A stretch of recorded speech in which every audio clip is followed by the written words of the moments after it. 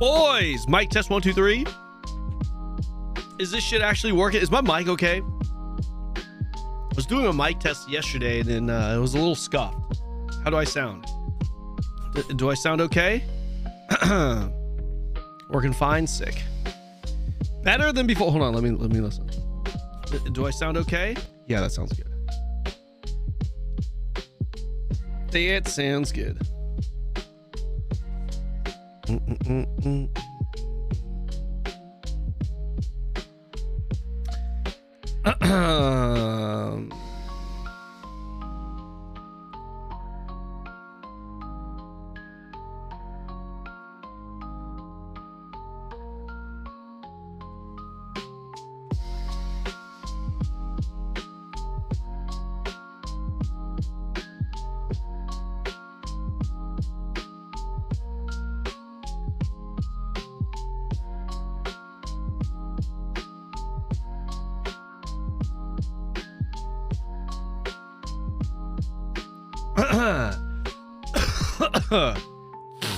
Excuse me, guys. I'm back. I'm back home. I'm back. Yes, sir.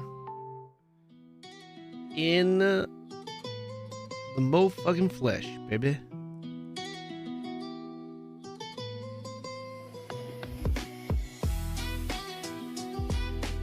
All right. Well. I'm gonna turn my cam on here in a little bit. I'm almost ready. I'm almost ready, boys. How are y'all doing? Dude, let me tell you, it is great to be back home. Listen, there's nothing better than being in the comfort of your own home.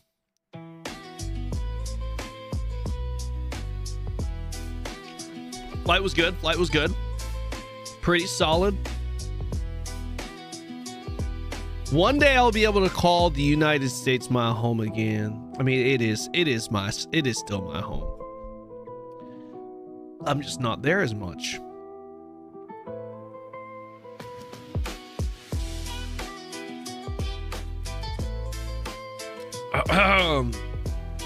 What's up, Black Star? Boys. America. Dude, listen, man. I know, listen. The crazy thing is what I'm about to say is actually a hot take now. Listen, man, I know we have a lot of issues back home in the States, in the US of A. I know it's not perfect. But fuck, goddamn do I love my country. I do, man. I do. Listen, I do. Like I said, I know we've got our own slew of problems. There's a bunch of shit that's wrong. But fuck, man. I do love America. I do. It's home. It will forever be the greatest country in the world for me. For me personally. The crazy thing is that is an actual hot take even within our country. We're basically giving away free homes in Canada. If you're interested, if I get a free home in Canada, Canada will be the new favorite country. What you talking about, man? What you talking about? Free homes in Canada? I mean, I was just there, but what do you mean they're giving out free homes? What does that mean? What's that mean, Azale? What's up, DevOps? All Americans think theirs is their greatest country. USA is a shithole like many other countries.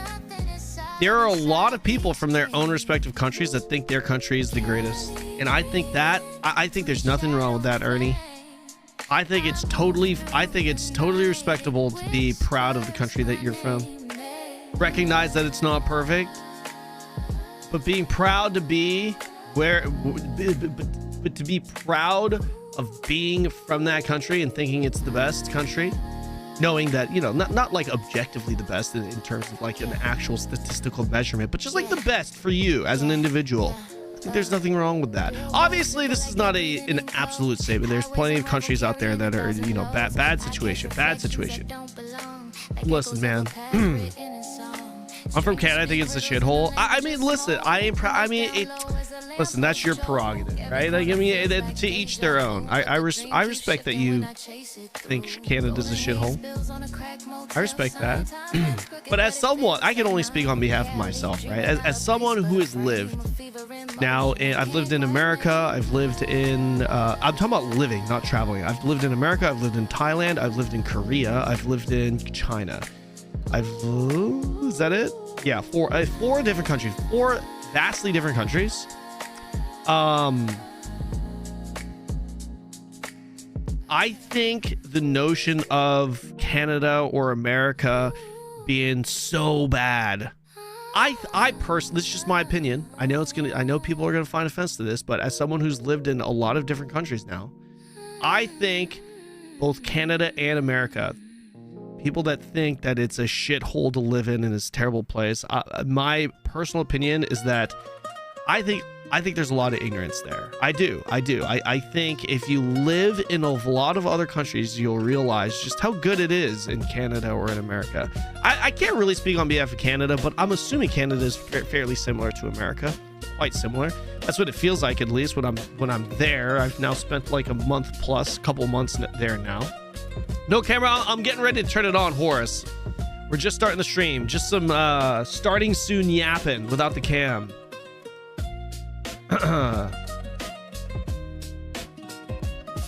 Yeah, our economy in Canada is crap now. Our dollar is worth next to nothing at the moment. You know what's crazy? Every country I go to, every single country I've been in, the people from their respective countries all say, yeah, our economy is fucked. Like literally it's always been like that, man. You know, I thought Canada was great, man. I did. I thought Canada was fantastic. I love America because I am American. It would, you know, I would be honored to play in a sport professionally, representing the American flag. That's just how I feel, man. It is how I feel. You know, like I said, I don't think there's anything wrong with. Fuck, we have a hype train. Hold on, guys.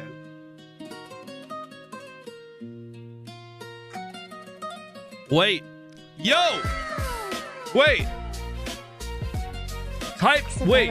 I think you gotta type 1 in the chat. Wait, do you have to type 1 in the chat? I think we got a hype train already. What is going on?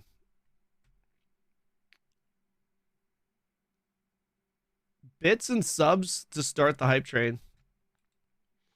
What's up, Toshi? How's it going? Yo, thank you guys for the subs. I think we missed the hype train. I'm not even kidding. No. Hype train incoming. You don't know all my sub? No. Sorry. Jenny, thank you so much for the tier 3. Oh, that's so expansive. That's so expansive. Thank you for the tier 3. 36 months, tier 3. Jesus. Excuse me, Toshi.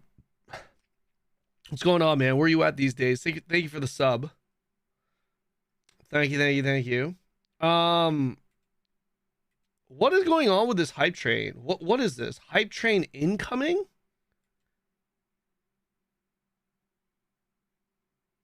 Never mind. Yeah, I'm back, Shacky. The shirt is primping. Thank you.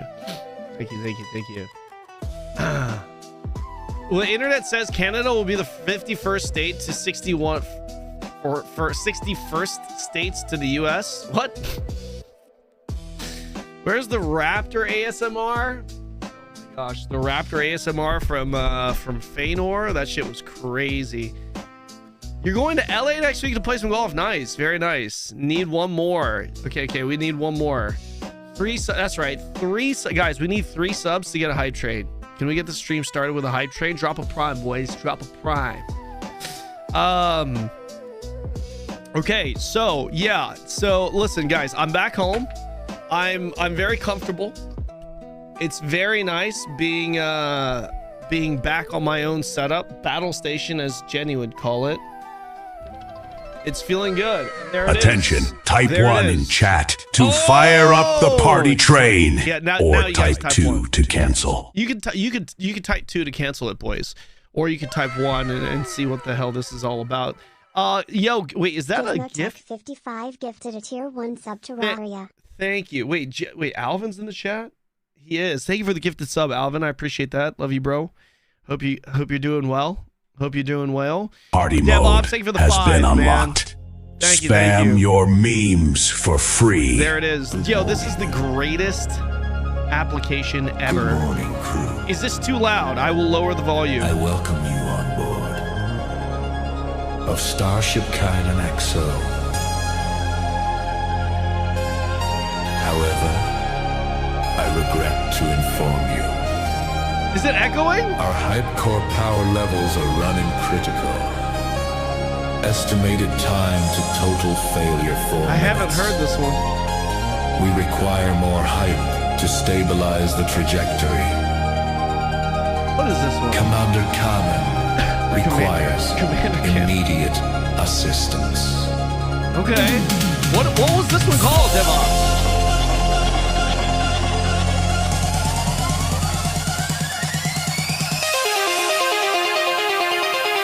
DevOps guy. CJ is the hype train king. You didn't select one. Is this too loud? Dude, 80s music goes with everything, man. I feel like this is insanely loud. Hold on, is this better?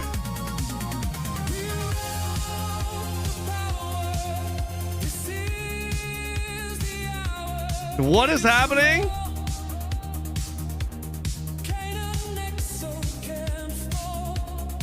Toshi, so this is called, guys, what if you guys are confused? this is the AI music.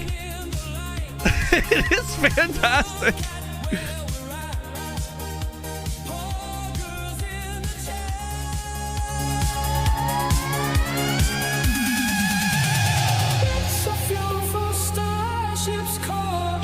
Why is this better than most music being...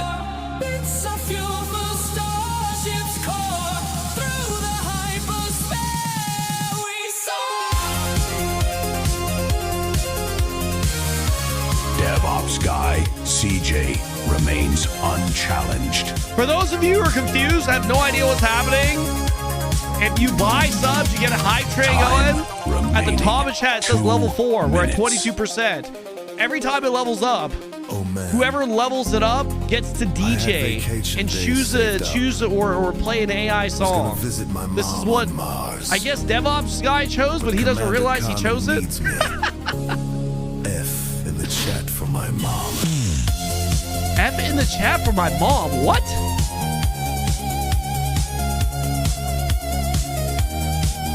Some of these are so good. I had to get it downloaded. I haven't heard this one though. This one's pretty fire too. Across the galaxy we ride.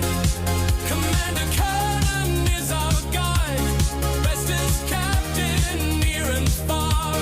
Get this train. What is this F? Why are you guys typing F? Why are you guys typing F? There's no F. Why are you guys typing F? Hype core integrity 20%. Oh wait, F in the chat for mom. Time remaining. I was like, what is 1 this? minute. Why are you guys typing F? train F is for his mom. fading. That's right. That's right. We need a savior That's right. I who can forgot. fuel the hype core with their bits, This is so good. their subs. I wonder if there's a cooldown for this This between is our each one. final chance. 35 seconds.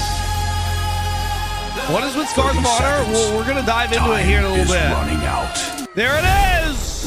An hype train anonymous is at level gifter 5. saved it. Get Whoever ready. you are. You guys can spam memes Party for free mode right has been now. unlocked. Otherwise, you have to pay for it. Spam Apparently, your memes I think. for free. I don't know exactly how it works, but oh, the fucking warrior one! Anonymous. This is so Gifted good. 5 subs. Where casuals grind for Who months. is this? Who did this? One Who's man the looked at anonymous the gift? credit limit and said, That's just a suggestion. Yes, yes, we're diving into midnight. That's our He next big funds the campaign. pay-to-win lifestyle you complain about. Malloy Kamaru Reason your game is subscribed. loot boxes. He's the reason And if you why don't your like game it- is loot boxes. You're probably just broke. You're just probably broke. Twitch chat. I present to you the Wallet Warrior.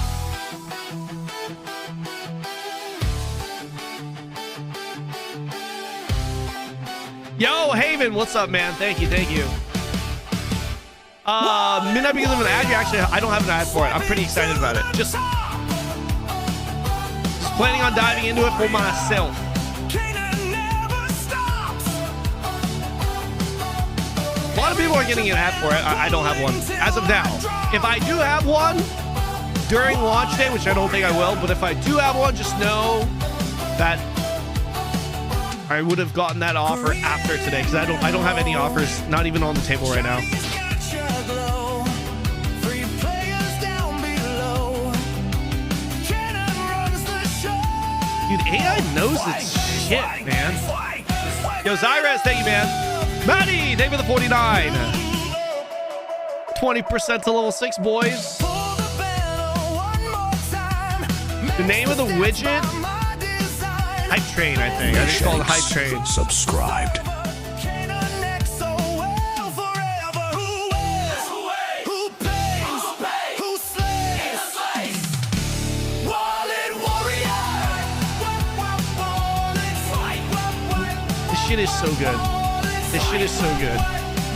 You guys need to get these hype trains rolling like while we're gaming, The hype while we're train locked is in. at level 6. Not at the beginning of the Tampa stream. Esports is now the DJ. Yo, Tampa Esports is the DJ Party now. mode has been unlocked. And of course, he chose Spam your the memes greatest for song free. in the world. Well done. Wayne, thank you for the 100 biddies. Appreciate you, man. Pick a game. Stick with it. Waiting for that Master game. it. Thank you, man. Yeah, it's going to be a good interview. But I looked at them and said, why play one when I can play them all? So you chose this one, right, Tampa? And This every one you game I chose, touch right? Yo, Aurel, thank you, man. becomes Appreciate you, bro. The We're back. best We're MMO back and we're locked ever. in, son. Every single day. We're going to be streaming for 29 hours every single day. Yeah, you chose this one? This is the best one, Tampa. This is the best one.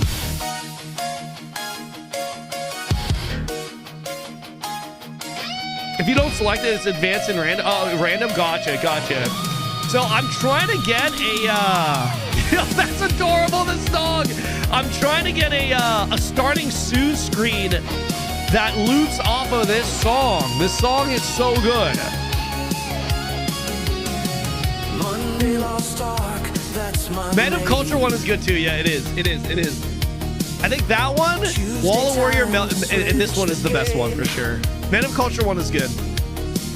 blue archive hits different though. Every download steals my soul. Loading, waiting, can't explain. Every game rewires my brain. Best MMO ever. Every single time. This is it, man. Scars of Honor is the best MMO ever, boys. China's paradise. Holy shit. Until the next one drops. Best MMO ever. This train is Why do I just imagine the dance for this song is the Dr. Disrespect like? You know what I mean? DevOps guy. CJ It is. This song is maintains so rank good. 1 It's so on good. the leaderboard. Damn, wait, Boba Jenny is ranked 2 there. Tension whale mode activated. Star rail pulls me in, I'm faded. Tower of We should fantasy use hits the this spot. as our outro on all YouTube videos. What's the We should. What's the main? This one. Best MMO. Here we go. Main. Time remaining 2 minutes. Here we go again.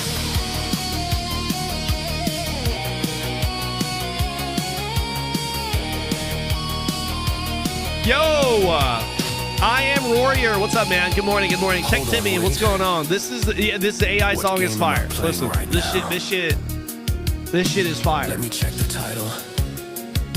Oh yeah, best MMO ever. Well, look at this. This song is built into this extension, guys. I did not make. I did not. Had 99%. Who's got the bits to spare? Who's got the bits to spare? Who's got the prime to give? Who's got the prime to give? Your lighting looks so much better. Yes. Thank you, Jenny. I took Jenny's one of Jenny's Elgato lights, and I made a big upgrade to my stream setup. Time remaining. I know you got them lungs, iron 1 lungs, baby. minute. Actually, that's bad. That would be a bad thing. Listen, boys, we're off to a pretty good start. Not gonna lie, 19 subs to start off the day. Let's go. Whoever you are, anonymous gifter, thank you for the 5.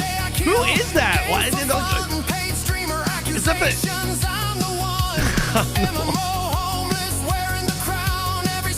Anonymous. Yo, anonymous, whoever you are, thank you for the 5. Give this up, guys. We have 30 seconds for 30 seconds. 24%. Time is running out. It looks like it's Jover, boys.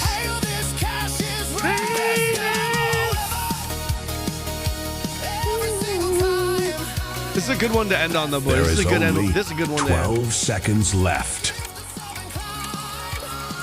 There it is, boys. Save it. It's over. It's Jover. Watch this. I would feel terrible if the subs came in right now. Now that it's over, I would feel terrible. There it is. Hell of a hype train. No! I wish I could refund it. I knew it. It always happens. It always happens. Fuck, Orel. Listen. Okay, listen. Here. The least I can do is this. We're gonna VIP Orel. I'm gonna VIP Orel for a week. All right, Orel, you got VIP for a week. You know what? Like, I feel bad. You know what I mean? You try to save it. You're just a little late. It is what it is. But you got yourself a VIP for a week. At least that's a little bit of a consolation, right? Listen, I appreciate all the support, boys. I'm glad to be back home, and I'm ready to get that fucking content ball started, to get that content ball rolling. I've got a lot planned. We've got a lot on the agenda. Some of you guys were asking about World of Warcraft Midnight. Is that still happening? It is absolutely happening. There's just not too much to do other than maybe re-roll to a different character, maybe level another one up. But I already kind of do have a level 80 boost, and I can get more boosts. So it's like I already went through that leveling process, 1 to 80. So I'm not in too much of a rush. Midnight isn't dropping for another like week to 10 days or so. And I'm gonna be honest, guys, right now, I'm kind of having fun, or I was gone on vacation, but I was kind of having fun with Quinfall. And I think I'm gonna continue to play some more Quinfall. Am I a Quinfall main? Absolutely not, but I've been kind of having fun with it. So I kind of want to, it's straight up, I just want to play it more. It's as simple as that. I do have a Quinfall video that's going to be dropping pretty soon, essentially showcasing my thoughts on the game. And obviously we've got a very big stream today. We've got a big podcast interview. Fortunately, we have plenty of time, and let me give you early birds a little sneak peek here. Okay, let me give you guys a little sneak peek. This is going to be the podcast scene, and as you can see, I've actually written out the notes on the left. Oh shit, hold on, I forgot to add one more thing. Q&A with chat. Here, let me do that. Yeah, this is gonna be a little, yeah, we've got this going, as you can see.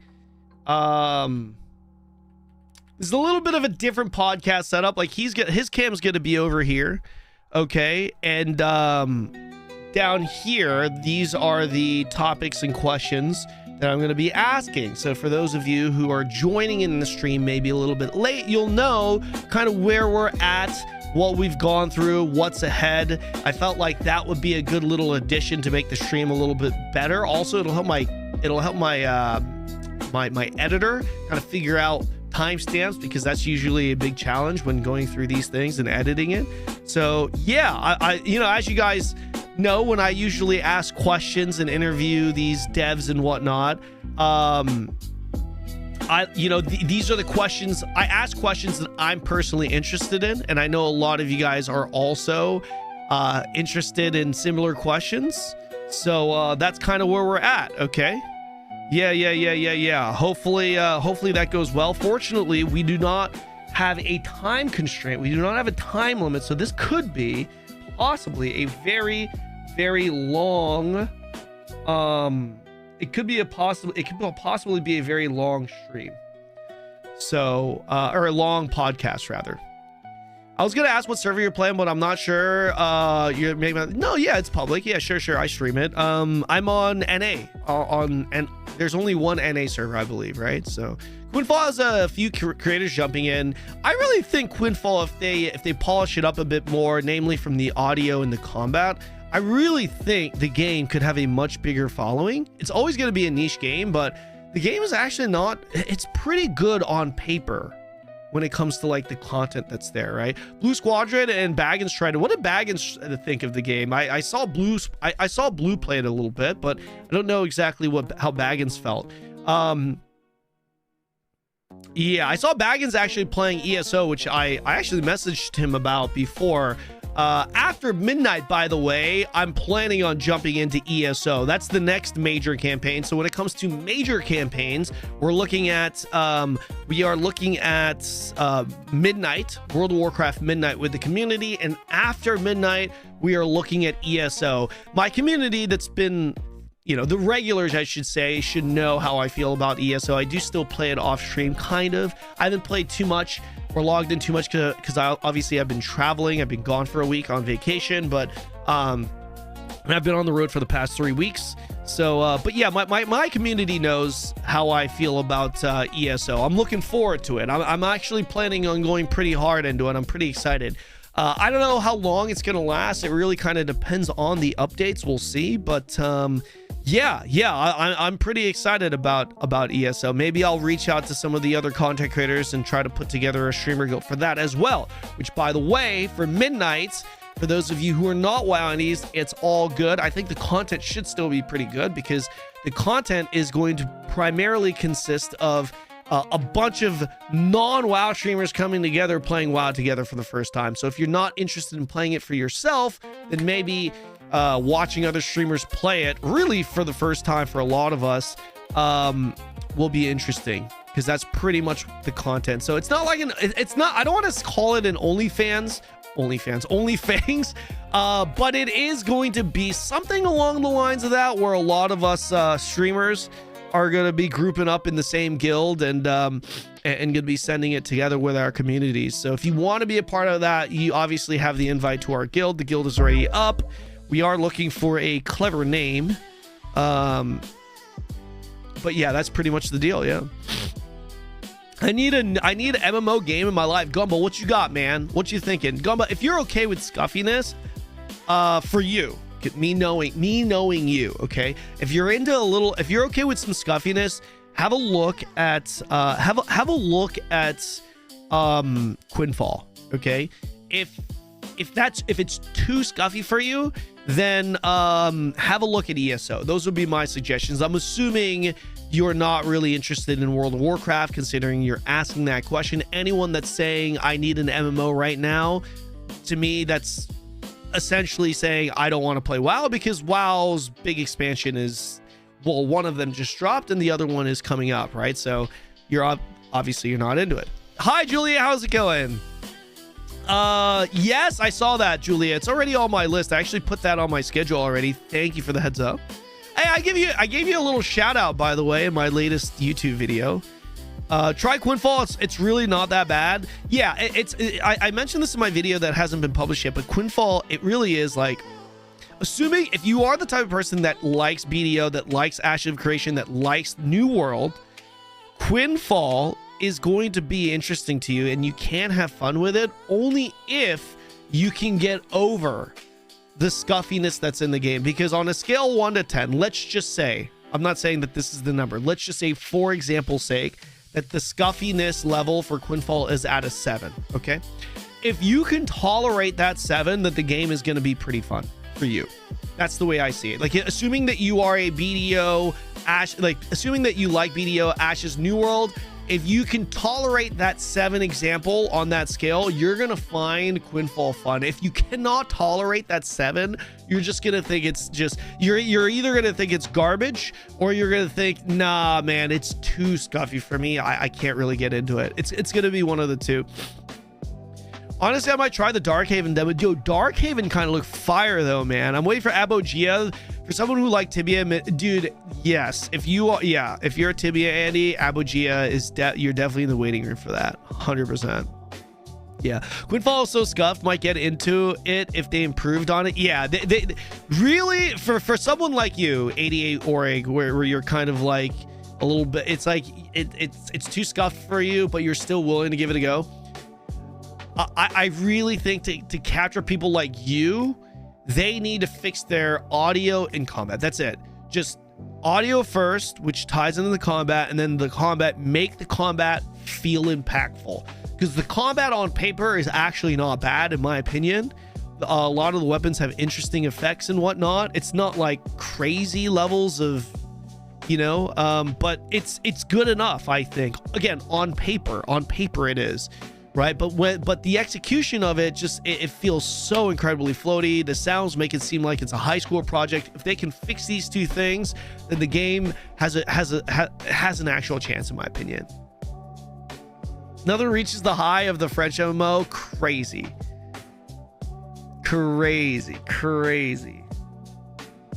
Does Quinfall offer a compelling experience that's more than BDO, for example? Compelling experience. Does it offer a compelling in regards to what? In regards to, like, so a compelling experience could be like a GVG, you know, like a GVG, like a PvP experience with a caravan run, or a GVG scuffle, you know, overseas, that's reminiscent of like an Arcade. It could be compelling, right? But if you're talking more in along the lines of like, damn, the gameplay was fucking fun, that PvP experience I just had because the combat was so sick was amazing, then no, obviously not. It's not going to even come close to BDO when it comes to that, right? I think where the Quinfall has BDO, the only area that I would say, if I'm really like, and keep in mind, I'm not a Quinfall expert. I've played for less than 20 hours. But what it seems like, where it seems like Quinfall has BDO, is it seems like Quinfall has more social slash multiplayer driven content. That's always been kind of the Achilles heel for BDO, right? BDO is essentially a single player MMO. For the people that play BDO, they understand what I'm saying, right? Like, a lot of your experience and gameplay in the game is done by yourself in BDO. That's always been kind of the Achilles heel for the game. It's good that they have a lot of single player content, you know, but it also lacks in that regard, right? So Quinfall definitely seems to be more group oriented in that regard. So I think that's one area where Quinfall is pretty decent, or more decent, I should say. Following.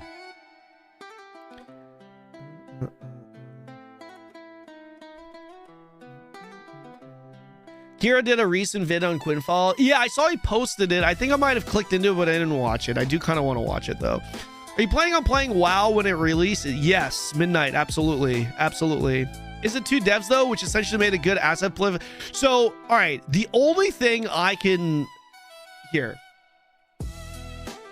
Gumba Tough, thank you guys so much for the resubs. Ustra, what's going on, man? I appreciate the resub. Thank you, boys. Thank you. Okay, so check this out. User, yo, Arrow, what's up, man? User the Quinfall. So I don't, there's a lot of hearsay in Twitch chat, right? So the only thing I can go off of is what I've been told directly. This is from the actual Quinfall account. And he came in my channel during the day, during the launch day, and he says, I'm Frenzy's senior game developer and founder. After a grueling process, seeing this interest in the game I developed on my own is a joy for me, right? So I've heard rumors, people talking about how this was actually a solo dev project. Some people saying that's not true, but based off of that message from the founder himself, I'm kind of thinking, okay, I guess it was or is a solo dev project. I've heard he now has more devs, but I've heard the team is still less than 10. But still, if this game was essentially an indie project developed by one dude, I think that context, listen, could it still be a scam? I don't think anyone could discount, or could I don't think anyone, like, especially with the whole Ashes situation, anything that's a Kickstarter, anything that's small indie, anything that's solo person, it's like there's a risk that it's a scam. We're all pretty much on edge because of that, because of Ashes. But listen, at the end of the day, if it's not a scam of a game and it's one dude developing the entire game on his own, that increases my respect level for the project, right? As a person, am I a little bit more understanding to just default purchased assets that are used? Sure. Does it feel lazy? Objectively speaking, it absolutely does, but it's a little bit more understandable when it is being developed by one single person, right? It's a little bit reasonable. Is it an excuse? No. Is it reasonable? Yes. It's kind of like that whole, and I use this example with Ashes a bunch of times too. It's like that whole, look, it's just one guy making it. What are you kind of what are you expecting? Are you expecting a Blizzard quality game?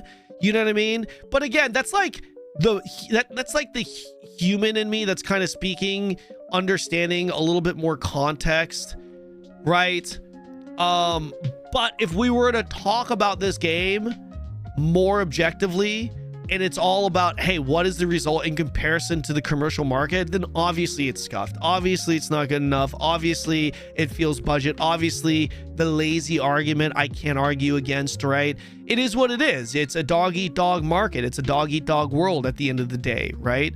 So but I will say, if Quinfall was developed by one person, it does make, the assets, it does make a little bit more sense. And it is a little bit, it is a little bit more reasonable, I should say. Now, I generally don't want to, okay, so especially recently with all that's happening, I much rather prefer to take these games at face value rather than hear the lore behind it.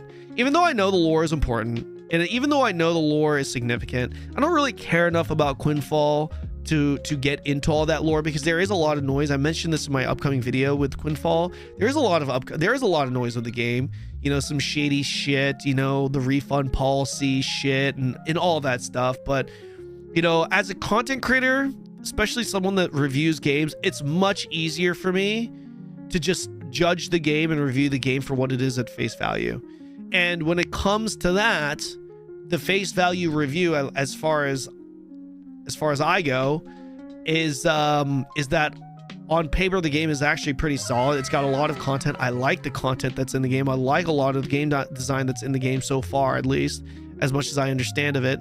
But it's still lacking polish severely, mainly with audio and combat. But those two things, even though there used to be a lot wrong with the game, and now there's way less wrong with the game, but the things that are still wrong with the game are significantly still bad, if that makes sense, which is what holds it back. There's my long rant. There it is. Tell Arrow Lee to play Midnight on release. He's planning on playing. Yeah, TBC was always temporary for Arrow. Yo, Arrow, listen. ESO, man, I've been telling you, you and I have been talking about ESO for a hot minute behind the scenes. ESO's around the corner. Did you know pre-season for season 0, pre-season actually starts on the 9th of March, bro? 9th of March. We're gonna have to jump into it again pretty soon. Kanon smells bad. Oh, shit. Yo, thank you so much for the 51 months, Void, at tier 2. Guys, can we get some hearts in the chat? Void Star is one of our longest standing longest standing. It hasn't even been a full fucking day since I've been in Korea, and I forgot how to English already. He's been around for a long time, and he's been a recurring tier 2 sub, I believe, for the entire 51 months he's been subbed to my channel. Let's give him some, let's show him some love. Thank you, man. Appreciate you. Thank you. Ferrix, thank you so much for the 30. Appreciate you, man. My mod coming in. My mod coming. Oh, by the way, I don't know what happened, but I told my mods that we should give you a special bot patrol role in our Discord with the ability to just ban ban all these bots that come in. It'll be like I thought it was a good idea. I don't know what happened, but yeah, he always catches them. Yeah. Because I was told that you were interested in helping out with that, so I was like, yeah, we should just make a bot patrol role for him. I'm back home, Sisu. I was thinking of starting BDO, but not sure you think ESO would be better.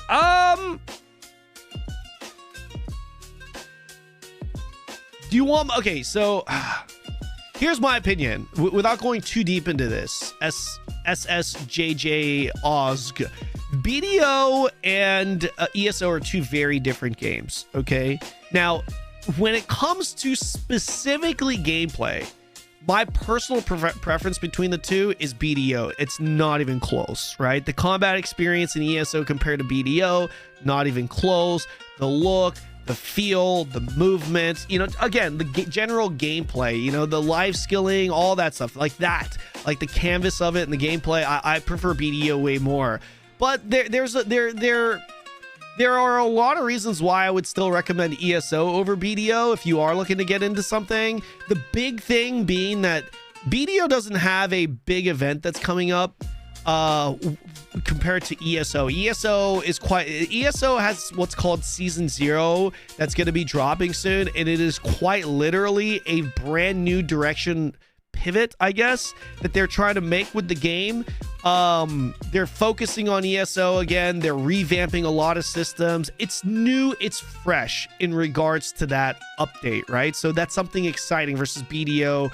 BDO doesn't really have anything like that. Also, BDO is a very, very long grind to get caught up in gear, if that makes sense, you know what I mean? Versus ESO, it's a little bit more horizontal, where within like 3 or 4 or 5 months you will literally be in best in slot gear and competing, you know, with the best. So and other than that, there are a lot of differences. Like, you know, ESO has a much better questing experience. You know, if you like being immersed in the lore and in RP type of shit, and you just like the whole story-driven narrative stuff that MMOs have to offer, ESO just absolutely shits on BDO in that regard, right? So yeah, I mean, it's obviously there are pros and cons. It's really, you know, choose your flavor of ice cream, you know what I mean? Yeah, I'm not around enough on stream to be a real mod because I'm usually working, but said I could help with Discord. Yeah, I mentioned it to the. I'll double check with the admins in the Discord and see if they can get you set up. That would definitely be a big help. Yeah, I'm back in KR. I thought you were good on US. Well, I am a US citizen. I have a residence there, right? But no, I'm back home. I am back in my Korean residence at the moment, and we're gonna be gaming here. Did BDO ever add dungeons and co-op content? Yeah, they did. It's just, you know, it's not as good as other MMOs when it comes to that type of content. Pearl Abyss lies to its players, and that's why I don't really play BDO. Those devs are diabolical. Oh my gosh, you really got me doing the girl voice. Hold on, I've not turned on the girl voice on my on this PC in a hot minute. Let me see if it even works. Host gifted a tier 1 sub to Shave Cost. Will you be playing Crimson Desert? Yes, I plan on playing. I played it already, but yes. Josk, thank you for the gifted sub, man. I appreciate you. Thank you. Crimson Desert looks fire though. It does, but it's not an MMO. That's the problem, right? The problem is that it is not an actual MMO. BDO is not abandoned in my opinion, just released yet another class. Also, I'll take Pearl Abyss over Cacao any day. Oh, abandoned? Absolutely not. The game is alive and doing very well in the grand scheme of things. It's not going anywhere anytime soon. That's why it's good. Yeah, exactly. The only I gave this feedback to the Crimson Desert people when I tested it in person. I think Crimson Desert, it was a bit overly flashy. You'll see. Well, actually, maybe not. And maybe they toned it down, but sometimes it was overly flashy, like too many lights and effects and shit going on when you attack. That was kind of like the biggest downside to the game when I was playing it, but other than that, it was pretty cool, pretty fun. What is going on here?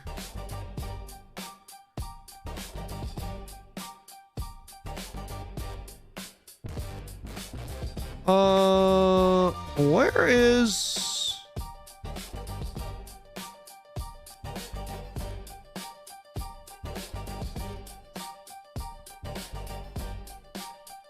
Oh shit, wait, I don't have this. Hold on. Wait, I thought I had this. Hold on. I'm trying to get this voice changer to work. How many classes BDO got now anyway? A fuck ton.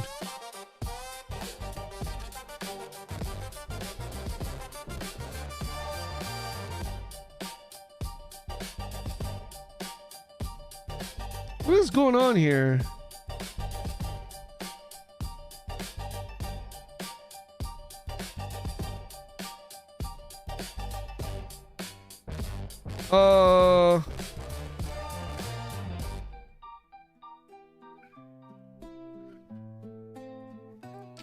Hold on.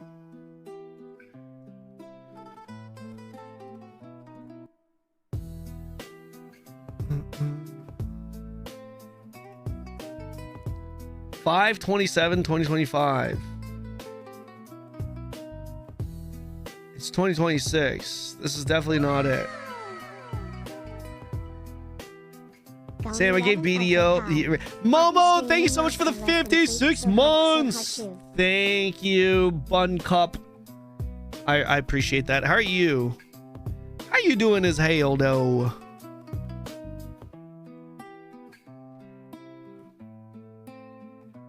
I'm trying to... I don't see this.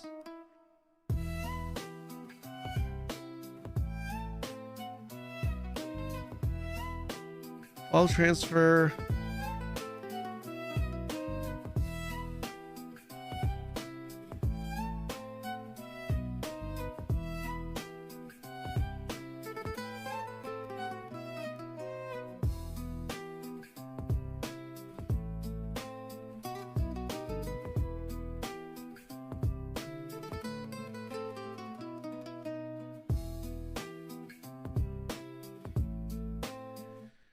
Bless you all. Thank you. Thank you.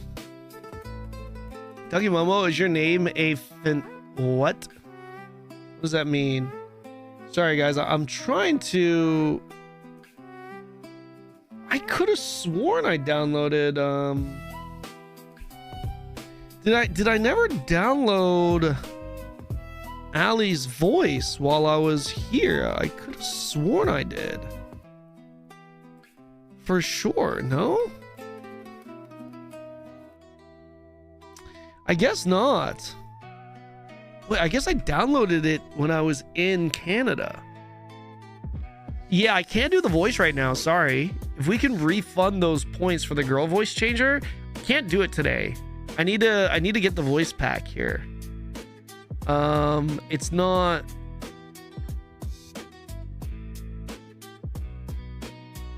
It's not showing.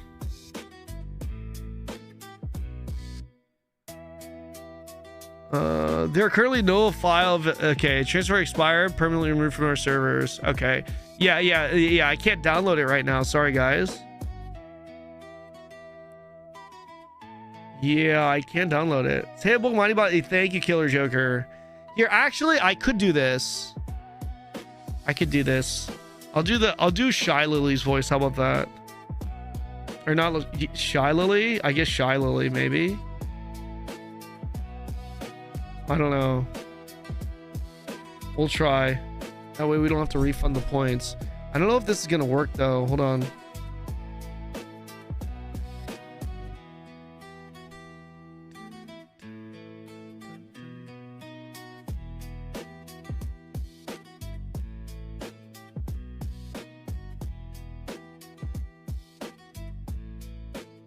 It's already refunded? Oh, did you?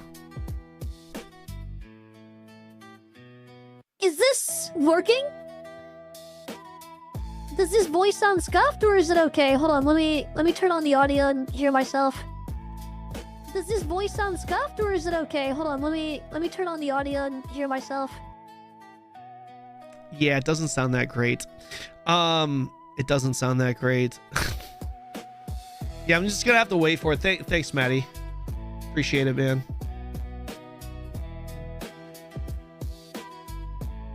Why do you sound like Soda's girlfriend?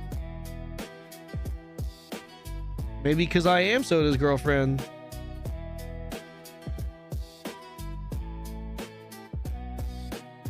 Okay, where are we at right now? Damn, we're already an hour into the stream. Scars Dev said they are having a demo or beta soon, right? Yes, in April, I believe. We're gonna get through that today. That's a VTuber voice? Yes, it is. Yes, it absolutely is.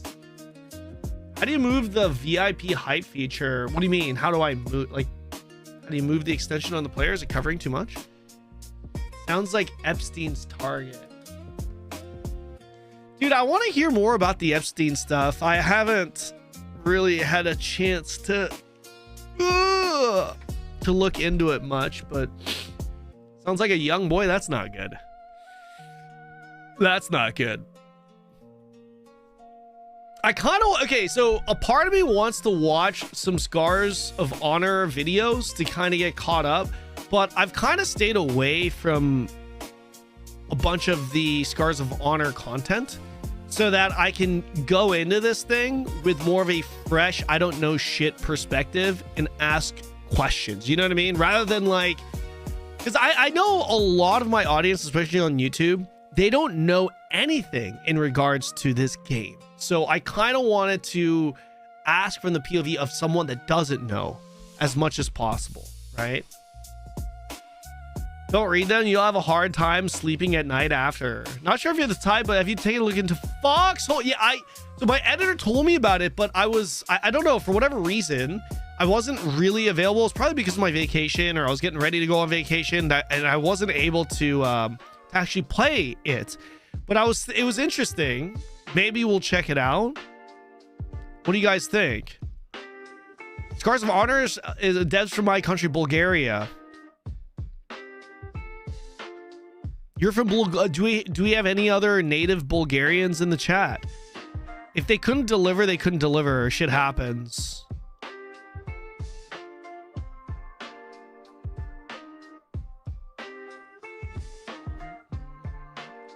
What's going on? What is this? Oh, you still talking about BDO? Check out Quinfall. I already have. I actually have a video posted on my YouTube for it about it. No, I don't. I'm going to have a video posted soon. I suggest a small video react. A love letter to Foxhole YouTube video by Rudy Tootie is a good intro. Actually, okay, I'll keep that in mind. Okay, if I want to try out Foxhole, I'll definitely check out that video. My old friend SOH is not going to be pay to win. So how you plan to play? Kanon, my old friend SOH is not going to be pay to win. So how you plan to play? I don't know. You tell me. you tell me. I don't even know where Bulgaria is on the map. I'm pretty ignorant to where a lot of European countries are located as well, if I'm gonna be honest. Like if you told me to point out France on the map, I don't know if France I probably will be able to point out. If you told me to point out where the Netherlands is, I don't know if I could. Yeah, Romania also. Yeah, I don't know. I wouldn't be able to point that out. I saw from your schedule you have Windcraft for March 1st. Yes, so Windcraft has an expansion coming out. I'm thinking about checking out the pre-expansion stuff this week. Possibly Wares. We'll see. We'll see. That's sad. Is it? Is it sad or is it normal? I feel like it's normal. As someone that's from Korea, or as someone that's from America and primarily lived his entire life in America and in Asia, I don't know if it's that sad. I'd ask you, hey, can you point out where South Dakota is on the map? Can you tell me where Massachusetts is on the map? Can you tell me where Georgia is? You know what I mean, Shaddix? Maybe, I don't know, maybe you're a geography major. Maybe you do know where those states are. I heard you had a dinner date with Dad Mods. I did, dude. Mods is great. I love Mods. I love hanging out with him in real life. I got to meet his family, his wife and kids. His wife and kid, rather. His kid is fucking adorable. He is so cute. What a great kid. It was really fun playing with him. I bought him some treats. Bought him some cotton candy, and it was cool, man. He was so cute. He was so cute. Very popular with the ladies already. Not surprised. Yeah, it was great hanging out with Mods. It was great, man. Wish we could have hung out more. We were supposed to, but we couldn't get tickets to Universal. That's the problem, man. We were trying to go to Epic Universal. Brother, it was literally sold out. Epic Universal was sold fucking out for a week. Crazy, man. Crazy. What are your thoughts on Scars of Honor so far? I can't tell. It looks cool. It looks good. You know, it looks to be the biggest, I guess, indie MMO, or honestly even Western MMO. It looks to be the biggest, or one of the biggest Western MMOs that are coming out. But that's as much as I can tell you. We're gonna have a much more informed opinion on the game after today, Jovit, where we get to talk to the CEO. How long left till the interview? It's in the stream title.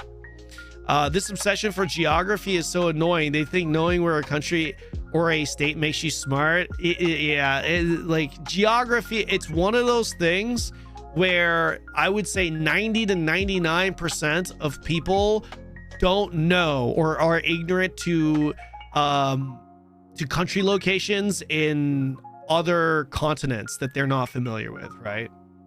Whether it's Africa, Europe, Asia, you know what I mean? I mean, do you know where Malaysia is? You know, I know where Malaysia is, but it's reasonable not to know where Malaysia is. You know what I mean? How far north is Indonesia or of Australia? It's like, I know this because I'm in Asia. I've been to Europe once, and I went to France, which is why, surprise, surprise, France is like France and England.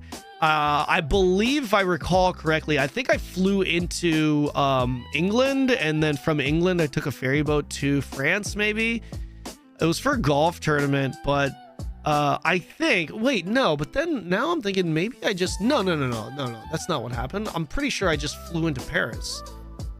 Anyways, that's why. That's the only area that I'm familiar with. All the other surrounding countries, I don't know. I feel like it's on par with like being familiar with states in the US as a European. Just doing some research on SOH, and it looks a lot more like a certain other MMO. Wonder why they went that route. Power Worlds and Pokemon controversy comes to mind. Which MMO do you think it looks similar to?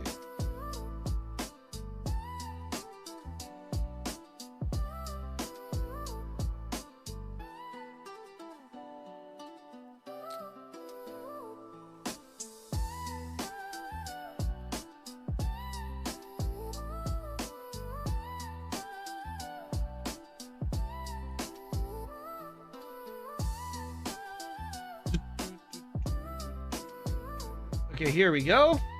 Damn, he was quick. Armagon! Hello, hello. There he is. There's the guy. That's him, boys. That's the SOH CEO. He's here. He's here!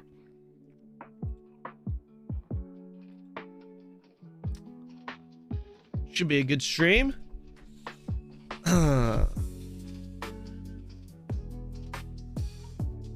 Usually you fly, it'll take a long time by ferry. Yeah, the thing is, like, I'm pretty sure I took some kind of ferry. I don't remember exactly when.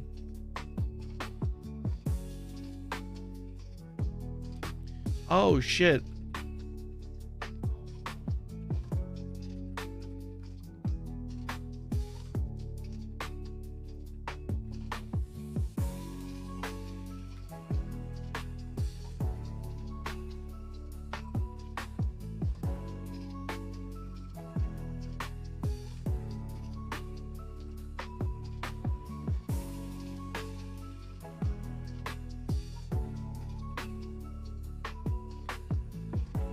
I think we might be starting early.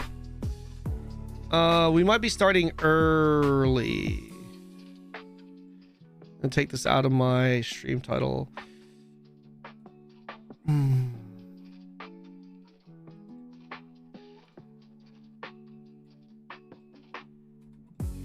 think we're gonna get started within the next 30 minutes or so. We have 1 minute or 1 hour for the interview. We're gonna start in the next like half hour or so. Okay, hold on. Did I download this? I did! I got it.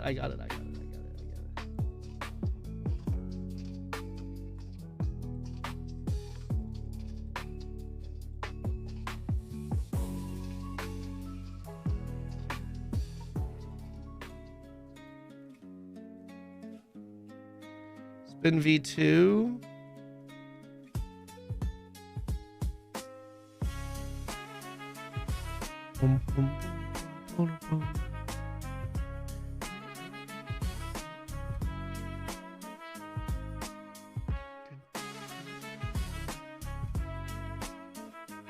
Okay, guys, I want to test this. I don't know. I don't have any of the settings set yet. Let's just see. Mic test 1, 2, 3. This is my Alice VTuber voice, AI voice. Mic test 1, 2, 3. Just testing the volume. Alice VTuber voice, AI voice. Mic test 1, 2, 3. Just testing the volume. Okay. Don't stop. That's weird. Is that a UFC shirt? Yes, it is. Thanks for the sub, Parma. Are you covering your mouth? Because there's a slight delay when I speak because of the AI. I don't want to break your immersion. There's a little bit of... I know, the delay is inevitable because this is real time. I'm just trying to get the pitch... Just trying to get the pitch right. Is it a little high? Maybe the format? Hold on, let me hear again. The pitch... Just trying to get the pitch right. Is it a little high? Maybe the... A little high. Maybe we lower this to 11.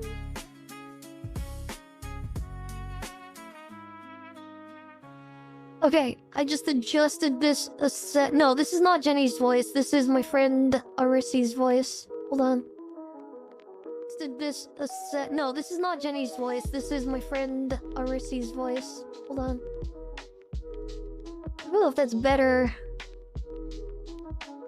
Okay, format 0.5, test 1, 2, 3. I don't know if that's better. Okay, format 0.5, test 1, 2, 3.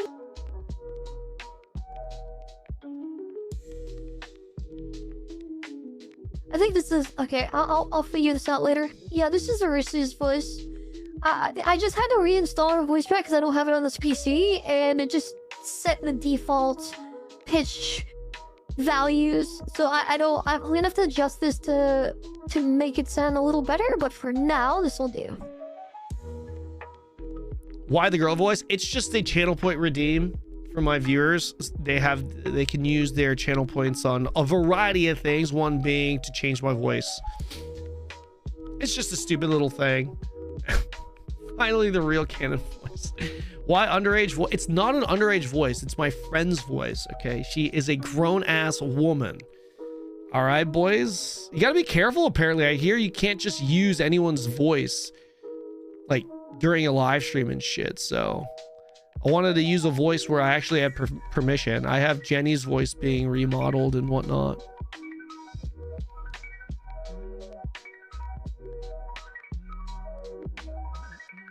Okay. All right. I think we're almost ready. We've got Armagon that is just updating his PC, and then we'll get started. Yeah? We'll get started with the prep process. Let me see here.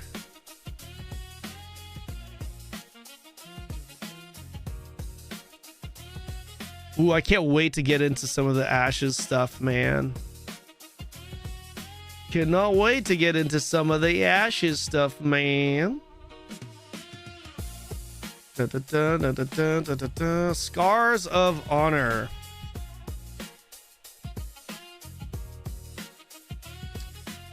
All right, I'm gonna play this here while we wait, okay? I'm gonna just run to the bathroom really quick.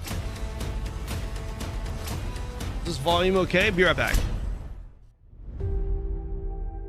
Welcome to Scars of Honor, a new free-to-play MMORPG on PC.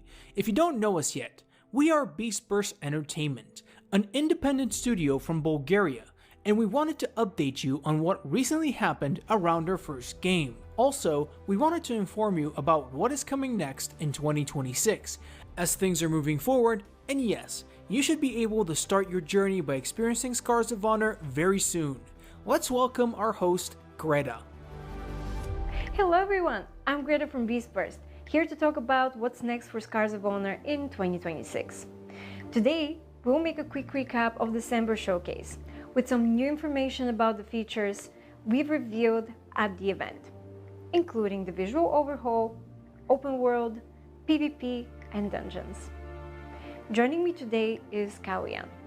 You probably heard his voice, so here he is in the flesh. Thank you, Greta. It's an honor to join you all, no pun intended. During last month's showcase, we've also made the big announcement of Scars of Honor coming to Steam. In addition to that, we revealed that we will release a demo on the platform early this year, where we said to our fans that everything they're watching will be a part of the demo, and I'm sure most of you are waiting for more details. In this video, we want to explain a bit more about everything, as we had a lot of questions and comments during our live stream. This is the perfect opportunity to understand the true essence of Scars of Honor and get familiar with what's coming next.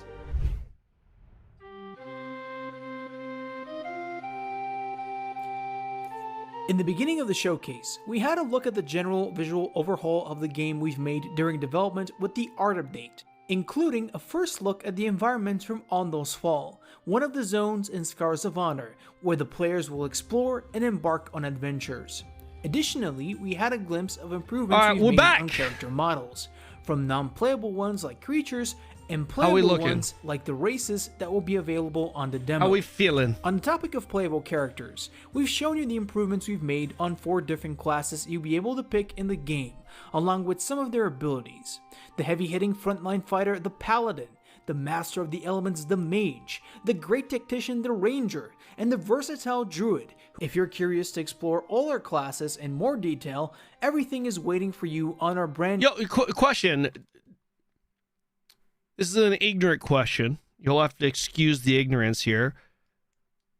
How prominent is English in Bulgaria? Is it like Sweden, where you have Swedish, but everyone speaks almost perfect English? Pretty much perfect English, and everyone's, you know what I mean? Or is it like other countries where everyone speaks Bulgarian and it's like you need an education or proper education to speak English? How does it work? I was just wondering. Yeah, because like this is a Bulgarian team and the guy speaking in this video speaks extremely, it's like near perfect English, right? Obviously it's not like you can hear a subtle accent, but You know what I mean? All the younger people know English. The more European, the more English it gets. Young people talk, albeit a heavy accent. So heavier than this guy's accent. So would you say this guy is not Bulgarian, or maybe he is and he just studied abroad or something? Could you get an education? Okay, so it kind of sounds almost like a Sweden angle, I guess. I guess it kind of, I guess it's like, because Sweden is like, so Sweden, like the older generation, there are people that can't speak English, but the vast majority of the younger generation speak English, and a lot of the people that from the younger generation that have proper education, they speak really good English, to the point where it's like, it's like perfect English.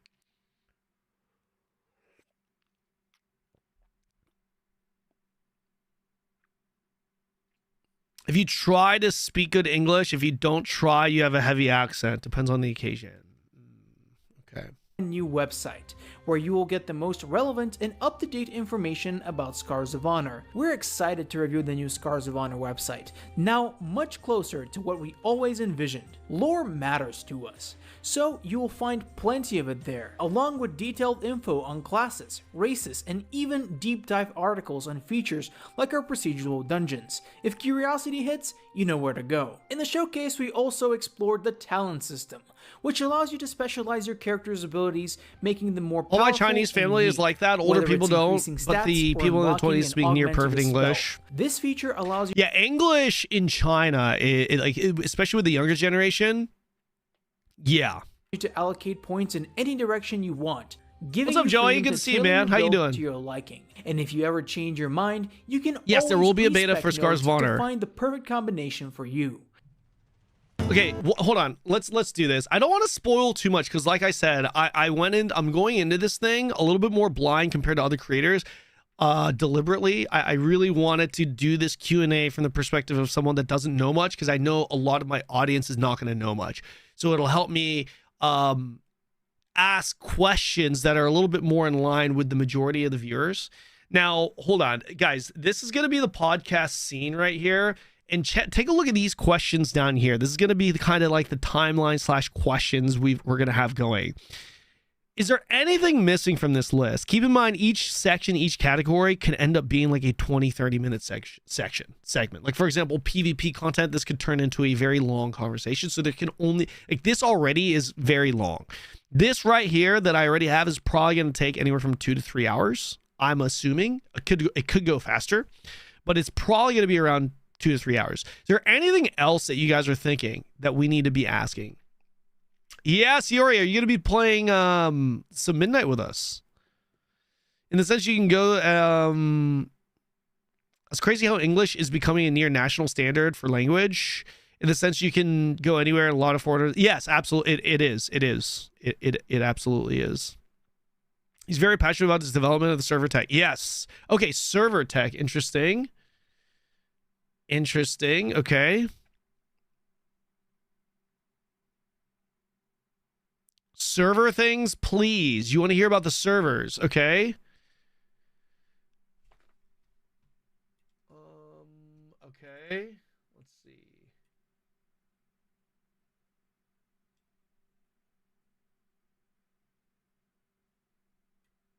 Let me see here.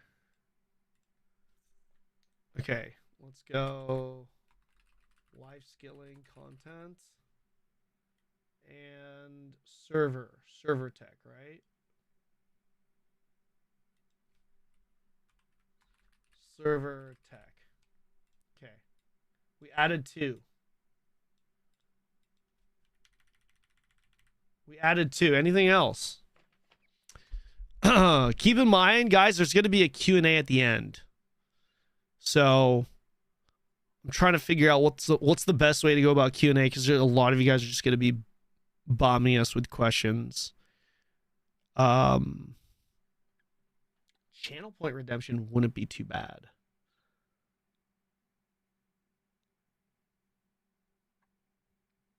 Maybe we do questions via channel points. What do you guys think? Time gated content? Yeah, that's going to be tied into the progression. That's going to be tied into like the progression question.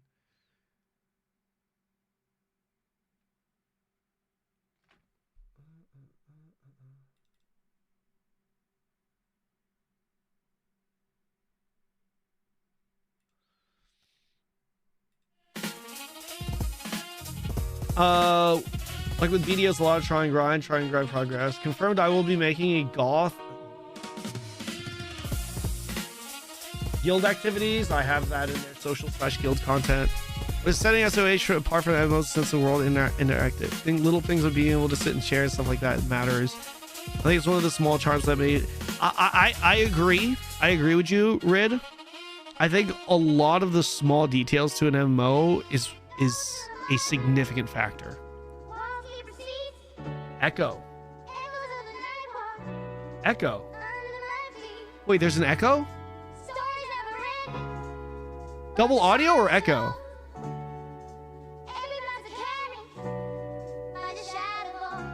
Music is echoing. Sec. It comes.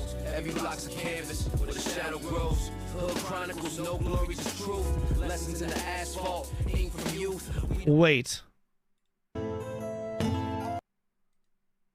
Open volume mixer.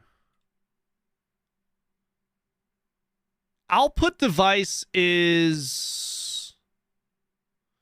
Output is where it's going through, right? Right? Yes. Okay, now there's no more echo, yeah? Thank you.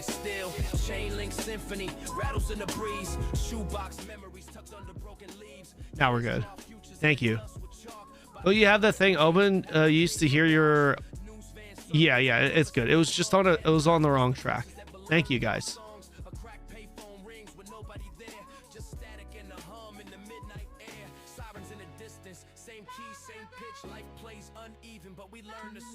Okay, can you ask it if Pico try and ask that question again? I will try and ask that if I can remember it. I'm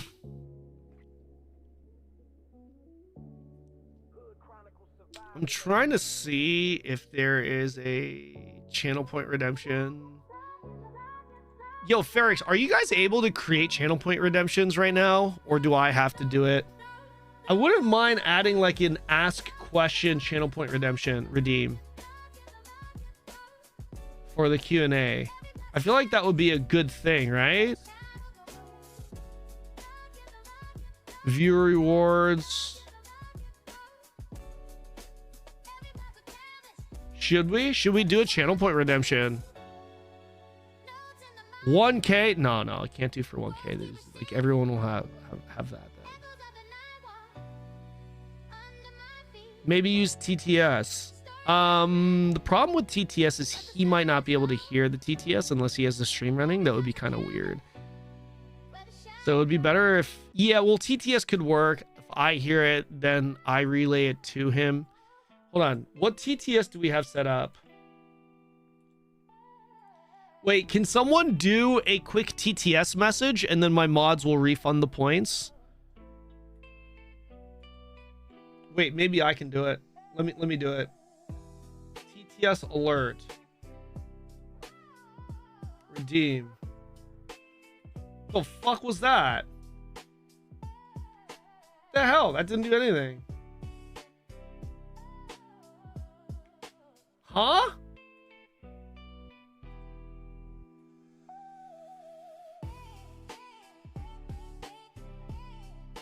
Yo, give him back his points. Wait a second. Hold on. That's a scam one. It's a scam TTS, man. Wait, because I have my alerts turned off for this scene, though. Yeah, I want my alerts to be turned off.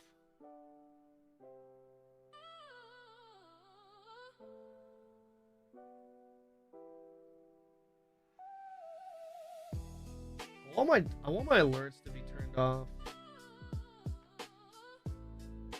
Wait.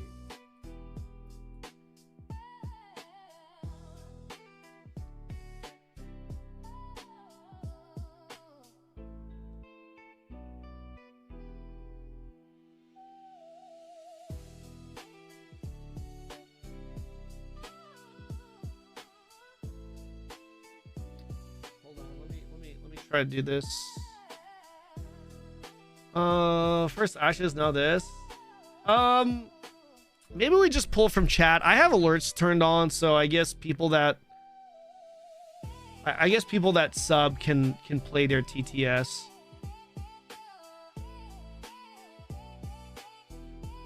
I guess, yeah.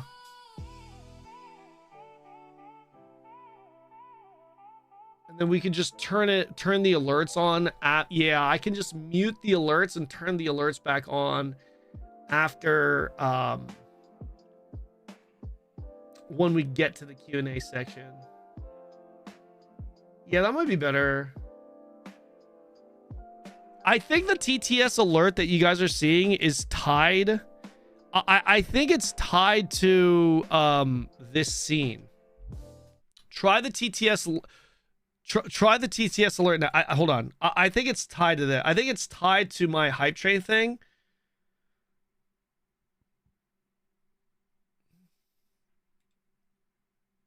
You claim the max amount available to you. They'll restock for you next stream. I can't even do it anymore. Oh my god. Yeah, I think it is tied to the yeah, I'm pretty sure it's tied to the extension.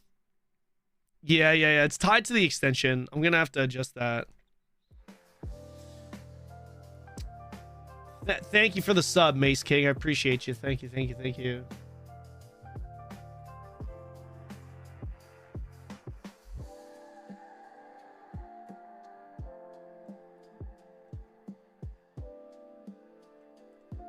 Just put that there. Okay, yeah. Let's do it that way. We'll just turn. Yeah, I guess we'll just pull for yo Mace King. Thank you so much for the 5 gifted, man. Thank you, bro. 6 total subs, man. I really appreciate that. Welcome and thank you, Doc.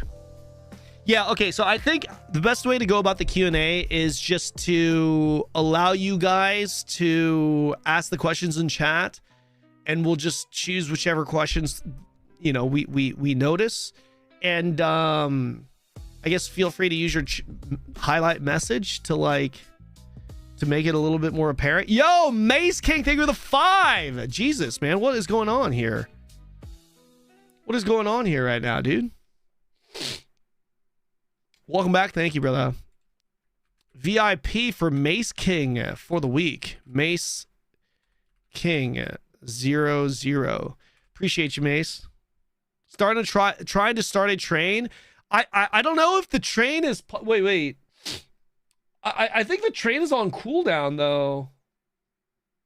Yeah, wait, is the train on cooldown, chat? Is there a cooldown for, let me ask.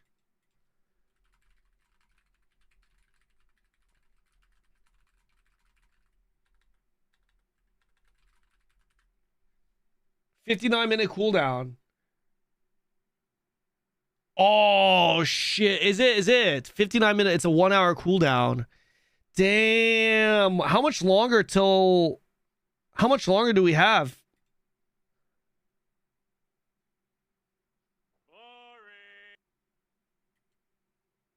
The fuck was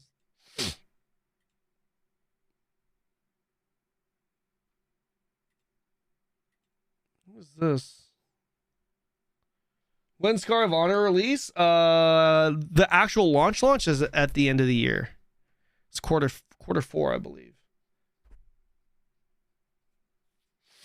I am back. What's up, Strain? How's it going, man?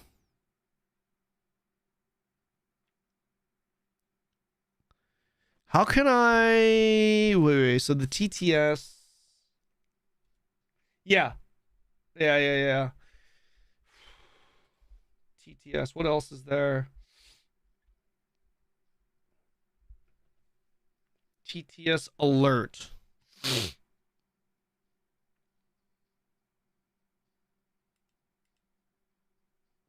Twitch alerts.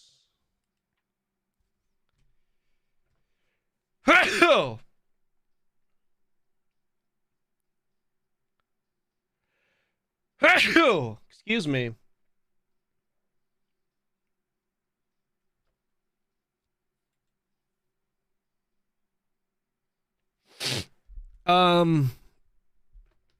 Should we add in An ask question.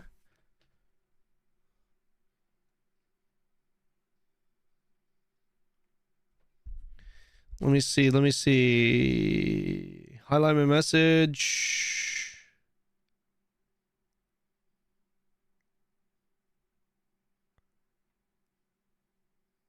Message effects.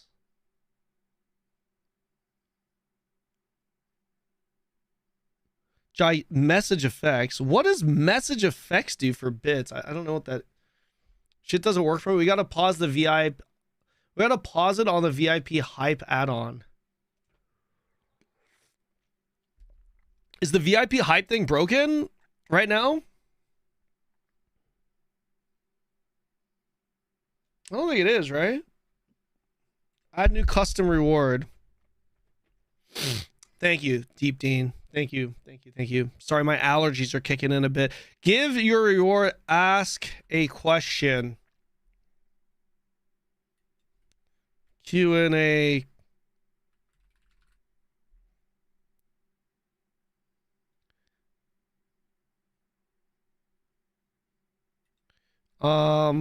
Redeem to ask a question and to redeem to ask a question. Redeem to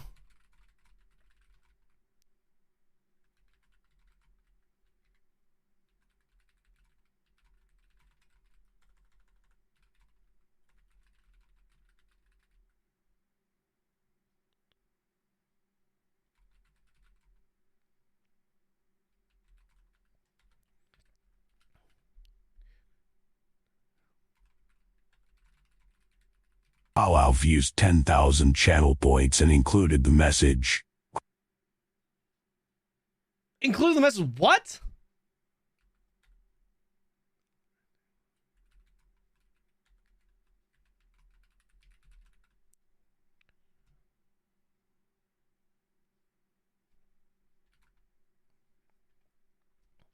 Guys, what do you think would be a good point redemption for the channel points?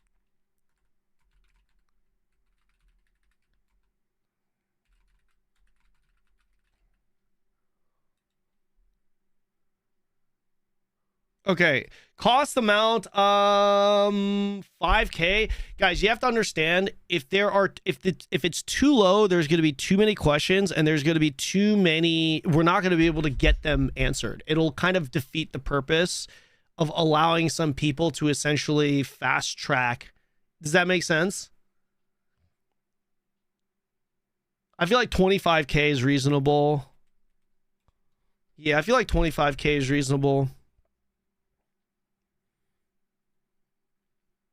Okay, we're gonna make this background red. Redemption cooldown 30 minutes. Limit redemption.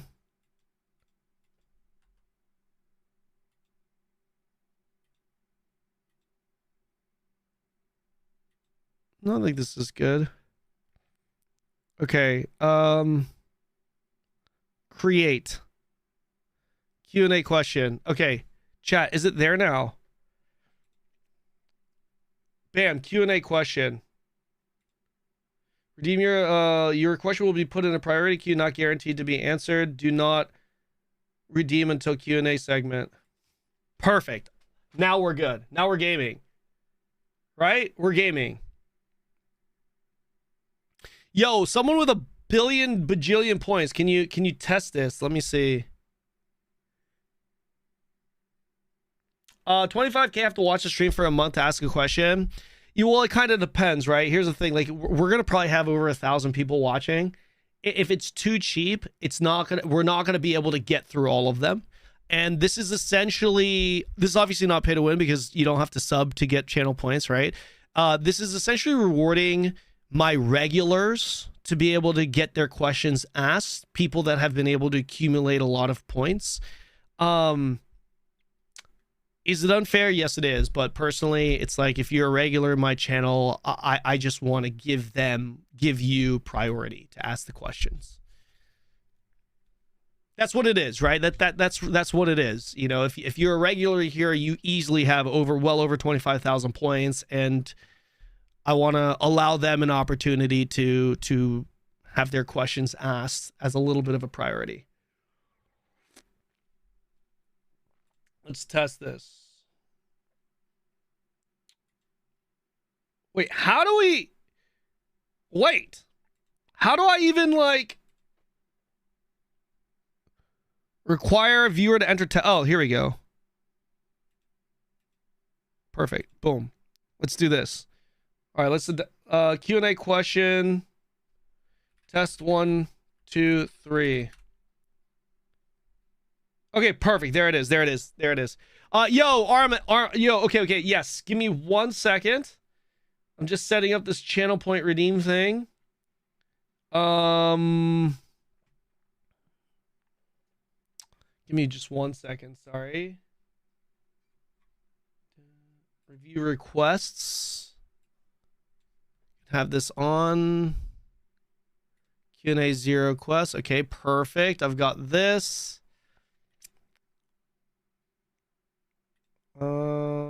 Yes, I am live. Sorry, we're just setting this up. Forgot about this little thing, so we're trying to set it up now. All right.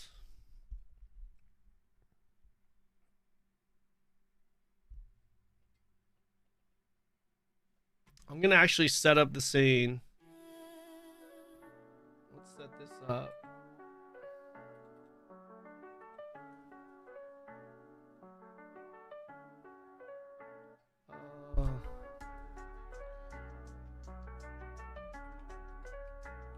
Channel Q&A channel point redemption.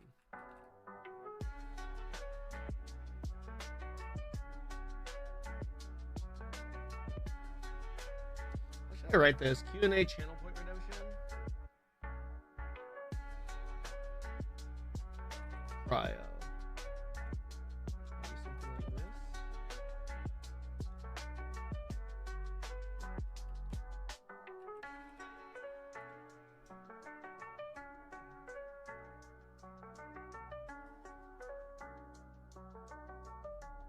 Okay, yeah, I think this should be good.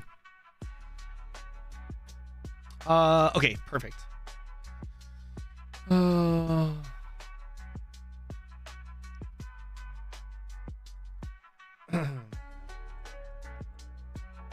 Thank you, Serenity. Hello? Oh, wait. Test. Wait. What's going on?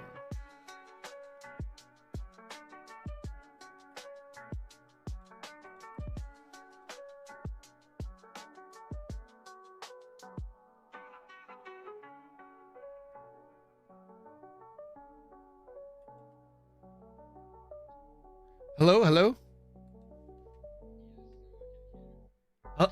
Hello.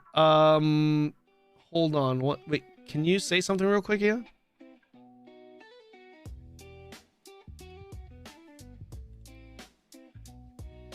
Yes. Yes. Just give me 1 second. I'm not getting you here. Hold on.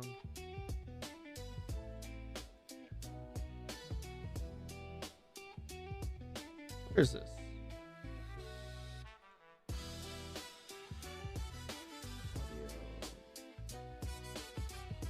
Oh, no. Yeah, this is an old thing, so I just need to add this again.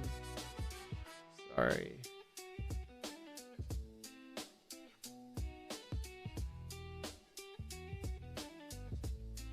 Uh-huh. Oh, no. Oh, okay. Are you still good to do this? Are you? Percent my Mac can do it. Perfect. Amazing. Okay, great. You guys can hear him now, right? Can you say something really quick one more time? Hello guys, how are you doing? How are you doing, chat? Oh, no good? Yeah, that should be good. That should be really good. Okay. Spotify, Discord. Hold on, let me just. I see. Oh, no wonder that changed. Hello, chat. Okay.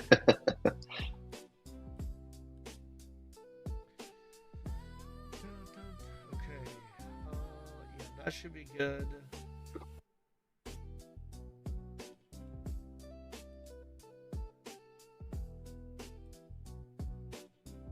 Discord output.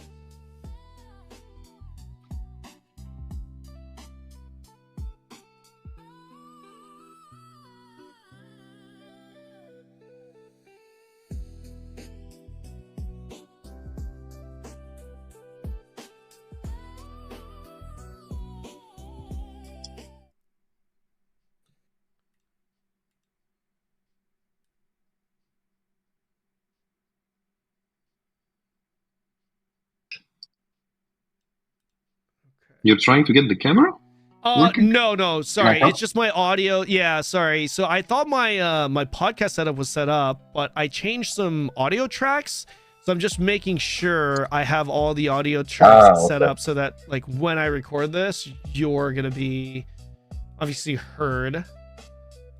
Discord output. That would be nice. Yeah, very important for sure. Okay, so that looks to be good. Okay, now, sir, I guess I could just call you Armagon. Is that Vanillin?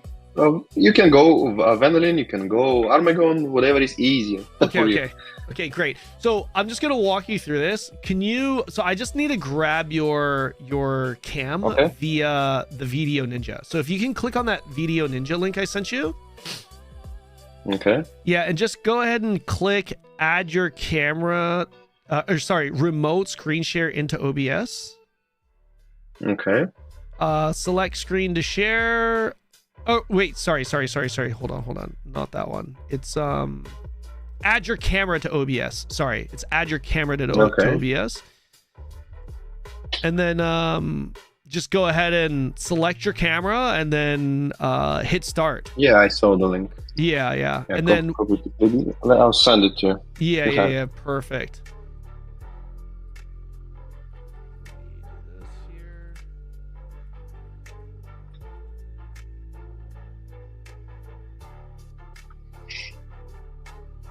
There you are. Perfect. Okay, so just make sure your mic is muted on that Video Ninja thing, and I've got your mic. 1 second. Discord. Yeah. Yes, muted. Okay. Perfect. Hello, everyone. Hello. This is perfect. Okay, so I'm just gonna do a quick little mic check. Recording mic check 1 2 3. Podcast Scars of Honor. Can you quickly say like some random sentence? Of course. Hey guys, it's such an honor having me here with you, and I hope the mic is perfect. It's not the best, but it could be very decent. Okay, perfect. I'm just gonna go ahead and test that video real quick. So I have to do this just because I don't have my audio tracks separated like other professional streamers do. It's kind of annoying for me to do it, so I have my for these podcasts I need to like just make sure I double check, because I've had situations before where I've done a podcast and the audio didn't pick up and I couldn't upload it. Like it was just it was done. Yeah, it was really bad. So sorry. I just wanted to check this here. Give me 1 sec.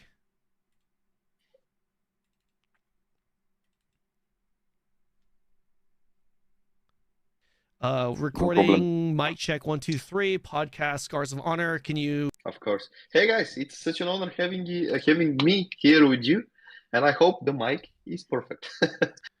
Okay. Can you say something really quick? The only thing was that I think there's a little desync. Can you say something real quick? Okay, a mic test. Mic test. Do you Okay, guys yeah. hear me? There's a Is it okay? slight desync. I don't know if that. Guys, do you hear me? I'm not desynced, right? It's just him, right? Oh man.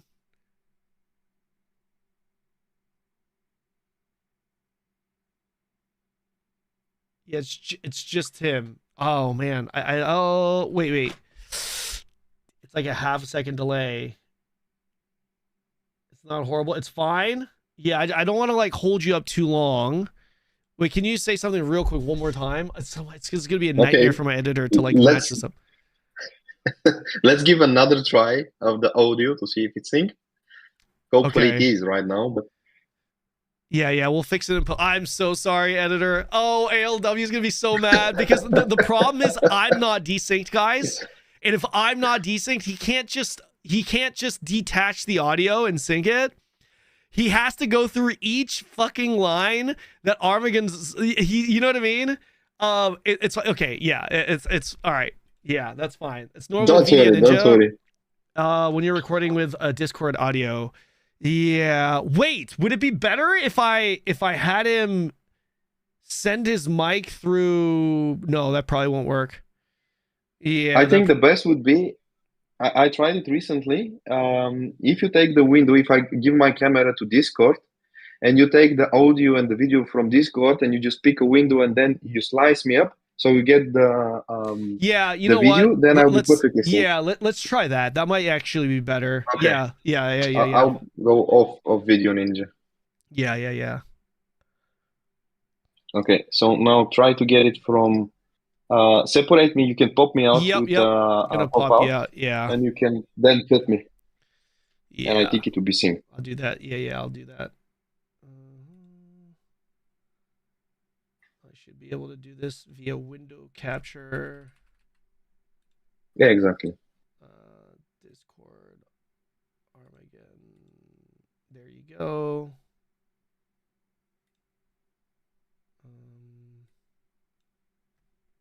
Yep.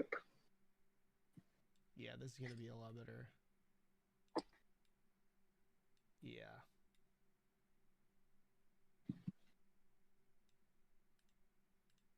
Yeah, that way it should be synced. Yeah. Nothing can stop us. Even my failing internet cannot stop us. So one small desync is not a problem. That's right. That's right. Okay. Yeah, I think this is much better. Much better. We're saved. Oh shit. Yeah, hold on. Let's do it this way here. Okay, perfect. Awesome. Great. Beautiful. Okay. So better. Yeah. The quality is actually much better too. Yeah, I apologize. So I have an issue with caffeine. So I'm just gonna really quickly run to the bathroom and we're gonna get this started, okay? And while I do that, I'm gonna go ahead and burn an ad, guys, so that the delay between ads is longer, okay? So 3-minute ad coming in, and then after the ad, we're gonna get started, okay? I'll be right back. You can feel free to talk with my chat if you'd like. Be right back.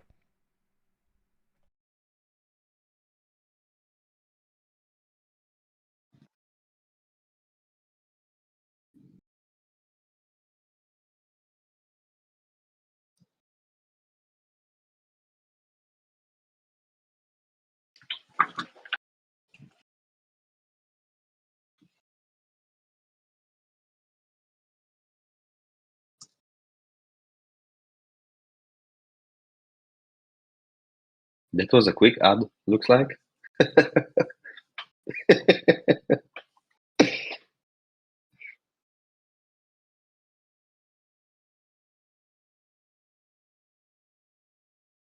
Okay, guys, what we can do, we can sit here and just watch at each other like strangely. This is what we can do while the guy is back.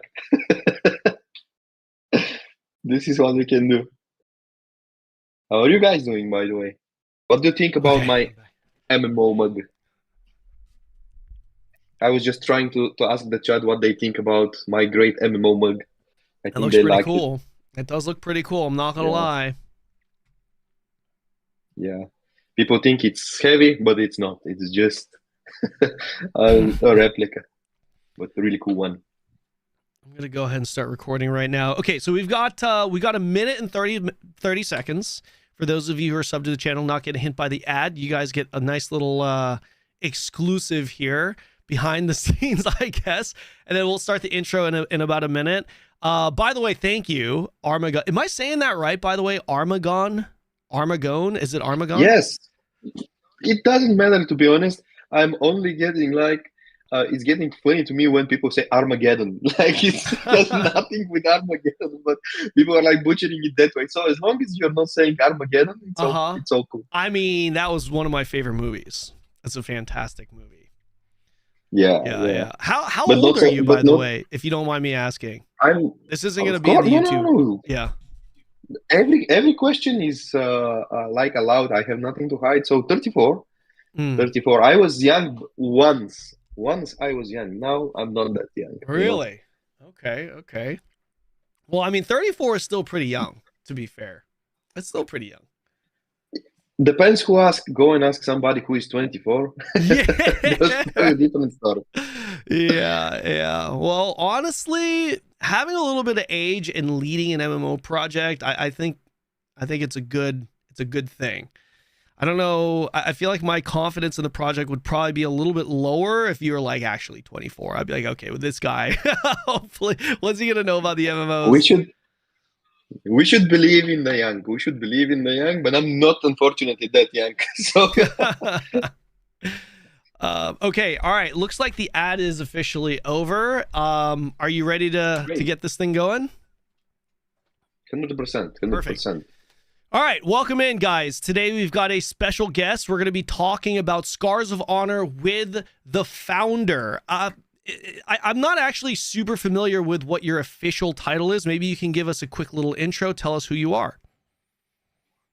Okay, so my name is Veselin Vasilev. I'm from Bulgaria. I'm the CEO of Beastburst Entertainment and the creative director of Scars of Honor.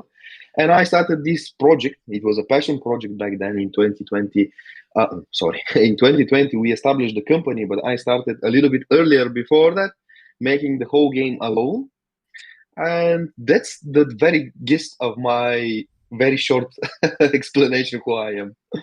Okay, great. So that is actually the first question I wanted to ask you, depending on when you're watching this. If you're watching this on YouTube, you probably don't have the topics/questions. You'll probably see them as timestamps below. Twitch chat gets to see a list of all the topics and questions that we have planned. The first one being, who is Armagon? Could you, I know you just introduced yourself, but could you give us a little bit more, I guess, insight as to who you are as a person, and I guess how this project even really started for you?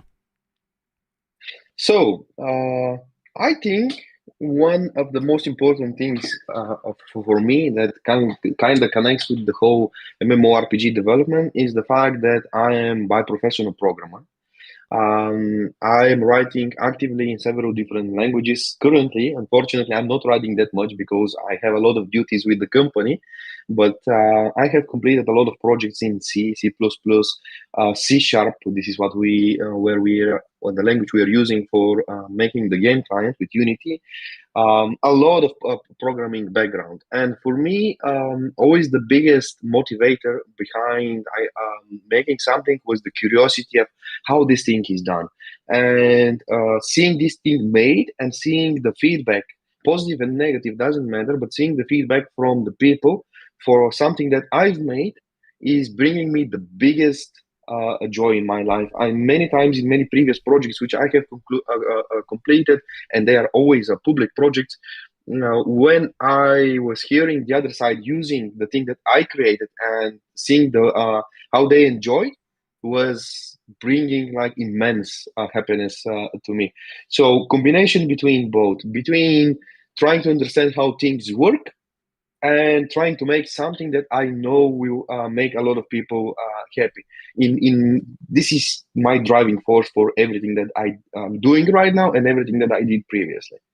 So that's the very macro explanation who I am. Great. So why an MMO? Scars of Honor is an MMO, right? Why did you decide to create an MMO? First of all, because of my, as I said, because of my drive to understand, hey, this is a very complex project. How does it work? As I said in the very beginning of the interview, for me, the moment when I see a game, I'm really asking myself, can we? What is the tech behind? And when I went into MMO, I think it was 2024. Not 2024, 2004. When I went into World of Warcraft, I was impressed by the fact that there are other people online moving, and that was like, oh my god, because that was my first interaction with MMORPG back then.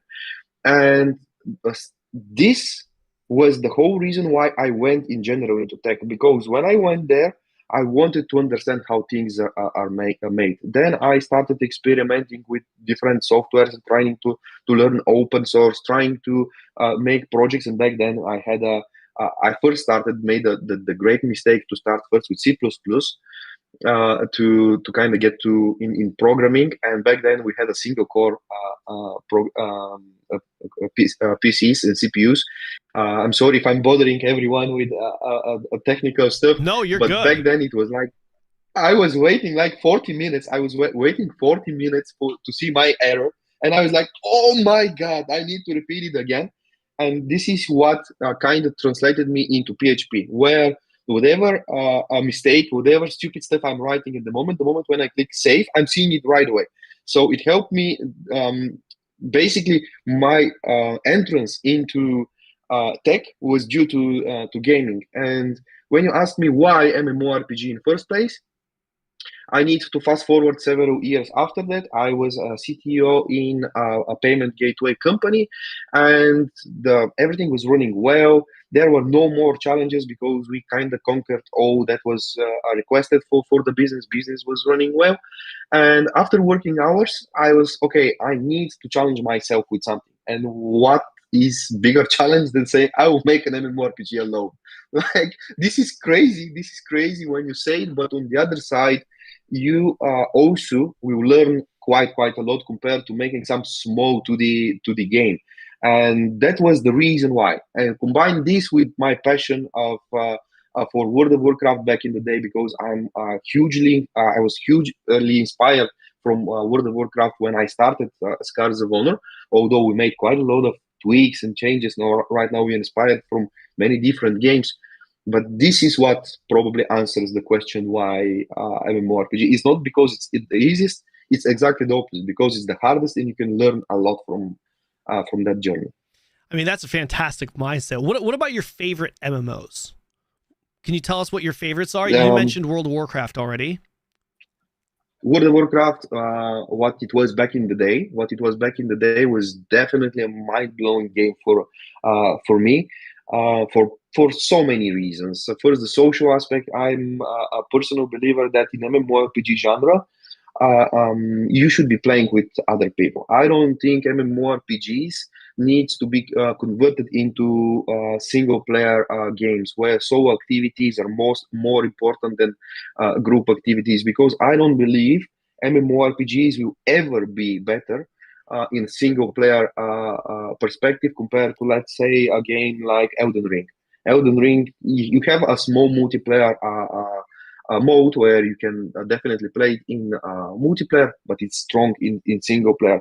And I think we need to pick these things and kind of work on them. And that was my biggest inspiration. Then I got into a little bit of old school RuneScape because of friends and say, hey, there are really cool things in here. I really like the gathering and crafting systems that exist in old school RuneScape, although I'm not an expert in that game.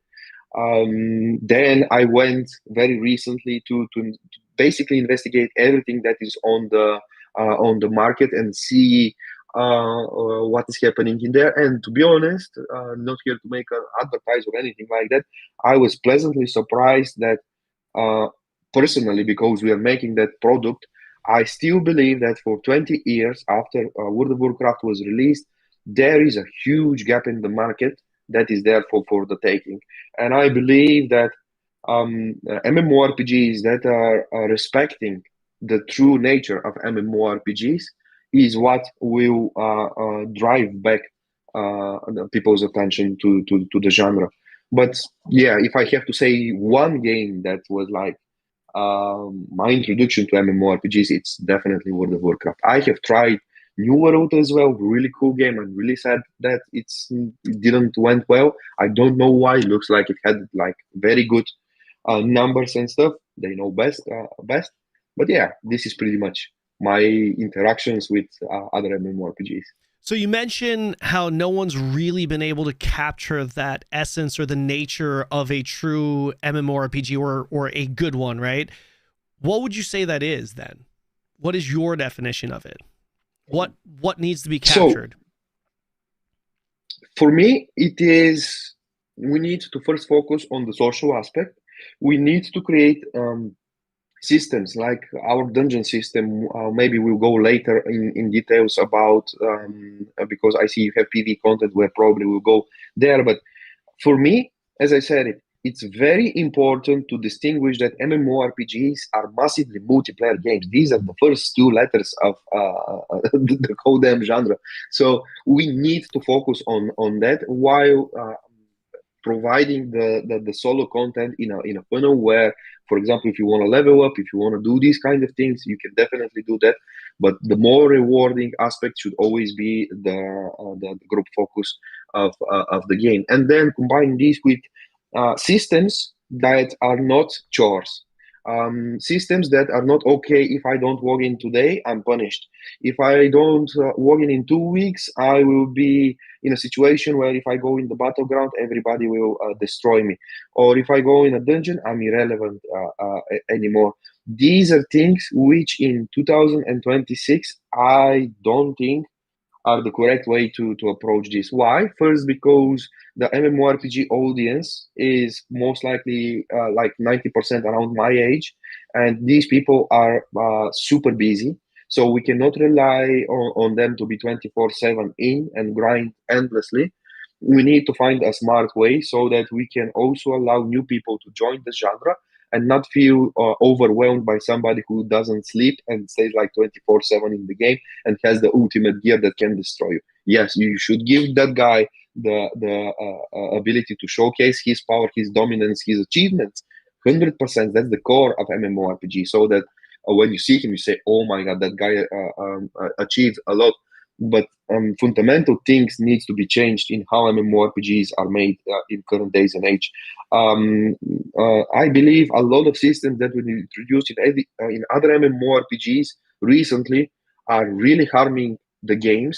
Games that were like pillars of the genre that are shifting the focus of the core audience, because the core audience of the MMORPG genre is not the Sims audience. It's not the audience that is here like pretty much on a mobile level where every day I'll send you notification, go in, make the daily quests.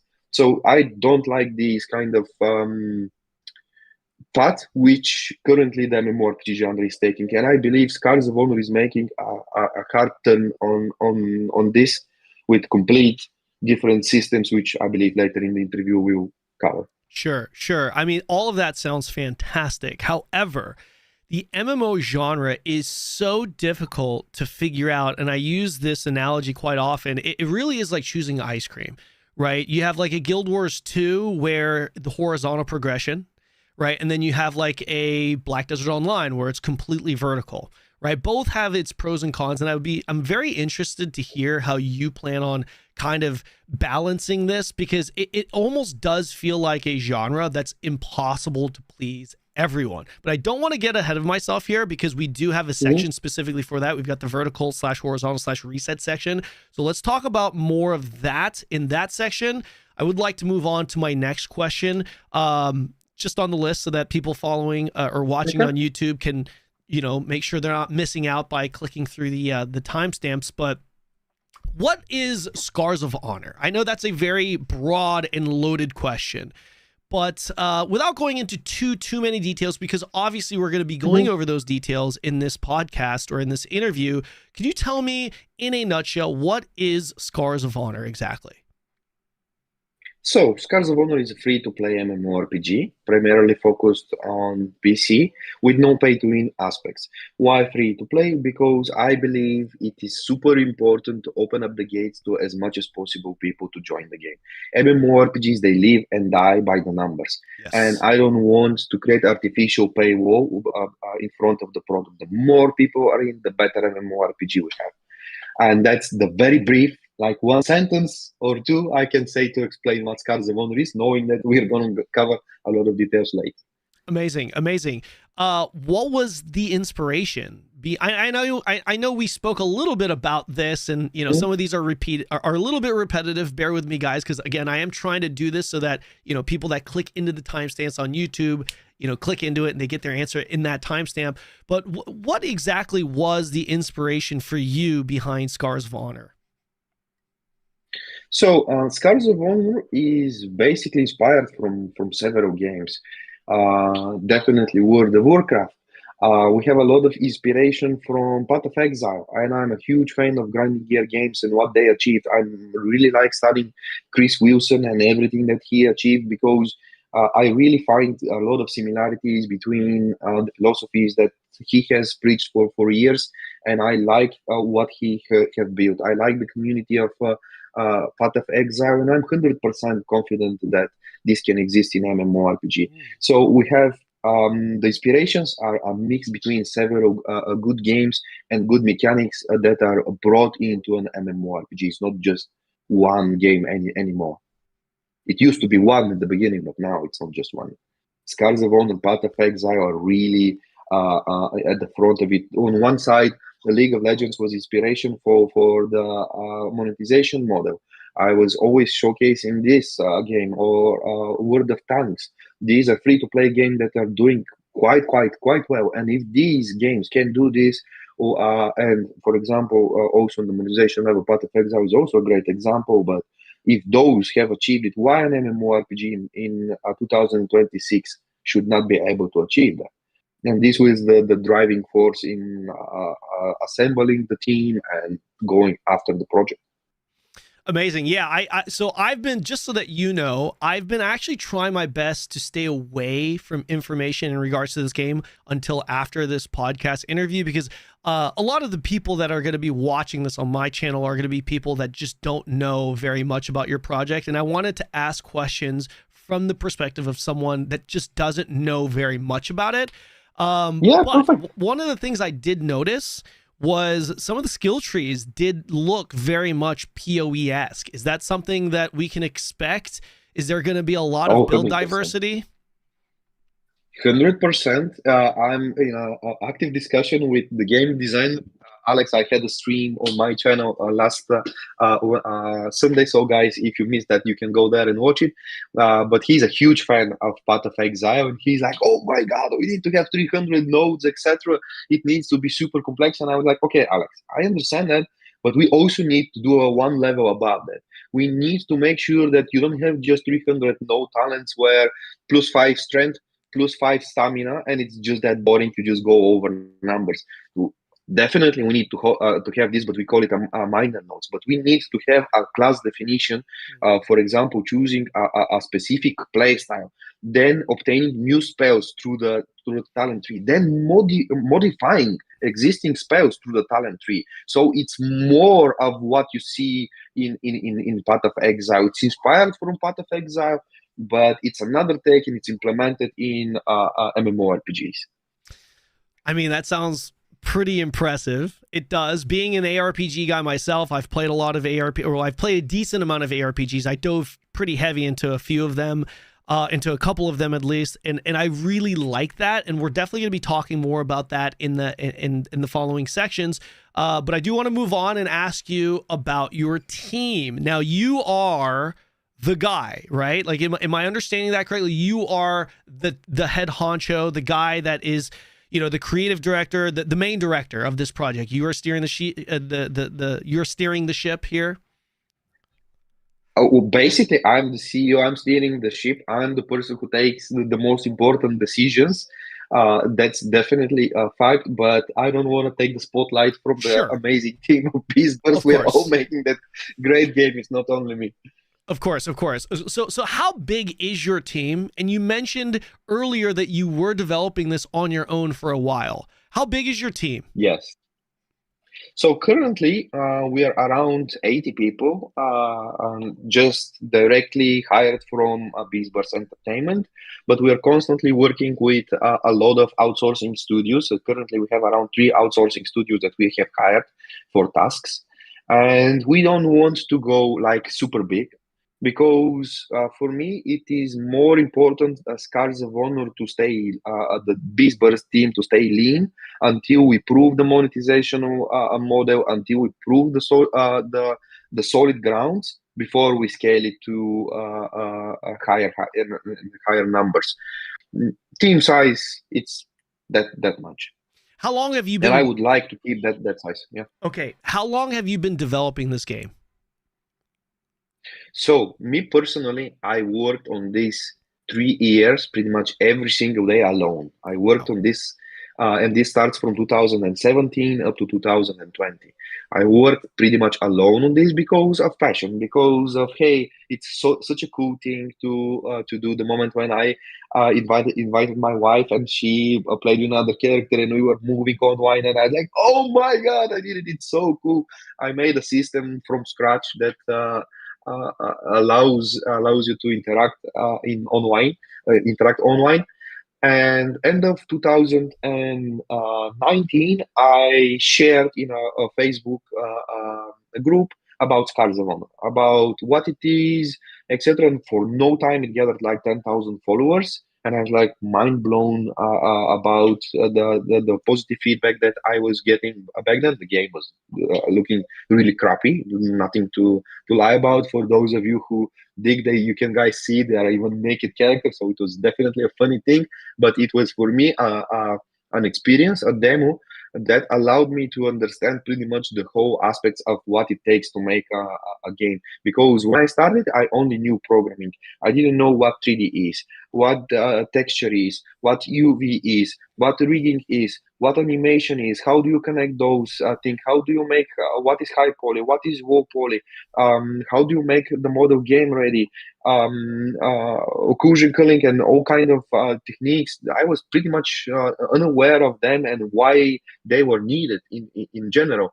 But these 3 years were like my university on steroids. I didn't went to game design school or whatever school that taught me this. It was pure passion, pure motivation that allowed me to go deep and understand at least the requirements of how can I go on an interview if I'm hiring you, for example, as a 3D character artist? Like, what are the questions? Because I'm the first guy there. There's nobody else. It's just me. So how can I understand that you're good enough for the task? You're up for the task. I need to at least have some sort of a conversation, and then at the end of the day, I need to give you task and understand and evaluate. Are you doing it in time? And I need to learn from you because you should be better than me in that. If you're a 3D character professional, so that gave me a lot of knowledge. Then 2020 happened. You know what specific event happened in these years? It was a lot of people sitting on PCs, and the huge boom of a player base went into a lot of games. And with the recent success of what I did, I told you earlier, I was a CTO. I started as a developer, grew up into CTO of a financial banking software, a payment gateway. And I had a conversation with my boss back then, who is now my partner, and I'm super happy with that. He was like, "Hey, I have seen what you have achieved, and it's so good. So, what do you think? Let's make a company out of this. Let's give it a go." And I was like, "No. I'm afraid of going that route because I know how huge this thing is. I know that this is a long development journey where you can basically fail at any specific time." It's a huge risk. It's a huge risk, and I'm a person who doesn't have a track record with 3 MMORPGs behind his back. And to be honest, I think even that is not enough in these days, because we have a lot of examples of people, veterans from the genre, failing to deliver the project because of so many reasons why it could die before it's born. And I kind of postponed it. Then it went a little bit of time. I developed a little bit more, and I had another meeting where the breaking point for me for that decision was um, the moment when my boss, back at the time, now my partner, asked me, "Hey, see what you have achieved alone. Now imagine if you have 50 people behind your back, what you could do." And I was like, "Oh my God, that's a one in a lifetime opportunity. Let's just give it a go, because I don't want to be in a position 6 years from now to say, hey, I'm so sad that I missed that opportunity." And from 2021, because 2020, the whole year was like negotiations and seeing if this could work, understanding the genre, potential risks. And 2021, the first days of the year, the first two people started. I welcomed the first two people. Shout out to Puffy Muffins and Bojidar, who were like the first people from the company. And after that, it's like 5 years in development. We are super happy with the current state of the game. We want to focus not a lot on content and amount of content. We want to focus more on quality. Especially with everything that is in front of us at the moment. We know that people, if they come and they see the quality, they will be impressed, because they will know that the quantity will come. Right. But if we have just a quantity without quality, it's like a different take, which I don't want to go in the trap. Right. It kind of sounds like another failed startup that we saw recently. But so it kind of sounds like, just to kind of summarize what you said, if we were to summarize the timeline here, it sounds like this was a passion project that you had started on your own for 3 or 4 years, and then starting in roughly around 2021-ish, that's when you essentially signed a deal to work with a partner who helped you bring on this team and build this team. You got your first couple of team members within that year or two, and then ever since, for the past 5 years, since 2021, you guys have been just slowly adding blocks to your team and ramping with the MMO development time. Is that fair to say? Exactly. Absolutely. Gotcha. So this is a question that is not on the list, but I have to ask it because it's something that I see my chat is constantly referring back to. Right. Couple of things to continue on this topic, but Ashes of Creation, it has been a very polarizing game, right? And I think a lot of people feel very uneasy with these passion projects or these indie games or these Kickstarter games and just new games in general, right? Rightfully so. I'd like to get your thoughts on Ashes, but I'd also like to hear I'd also like to hear some of the details to your business in your company, because ultimately that's what this is, right? The MMO, even though it is a passion project for you, which I totally get that, but at the end of the day, it is going to be burning a lot of money, and it's not practical for one person to just self-fund it unless you're just insanely rich. So I would love to ask you about that dynamic. What's going on here? Do you have a secret backer that actually owns the company and you can't do anything, or is it you? Are you you know what I mean? Like, can you give us some insights there? So starting from the spicy question, I'm not a millionaire. I'm not a person who funded.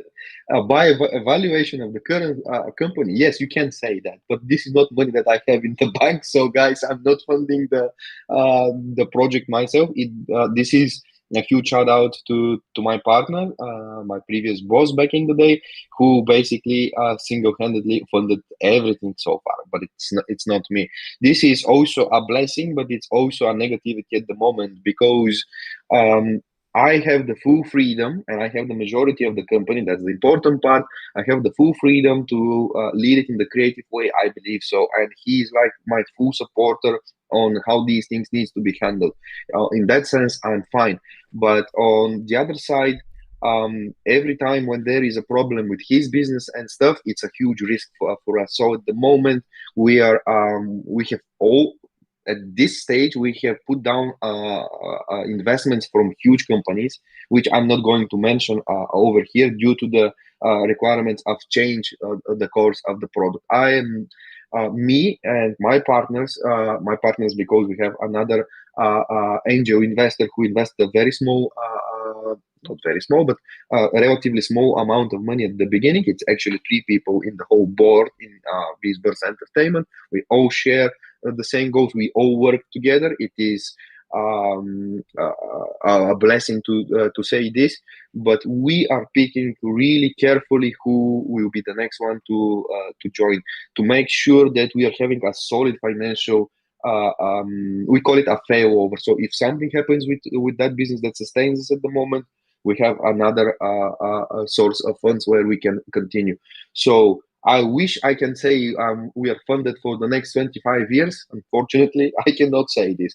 I'm more on the situation where I would do my best to make the product as good as possible, as fast as possible, test it with a real feedback from the people, improve upon it and build upon it over time, rather than creating a team of 300 people that is hard to sustain.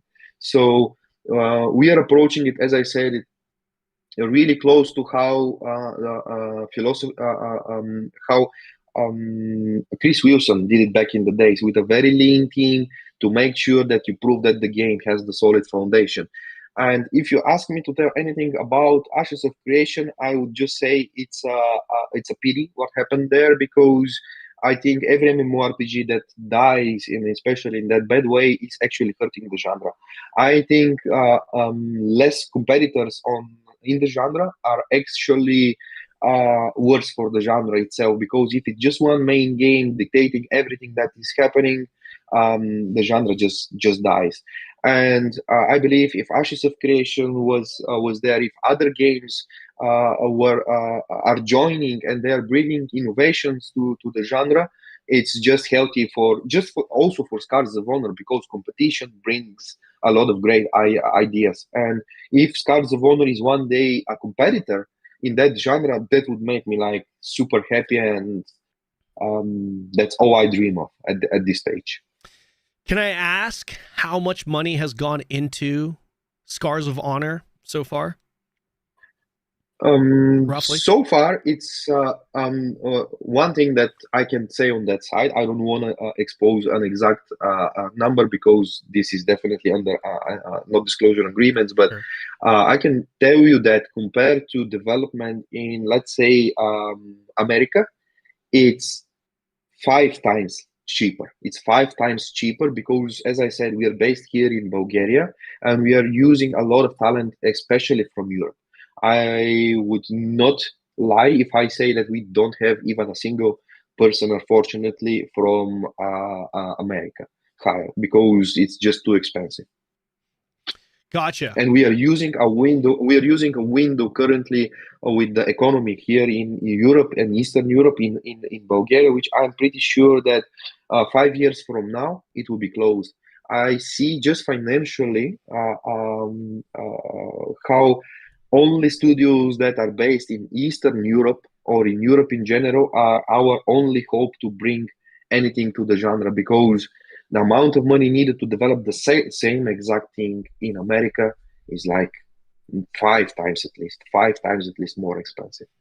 Gotcha. So to kind of just summarize, you have 2 other partners, one who's an angel investor who has contributed a lesser, let's just say, amount of money, and then you have your main partner who has been essentially more or less funding almost the entire project, and then your role, you're the CEO, you're the creative mind, you're the person that does the work, you're on the ground doing the work. And of these 3 total board members / shareholders, you currently, which could be subject to change depending on, because you are looking for more investors for the future, you are currently the majority shareholder of the group.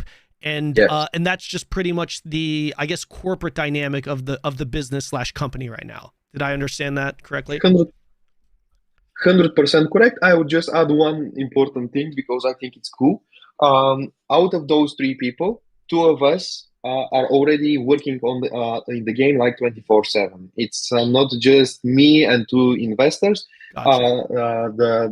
The second investor is the angel investor is also like actively daily. This is his main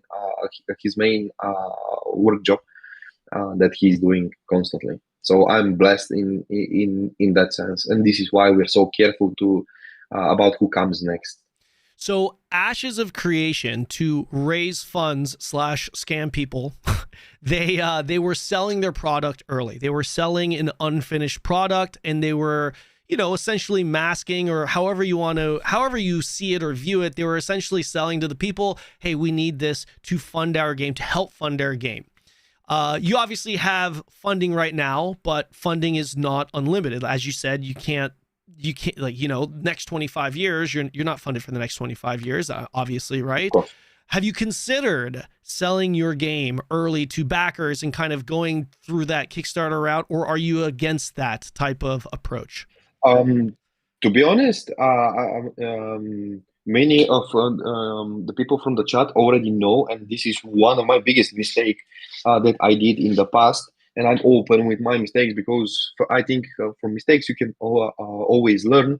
Absolutely. We actually went to Kickstarter. We actually went to Kickstarter because one of my partners was like, hey, there can be a opportunity there. See these projects, how they did. I knew, because as I said from the beginning, I'm very deep into the MMORPG genre. Sure. And I knew that MMORPG and Kickstarter in one sentence is a recipe for disaster.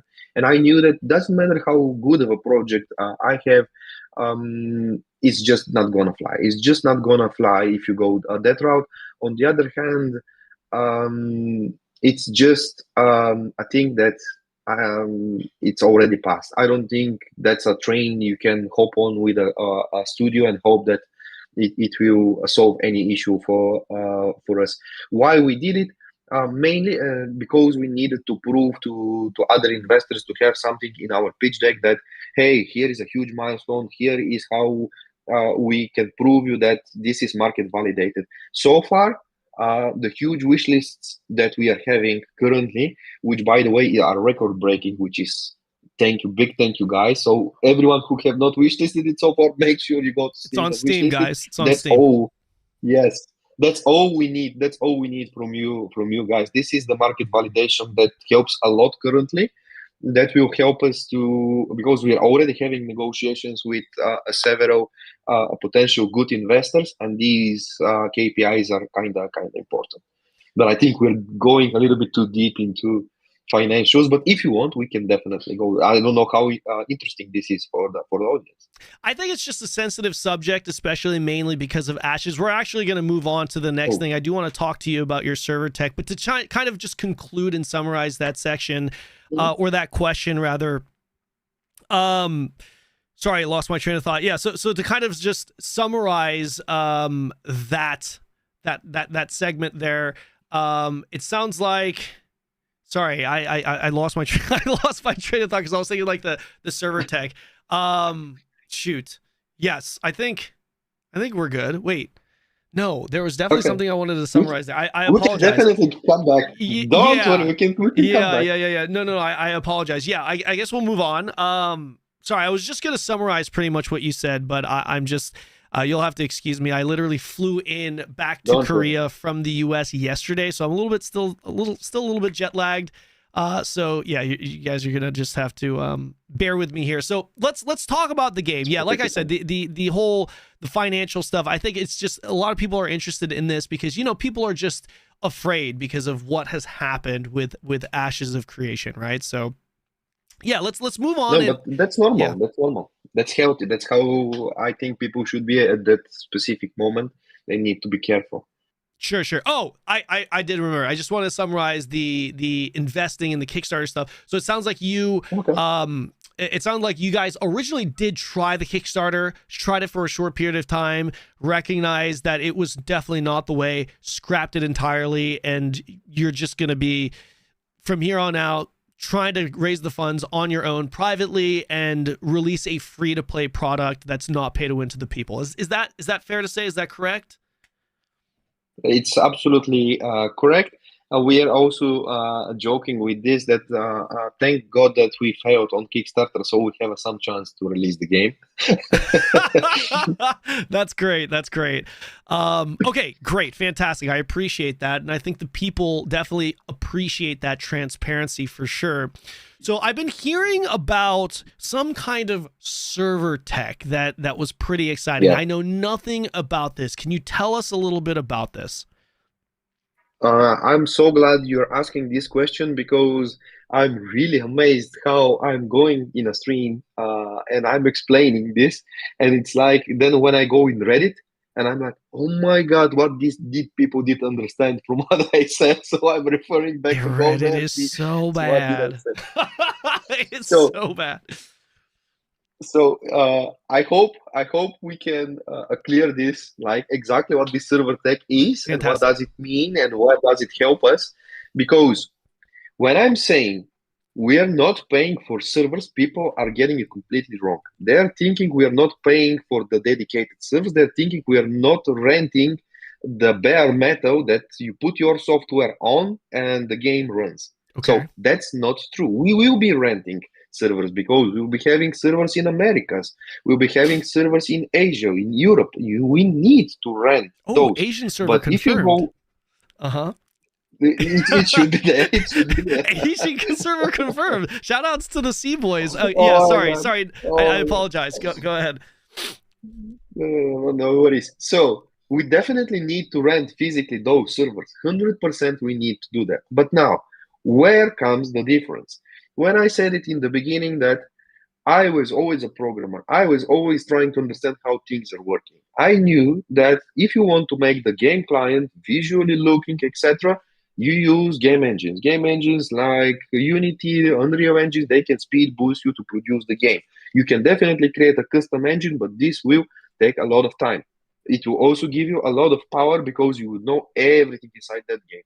But then my next question was, okay, but there are solutions out there that I can take and I can make a really great looking game with it. I will pay a certain fee and that's it. It's not a surprise. Unity, by the way, at mid development of the project, they kind of gave me heart attack when I was like, "Oh my God, we have to pay cents for every download, and we're free to play game." And I was like, "Man, these people will destroy us if this thing goes that way." And kudos to Unity that they pull that off back.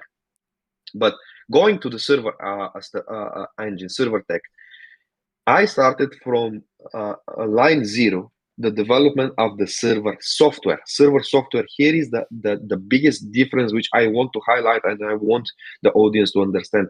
Server software is the thing that actually runs, like that has the logic of the gameplay that needs to be validated, that needs to be authoritative on a central unit.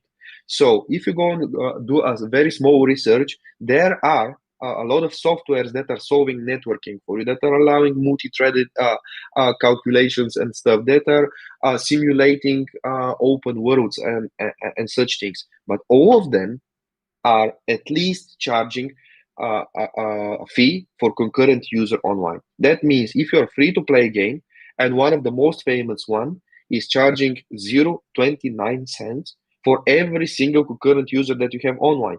And now people that are a little bit deeper in game development know that, especially when it comes to free to play, the standard is 2 to 3%. Yes, we can say in MMORPGs it will be higher, like 7% of people might pay because it's more engaging genre. But let's go to the 2-3% to just be conservative for the sake of the example.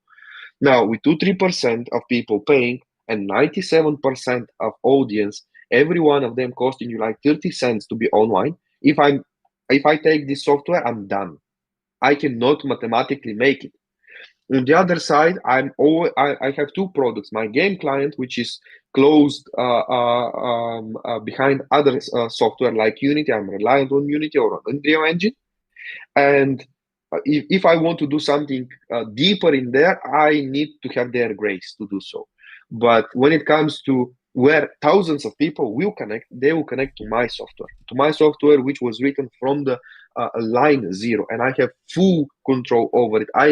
Me and the team. When I say I'm sorry that I'm using that word, but We have amazing software engineers in the whole company, and this will cost us zero, because we just pay for the server, for the actual hardware that we are renting, and this is like $500 to host 10,000 players. It's like nothing. Right. It's like nothing.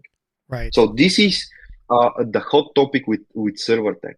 I hope this time I explained it like plainly and cleanly for everyone. Yeah, so let me here. Hopefully this relays. Just by the way, I see Julie in the chat saying it's refreshing to see a CEO who's an actual dev. I could not agree more. I think it's incredibly important when any project is being led by an individual that individual is a master, or at least an expert or a professional in that regard. And I mean, I think what you've just explained to me is the reason why I essentially tell my viewers I would never be able to make my own MMO, because there's way more that goes into it than just, hey, I kind of know what good game design is, right? It's way more. Like all of these things, I'll be honest, I didn't know some of the things that you just mentioned. So I think it's important to you that message is that point is getting across to someone like me who knows nothing about this type of stuff and is very ignorant. So the way I just kind of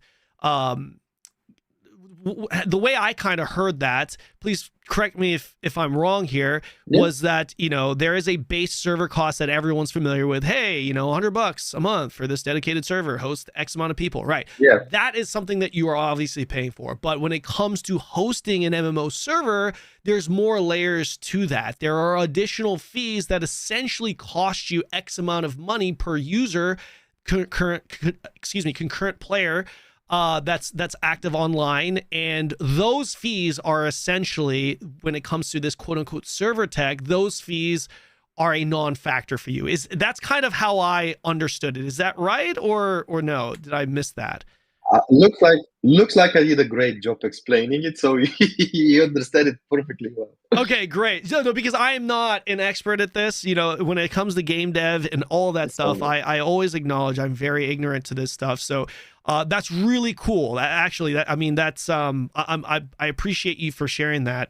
Now, I'm under the impression this game is going to be relatively large. I mean, it does sound like you want an actual real MMO. Can you tell us about the actual world, how big the world is? Is it really open world? How many people on this server?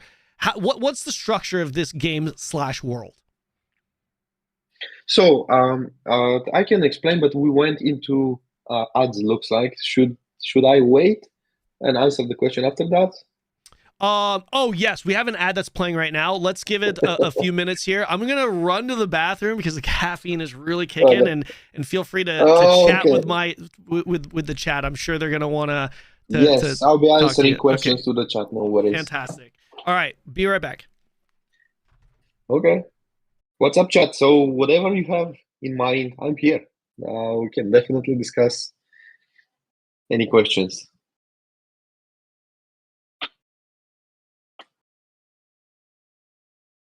Okay, let's do the awkward stare. Okay, let's sit down and just do the awkward stare. let's do the stare. What are you drinking? I'm drinking soda. This is a sparkling water. Sparkling water. I really love drinking sparkling water. I'm not a fan of the sugary drinks. So sparkling water for me, it's quite refreshing. What is your team size right now? Around 80 people. With vodka? No, with vodka. What's your favorite MMO throughout time? World of Warcraft, definitely. I really enjoyed New World as well. New World was definitely a really cool game, and I'm sorry that it went down. I'm sorry that it went down.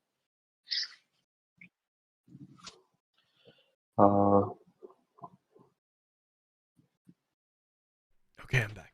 Do you believe only selling skins is enough? Much love from Austria. Much love from Austria. Thank you. So in general, I believe customizations can be really enough to sustain a game company. Many other companies did it, and I believe it's quite possible. Monetization from that side really depends on the size of the player base. And another thing that is a great requirement for a good MMORPG is huge player base. So in that sense, I think, to be honest, for me personally, the best monetization model for MMORPG is nothing else but free to play. This would make the best MMORPG. I think we probably are ready with that, or we're not. Yes, we should be done. Yes, it looks like the ad is finished. Thank you. Yeah, let us know when you guys get the ads, and then we will we'll take a short little break. Okay, so where were we? Yes, we just got the world structure. Yes, can you please tell us a little bit about that? So, as I said from the beginning, everything is created with a plan, and the world structure is heavily reliant on the server tech and how we distribute the players across the map.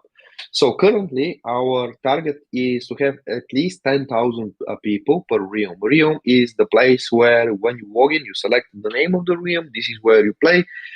You would see these people over and over again, and hopefully you find a lot of familiar faces the more you log in inside the game.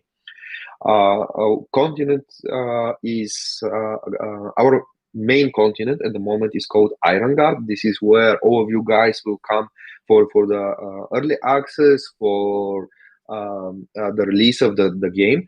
And that continent so far is huge enough to sustain around 10,000 online people just for one realm. If you are having 100k concurrent people players online, that means we need to run at least 10 of those servers to sustain these player numbers. So what is important to be said is our server architecture allows us to kind of evenly distribute resources for the different regions of the continent, so that it's effective and it allows a coherent experience all over the map, and it's designed in mind for large concurrency at hand. Okay, so 10,000 people potentially on a single realm. So a realm being a server, right? Would there be additional channels, or do you mean 10,000 per channel within the server? Are we speaking about channels like a chat channels, or you're speaking about layering system? So I guess like sharding and yeah, so you have one server, and then within that server, you and I were both on server A, but maybe I don't see you when we're in the middle of Irongard's main city because you're on a different layer or shard or channel. So, I need to answer here several things because they are very well connected. Sure. So we have this layering, or how you call it, sharding system, which is applied very effectively on, let's say, you're on one part of the continent, I'm on another.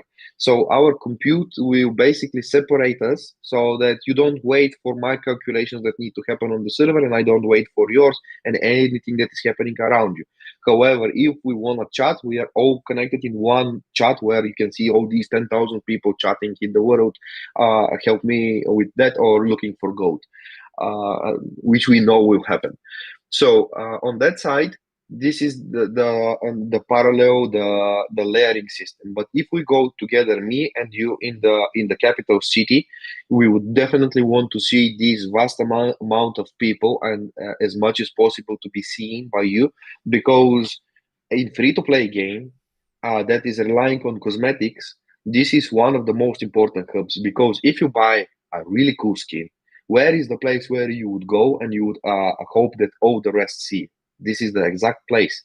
And for us, it's crucial to have this kind of player hubs and to be vast and big, so that people can go there and showcase their beautiful skins in front of a mass audience, which will kind of drive them to go back and reinvest and get more of those goodies. And I'm sorry that I'm explaining this, but end of the day, I also need to explain later down the road. We'll probably catch on monetization. But if I'm saying no pay to win, and I'm heavily staying behind it, I also need to explain where we're gonna be using the ugly word predatory in a sense, so that we can make money and stay the game and provide more content and make a fair exchange. The moment when we put more content, we put more skins, and you come there for the content, but there is also something in the shop, and if you would like to support the game, there is a good opportunity.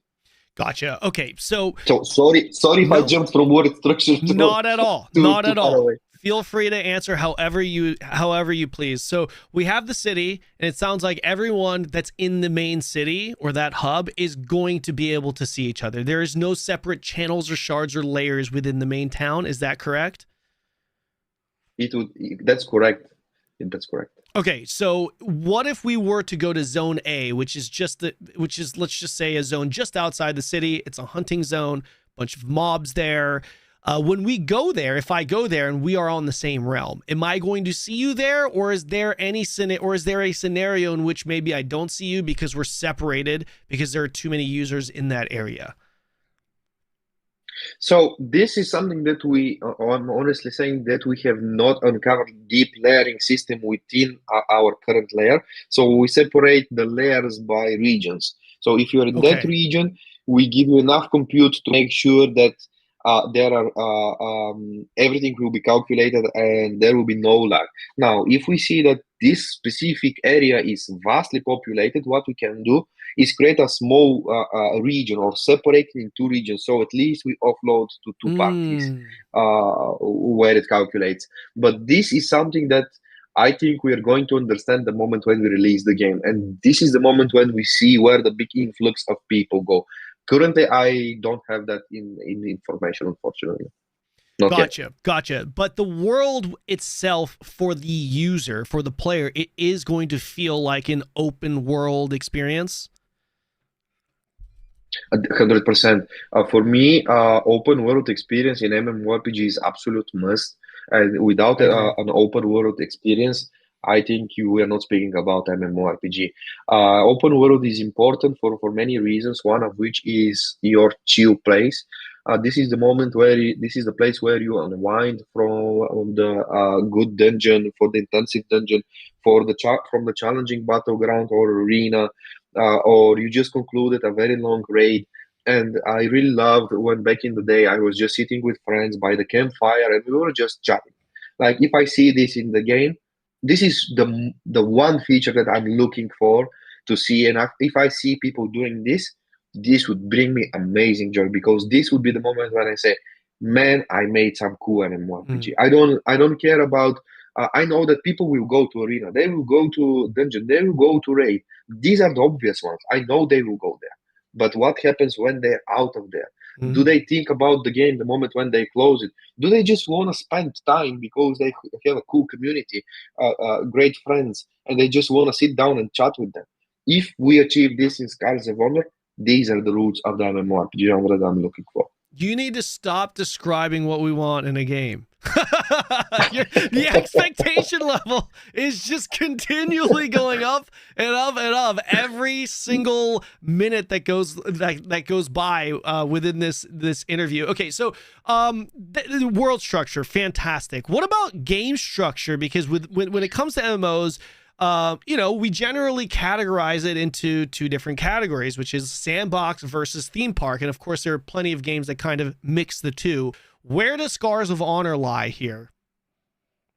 So we are way more oriented towards the theme park for several reasons. First of which is sandbox is great, but I think theme park is allowing us to really focus on war as well. And for me, war is another crucial point in MMORPGs. And I think a lot of people are coming to MMORPGs to understand the war. I can already see a lot of like theory crafting about what has happened, etc. So I'm really pleased to see what the community is already doing in Discord.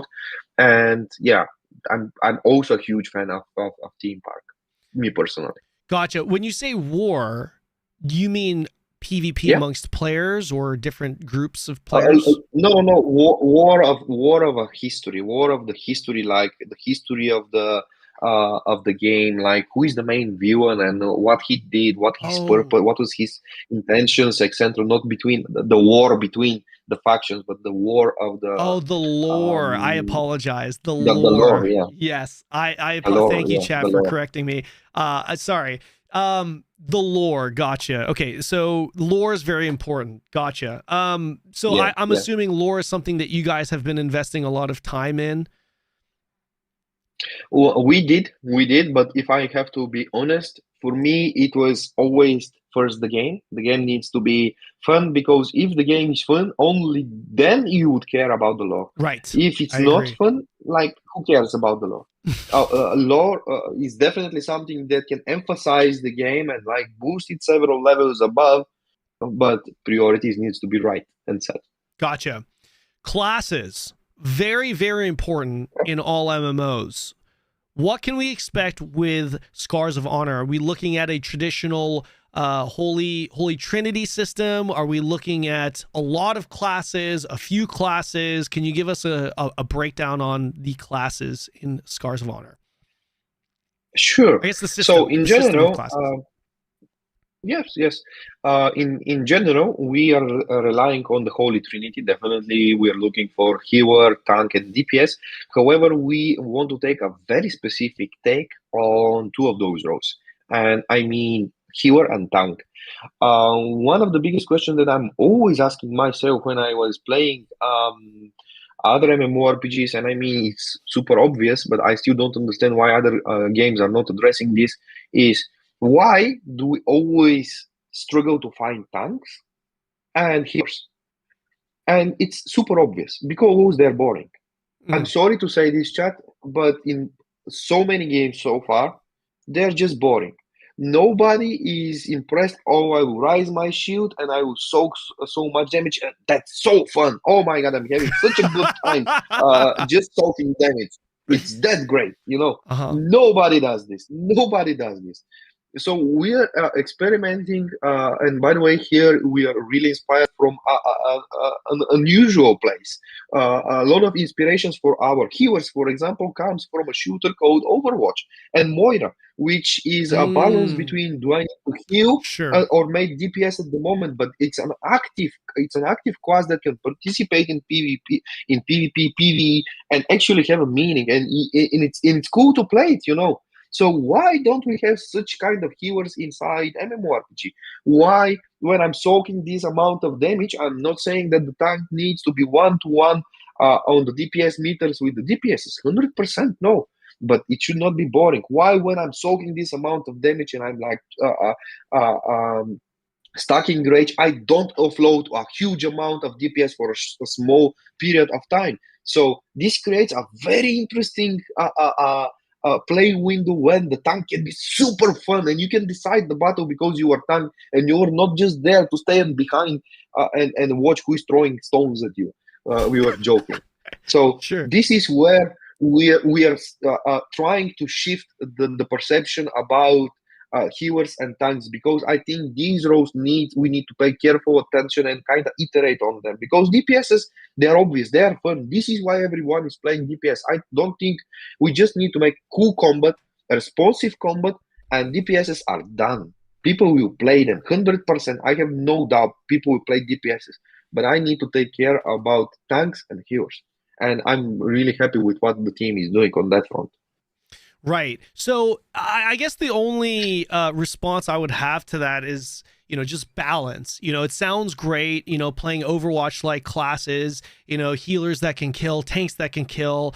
But do you think that's going to put a bigger emphasis on balance then? Because it's like, well, DPS, they can kill, but they're also the easiest to be killed, versus like a tank. If a tank can kill like a DPS can, but they're a tank, then suddenly there's no point in even playing a DPS when you could just play a tank, I guess. But I guess, like, what's your response to that? It depends. It depends how the tank is designed. So if you know what is happening currently with the tank and he is like about to offload this, you can play against that. So we need to give you a tools to play against that. So if he misses his opportunity, too bad for him. If he seizes the opportunity, great. So it needs to be balanced. I 100% agree with you. It needs to be a balance, but this can be achieved with pure mechanics that can be implemented inside the game. Now, if I'm here standing and saying the game will be balanced and there will be no better balance than Scars of Honor game, I'm lying. I'm 100% confident that the game will have its balance issues, but these are kind of good issues. From all of the huge list of issues one MMORPG can have, I'm definitely willing to take this. If I have to pick 5 of those issues, I would definitely pick this. And because this is something that you can control. On the next patch, we can change it. We can buff the others. We can see, for example, why people are not playing Pirate. I know they will play Pirate. This is why I'm saying Pirate. I'm not saying Priest. I'm saying Pirate. And if people are not playing Pirate, we need to boost Pirate. We don't need to go there and nerf, if it's not completely broken, let's say Paladin. Because if this is your favorite class and you are having so much fun and I nerf it to the ground, what happens? Like, I'm solving one problem for somebody else, but I'm introducing another one for you. Now it's another take. If your class was completely imbalanced and you were like one-shotting people, this needs to be addressed. Can you tell me what class that will be so I can play it? And just make it so that only I can play it. I'd appreciate that. You know, I would. I think it's only fair. I have one question. Sure. I know it's interview where I'm on the answering side, but what's your favorite class in general in MMORPGs? Okay. What do you like to play the most? I am going to take this opportunity here because you are the guy, and I genuinely hope this class comes in because, of course, okay, so I'm a melee guy. I like physical melee classes. So generally I'll play either SNS tank classes, I'll play two-handed greatsword classes, and sometimes I'll play like dual wield sometimes, right? Because there's a little overlap there. Hands down, my favorite archetype though, it actually comes from my very first MMO I ever played, which is a game called Decaron. And there's a class in there called the Baggy Warrior, and it's essentially a heavy armor wielding gauntlet class. But it's not gauntlets where it's like a martial artist like Monk in whatchamacallit, in WoW. It's more of like a warrior type of class in your face with huge heavy metal gauntlets. And that is my archetype. Like, I love gauntlet wielding classes that feel like a warrior and less martial artsy, if that makes sense. So please add that to the game. so here the people that are coming to my stream every Sunday will definitely tell you that here we are aligning perfectly because my favorite class is warrior. So fantastic. I think we're in for a ride. Fantastic. Right. I love it. I love it. And can I just say, if you do have a greatsword class, which I actually want, this is a good segue because the next thing I want to talk to you about is some of the classes and how they work. But if you do have a greatsword class, can I just say the posture of a greatsword warrior is extremely important. There's nothing worse for me than a greatsword wielding class where it looks like I'm holding a sword and the posture is kind of weird. A la ESO. Yeah. ESO is kind of like this. But then other classes like BDO, the way they hold their greatsword is so insanely important and underrated in my opinion. Like a greatsword that like where you're blocking, they're holding it like this and this giant greatsword, or a greatsword that's being dragged on the ground behind them. You know, like I think that is so insanely important. So please, I don't know if that's something that you already have, but please put a little bit of focus and emphasis on the posture of the greatsword warrior. What I can say from what you guys have seen about Scars of Honor so far, a lot of the game content is in progress, and one of our main focuses at the moment is especially animation controller and animation and posture, because I'm super happy with what team did already with the character uplift, with the brand new models, etc. But I'm always repeating this to the team, guys, doesn't matter how cool your characters are, if the animations are not translating that beautiful characters well, and they're not responsive enough in the hands of the players, we have lost the battle, and we need to focus there. So 100% I agree with you that posture, the way you even swing, the way the combat feels, the animations, it's extremely crucial. Important. It's extremely important. I could not agree more. So when it comes to these classes, and like I said, I try to go into this interview with as little information as possible. I'm assuming you have like the typical warrior classes. You mentioned pirate. Within these classes, how is it going to work with, I guess, the identity of the class? So for example, with a warrior, are you going to have options to dual wield, or the options to dual wield, options to two-hand, or are all warriors going to be two-handed? How's that going to work? So with this huge talent tree, it would be such a waste to not allow you to do so. Sure. So when you go to the talent tree of any class, you have 6 major talent nodes, which are right at the circle of the talent tree, and then selecting either one of those is basically defining the root of your playstyle. So you can say, I want to play two-handed sword, and that's that route. You want to say, hey, I really want to go one-hand sword and shield because this is more the tanky oriented, and you can go that route. Of course, you can also mix and match with the hybrid system, because you can go that route and then make a U-turn and go completely west with what you wanna, or north with what you wanna achieve. So on that side, I think we're in for a ride because of the customization. It's going to be really interesting to see what you guys are going to do inside Scars of Honor with that system. Awesome. Again, this sounds a lot like a PoE, almost like an Albion-like system too, where you have a lot of different routes that you can take. Now, this isn't actually on the list here, but I would like to add it because I forgot to add it. I think this would be a good segue into the combat discussion. Now, the combat, from what I've seen, from a lot of people that have been following this game have seen, it looks pretty good.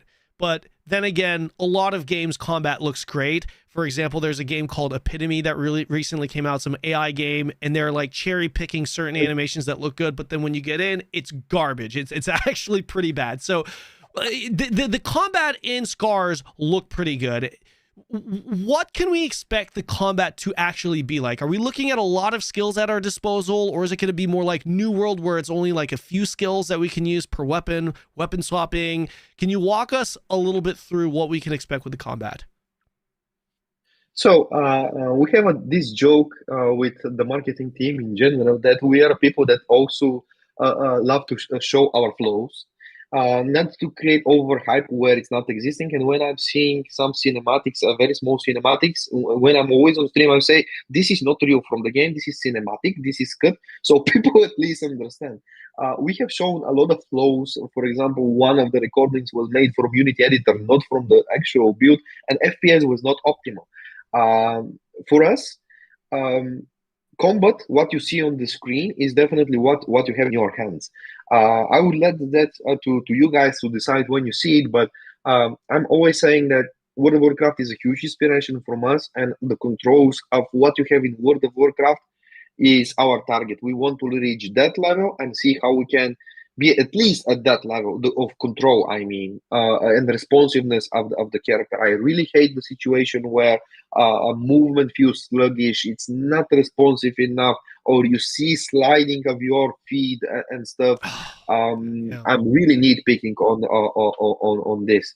And on the other side, as I said, we are not a studio that will show you something that is not existing and just pretend that's we don't have this slice approach to hype the community. It's just not worth it. What that would give us, like 3 months later or 5 months later or a year later, you're in the game and you would see that it's completely different. So I'm losing you like right away, even before you try the game. The moment when you're in, you're out, because it's different from what you have seen. I would do the other approach. I would show you the not optimal and great footage right now, and I would use the time between you get inside the game to improve it, to make it a little bit better. So the moment when you go inside, oh my god, that's actually better from what I have seen from the videos. Mm-hmm. This is what I want the feeling to be for the person who is entering inside, because I'm always asking myself, I'm an MMORPG, I used to call myself veteran and a huge player in the genre, a huge lover of the genre. And if I go in, what am I personally expecting? What would make me happy? And if it's something that is like portrayed in a way that I go inside and I see it's different, it makes no sense. So combat, sorry guys, we have an ad that's coming up. I do want to ask a couple more questions, follow-up questions in regards to the combat here, but let's let this let's take a short little break. Let this ad play through, Okay. and you guys can have a short little Q&A with Armagon here while we're in the ad break. Thank you guys. I'm going to use this time to go to the bathroom because my bladder goes like crazy when I drink a lot of caffeine. Be right back. Okay. No worries. So, chat, are we doing the awkward stare again?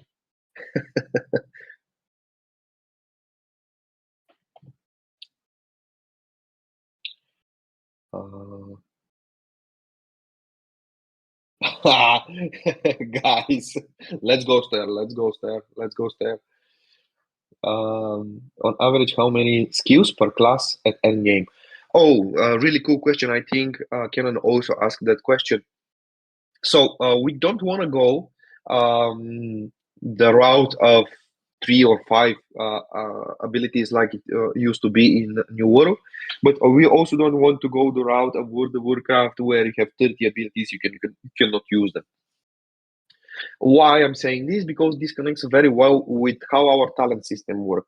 I explained earlier in the stream that the moment when you go inside the talent tree, you're also augmenting your current spell. We showcase that in the December showcase. So if you guys want, you can go there and see the deep dive of the talents and how they work. And yeah, we don't think we need to go 3 or 4 spells, but we also don't like going 30. So let me see what else can I answer you.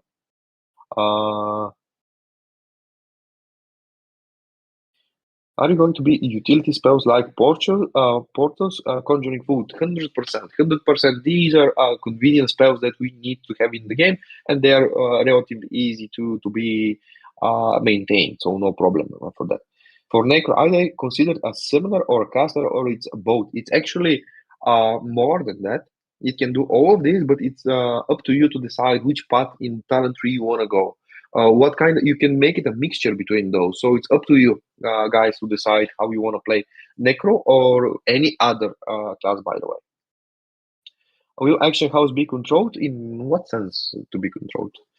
I'm not understanding the question, sorry. What about mage portals? Not sure if we're gonna attach them to the mage or we're gonna do something else. I cannot answer at that specific date on that. But portals mechanic exists in the game, and we can implement it whatever we find useful and whatever we connect it in a game design, a meaningful way. Armagon TV, would there be advancement evolution of class with different trees to choose? Absolutely, that's the reason of the talent tree. We need to allow you to advance and evolve your build. Man, you're having awesome community. And by the way, Yes. I don't know how I forgot, but huge thank you for the raid that you did on my stream. Oh, yes, like of course. 2 weeks ago. Man, huge thank you, Of course. I'm a noob streamer. And the moment when I saw the counter, and I'm like, I'm not sure what should I do right now. I was like, chat, No, you can you handled tell it. me what should I do right now? You handled it great. I'm actually glad you mentioned that. Can I get some mods to pin Armagon's channel to the message so you guys can follow him? I think it's fantastic that the guy that is leading this project is as open as you are and is actually streaming and conversing. I'm pretty sure your stream is going to blow up very soon. Like, definitely way more than me, for sure. So yeah. I mean, you're definitely going to be a go-to. A lot of people are going to want to go to your channel. So if you guys haven't followed Armagon, excuse me, go ahead and follow him. He is actually streaming. I don't know how active he streams for, but he's in there. So yeah, definitely drop him a follow. We're gonna pin his thing in the. Actually, you know what? I will do this. I think our ad is done, but I'm gonna go ahead and put you in my stream title, Armagon. I could just do that so you guys can click. Oh my god! Thank you so much. It's just Thank you so much. It's It's Armagon. Is it Arma? Exactly. Armagon TV. Armagon TV. Okay, shoot. Yeah. Okay. I don't know why I put this TV, to be honest, but I was pretending like how the big streamers are doing it. No, you're good. You're good. I think that should be good. Is that updated? Let me see. Waiting for Armagon TV. There it is. There it is. All right. Yes, I got it. Thank you so much. Thank you Of so much. course. It means a lot. Of course. Of course. Thank you. All right. So let's continue. We are done with the ad here. So back on the combat talk, you mentioned retail WoW. And I think what you mean with when it comes to retail WoW is that crispness, that responsiveness, because it does it very well. Now, excuse me, did I say retail? I think you said WoW. You said wait, did you say WoW, retail WoW, or classic WoW? By the way, to be honest, the smoothness of the movement is better on the retail compared to classic. So we are more connected on that side, just responsiveness. Not systems wise and implementation wise. In general, the game is closer to World of Warcraft Classic in a lot of philosophies and game design choices. It's much closer to Classic, but it takes the controls from retail. Gotcha. As an inspiration, if we can tell it that way. Gotcha, for sure. So what's interesting though is from the gameplay footage that I've seen, your game actually looks more action combat compared to tab targeting, which is both classic and retail. Is it what is Scars of Honor? Are you guys a little bit of a hybrid of both, or? To the honest response, it can do both. But action based combat for me is the moment when you have that kind of a cursor which you aim specifically. So we have the skill shots where you have this area of effect spells that you put on the ground and you cast them. So you have the other ones. This is the big favor that the Paladin made for us to create a huge controversy. And right now we are focusing on making sure that people understand we are top target primarily. However, we can basically make abilities that don't request these restrictions. For example, if you remember Whirlwind of the Warrior in World of Warcraft, it was not requiring you to have any a target in front of you, but it was dealing damage in a specific area around you. Very similar. The Holy Slash, which was the default auto attack for the Paladin, was dealing damage in front of a cone in front of you. So I don't think that's an action based. Sure. I think it's just misunderstanding while you're looking at over a stream, for example. Because take a look at the Ranger. Ranger was always shooting at one specific target. So it's definitely a little bit of a hybrid, leaning more towards the top target. It almost sounds a little bit closer to Guild Wars 2 and or Wildstar, where all of your ability kind of, okay, because like with those games, you're attacking kind of in front of you. There is a tab targeting element where it's like, hey, if I want to interrupt your skill with a stun or a grapple or whatever, it's going to go to my target I'm locked on. But at the same time, if I'm melee, for example, if I were to just use my basic attack, I'm going to hit everyone that's in front of me. So it's almost like a mini AoE. Is Scars of Honor going to be kind of like that? Or is it a little bit more tab targeting like retail? Or because it kind of sounds like more. Okay. Yeah. Sorry. More like, sorry to interrupt you, more like retail, I would say, because that's the closest. Gotcha. I would kind of connect it. One good example of a mechanic is from the retail that we can do in Scars of Honor is I-beam of the Demon Hunter. Like, it's not a top target ability. You just put it in a cone in front of you and it just does damage. This is the exact same system. So whatever you find in retail, this is what we have. Gotcha. We are fully capable of achieving everything that's there. Gotcha. So tab targeting at a core, but there are obviously skill shots / action combat like skills that are in the game as well. So yeah, I mean, like you said, retail WoW has a lot of this. Now, retail WoW is very much, I guess, designed or focused on, you know, the mouse and keyboard. Do you guys plan on making it very controller friendly? Is that a thing? That's definitely a possibility for the future. However, as I said, we are a relatively lean team, and I don't want to overpromise anything. So one thing is for sure, our main focus is PC. We're PC game first.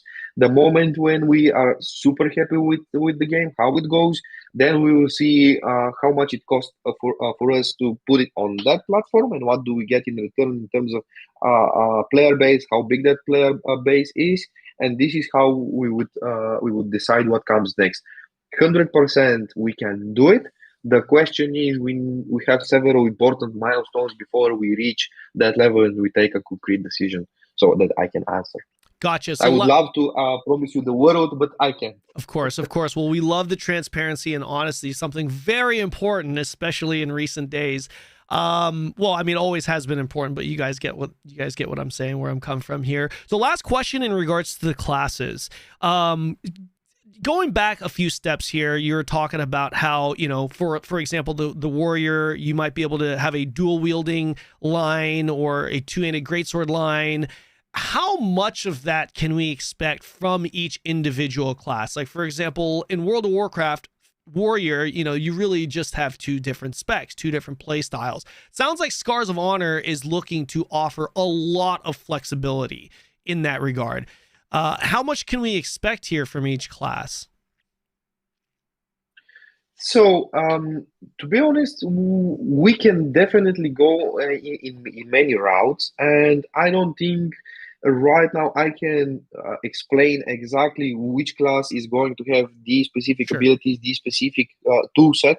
So, what we're doing constantly is iterating, playing it every Thursday. We have a company event where we sit down and we play the game and we share experience, because we are the developers, and if we are not playing the game and we are not having fun with the game, how do we expect somebody else to have it?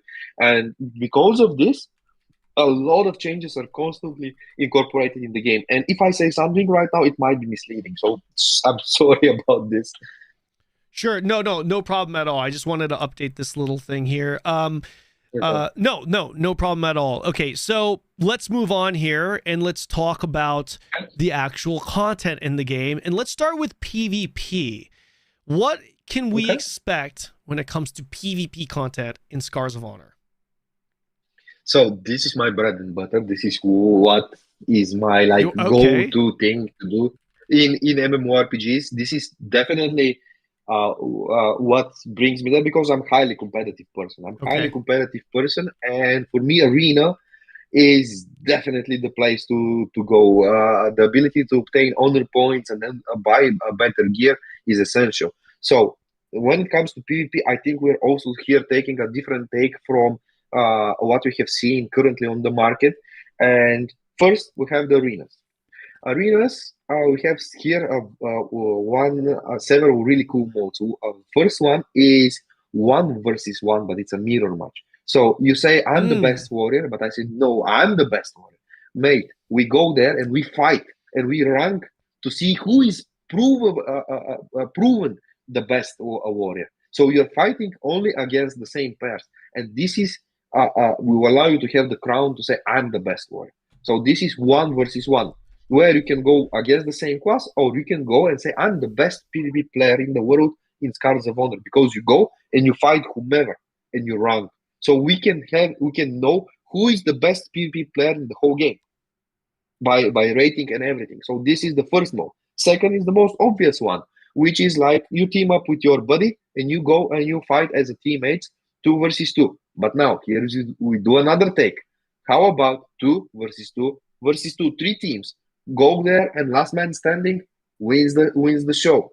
3 versus 3, 3 versus 3 versus 3. Last man standing wins the show.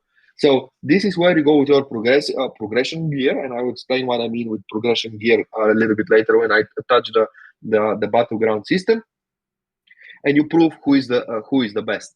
Now, when it comes to battlegrounds, we have 2 modes of the same exact battleground with the same exact rules inside the battleground. Currently, we have the morning pass implemented. You guys can go more and look about the rules of how to play that mode, but it's super fun and super cool. Now, I said earlier in the stream that it's super important for me to address and design the game in a way that if I enjoy PvP, and if I am busy and I cannot jump inside the game for 1 month, I don't want to go there and be with my greenies and be ganked like constantly for like 2 weeks. I need to suffer until I can do something meaningful in the game. So what are we doing? We are creating a separate mode, which is skill-based battlegrounds, where you go there, I go there, and doesn't matter what you have on you, it's stripped out for the purpose of the battleground, for the time frame of the battleground. And here is where we are taking inspiration from Fortnite, and here is where we are kind of connecting to, hey guys, you guys that are playing Fortnite, would you like to see what the old boys here are playing? Because we have these pop-out items that are dropping the moment when he kills you, and he can obtain the item in the battleground and becomes stronger for the battleground itself. The moment when he is killed, he loses that, but he doesn't care because this is not the progression gear that you went to the dungeons or take out. And it's super fun. It's super fun because you're right away on the spot fighting, and just skill matters. If you're a good player, you would win the game. And it has this cool moment of you obtaining an items which you lose in the battleground. When the battleground is over, you're taken out and you have your progression gear. This is the things that you have received from leveling, from quests, from dungeons, etc.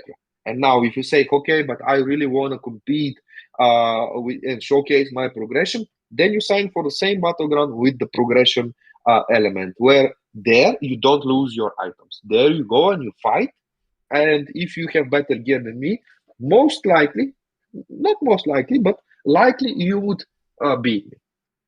Gotcha. Okay, so I hope I explained the PvP. No, absolutely. So the first version of that BG or the battleground, it sounds almost like a PUBG-like system where you go in there naked, and then you're kind of progressing through the actual game.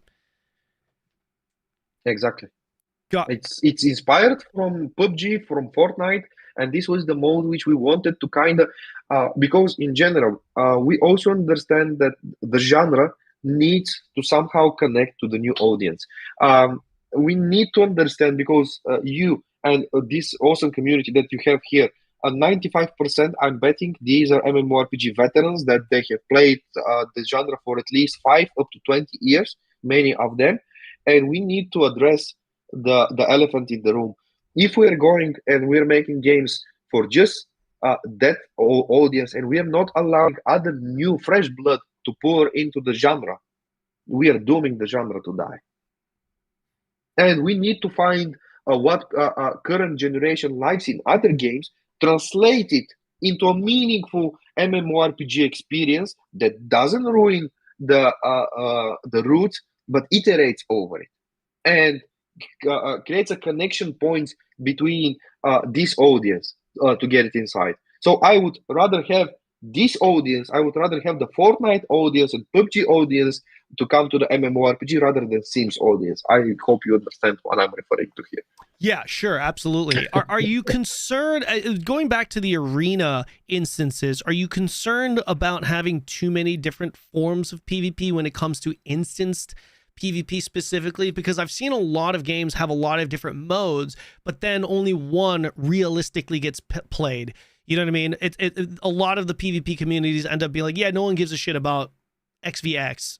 Everyone, the main PvP content is YVY. The good part is the moment when we have created the system, bringing more modes or removing modes is cheap for us. When I say cheap, I mean development time cheap. So that's great. Sure. If community comes and says we are playing a lot 1 versus 1, be my guest. I'm happy that you're enjoying. So I would like to give you a little bit of a higher menu for you to pick. Sure. And when it's especially not that expensive for me, let me give you more options. Gotcha. Now, I see a lot of people in the chat, and I wanted to ask this question myself. What about open world PvP? What about GVG type of content? What about that group versus group, larger scale PvP content? Is that going to exist in the game, or is it all going to be instance? Or maybe you will have it, but have it designed via an instance? If I create this and I put it in instance, I think this is against the MMORPG playbook. Mm-hmm. One of my biggest wow, cool, very cool moments is it when you see two guilds or the two factions uniting over an open world place, and your computer is about to blow up because of the amount of people there. Like, this is so much fun. This is so much fun. And you need to allow this to the community. If I see this in Scars of Honor, definitely another moment when I'll be like, oh my God, I'm so happy we did that. So for me, it's crucial to have it, but I would lean here more towards the role play aspect of the community to allow them, if they like such things, to assemble these things. I want them to the open world is the place where I want people to and groups and communities to immerse themselves. It needs to be world, and if I instance it too much, I'm separating and I'm kind of making chunks which I don't like. Are you going to have systems in place to allow guilds or groups to realize this type of experience? Because that's what it sounds like. It doesn't sound like you're going to have a scheduled siege war for Ironguard Castle every week. It doesn't sound like that is something that you're going to have. But maybe the systems in place, maybe like a BDO guild declaration war system where Guild A can declare war on Guild B. Can you maybe share a few more details on that? So guilds are essential part of the MMORPG. Absolutely, and I think this is what creates or breaks communities. MMORPG without guilds, I think it cannot exist. Now, we are a studio that has limited resources, and one thing that I'm certain is that we need to have guilds for either.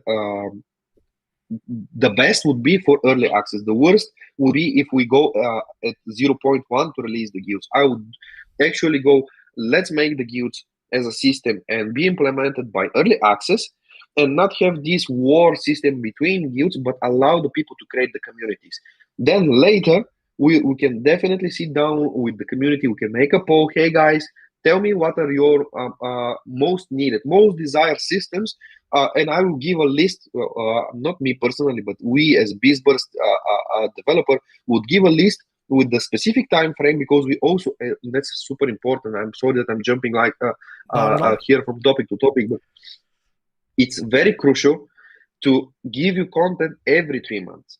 We need to have these 3 months of a period where we sit down and we know that this content will be delivered in 3 months, and we will put cosmetics, we will put content in this, and we make fair exchange every 3 months. We give you more content, reason for you to come back. Is it going to be a new class implemented?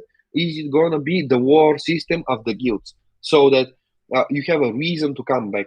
And it's healthy. I think it's healthy when you go inside one game to play it and find a time frame where you say, okay, I consume the content right now. I will come back to have a plan when you will be coming back. This is the mentality that I want to players of Scars of Honor to kind of have. And if we do this, it's great. So if we say guild wars is something that you guys really desire, we do that and we schedule it in a release. But on early access, so far, I think just thinking about the amount of work that is left that we need to make, I would say no. You would have the guilds, but the war system between guilds most likely no. And if we somehow find time, I would like to impress you that it's there, rather than say, yeah, it's there, and then you can't, it's not here. Right. Okay. So when it comes to open world PvP or larger scale PvP, as you mentioned, it's something that you definitely want, and it's an experience that you definitely think is good, right? It's a pretty epic experience, and you yourself, you are a PvP guy. As of now, what is in the game and or what is for sure planned to be in the game, for example, dungeons, whether or not you have a bunch of dungeons, it's planned, right? It's going to definitely be in the game. When it comes to open world / large scale content, PvP content, what can we expect to be in the game? So we're thinking about creating some specific zones where we will incentivize the players to go and participate in PvP. In open world PvP, I also have the other side of the coin where if I'm level 12 paladin and I hear the sounds of a rogue behind me, then I know that I'm having problems. So that I think it's crucial to have the PvP on and off ability to toggle, because a lot of people are just not fans of PvP, and that's normal. We should not make these people suffer while they're in the open world because somebody who is level 60 or 50 or 30, it doesn't matter, want to gank you. So these are pretty much the systems that we want to implement in the open world when it comes to PvP.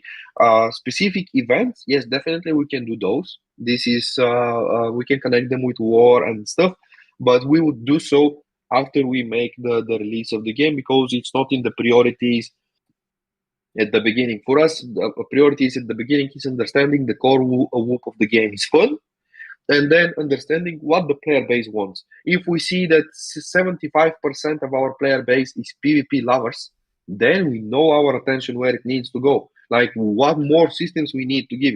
On the other side, if we see that you guys are super enjoying the procedural dungeons of Scars of Honor, then there is where our focus needs to be. So from that moment, I am just saying that I cannot tell you, hey, we are a PvP game or a PvE game. I'm telling you, we have both because I think this is important and crucial for every real MMORPG. But I'm also saying that we are here to listen from you guys what you want to play, because end of the day, I'm not making that game for myself.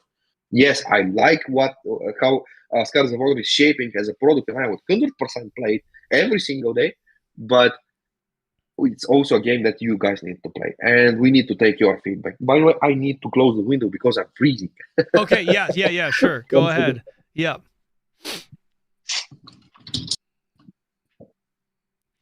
Okay, great. So it sounds like when it comes to the PvP content, we're gonna have instance arenas and BGs as the main PvP content, and open world PvP is being explored as a possibility. And if it were to be implemented, you guys are currently leaning towards like PvP specific zones. But if you do implement it, you want it to be opt-in, not forced PvP. And anything additionally outside of that is going to be considered based off of player demand.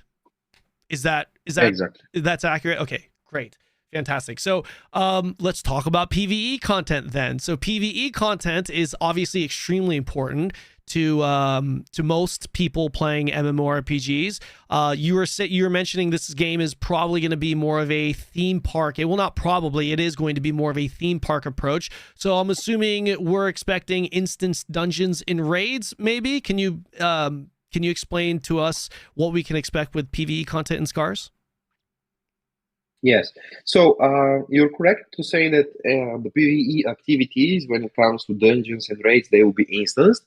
However, there is a big difference between how we approach those two. So dungeons in Scars of Honor will be procedural. That means every single time when you go to the exact same dungeon and the same tier, because outside of a different layout that is going to be given to you, you'll be having a different tiers inside that specific dungeon. Now, what is important here to be said? First, how do you go in that dungeon? When it comes to tier 0, which is the lowest skill requiring mode, you can sign from a queue. You go there and you sign from a queue. Why are we doing this? Because we want more people to engage with the lowest skill requiring version of the dungeon. Now, the moment when you go from tier 0 to tier 1, this is the moment when we want you to socialize. We want you to gather your group, gather your party, fly there, find the entrance, and get inside. Now, what happens when you get inside? Every single time, there will be differences, different layout, different bosses, different rooms that wait for you. It's inspired a lot from Path of Exile as well, and we're bringing this to MMORPG. Now, we are exploring, and today we had a really great, because we have a specific date where we sit down and we review systems of the game. Today we had a really cool idea for how we can even advance that system in future. For the upcoming test, we have the whole dungeon created. The moment when you go inside, it's already created, and you have choices. Should I go left over that door, or should I go right over that door?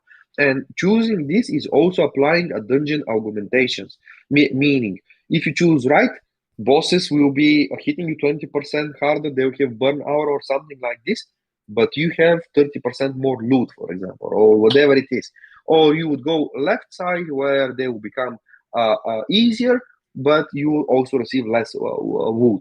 And these are the augmentations. The moment when you go right, This is a specific layout which will lead you through mazes, which will lead you to over treasure rooms, over trap rooms. So a treasure room can look undistinguishable between the trap room. You go and you activate, and you see boom, boom, boom, treasures appearing. You are working. Next round you do this, it's something else. Monsters appear, you have to fight them, and it's what we want to achieve with this is the huge replayability. And why we went this approach? It's pretty obvious. We cannot compete with World of Warcraft. And I'm super honest. We cannot compete with World of Warcraft. We don't have 20 years of development, their budget, and creating 300 dungeons, all of them theme parked.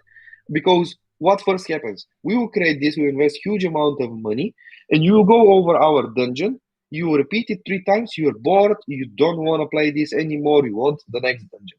Okay, so first, we cannot beat them in amount of content, you'll be bored. So why should we even think about this? So let's put it in the trash. We put it in the trash. How other games are solving this? Path of Exile. They are a great example how we go over the dungeon and have a huge replayability. How it connects well with the items. If me and you have the same sword, that doesn't mean we have the same stats on the sword. You would go over and over until you reach a higher tier of the dungeon, until you get the best possible stats for your item. So replayability for us is king when it comes to dungeon. Now, how dungeons are different from raids? Raids are the places where we give you the lore, where we make this theme park experience that every time it will be the same, but this is where the place where the big bosses are. The places where you unite with the big group and you go there and you fight. So they are not procedurally generated. They're always the same, with really tough bosses, with really cool cinematics that are telling you the story. You go there to fight Silvergillion, the Dragon of the North, which we will release more information about him, etc., and why he is the ultimate villain.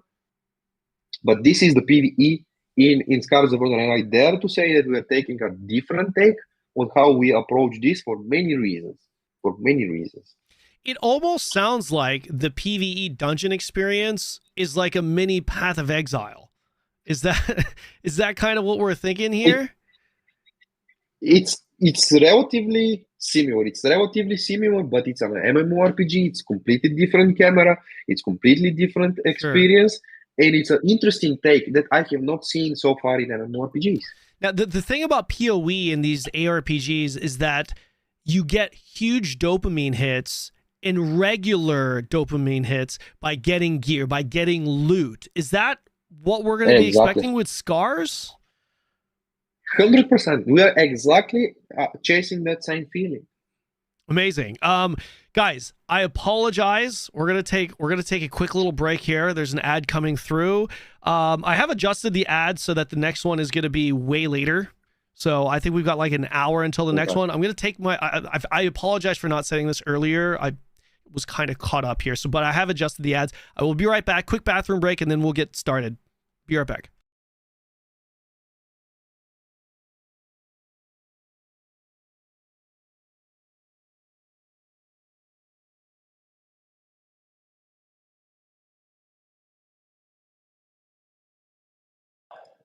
Oh my god, I think I catch a flu or something with that opened window. So chat, how are you doing? Do you like what you're hearing? Do you like what you're hearing about Scars of Honor? Any worries?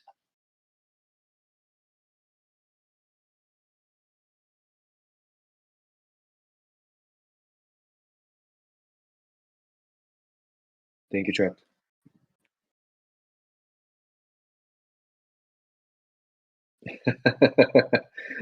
Okay, great.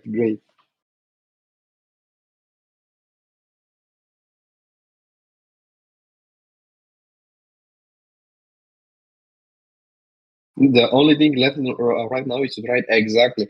However, guys, I really want to make sure that the moment when you get in, you're pleased with what you're finding inside. I don't want to rush this because of circumstances that are happening currently in the genre, and then you go there and you find a nice disappointment. I would, if we need to delay it so that I can give you the quality, I can give you good impression, I would 100% take the route to the late so that you have the quality rather than just rush it because now it's hype. This is it doesn't make sense. It's not logical to go that route. I hope you understand. Okay. All right, Okay, I'm great. back. We've got a couple of minutes here until the ad's over. Guys, I have adjusted the ad, so the next one will be an hour later. I apologize for not saying this earlier. After each ad, I was like, okay, remember to set it, but then I got caught up on something, so I do apologize. Yeah. So, by the way, the game sounds fantastic. I'm very excited about it.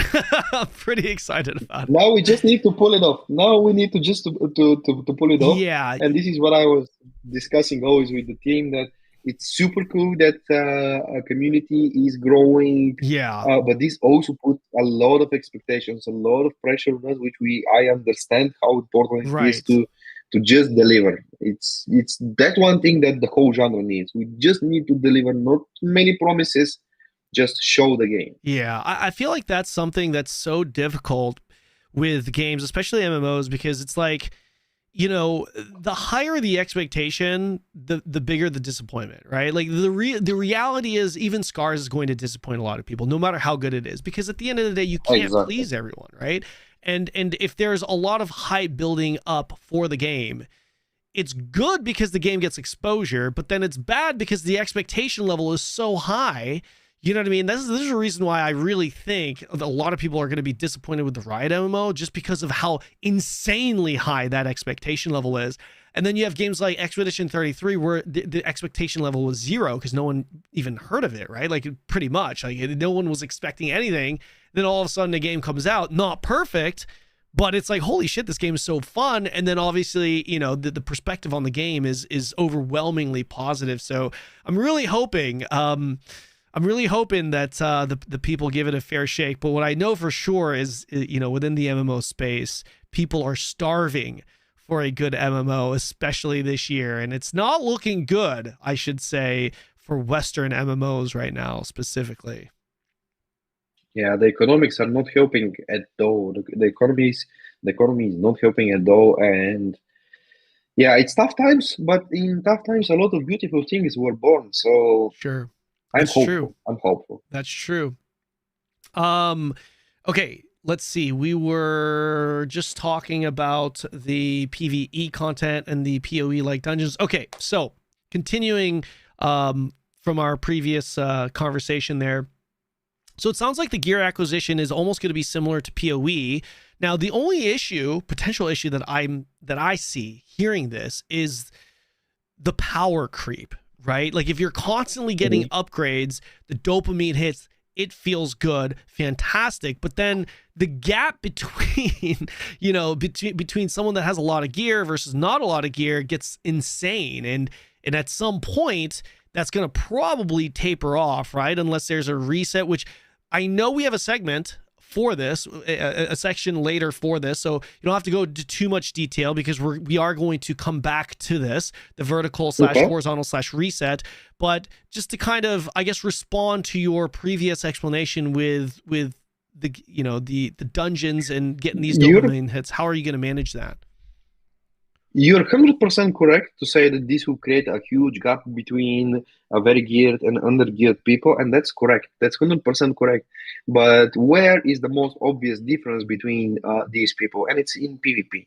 When we are giving you these abilities to go and just showcase your talent build, and that's all that matters in the skill-based battleground, you can still have a lot of fun without having this great gear on you. So this is where I think everything clicks. I mean, of course, there will be flaws in our game design. There will be problems with the game. I'm not saying we have solved it all. Not at all. I'm not saying we are game for everyone. 100% not.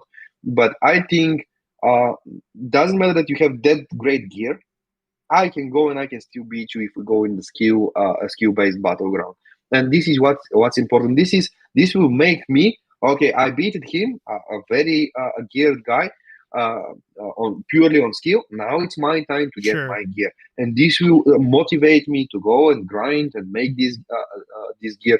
This is why I was referring previously to say it's important the moment when you turn off the game to think about the game, to think about activities which you had in there. So I'm confident. I'm very confident that PvP content will exist because I can very clearly tell that you are a PvP head, spoken like a true PvPer. Because you know, asking about the gear gap, right, and discrepancy there, and the power creep there, you know, your immediate response was like, oh well, in PvP, you know, skill to win, you know, balance speed, whatever, which is, you know, totally great, but definitely that's definitely a response I would expect from a PvP guy.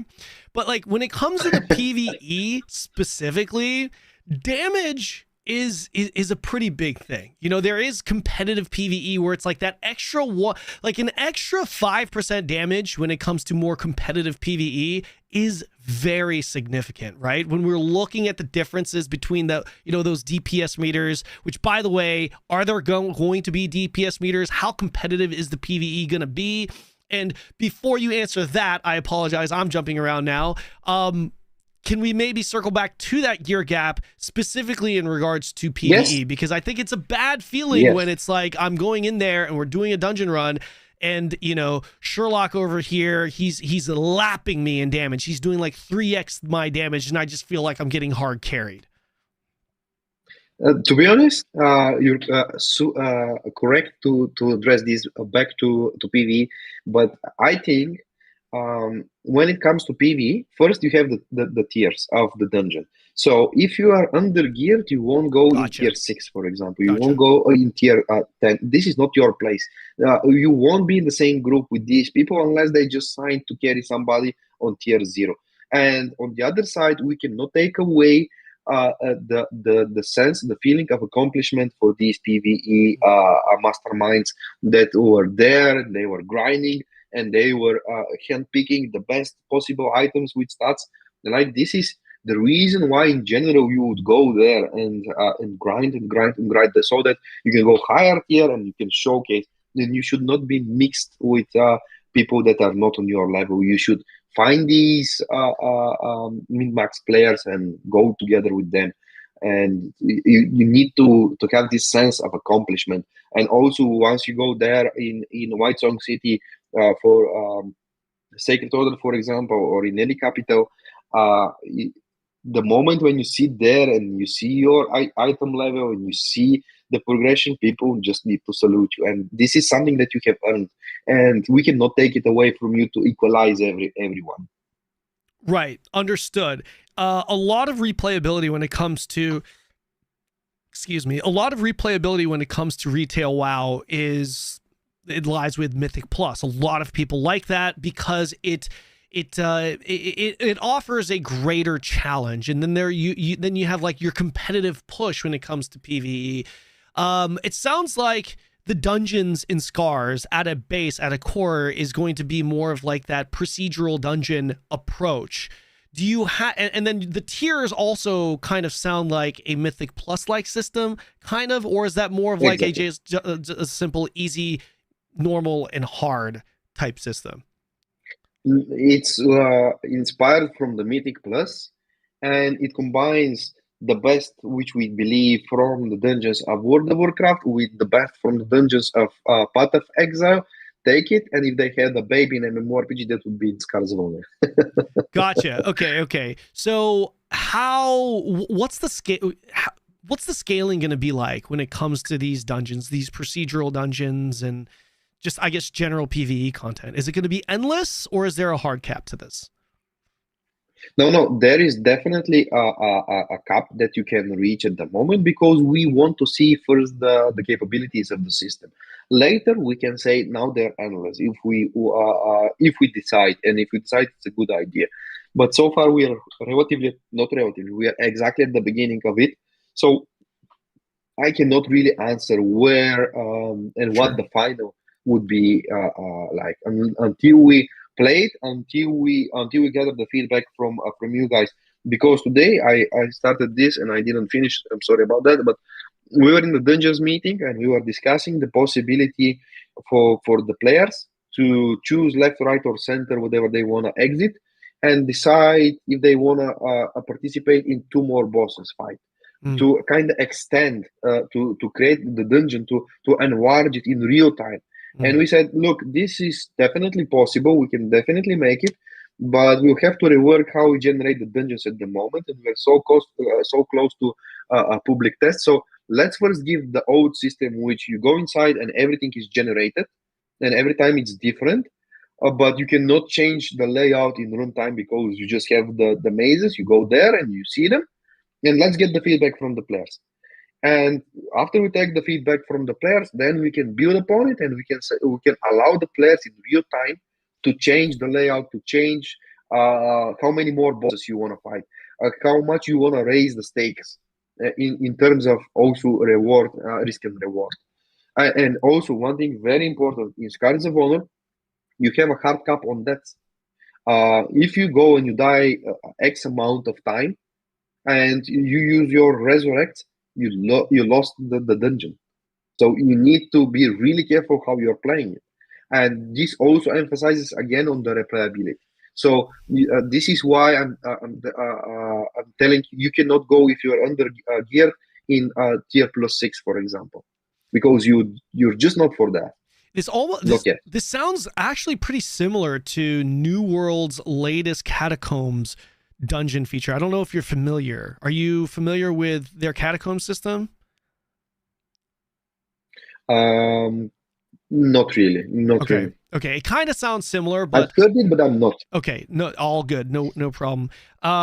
Okay. So raids. We're talking a lot about dungeons. What about raids? Is that going to be the pinnacle content in Scars when it comes to the PvE content, at least?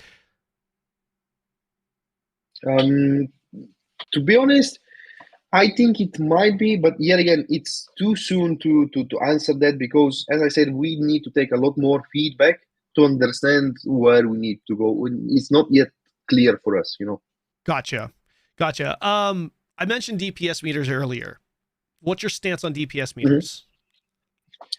I think they're important to be inside the game. I think they're important because a lot of people are just installing this right away as adults in other games, and I think people need that. And especially in PvE, this would be crucial. So just so that we're clear, my personal bias is I've always been in favor of DPS meters, but I'm familiar with the negativity surrounding having DPS meters. So I want to play devil's advocate here and ask you, what are your thoughts with the toxicity that could potentially come from having DPS meters in your game?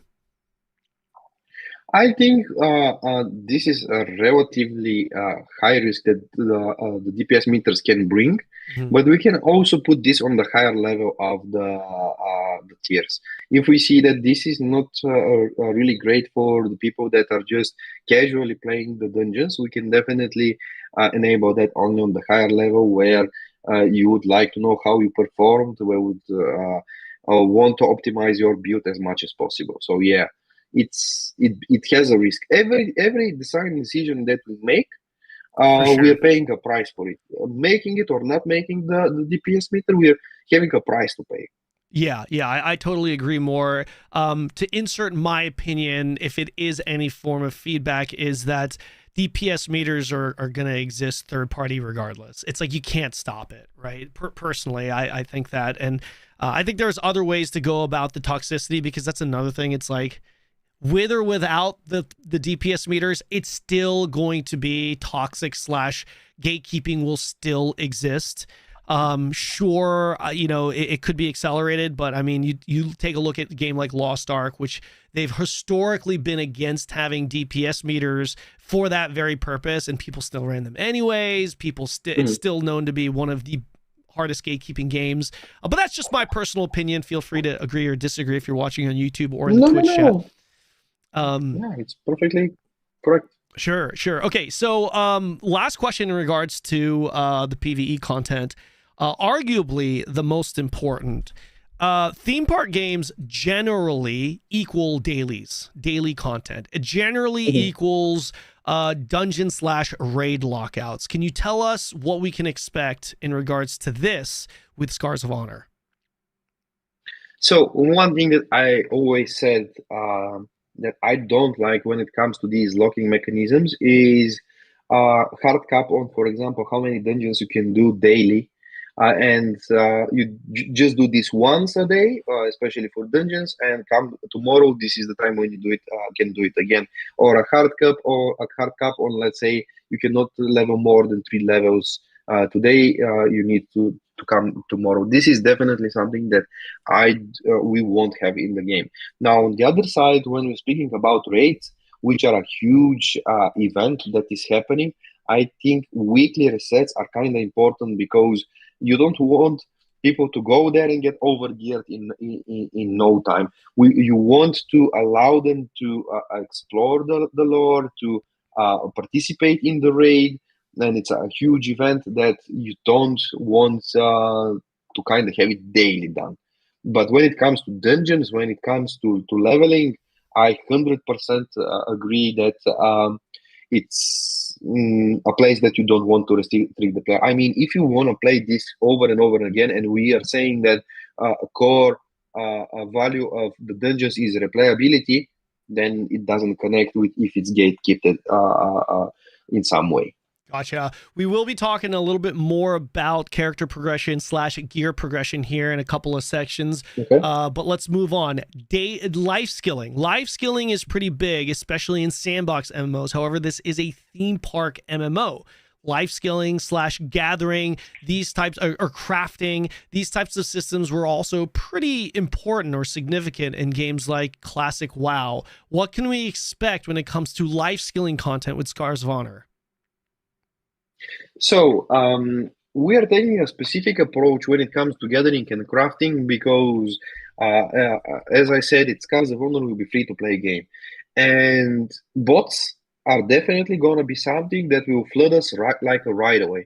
And when we are not having the paywall in front of these bots, we are having a problem. And if we allow them to go inside and just get all of the resources so that they can sell it for gold, or basically ruin the economy. So what are we doing here?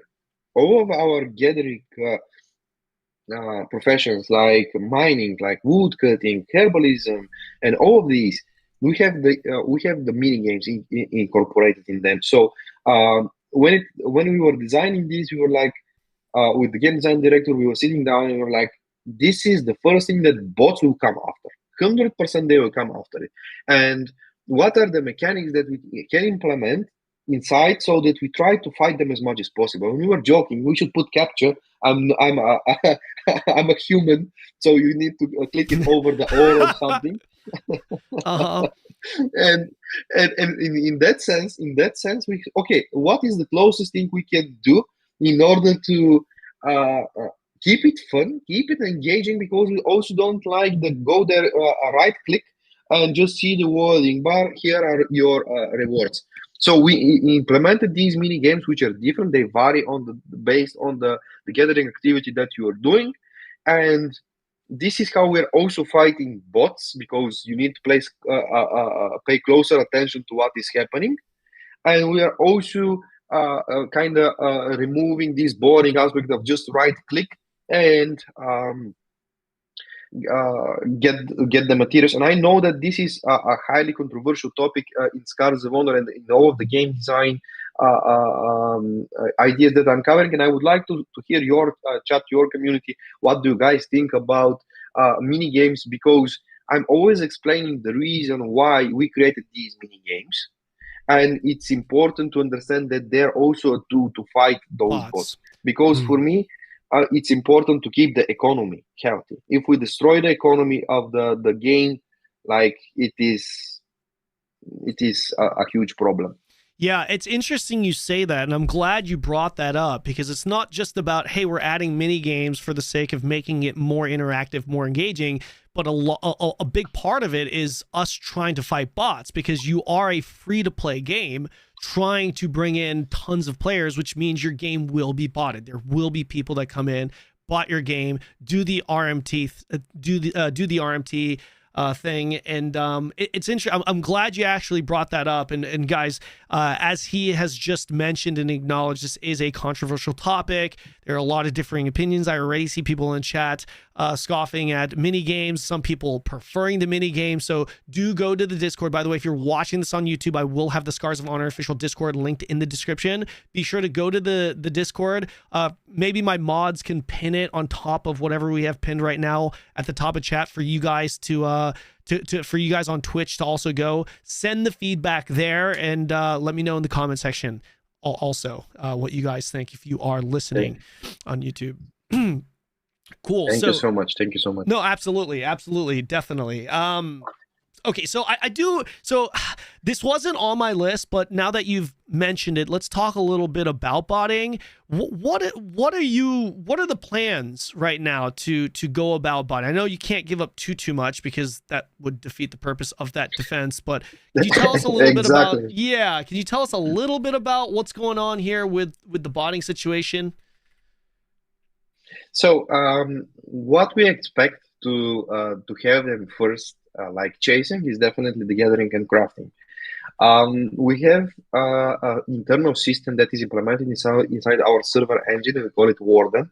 That can definitely detect when there are some weird behaviors in specific players, and it reports and it allows the game masters to go and observe. And we have this system in place that will help us. I cannot unveil a little bit quite more than that, because as you said, it will defeat the purpose. I will give them a heads up, which I don't want to do at that moment. I 100% recognize and I know that there will be bots, but we are also preparing to fight as much as possible. I know that the moment when we incorporate something, they will find another clever way to overcome it and stuff, and it will be an ongoing process that I don't believe will ever end. And having bots in some way, it's also good because it means there is attention to your game. There is a desire for them to go and try to solve this. They wouldn't be but botting we a should dead not game. just let them. Exactly. On the other side, we should not just let them do whatever they like. Sure. So the age-old response to this, mainly from ignorant people such as myself, is, well, can't you just hire a few active GMs to be in these hotspots and just manually ban people? Your take on that? You definitely need the support team, not just for fighting the bots, but also supporting the community. Because if somebody lost an item or something happens, you need to help these people so that you don't lose players. So that is definitely needed. But in 2026, we are having so advanced systems that I don't think the bare muscles approach is the most correct one, because you're fighting against something that is automated. So if they were able to automate it against your game, you should be able to automate it against them, rather than spending in like huge teams that will just lose the battle in against automation. Sure.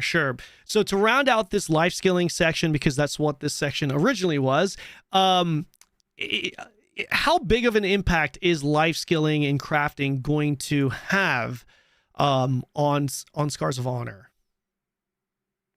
So it's playing a major role in the core game loop of Scars of Honor. It's super important part because it is also a place where you can showcase your skills as craftsmen. On the other side, it's creating potions, it's creating very useful things that you can use in you need in order to participate in higher level of dungeons. So it's an essential part, and we recognize gathering and crafting as one of the pillars of MMORPGs. And without gathering and crafting, I don't think we would have a full, meaningful MMORPG. Sure. So I'm just trying to think here. I'm just kind of wondering what this experience is really going to be like. How deep is it going to be? Do you want the gathering and crafting to be pretty straightforward, pretty basic, or should we be expecting more of a system that has a lot of depth and a lot of layers to it? So I guess what I'm trying to ask is is the gathering and crafting going to feel like a traditional theme park MMO where there's a few nodes out there that you can gather and then you go to the workbench and craft? It's pretty straightforward. Or is it going to feel a little bit more like BDO? Well, BDO mainly with the gathering part. Is it going to feel like more like New World, kind of like Chrono Odyssey's new take on it? Is you know what I mean? Where it's like you're going out there in the world, you see a tree, you can chop that tree down. You see that plant, you can harvest that plant. So I'm glad you brought that question, because here is also where we are applying a different take. First, I really liked how gathering and crafting worked in New World. This is definitely a huge inspiration for how gathering and crafting works in Scars of Honor. Huge. Huge inspiration from there. But there is a caveat in Scars of Honor, because it's theme park, and the art director is pretty solid on, man, don't allow everyone to come and just destroy this forest and then it will be looking like empty. We have a specific nodes of trees which you can chop. Not every tree is like you can cut it down. But on the other side, when it comes for nodes, because this is how we call them, gatherable nodes, and we are speaking here, I can give you an example about the mining ore. We have a significant difference between, we call it a single player a mining core and multiplayer mining core. We call the multiplayer mining core the boss mining core. So when you go on a single player node, it requires one player that plays a mini game, and the moment when you complete that mini game, you get your rewards.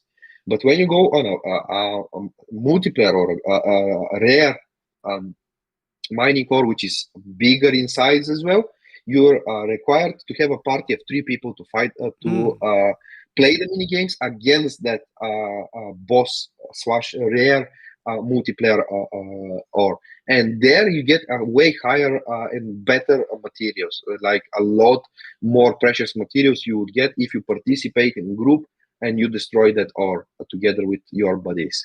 That sounds very interesting, because it sounds like that's going to incentivize group gathering. Exactly. Wow, that sounds fantastic. I haven't really seen that. Yeah, I've never seen that done. In Lost Ark, there's one system where you can chop down a tree with a different person. You guys both kind of get it. But yeah, this system having specific nodes specifically for, I should say, group grinding when it comes to life skills, I guess. I hope I phrased that correctly. That sounds that actually sounds fantastic to me. Hopefully, it ends up being fun. But cool. That sounds pretty cool. Is there anything else when it comes to life skilling and crafting systems you want to share? Because so far it sounds really, really good on paper, at least. Oh, well, I can tell you that this is from experience that we have participated in our internal playtest, and it's super cool. It's really cool when you're like doing your soul content and like I'm mining a soul ore, and it's fine. But the moment when you achieve these in a group with just 3 people, it's just a whole another feeling. So it's really, really cool. But I think this kind of sums up the whole gathering and crafting part of the game. Gotcha. I guess my only concern with this would be that maybe the nodes, especially the multiplayer ones, if they're like rare and they're giving them more precious materials, I'd just be concerned about nodes being congested, just being farmed even by bots that are just sitting there perma farming these nodes. This would be the hardest. To be honest, they would be the safest from bots, because the sync between the 3 different games, this is where we are going to torment the bots and like make it pretty much impossible for them. They need to sync 3 games to complete one. Right. I see that. Now, final little question on this. I just thought of this now, but let's say you, Nancy, and I went and we're mining this thing, right? We're mining the ore. Okay. Can Jeff's group come in and try to snipe this? Can they interact with this node while we're interacting with it and complete the minigame faster and take it from us? Or is it locked once we interact with it? So the moment when you completed the game, the loot is locked for you guys. It's yours. Nobody can come and take it out from you. But what they can do, especially if you have PvP enabled, they can attack you while you're doing this, and you have to better respond back. Right. Assuming that you're in a PvP zone or you're flagged up. Yes. Is that something? Exactly. Are you guys considering having maybe like higher yields and some additional incentives for being in a PvP zone, whether it's crafting or excuse me, gathering or just grinding mobs? I'm hearing this question for I don't know which consecutive interview. I think people probably want this, but on the other side, I am like, I don't want to make the people that are not participating in PvP feeling like they are losing like 10 or 20% progression in whatever because they just don't want to be ganked. So on that side, currently there are no plans to give you more rewards for doing PvP in the open world compared to someone who just wanna quietly enjoy the game and don't participate in such stuff. Of course, if this is something that the community votes on, we can definitely do it later on, but not in current plans at the moment. Okay, cool. I feel like there's another question I wanted to add on to that as you're responding. I can't think of it, so maybe we can circle back. Okay, so moving on. Let's talk about leveling and endgame. Now, there are games like Ion 2 recently released where they straight up out the gate, they're like, hey, this game starts at endgame and you'll hit endgame within a day of leveling. And then you have games like Classic WoW where, you know, there's a big focus and emphasis on the journey to level 60, right? The leveling experience is the main experience. What can we expect in Scars of Honor? So I think in 2026 we cannot do the exact same thing that was done in 2004, and it was working back then.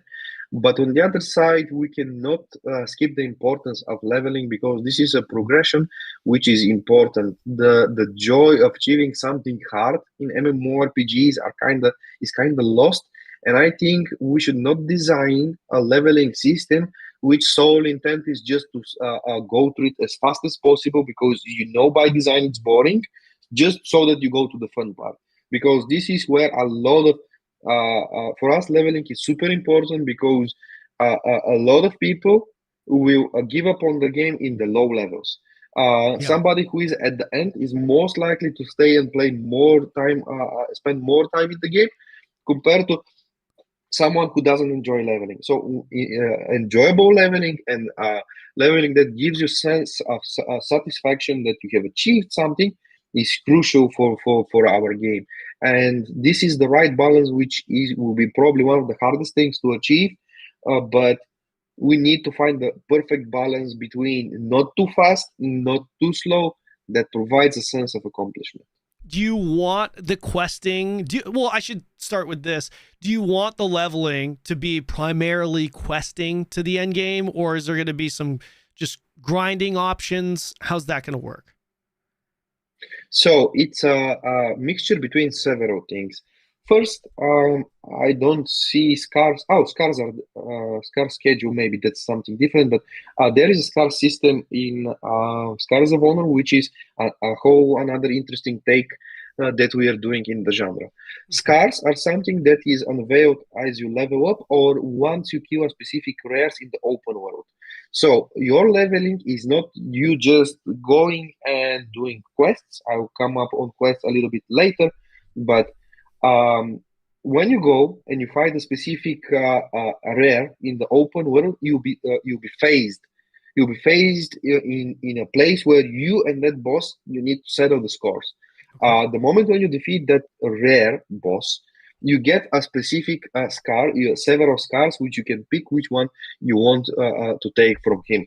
But leveling is a place where you would fight a lot of those enemies, so you get a lot of scars as you level up. And we want leveling to be meaningful. So these engagements with these rare mobs are what will make you die 500 times. There will be several specific rares which we want. Their sole purpose will be to teach you to play the mechanics of your class. That's also connected with the rare you're going to fight as a mage is not going to be the same on level 5, let's say, with the rare that the warrior will fight. Because Sure. these two rares will want, their purpose will be to teach you different mechanics. And leveling will be well connected with that. Now, going to the quest system, this is where we are again making some difference. We are having a system that is not giving you hints how the quest and direct instructions how the quest needs to be completed, but there are also hidden ways of which you can complete the quest.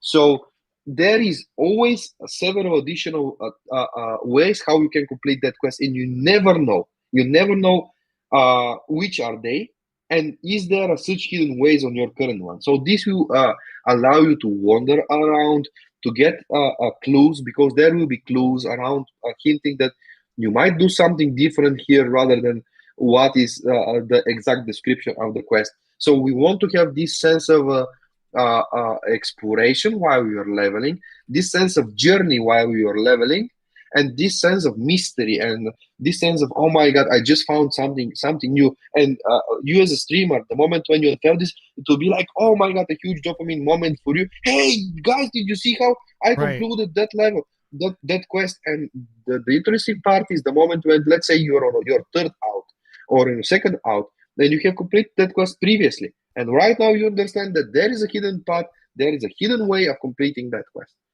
So I hope I'm not jumping in between, but a lot of things are connected, and in order to make sense, I need to kind of jump in between topics. Sure. No, you're totally fine. But I was just gonna say, and then once that happens, it doesn't become hidden anymore, and it becomes the meta way of doing it. YouTube guides and everything. Exactly. So to continue off of your explanation with the scars, it sounds like there's obviously a lot of power behind obtaining these scars, and it's part of your character's overall progression, which, again, we're going to get into this a little bit more in detail, but I'm just thinking, like, assuming that the power from the scars are significant, does this mean you're going to have meaningful choices as you're leveling that are permanent to your character? Because this could be both good and bad. Some people could look at this as, well, shit, I'm a noob. I don't know anything about the game. What if I choose the wrong scar? Is my character bricked? Am I going to have to start over again? No, you don't need to start over again. You can definitely reroll at later stage, but your work is a crucial factor in here, and the whole intent, the biggest intent behind scars is basically the idea that we want, if you are having a paladin and I'm having a paladin, and they're having the two exact same talent builds, although it's a huge and vast tree, those two paladins to be different. Even if you're leveling yourself two different paladins to have different connection with these paladin scars, for us are a connection, a system that creates a connection between the player and the tool. This is what scar system is really focusing on. Now, how it's gonna play, we need to understand when we give it to your hands. We need to get the feedback from you, because you see how I'm saying there are, we want to close the feature set of the game, but I already, with what we have unveiled just so far, you see that it's a full-blown MMORPG with tons of systems already. Right. Leveling time. Can we can we get an estimated leveling time to max level? Numbers are always the number one question that I'm always not answering, because everything is subject to change. Whatever I tell you as a number right now is a subject to change, unfortunately. Okay, that's fair. Can I counter with this then? Can we expect a longer journey to max level or a shorter journey to max level, in both terms being subject to your own definition of? Yes, exactly. So I would say more balanced, leaning a little bit more towards the longer aspect. Okay. But don't expect anything close to what it was taking in WoW Classic, for example, back in 2004. Okay, not to the extent of Classic WoW. Exactly. Gotcha. Okay, fair enough. Let's talk a little bit more about endgame, because we had a lot of discussion here about the leveling. What about the endgame? What can we expect the endgame loop to be? You were mentioning earlier you're not a big fan of dailies, you're not a fan of repetitive content, but I feel like dailies and repetitive content is kind of how a lot of theme park games are structured to a certain degree. If I were at the end game of Scars of Honor right now, what's my day-to-day experience going to be like? So there are plenty of things that you can do outside of, and I don't like the daily quests because they feel like chore. The moment when you have to do these daily and you have the sense of guilt, the moment because you didn't not enter the game. I think the reason why you want to enter the game should be because it's fun, because you just want to play it. You came after from school or you just finished work. You don't want to be, oh my god, my next list in the chore is the chore list is go and complete daily quest. So daily quest is definitely something that we are not looking forward to. But you can go dungeons. You have so many tiers to fight and conquer. The items, just the items that are the chance of obtaining just a little bit higher stat on the same item is a huge motivation of replayability. So we can have the replayability without the chore list. So the intent is to focus you on what's fun and what drives you to play the game, with like dungeons, with arenas, with battlegrounds, with raids, with open world activity, and last but not least, some chill time in the open world where you just sit down and you're just chilling, man. Why not? I think that's I really like how you're emphasizing that last point, which is I want my game to be fun for people that are just chilling too. You know what I mean? It's like Exactly. A lot of people are focused on what content is there, but it would be nice to be able to play an MMO where I actually enjoy just chilling and not doing anything. And I'm just in the world and socializing and things like that. I think that's really cool that is something you've kind of emphasized, because that's like, I feel like the third or fourth time you've mentioned that in this interview. But that's not something that we have invented or something. I mean, this is something that I think was at the root of the MMORPG genre, and I'm just refreshing what used to work. I mean, we're not inventing anything pretty much new. Right. We're just taking formulas that work, we combine them, we put our twist on it, and we give it a spin. So this could easily segue into a social content discussion, which we have on our list a little bit further down. So I'm just going to hold off on that so we could talk about that when we get to that section. Instead, let's now segue into the gear progression, character progression, and gear acquisition. A lot of theme park MMOs, it's pretty straightforward. You go out there, you do dungeons / raids, you get your gear. When it comes to ARPGs, you go out there, every single dungeon you run, you're getting an upgraded piece, you're getting dopamine hits. Can you walk us through what the gear progression / acquisition is going to be like in Scars of Honor? Yes, I think we've mentioned it a little bit earlier in the stream, but in general, gear progression is really tied to the pool of stats on the items that you receive. It's very similar to how the dopamine hits that you get from Path of Exile when you're receiving new gear and stuff. So it's really well inspired from that game in general. And I believe resets, which we probably cover in the next section, but it can really well connect with this. And the acquisition part of this gear is the obvious ones, like the dungeon, the raid, the open world, the PvP where you go and you fight in arena, you obtain points, you spend them in the vendor. But there are several different ways how you can obtain items. And one thing that I would like also to ask your chat, and I actually see right away the question is exactly that. Do you guys prefer a separation between PvE gear and PvP gear, or would you like to take your PvP gear and be active with it in PvE aspects and vice versa? Because for us, it's matter of configuration, and it's not something that is like heavy to be modified, but it's a take that I personally if you ask me, I would say gear is important and gear should be available and meaningful in PvE and PvP together. But this is my take, and I think this is a really important question that it's worth making a poll to see what Yeah. a community would say. Guys, if you're watching on YouTube or Twitch, be sure to check out the Scars of Honor Discord. By the way, I'm not being paid for this. Can you please confirm this? 100%. 100%. Okay. Yes. It's not a paid ad. I want to like let that be known because this is a game, especially after this conversation, I'm a lot more excited about this game, and you know, you're gonna feel that excitement from me. And yeah, I'm not paid, motherfucker. Excuse my French. But yeah, no, it was a joke, not really, but kind of. But yeah, okay. So I think continuing off of what you just mentioned there, guys, be sure to go to Discord, submit your feedback, let your opinions be known. I think a lot of that has a lot to do with how transformative the gear is, though, right? Because there are some games where you are your gear, you know, and you see a lot of this, obviously, with you know, Path of Exile and just ARPGs, where it's like you get this legendary chess piece, and this chess piece allows you to reflect 80% of all damage taken from melee or something like that, right? This is a very transformative piece of gear.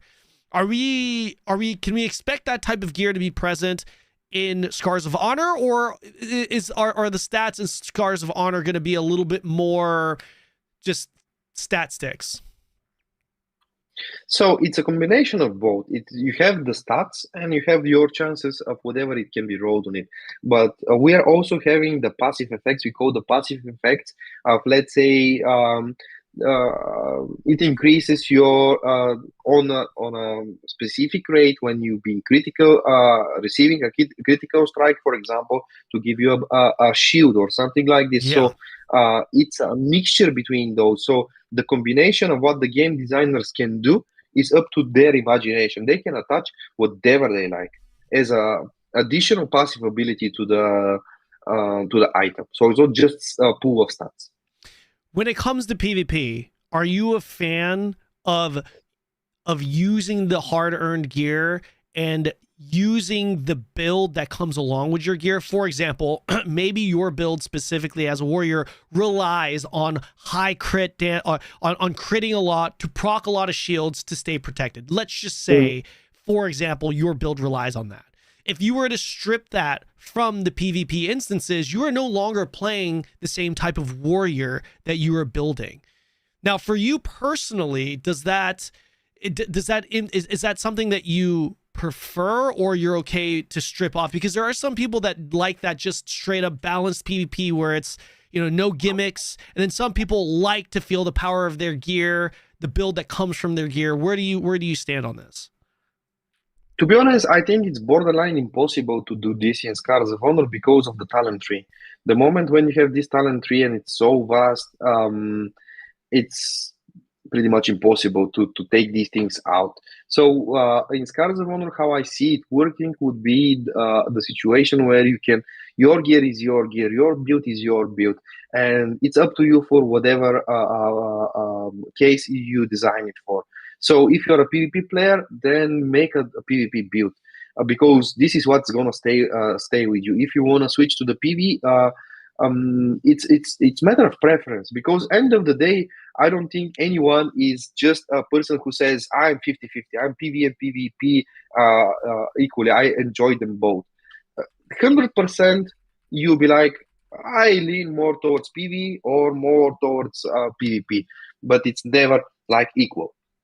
Okay, when it comes to the gear progression, you know, obviously, I'm assuming you're going to be able to upgrade your gear, right? As you go, there's going to be some form of being able to upgrade your gear. Where are players going to be able? Like, what do you expect players to be doing in order to upgrade their gear? So, for example, if they're doing dungeon, like, is it going to be like, hey, in order to get the main mats to upgrade your gear, you're going to be running these dungeons? Or is it going to be maybe a little bit more like BDO, where, you know, silver or gold is the king currency and you can buy all the mats on the auction place, or you can farm the mats by killing mobs? What is the gear progression system going to be like in regards to that?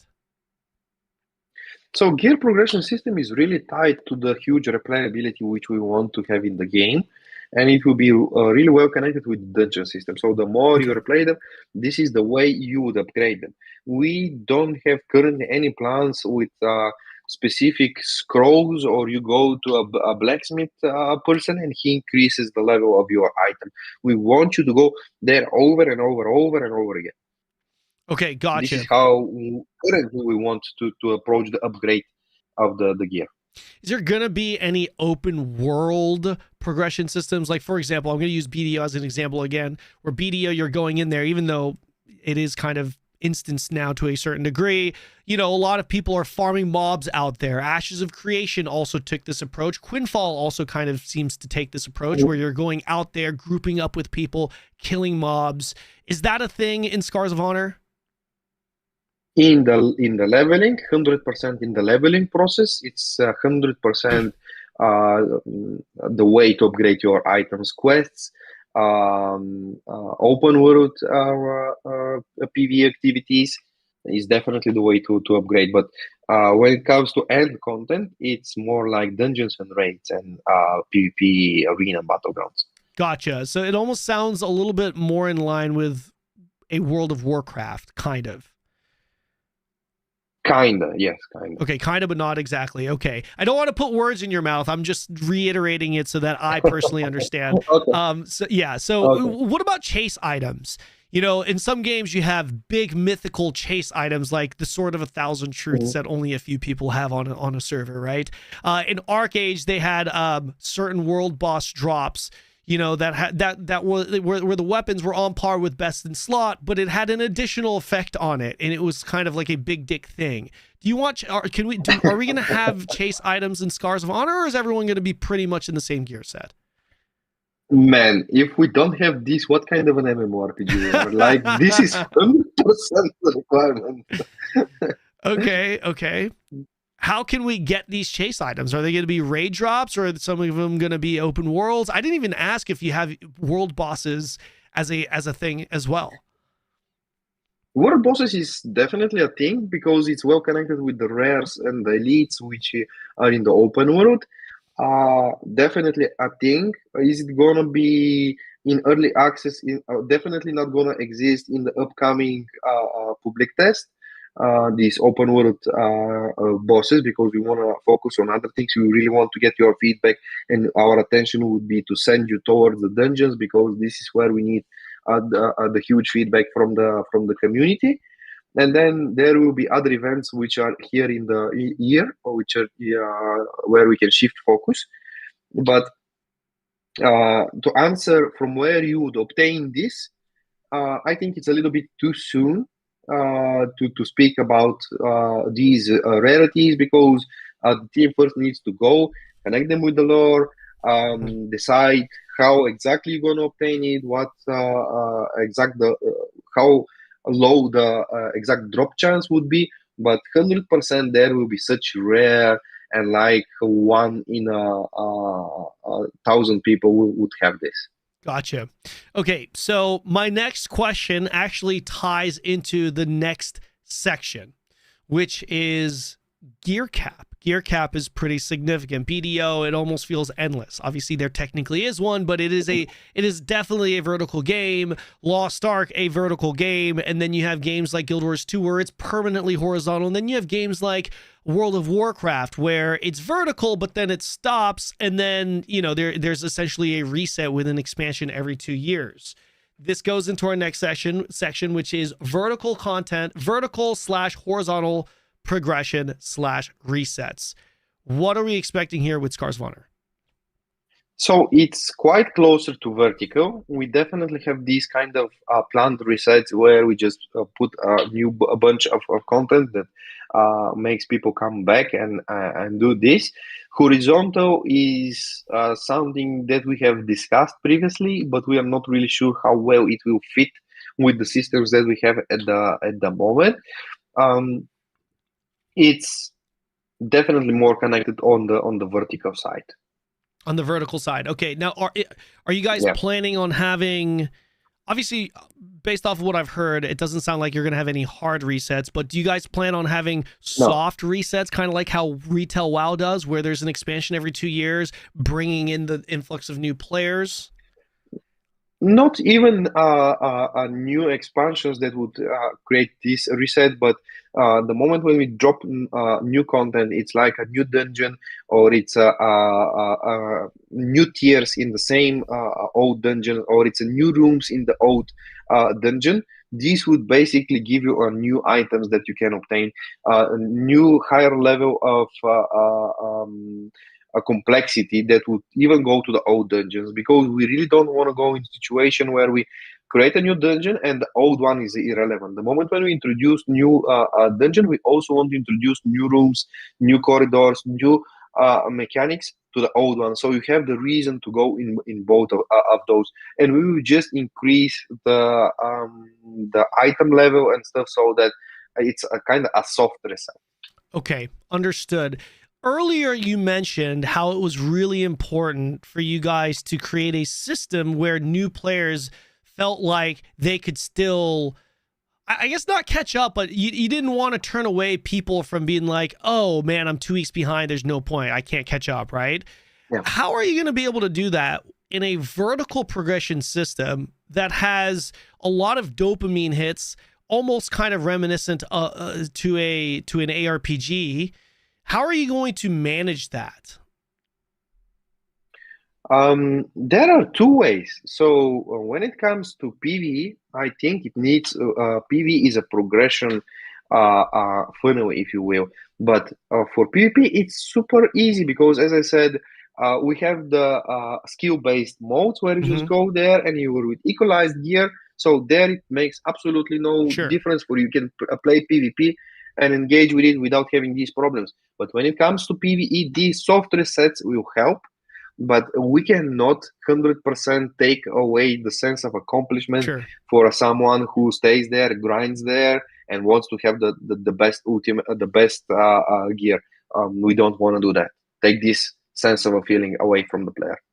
Right.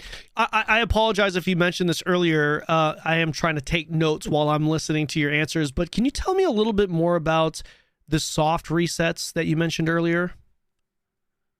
The soft resets are kind of soft resets in the form of a new content that just increases the item level cap, and it just provides more gear that kind of allows new people to go there, and reduces the previous highest to item level to a smaller tier, so people obtain these previously top-notch gear in the lower tiers, while on the higher tiers you have a new fresh content and items and gears that is waiting for. That's the form of a reset. We will never go and just nuke progression. Gotcha. So essentially the floor is rising as the ceiling rises as well.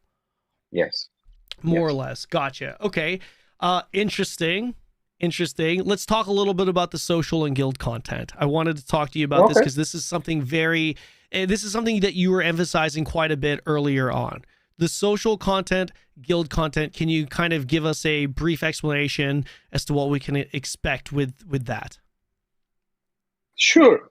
As I said, for me, MMORPGs are games where the social aspect needs to be highly visible. It needs to be appreciated, and it needs to be a place where you would like to participate. I understand on the other side that there are a lot of people. There are tons of people that are just, I had enough of my day. I just want to go there, and I don't want to be bothered with anything and anyone. And that's perfectly understandable. You can go there. A lot of activities you can do. But as I said, if it's the whole intent is for you to unwind, we want to have in Scars of Honor the ability to just sit down by the campfire, have the cool spot, and just unwind. Don't think about anything. Social is at the root of the design choices for many things that we do. As I said, we are also having these gatherable nodes, which require you to be in a group with other people to have the higher materials to get to the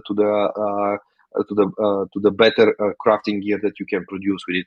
Then dungeons are highly social things, and why we say dungeons in Scars of Honor will be more social than in other games, because guess what? After each room that you complete, you need to discuss with these people first the dungeon augmentation. Do we want to hire stakes with a harder dungeon, or are we going to go the safe route? Like, we are implementing things that artificially will make you discuss and just communicate. And in the way, you definitely find some people that would be hard for you to play with, but you also create meaningful relationships with others that you find really like soulmates and in for the same things. So social is super important. Guild, on the other side, is something that is um, at the core of the MMORPG, because guild is what community is. Like you and the amazing community that you guys have in here, that's definitely one great guild that you can run, that you can enjoy together. And guilds, as I said it, they are essential for a system in MMORPGs. Do we want to have more systems for guilds? 100%, 100%. But as I said it, with the limited resources that we have, we can we should not promise at the moment more than what we can deliver. So if later down the road guilds needs to have guild strongholds and you're super hyped for that, and the community votes, and it's one of the most anticipated systems, we definitely will do that. If we see that a lot of things are happening around guilds and guild wars are also something important, we go and we make that. But that pretty much sums up the whole guild and social content. I would just put one of mine to charge, because you're it's pretty good. much dead on battery. Yeah, sure, no problem. I can give you, we have an ad that's coming in a couple of minutes here, so maybe you can recharge it during that. But I want to just follow up really quickly. So it sounds like when it comes to the guild systems, there isn't really much currently in the game. You definitely plan on adding things. Yeah. Based off of the player feedback, but as of now, it's just a system that's in the game that allows players to be in a guild, more or less, Community. I guess, in a community. Yes. Cool. How many guild slots per guild are you thinking? Are we thinking like 20, 50, or 1,000? Exactly. When it comes to numbers, this is the hardest thing for me to answer, because whatever I say at the moment, it is subject to change. Exactly. We definitely don't want 20 people to be like that's the top of the guild. Like, it makes no sense. It needs to be a little bit higher party, and I'm up for that. So it's the ballpark in between. I know that's the worst answer I can give. No, that's totally fine. Yeah, I'm like, I know this is a very biased answer, but for me personally as a streamer, there's nothing more frustrating playing games where you're limited to like 20 to 50 people in a guild. You know what I mean? Because you never have like full attendance and whatnot, and it's just really annoying. I personally love having a lot of members in the guild, and I feel like that only becomes problematic when you have certain systems where it's like, oh, GVG type of thing, and you don't want to be Zerg. But then I feel like there's ways around that where you can limit how many guild members can participate. But that's just my personal opinion here. I want to continue talking a little bit more about some of the social systems such as housing, but I want to give it a minute. As I mentioned before, I pushed back the ads as long as I could. I'm out of snooze buttons here. So yeah, we've got another 3-minute ad coming in, and the next one will be an hour later, and maybe we'll finish the podcast by then. So yeah, I'll give you a minute. You could probably charge your earphones there while we're I'm charging already. I'm just gonna go use the bathroom, and I'm coming back. Perfect. Be right back, boys. Thank you.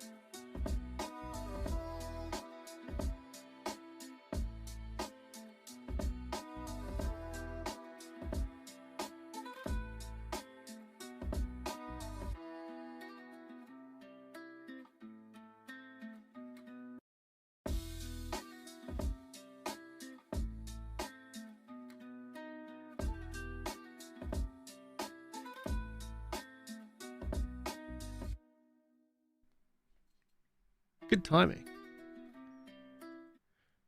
Good timing. Oh. Yeah, actually synced. Yeah.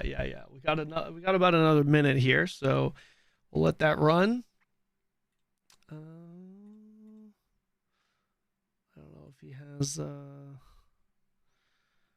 that's perfect. Yeah. Can you hear me? I can. Are you good? Okay, great. Yes, because my AirPod just disconnected and Mac is making weird glitches every time when all it does good. that. Do you yeah, the thing is that like the AirPods, when they're charging in the case, they actually charge really fast. I don't know. Yeah. I don't know if your other earpod I'm using that one is losing is having around 20, so the moment when it's pretty much done, the other one will be fully charged. So perfect. we're safe. And I hope I can understand what happened with this PC, why it lost internet connection. I mean, Ethernet. It's like you plug the cable and it no longer, it's like dead after the Microsoft update, which is super weird. Huh. Maybe a coincidence with the cable just dying? Probably not. Probably not. I'll have to investigate. Yeah, probably not. Okay, I think the ad, we got about 10 seconds left in the ad. Where were we? We're talking about, the social systems. Yeah, the social and the guilds. Yeah, perfect. Okay, so let's continue here. Okay, so the social features. I also wanted to ask you about housing. Housing is a big part of the social features, right? Is that something that's present in the game, that's planned, something that you're taking feedback on? It's current. We had very early in development discussions about housing, and we were kind of assessing the positives and the negatives of that system.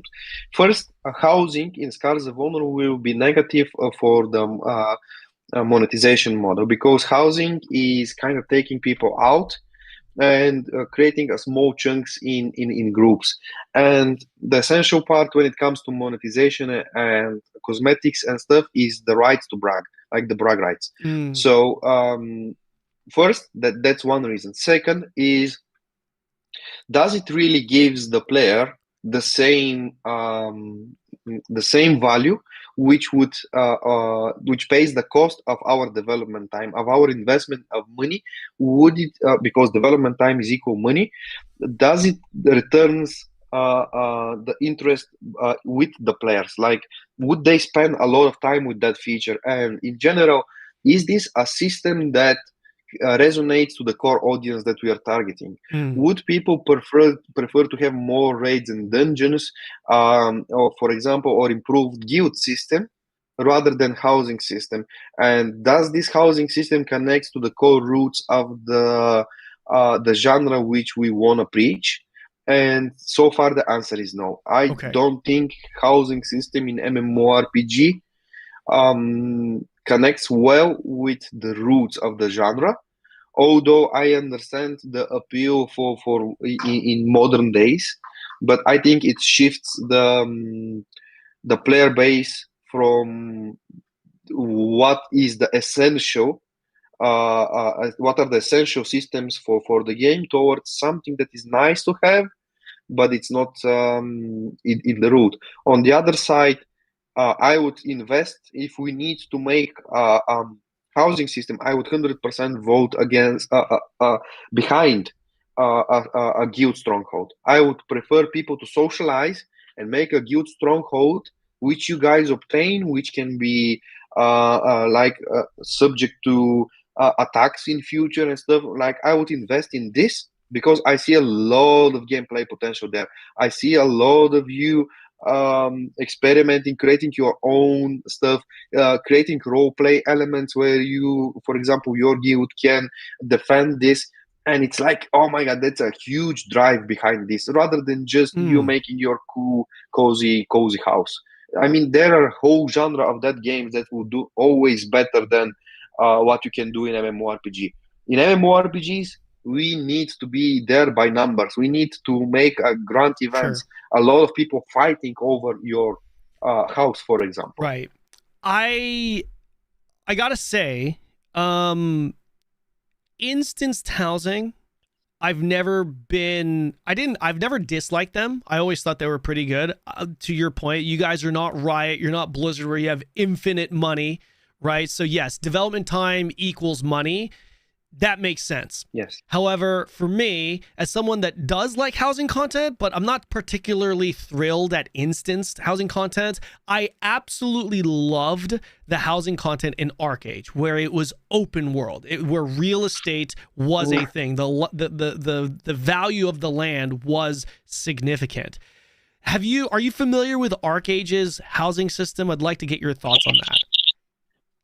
I've heard a lot of praises on the housing system of ArcAge. Me personally, I have not played that game, and I don't have a personal view on that system.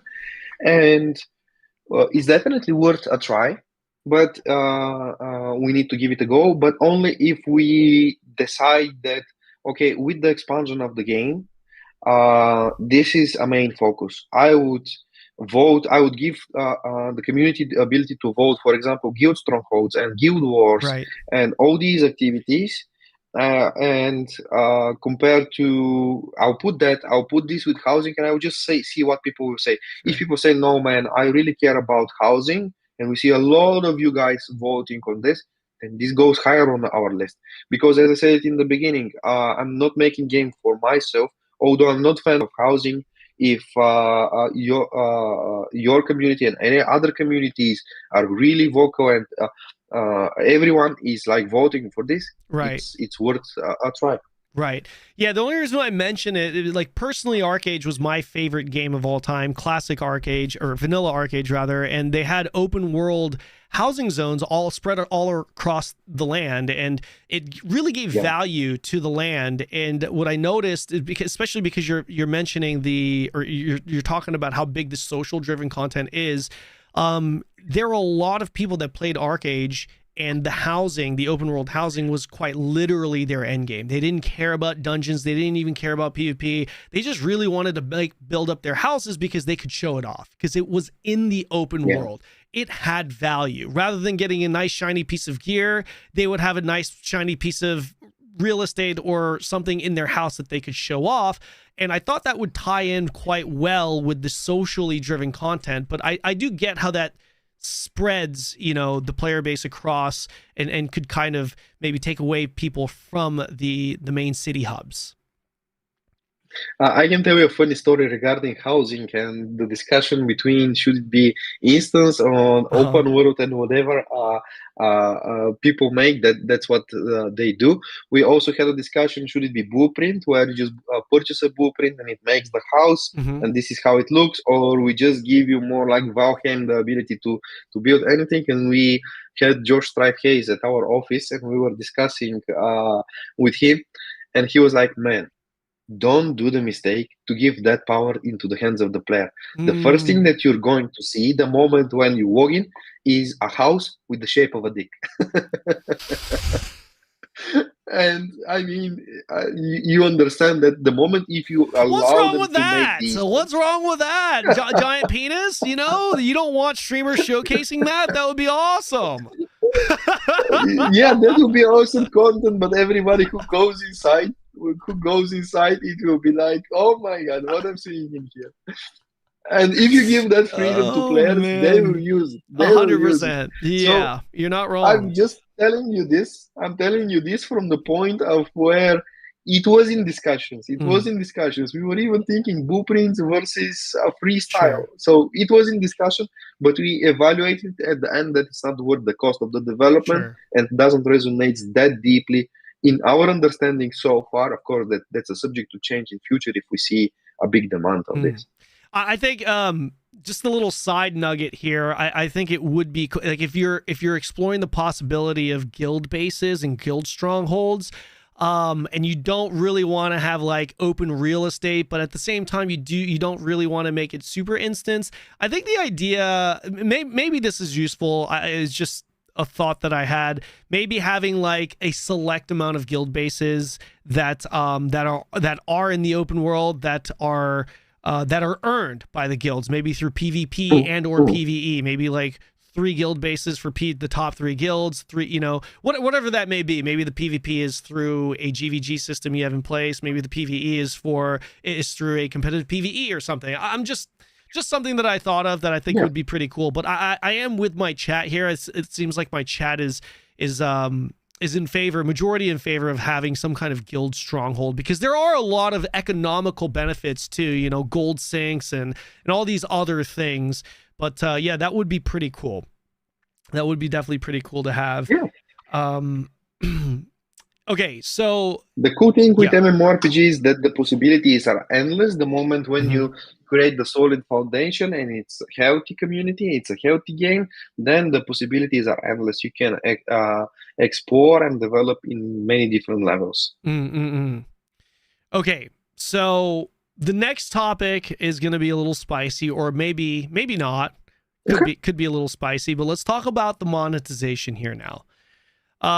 You have a pretty strong stance against pay to win. What does that even mean? What is pay to win? How do you define pay to win? What can we expect with Scars of Honor? It's pretty obvious what pay to win is. So there are there are two forms of pay to win. One is direct, that you go there and you buy that gear, or you buy crystals which you use to buy gear. The other one is the hidden one. You buy crystals which you save, for example, for gold, and then you use that gold to buy an item. So there are two forms of pay to win. So anything that allows you to buy power in hidden or in obvious way, direct way, is pay to win in my understanding. Okay. This is how I define pay to win. Not there is no difference for me between hidden and direct purchasing of You're power. Speaking our language, by the way. We all agree with you on that. Yes. Man, I'm an MMORPG player. I'm just always asking myself what I want from that game personally. Right. So no pay to win, no loopholes, no buying this, which you buy. What about carries? In World of Warcraft, you can buy WoW tokens, and then use that gold to pay groups to carry you. Is that something that it's just like, hey, that's not... But that's the hidden. Yeah. But that's the hidden methodology of pay to win. So no purchasing of currency of any sorts when it comes to Scars of Honor. Wait. There is a currency which you can purchase, but that currency is called appearance points. And these appearance points are used, for example, you find a new weapon, but that new weapon is just looking better, but doesn't have the cool stats on your current one. You want to get the visuals of that new weapon that just dropped. You need to spend money on appearance points. So this is the currency that you buy in Scars of Honor, but you don't buy gold, which you go and you buy an item. You don't do that. We don't do that in here. Right. So you are monetizing the transmogging system, essentially, is what I'm exactly. hearing. And we are heavily monetizing transmogging system.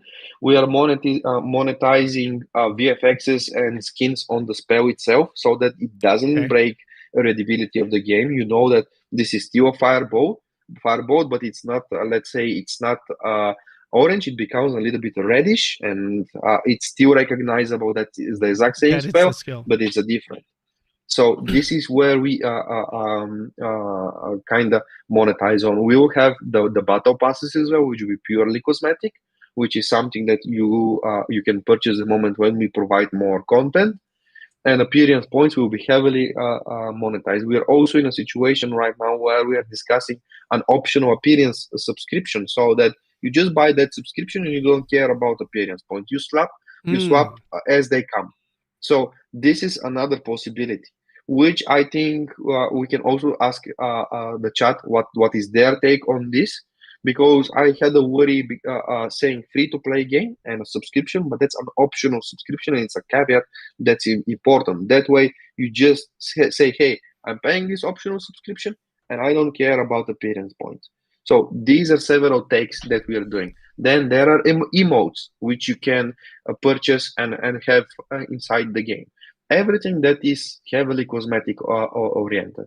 Gotcha. Okay, so when it comes to the appearance points, is it possible to purchase appearance points with in-game gold? Can you earn them by playing the game? No. No. No, this is we need to make money from Sure. somewhere, and if we allow this, end of the day, we need to make some profit so that we can sustain that game. Sure. No, we are yeah. we are 100% saying one thing: no pay to win. We are exploring the waters with convenience. Is it a bug? And we are exploring. I'm not saying it will be there, it will not be there. I'm saying cosmetics will be there 100%. Pay to win will not be there 100%. Convenience, like bigger bugs, are in discussions, because end of the day, we need to see what will give us more income so that the game is more stable, more content we provide. It's a fair exchange. It's a fair exchange, and we take example from Path of Exile. They have their stashes and stuff which you can go and you can Path of purchase. Exile. And we are Right. trying to understand if we can incorporate this inside Scars of Honor and still be fine. Maybe bigger bugs in MMORPGs won't work. Maybe they will. This is something that is a hot topic, and which we definitely would like to hear the community and have a vote on this. But end of the day, we also need to be realistic and say, guys, end of the day, we need to make money from somewhere. I cannot stay here and give you all the correct answers and promise you the best possible game without a clear plan. How can I sustain the studio that will stay behind that game and that will give you that great content that I'm describing, and hopefully we deliver on that promise. So it's a fair balance between these things. Gotcha. No, I mean, I think we all really respect that transparency and honesty. That it really does go a long way. I think the vast majority do not have any issues with paying for cosmetics, and I do want to talk to you about some of those convenience items. But before we do, one final question when it comes to the cosmetics: are you gonna look like shit in the game unless you pay, or can you still look relatively cool? No, you definitely can stay relatively cool, because as I said, that cool item that you just found, how can we know that that's not the first time that you're receiving that one? Mm-hmm. Like, what if that's actually the better looking one, and it's the better in stats? What if you just assemble the whole set that you like? We need to constantly plug more sets. And what is important is that first you have the skins that we can definitely sell you. Let's say we create a new tier set, and that's looking in specific way. The paid version will be a little bit of VFX on top, not too much, so that the person who grinded is like, I have achieved nothing.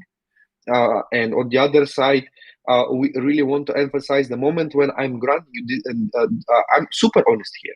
The moment when I give you the better looking item in the game, you're having a way higher incentive to actually buy the points, rather than if I'm first showing you that cool thing only in the shop. If you have two paywalls, it's harder for you to actually buy.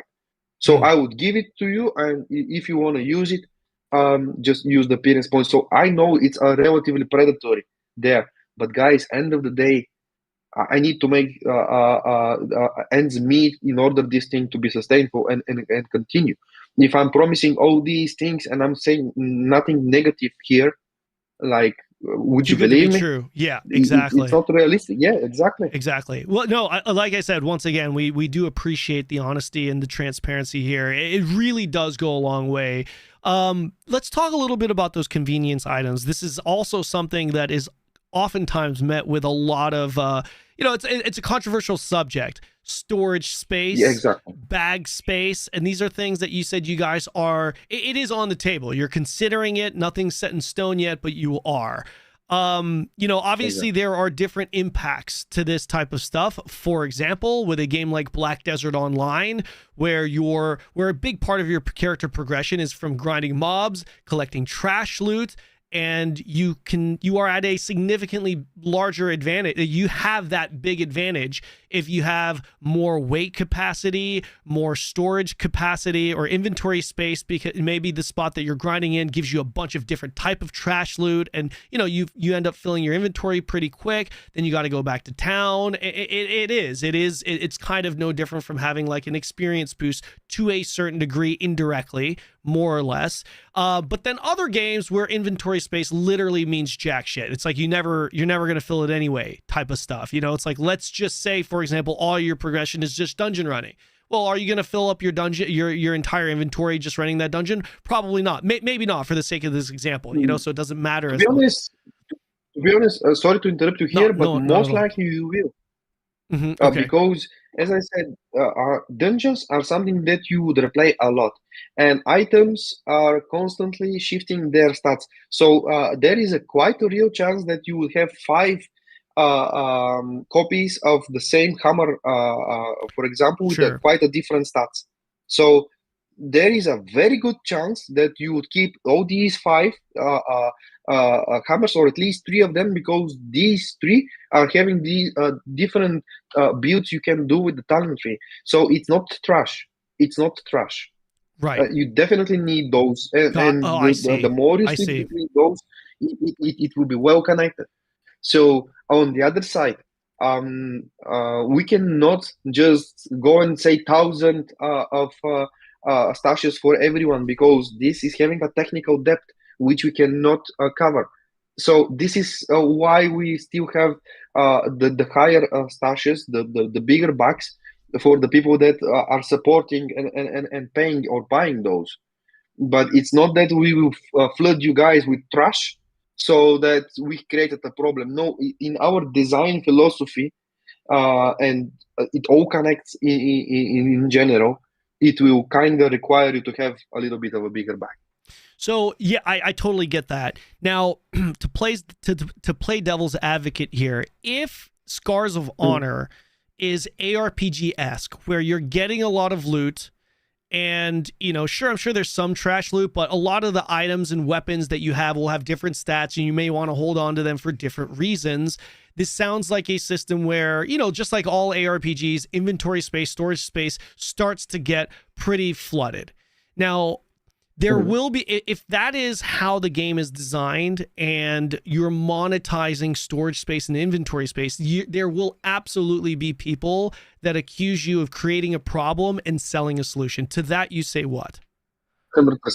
100% I agree to this.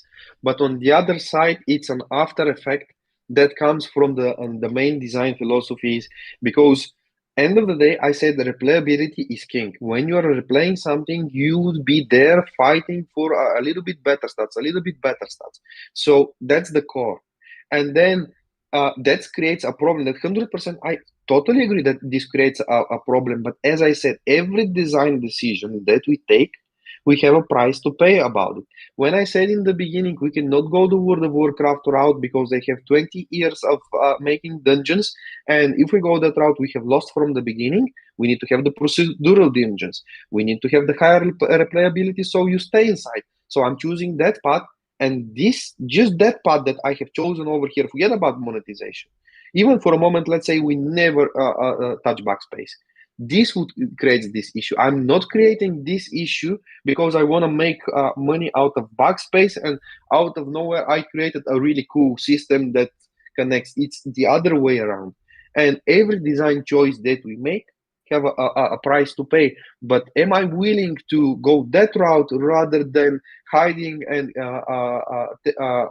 receiving money from hidden pay to win? 100% I'll take the convenience route. Guys, there are prices that we need to pay, and you see that we are trying really hard to stay away from the bad things, and I mean we will. But end of the day, if we have another opportunity of some revenue stream that doesn't break the gameplay, and we need to take it. End of the day, as I said, we are not a studio that have endless funding, and we are here for forever. Guaranteed. So when it comes to the convenience items, let's talk about the the storage space. Because like you said, it's still not set, it's still being discussed. If you were to monetize storage space / bag space, are you thinking a little bit more in line with Path of Exile's monetization when it comes to that stuff, or are you thinking more like the Korean MMO style where it's just like straight up $10 for 8 spots, eight spaces or something like that? No, it's more like Path of Exile, and as I said, they are a great example to us. We really like how they run the company in general, how they approach their community. So it's definitely Path of Exile and Grinding Gear Games here are doing a great example on that side. And yet again, guys, I'm just exploring here and being super honest, and that doesn't mean we will have this in the game. But also I'm not saying there are no discussions. So I'm open for this, and I hope I'm explaining the reasons why this is on the table. Sure. Well, once again, there are going to be people that consider this a hot topic. There are going to be people that disagree with your take. But one thing that is universally true is that we do appreciate the honesty and the transparency there. It's much better than some other people. No other way around. No other way around. Yeah. No other way around. Yeah. Absolutely. So, okay. So just to kind of summarize this, no pay to win, convenience such as storage space, bag space is on the table. It's being discussed. If it were to be implemented in the game, then it would be done more in line with Path of Exile. Main monetization focusing on cosmetics, everything cosmetics, which includes possibly optional subs, battle passes, and just straight up payments for whatever cosmetic / transmog systems. Is that fair to say in a nutshell? Absolutely fair. Okay. Absolutely correct. Perfect. I guess the last question I have in regards to this is, if you were to monetize, well, I guess whether it's cosmetic or convenience, are you looking to monetize per character or per account? So that's debatable. We will see how it goes. If it's a subscription, like appearance subscription, I think it's account. It doesn't need to be. It doesn't connect a subscription to a character 100%. It will be account. But if you are buying appearance points, I think it's per character. So or using that's how we can. Points. No, you got them. You got them on your account, but you would use them on that character, then on another, then on another.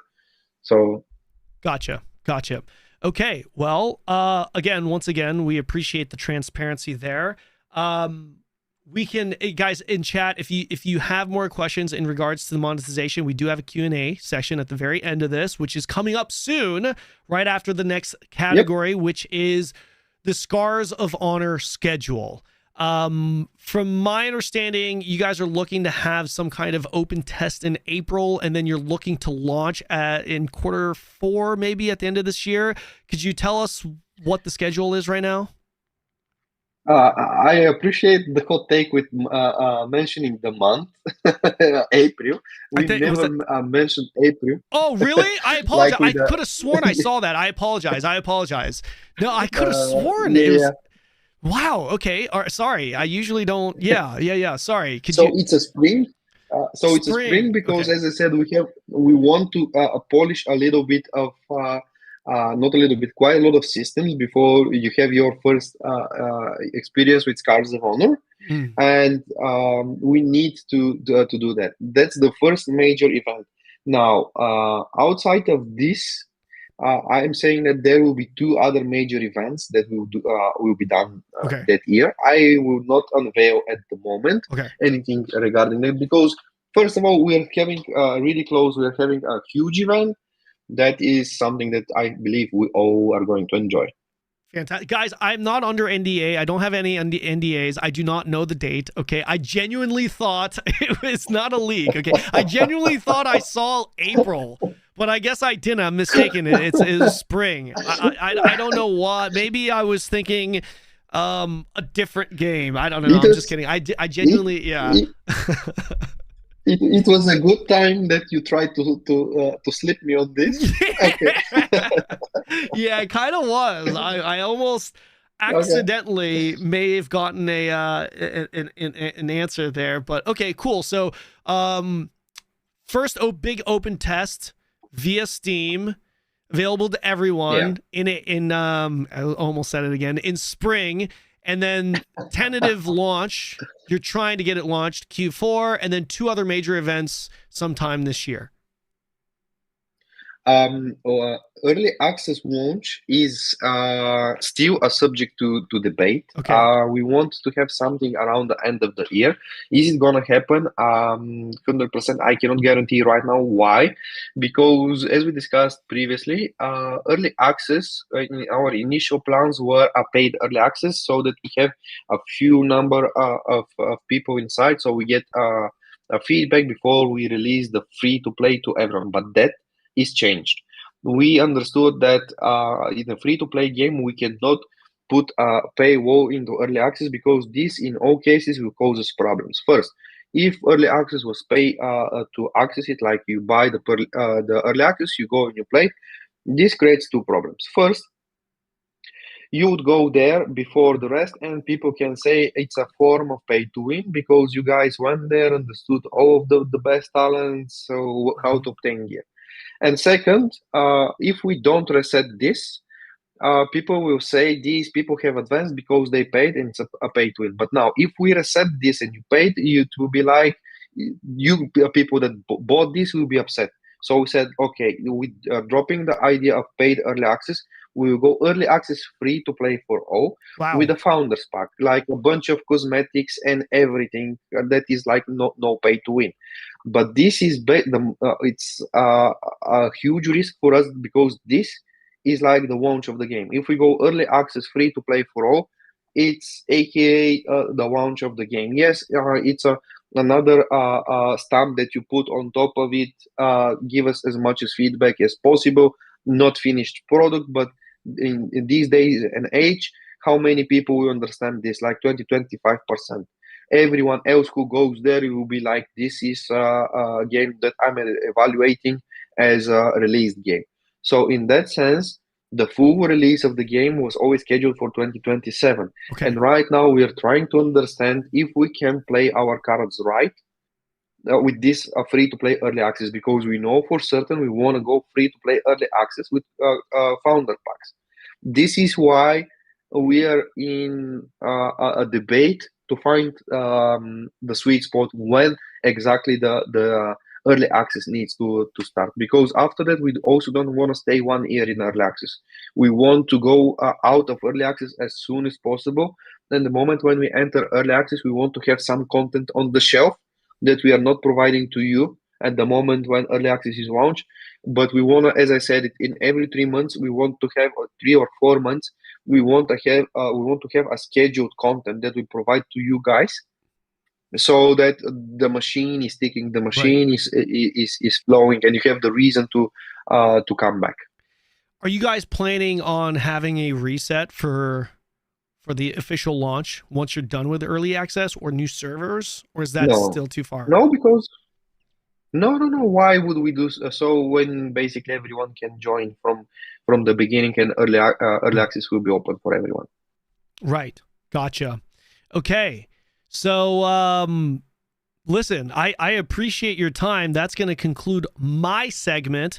Now is the time, boys and girls, to ask your questions here. We'll start doing a short little Q&A section, then see them off. This has been a 3.5-hour podcast, so we can't go on for too long, but I'm going to go ahead and turn on, let me see here. I think, yes, I think for those of you who want to, for those of you who would like to ask questions, we are just going to be answering questions through the chat.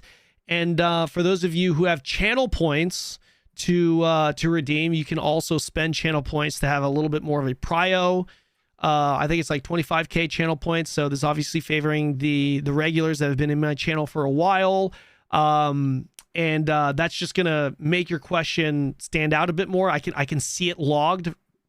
Feel free to ask your questions in the chat. I'm not going to just pull from the channel point redemption. It's just to be able to track it, because we obviously have almost 1,000 people here. It'll be difficult to read every question. So, okay, perfect. Let's do this. So, on Mage, can I give mana to other players? Asks Veil Mist Warden.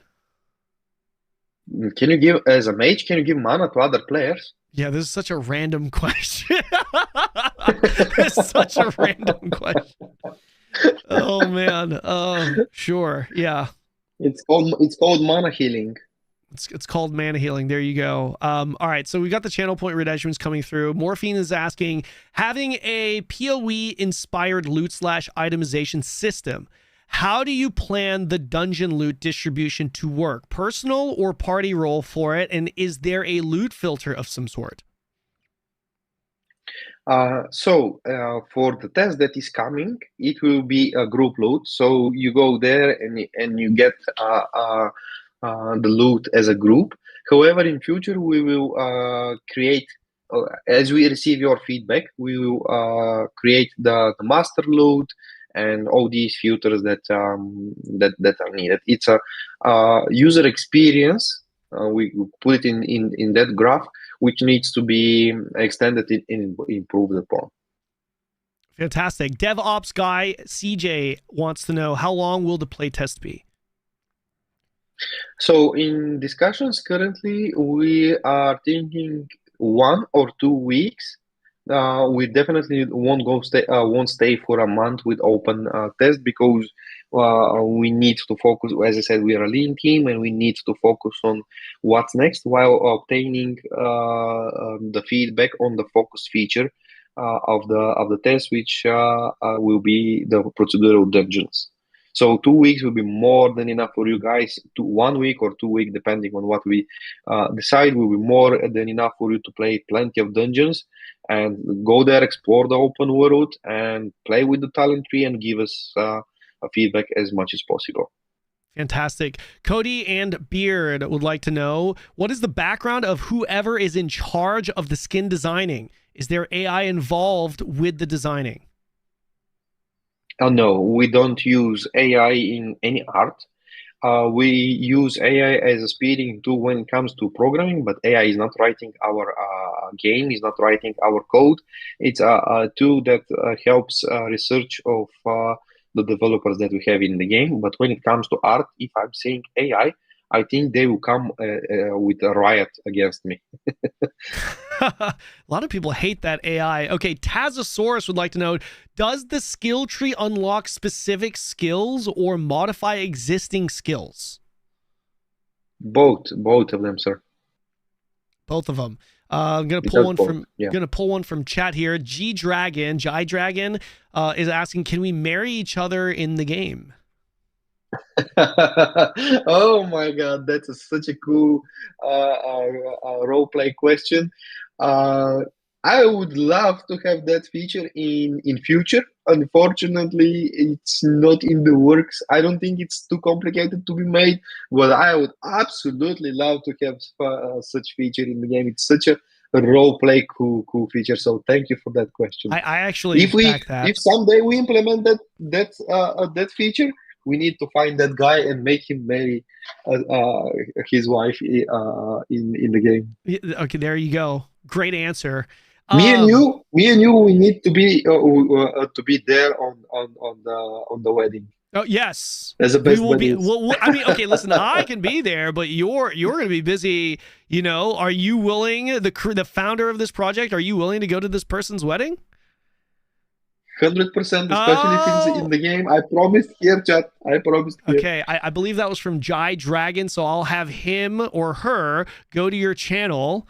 Okay, maybe drop a sub to his channel, so show some support, and be sure to remind him.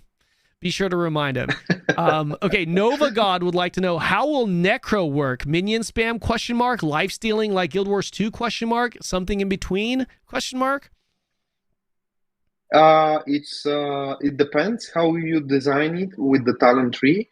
You can make all of your suggestions. You can go summoner, you can go blood mage, you can go in between.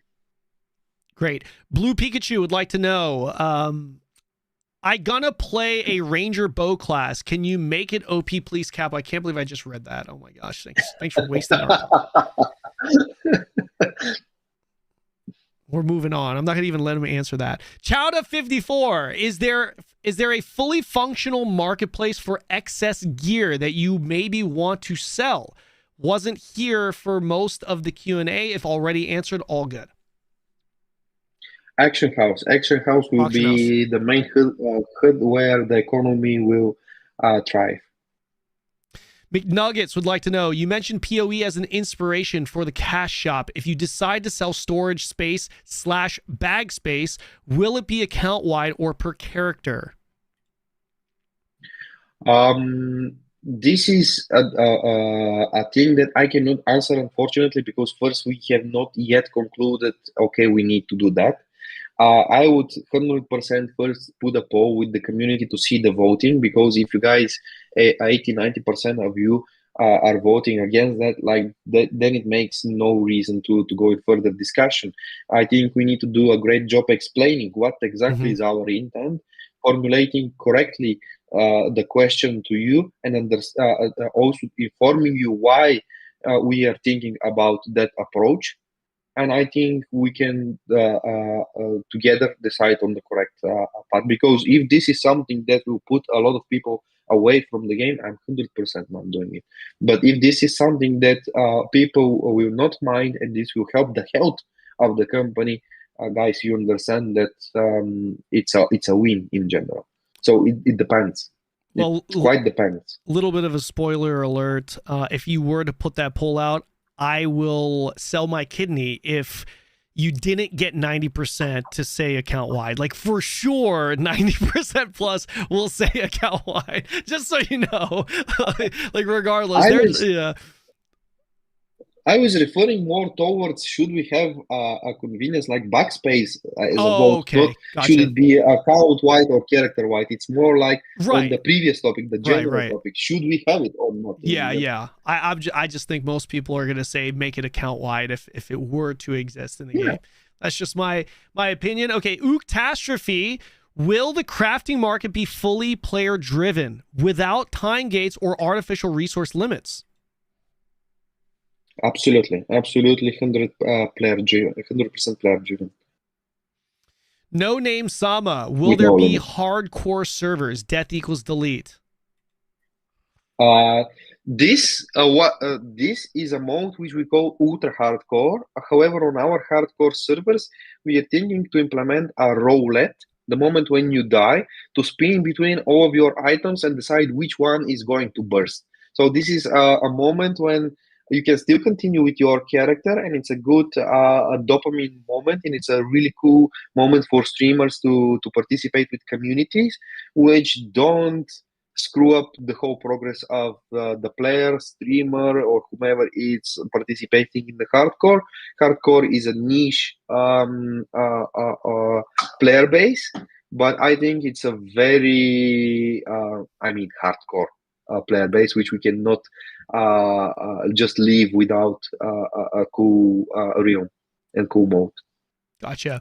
X Sika is asking, please explain the open world PvP. Will there be any objectives to take / hold? Will there be flagging to contest spots, etc.? So in our current game design documents and plans for early access and 1.0 version of the game, we don't have such systems planned. Can we create something like that in future? 100%, but that's a subject of further evaluation. I answered this in the most corporate way possible. Still an answer nonetheless. Broseph V, are there spells you can cast while moving? Yes, quite a lot of those exist, and the talent tree allows you to do that for spells that usually by design cannot be casted while moving. Fantastic. No Name Sama, can we edit UI? If yes, what level of custom? Hello, Calamity. So currently we don't have support for that. We're thinking about implementing this, but yet again, we will see how up it goes in our priority list. Perfect. All right, guys. We'll take a couple more questions in the chat, and we'll call it a day here. I can't hold them for too long. Will there be level scaling, or will you feel stronger when you progress more? You will feel stronger when you progress more, and that's the sense of progression, how we feel it. Level scaling is a system that doesn't connect very well with the random pool stats that exist in items, and it's really hard for us to connect those two systems. Viathane is asking, will there be a dynamic PvP ranking system like in Ion 1? I'm not familiar with the Iron 1 dynamic ranking system. However, I believe, I know, and I believe that our PvP ranking system is important, and it's intentionally created with the arena, where we can understand who is the best warrior, who is the best PvP player of them all. Blue Fusion TV, full loop PvP ever or no? Full PvP loot ever. It's a touchy subject. It's definitely possible in specific areas if we decide together with the community that it's a meaningful thing. For early access and 1.0, we don't have such plans. The full loot is available only in one game, only in one battleground mode, the skill-based one, which we referred previously in the stream. But it's there. You're not losing your own item, your progressive gear. You're using something that's given to you at the beginning of the battleground, and while playing the battleground, you obtain from chest and other cute players gear, which if you die, you can lose. Okay, Void But Star that's Studio. not open world. Gotcha. Sorry. No, you're good. You're good. I apologize for cutting you off there. Void Star Studio. Can we get high/low limits on items in the auction house to combat RMT? Question mark. Similar, I believe, similar to BDO. This helps to prevent bots from buying a garbage item for a super high price as a way to transfer gold. That's definitely an interesting take. And when it comes to bots and auction house at the moment, I really don't want to dig deeper in that aspect, because I might expose some of the systems that we will do to prevent that. It's a well-known risk which we are addressing. I would just put it that way. Gotcha. Thank you. A few more here. Estelo is asking, is there only going to be a market, or can we also count on offline shops, so player shops, I believe? So far, we have no plans for making offline shops. There will be the auction house, which will be the main market. And then, as I said, it's a subject to be developed if we find it useful and needed and highly requested feature. Just wanted to add on to that. Is there trading, player-to-player trading that's available in the game? Yes, 100%. Okay. Natural Duck, will you have any systems that allow veteran players to play with newbies without needing to make a new character? For example, if they get a friend of theirs to join if they get a friend of theirs to join the game, will they be able to do content together without the veteran being OP and making things too easy? Yes, that's the skill-based battleground where they'll be equal, and they can definitely go and play together. Okay, can we make any weapon, or does our class determine our weapon? And do you plan to add a chakram as a weapon? If so, you'll have me as a loyal player. I mean, Jesus, taking advantage of that. Okay, yeah. So, in general, the weapon is not defining your playstyle. The talent tree is defining the weapon and the playstyle. So, everything resides in the talent tree when it comes to weapon and playstyle. Gotcha. Vithan is asking, which I feel like I could answer, will the PvP system work for open world PvP too? There is no open world PvP currently, so I don't think that can be answered. But I feel like I could do your job for you now, but it is something that could be considered, but based off of player demand. Was that good? Was that good? Was that a good answer? It's perfectly fine. Yeah. You're okay. getting better. I'm doing it. I'm doing it, guys. I'm doing it. Okay. All right, let's go. Last question here. Last question. How are the buffer specs going to work? Will they buff damage, mana regen, or are they just DPS with passive buffs, or all in the buffer? I'm going to let him answer that, Typo, but I would recommend going back to the VOD or the YouTube video and reading or listening to the discussion we had, because it was probably answered back then. But go ahead. No, so in general, the buffs can do a lot of things. They definitely boost the stats and powers of the character, and there are heavy modifiers on that. On top of that, buffs can be also passives, which can give you certain abilities or a slight chance to receive some effect upon specific event. So it's up to the game design and the specific class and your choice of the talent tree to decide what's possible. Systems wise, the game is capable to provide all of that, and I hope I understood the question and answered in good way. Sorry. Yeah. Sorry. We'll go 2 more questions. Can we flag for PvP in open world? Will there be an honor system or honor shop we can spend points for killing people? So, honor points, you can obtain 100% from Arena and Battleground, and there are specific points that you can obtain only from Arena, so that you can have a different higher level gear which you can get from there. You can flag, you can opt in for open world PvP. Now, it's a subject of discussion. Should we allow you to get honor points from this, because it's a subject to exploit as well, if we allow that. So on that sense, it's not a certain decision, but yes, you can opt in for open world PvP and at least have the fun aspect of a mass open world PvP battles, which is a must in MMORPG for at least my understanding. Gotcha. So I guess I do stand corrected earlier from my response, which is there is no open world PvP content currently in the game outside of the opt-in flagging, right? Is that correct? Correct. That's how it's gonna be for early access and for 0.1. However, on the open world, on the public test that we are going to do in spring, PvP is open, so you can right away engage in PvP combat, and this is intentional because we want to stress test our servers, and we want to see what will happen if you guys decide to make a Kanon versus I don't know which other big streamer fight, you know.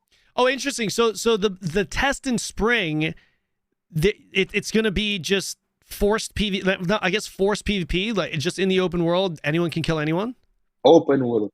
Yeah, exactly. Open world madness in order to stress test as much as possible to the server and understand the problems. Wow. Okay. Well, that is good comms. Listen up, boys. Just keep that in mind. If you're against PvP, just know that it is specifically for the test, because it is not going to be for the actual launch. That's going to be very interesting. Chaos will reign. Actually, yeah. Wow. Okay. Cool. I mean, it'll be kind of interesting to see if a lot of people end up liking it. Would you guys consider opening like a PvP specific server where that's just always the rule for early access, or we can definitely do that, but we would need to see first the demand. Right. If you guys say, man, this is so cool and we are all going to go there, then definitely we do that. Gotcha. Okay, final question by Julia. Sorry if this has been asked. If yes, ignore it. Will GMs be present in the world chat and in the game world? I feel like this has been a nice thing that has been lost in modern MMOs. They will be, and it's needed because of many reasons. First, supporting the players with their problems, and last but not least, observing activities that are connected to botting, etc., needs to be prevented. Amazing. Fantastic answer. Okay, well, that's going to conclude the Q&A section. Mr. I always have trouble with your name. Armagon, right? Yeah. Venelin, or Armagon. Venelin, Armagon. Yeah, I'm just trying to say Armagon because it's like, you know, your screen name and whatnot. So yes, thank you so much. Okay. I really appreciate you coming on, being patient, answering the same questions, repeating yourself, and doing this for the community. It's been an absolute pleasure. Thank you so much. So for me, it was a huge pleasure. Thanks for having me. And I think that's the way to be open and with the community, because end of the day, we're making a game that is for all of us. And a huge thank you to you once again for bringing the attention to the game. I think we're up to something good. Thank you. Yeah, absolutely. I gotta say, I was pretty excited about this game with my limited knowledge surrounding it. It seemed like it was going to be a pretty, or could potentially be a pretty good one. But after having this conversation, I got to say I'm a lot more excited about the game, and I'm definitely looking forward to playing it in April. No. In spring. I tried, boys. I tried. Listen, do me a favor. If you guys are interested in this game, you can show your support by joining their Discord and voicing your feedback. Comment down below. I'm sure he's going to look at the comments down below as well as the Discord. I would highly recommend getting your voices heard through their official Discord, and go follow this man on Twitch. He is quite literally streaming, and you can ask him questions directly in person in real time. So definitely go follow him. If you're watching this on YouTube, thank you so much for watching. Don't forget to like and subscribe. All of his links and the links relative to this game can be found in the description below. Thank you so much. Any final words you'd like to share? See you in April. See, wait. Was that a joke, or was that a I don't know. No. We can still make an interview in April. Nobody said we can. Oh, the interview. Sure. I should have just cut the video there to make people okay. All right. Thank you guys. Like and subscribe. See you next time.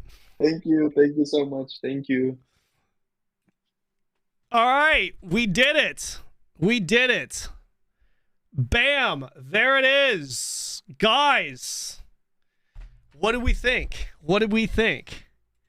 Hold on, let me turn on the music.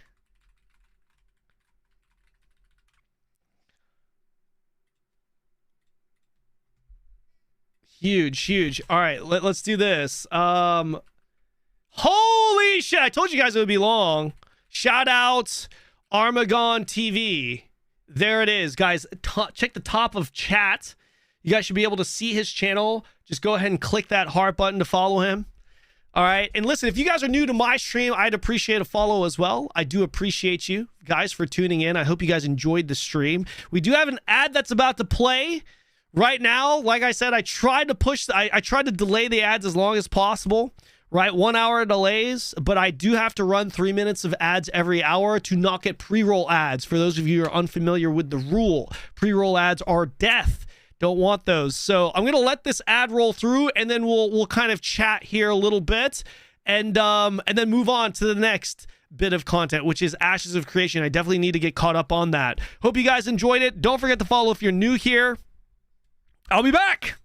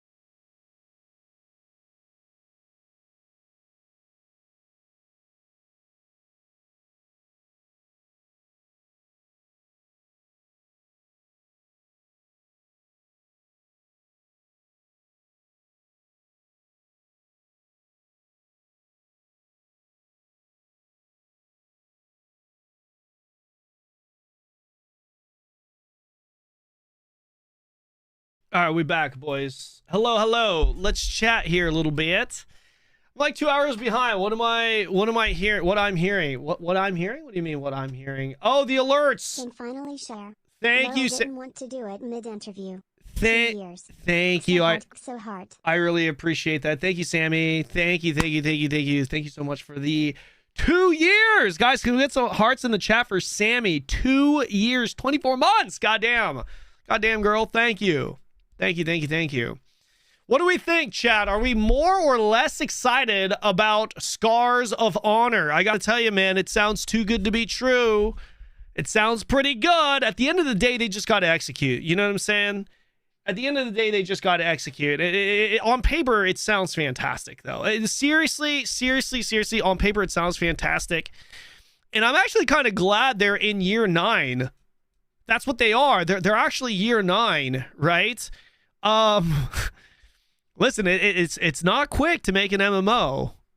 You know, that means they started developing this game. This dude started developing this game around the time of Ashes. And while Ashes was stealing all the spotlight, this guy was just quietly designing a potential gem of a game. Quietly. On his own. That's pretty cool. Theme Park Mobile MMO slop. A Theme Park Mobile slop. I hate Scars of Honor. Easy #1 hater. You rage baiting as hell, though. You rage baiting as hell. Movement got to be good. Yeah, movements, all that shit, man. Here's the thing. I think one of the biggest pros to this game after this interview is that the guy that is steering the ship, the guy that's leading this project, he seems to know his shit with game dev. I think that's pretty significant, man. I do. I really do. Not like he's both a developer and an MMO Andy combined, right? I'm sorry, I got here a bit late. Was there a planned early access in April? In spring, we didn't get a confirmed month, unfortunately. I wonder how Warriors will be doing in mass PvP because so many games because they suck. They're not OP. I don't know, man. Their Warriors can be pretty good in large scale PvP. It just depends on the game. Is he a millionaire too? No, he's not funding the game. He was pretty open about it. What degree of responsibility you give to the CCs that pushed and hyped AOC? Because there was a very large group that said through the years it was a scam. What degree of responsibility do I give to all the content creators? I know some people are going to probably disagree with this, but my honest answer, and this is going to be 100% biased, Scav, because I'm a content creator, right? I don't think there's any responsibility. You know what I mean when it comes to like when it comes to the content creators with Ashes. There's a few different reasons, but primarily, all the information was out there. And at the end of the day, if we do want to talk about responsibility, Ashes of Creation being a scam, it wasn't definitive, right? And I know a lot of people are like, no, it was definitive to me. No, shut the fuck up. If we had to go to a court of law based off of the information we knew publicly, no, it would not be 100% sure that it was a scam. And there are a lot of creators like me that genuinely believed in the project. I mean, there were even people like Margaret that were on the team that thought they were actually developing a real game, right? So no, as long like if the content creators knew it was a scam and pushed it, then absolutely you know what I mean. But that wasn't the case, you know what I mean. Like a lot of the content creators that were positive about it were positive because we thought it wasn't a scam. We gave them the benefit of the doubt. We gave Ashes of Creation the benefit of the doubt.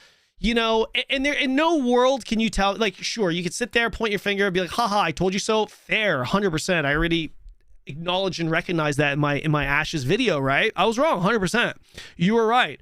But to say prior to all of this happening that it was definitive, like it was 100% for sure, that's just bullshit. That's not true at all, right? Like none of us knew definitively. Some of you guys may think you knew definitively, but no, that's not what that term means, right?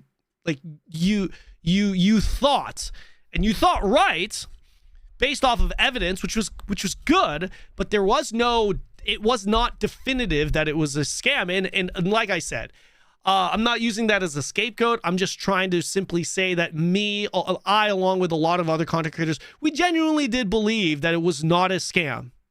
That's what it is, you know? So if we didn't believe it was a scam and we were making content around it, there's no, man. The content creators don't have any form of responsibility. You know what I'm saying? We're not politicians here.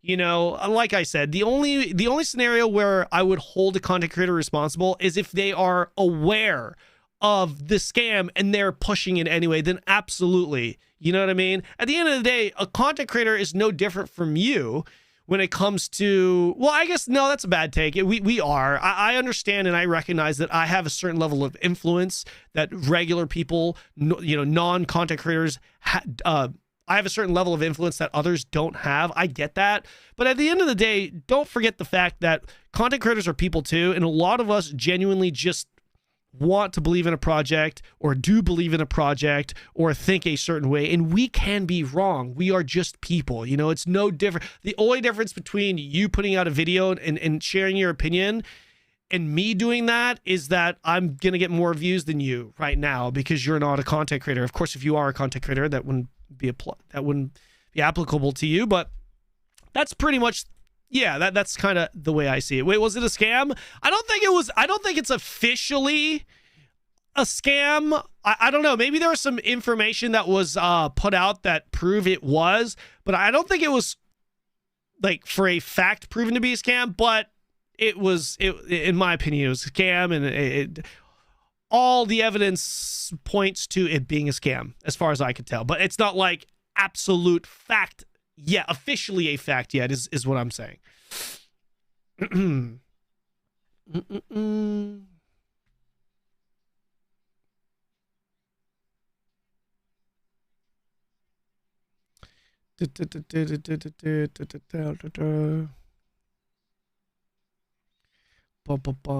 if Steven is found guilty of fraud, there will still 100 plus employees that were earnestly working in the game. And yeah, exactly, right? Voidstar, what I'm saying is if there were even employees that were earnestly working on the game, you know, and unaware of it being a scam, then it's like obviously even there's going to be content creators that were in the same boat, right? So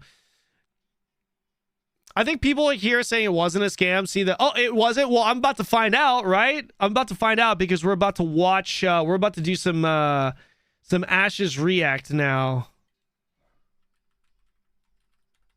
Ashes of Creation. Let's go into the Ashes of Creation category, shall we?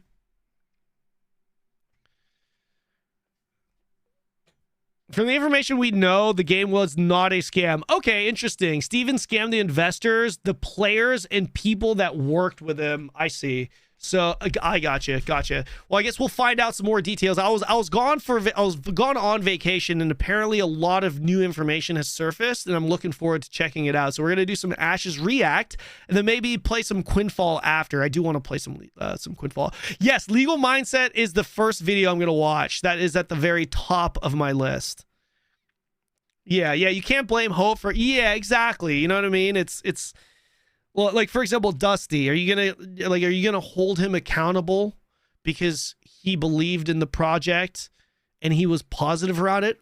I think that's bullshit to hold someone like Dusty accountable for things like that. If Dusty knew, then sure, right? But I think that's unfair. ALW, thank you so my editor. Thank you so much for the 22 months, brother. Appreciate you, man. Hey, dude, we've got a long fucking podcast. Fortunately for you, I kind of have like a timeline list of things. You'll see. I don't know how you're gonna cut it, but we'll see. Some idiot named Jason kept giving him money, even though he kept saying how mad he was. He wasn't getting anything out of it. I mean, that, to be fair, that's not abnormal when it comes to investing. You know, it's easy to just be like, well, stop investing that. There are a lot of investors. Like I said, I don't know the story right now. I'll find out pretty soon. But just generally speaking, there are a lot of investors that are tied to a project where they're upset and they even don't believe in the project anymore, but they continue to invest money into it. You know what I mean? It's like, oh, maybe just a little bit more and that'll be enough. I've already invested this much anyway. There's no point to leave. You know, this is a very common mindset amongst a lot of people. You wore sunglasses? Did I? Oh shit! Wait, you can kind of see. Wait, I got tan. Wait. From this angle, not really, but from like this. Wait, no, is that the lighting? No, I think that's just the lighting, guys. I don't think that's a sunglass tan. What's up with Quinfall? Why don't you like it? Just landed here. Me? Why don't I like Quinfall? I didn't say that. I said I'm actually... It's a scuffed game, but I'm actually kind of having fun with it. Fun enough to want to play a little bit more. He misled the players saying he was in charge. So I hear he wasn't even the main investor, like the largest shareholder. Excuse me. If that was the case... So... I don't know. We'll find out here. We'll find out here shortly. Quinfall is just chill. It needs a lot more polish, to be honest. Yeah. I will say, though, a lot of AOC's CCs ridiculed and ran out people like Narc and Neckrage over years when they were saying these exact things to the community. AKA Ashes is a scam, and be careful with Steven. He's a known pyramid scheme mastermind. Yeah, I think any position you have, whether it's for or against, you're just always going to be met with friction from the other side. That's just the way it goes, man. And there are opinions that are more popular than others given the time period. It's the same case with everything, man.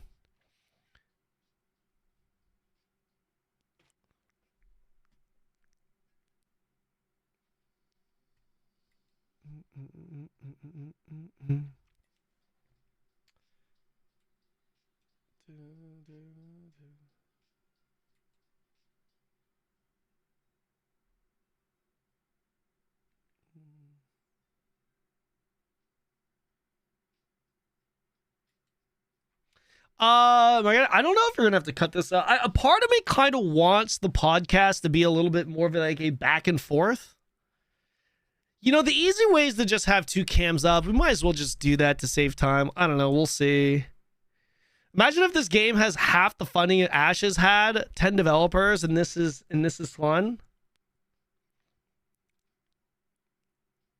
I wonder how much money went. This is a little bit of a sidebar, but I wonder how much money Quinfall got. Kind of curious. What's the best solo with grouping for serotonin MMO you can think of? What's the best solo with grouping for serotonin MMO you can think of? I apologize. I don't. I like the work you're doing, checking out every MMO possible. I appreciate that. Can you rephrase that? I'm not really sure what you mean by that.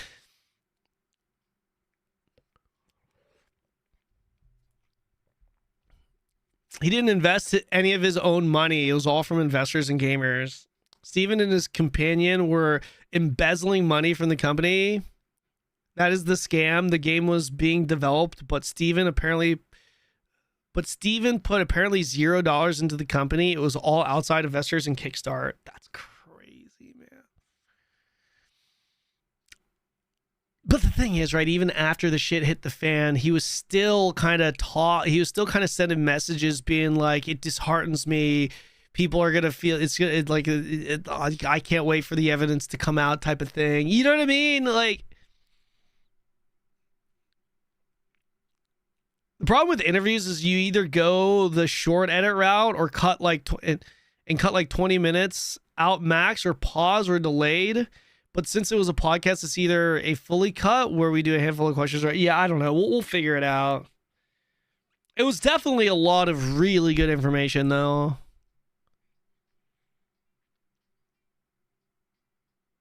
He keeps playing the victim. Yeah.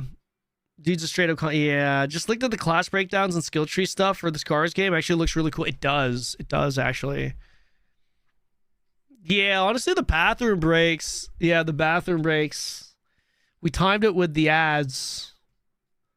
We did. We timed it with the ads. Did Steven have a live stream? I don't think so. I don't think so. I don't think so. I'm pulling this up right now, boys. I'm pulling this up as hell right now as hell. Phone interview with investor Jason. Break down the text message if you want. Wait, guys. Should we watch? Guys, can I just say real quick? Being on my own setup again is fucking amazing. Holy shit, I've got a big monitor here. Big monitor. It's so good. Oh. Guys, should we watch Asmon's react to it, or should we just watch the full video? What do you guys think? Knock out 2 birds with 1 stone? It's not that long. Asmon's is only 28 minutes.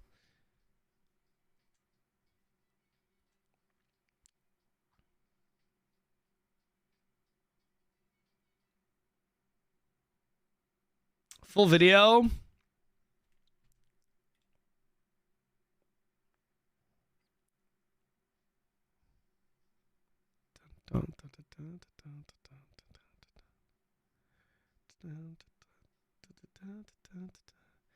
Okay. Let's do this. Boys and girls, we've got some catching up to do. I was on vacation for a week, and I hear a lot of new information has surfaced, and there are a lot more content creators covering this. People outside of the Ashes of Creation community, people outside of the MMO realm. Legal Mindset. I think this guy's a lawyer, right? I've heard of him before. I've heard of his channel. Not super familiar though, obviously. Is he a lawyer? Is he? I don't know. There are lawyers? Yeah, let's watch. Guys, hold on for a second. Let's just really quick. I don't give a shit about this guy's political mindset. I don't care about Asmon's political mindset right now. What I do care about is figuring out what happened in Ashes of Creation, and whether it's Donald Trump relaying this information to me or my mom. Okay, I don't care. I just want some information. This guy, I think he's a lawyer. Is he? Is he a lawyer? Or is this guy some random dude yapping? I mean, he's got enough of a platform for me to be interested in what he has to say. I have no idea what this guy is or who he is. I've just heard of this channel before, Legal Mindset. Let's watch. Today we're talking about the Ashes of Creation absolute gaming scandal and the legal nightmare that's come of it, and one of the biggest disasters in— Is it just me, or is this like low res? What is going on? Is this low res? Gaming history. This is a Legal Mindset. We teach you to be your own judge. I'm Andrew Esquire, American attorney, and this is a Fast Facts video. Okay, he is an attorney. Version of the latest in legal news. And this is something that came to my attention as I really came into the scope of this, the accounting nightmare and absolute insanity. And from a person who's been corporate counsel, this is a level of absolute corporate degeneracy that needed to be exposed. And also the risks for people investing in this, whether you're a large investor or whether you're just a Kickstarter backer. All of these people were harmed in this scandal. So let's get into that today. Scandal. First, Ashes of Creation. So this is the defendant here. Just so you guys understand, this was supposed to be a quote unquote old school sandbox MMO type RPG. In case you haven't heard of it, it had been planned for 9 years, since 2016. So obviously the studio, Intrepid Studios, is at the center of this, but the real defendant here, the one who really comes up over and over again, is Mr. Steven Sharif, who is— Okay, guys, I apologize. I have something stuck in my eye, and I don't want to get it while I'm streaming. I'm just gonna run to the restroom really quick. Give me like 2 minutes here, okay? I just need to wash it out.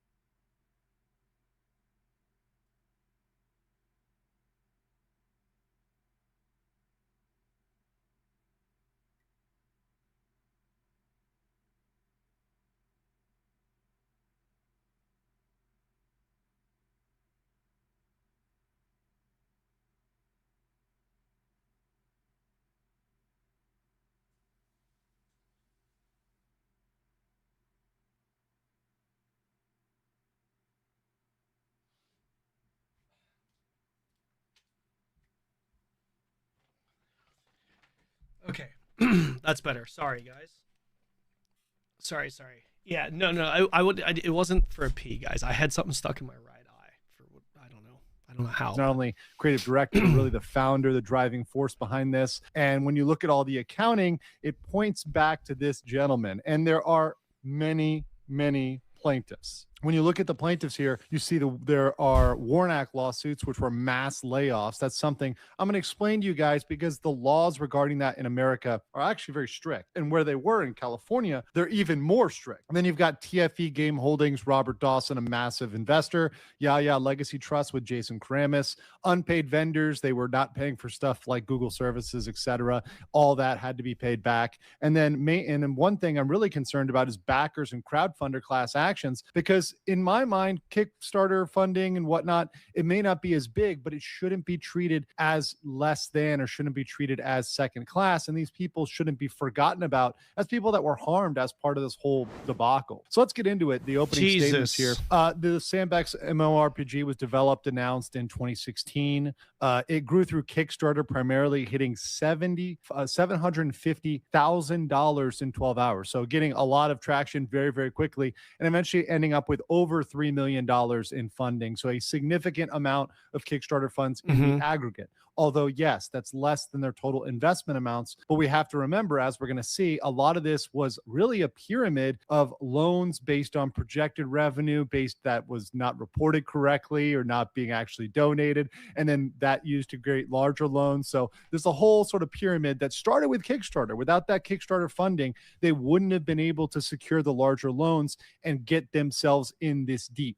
The early access was launched on December 11th, 2025, but the entire studio closed in January 2026, and the game was removed from Steam in February 2nd, 2026. So the real question there is, did the people that bought in get what they paid for? Did they expect the launch to take 9 years and then only last for a couple of months? No, that's not the typical expectation of a gamer, and that's not what you'd expect when you're going to buy a product. So the WARN Act, the mass layoffs, this is a really interesting federal law that I have a lot of experience with, and it deals with the 60-day notice for companies over 100 plus employees. Back during COVID, I was around when we had to issue these type of warnings to all sorts of companies across the United States, and particularly if you're in California, they have an extra special statute that has more requirements and is much more strict. So they laid off 123 employees without proper legal notice. So this signals to me, as someone who has deep experience with this, very big insolvency issues. Typically,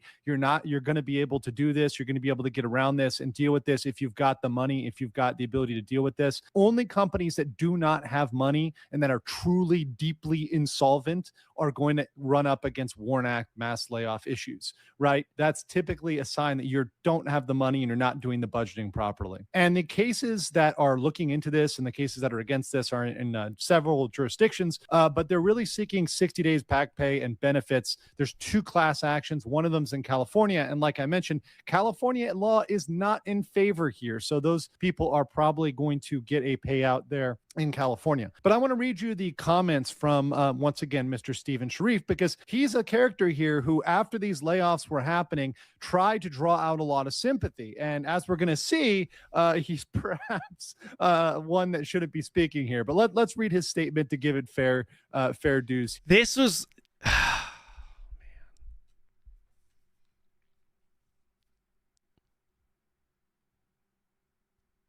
I mean, I can't even say anything.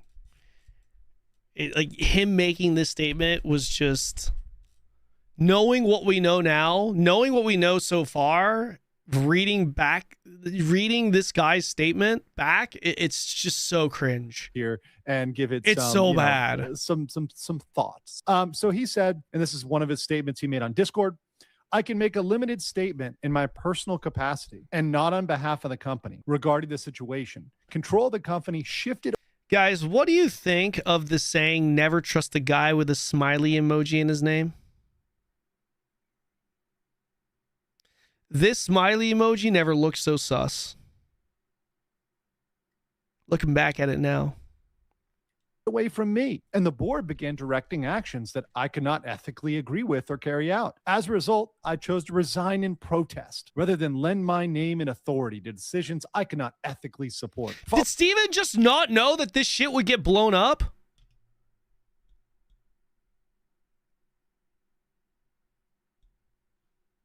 He removed it. Following my resignation, much of the senior leadership team resigned. Following the departures, the board made the decision to issue the Warnock notices and proceed with a mass layoff. I cannot responsibly speak to further details at this time due to ongoing legal and governance matters. That's some real corporate lawyer speak right there.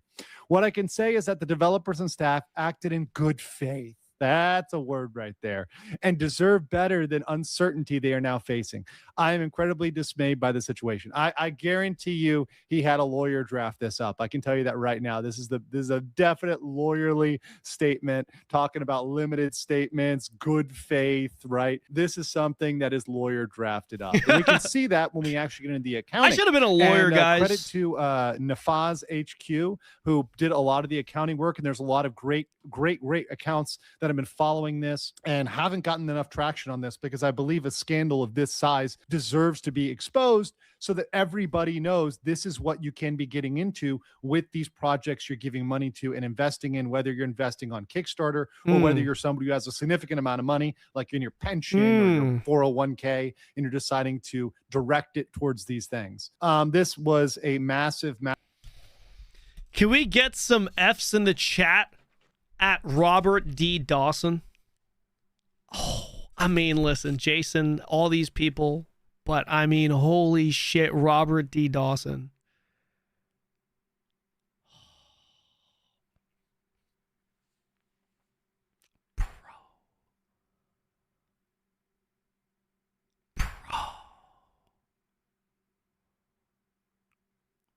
Robert D. Dawson.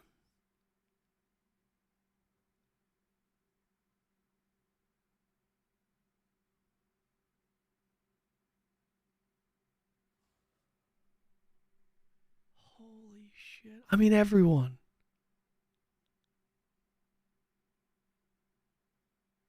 Massive amount. We're talking about $99 million here, right? And once again, this is absolutely an insane amount of money that was really misused. So let's get into the investor lawsuits. So the first lawsuit with TFE lawsuit in Nevada was by Robert Dawson against Sharif and John Moore. It claims embezzlement, commingling of funds, fraud, and breach of fiduciary duties. Those are all very serious claims, and those are these shareholders that were on that document. Are they confirmed? Do we have proof that they are the shareholders, the equity owners? all related to essentially when you're. I mean, it makes sense. These lawsuits coming in from, for example, TFE lawsuit or TFE lawsuit in Nevada by Robert. Yeah, TFE by Robert Dawson. It's confirmed. Nafas has legal documents and QuickBooks. When you're having a amount of money. God damn, man. So now we know who the shareholders are, and the shareholders that we see match up with the people that are filing lawsuits against Steven Sharif. Holy fuck, man. I mean, Jesus Christ. It's not directed where it should go. It's being embezzled. You're commingling funds. That means personal funds and business funds, right? Fraud, fraudulent misrepresentation. You say you're going to use it for one thing, you're using it for another, and breach of fiduciary duty. You're in charge of those funds and you're misusing them. You have a fiduciary duty to your company, right? And investors to use them in a proper manner.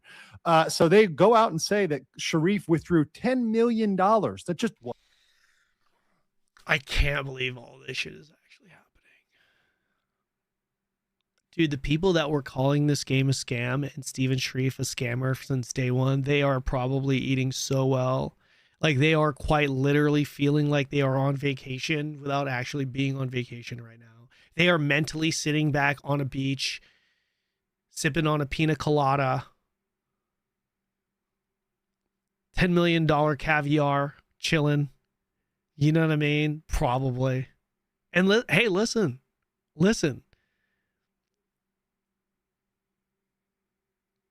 They were right. I mean, we got it. Listen, when you're wrong, you're wrong. Like, I know I was. I genuinely did not think that this game was a scam. I genuinely did not. I gave it the benefit of the doubt. I was wrong. God damn. It's crazy. Right now, we're sitting here just like, holy shit. Siren, thank you for the $60. Happy Lunar New Year. Thank you so much. Thank you. Guys, can we get some hearts in the chat for Siren, Queen Siren, dropping $60. Thank you. Wasn't accounted for, disappeared. He was paying his husband, Mr. Moore, right, John Moore, the former COO, a salary without work. So essentially his husband was not working. So remember back to his statement when he says, hey, yeah, the senior leadership resigned. Well, yeah, one of them was your husband who wasn't doing any work, right? Using company funds for a California mansion, definitely not permissible. And then using loans as revenue to secure larger loans. So essentially they were taking loans based on promised revenue or based on that Kickstarter revenue. Once again, all going back to Kickstarter, taking that Kickstarter revenue, using that to secure a loan, and then counting the loan as revenue, which is not good accounting practice. I'm not an accountant, but I can tell you right now, that's not a good accounting practice, right? To use a loan as revenue to secure a larger loan, right? And that's just a big pyramid of debt that ends up collapsing on you. And then sabotaging the company upon his resignation. So all of these things happened, and this lawsuit was concluded, and TFE foreclosed on Intrepid seizing all its assets and IP. So they did get the assets and IP in this case, and it does show, once again, you've got evidence out there, you've got documents that have been released to show that these things happen. So these documents and dude, this guy is going to fucking prison. Holy shit.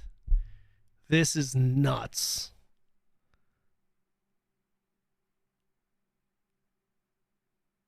This is like Netflix episode material, man.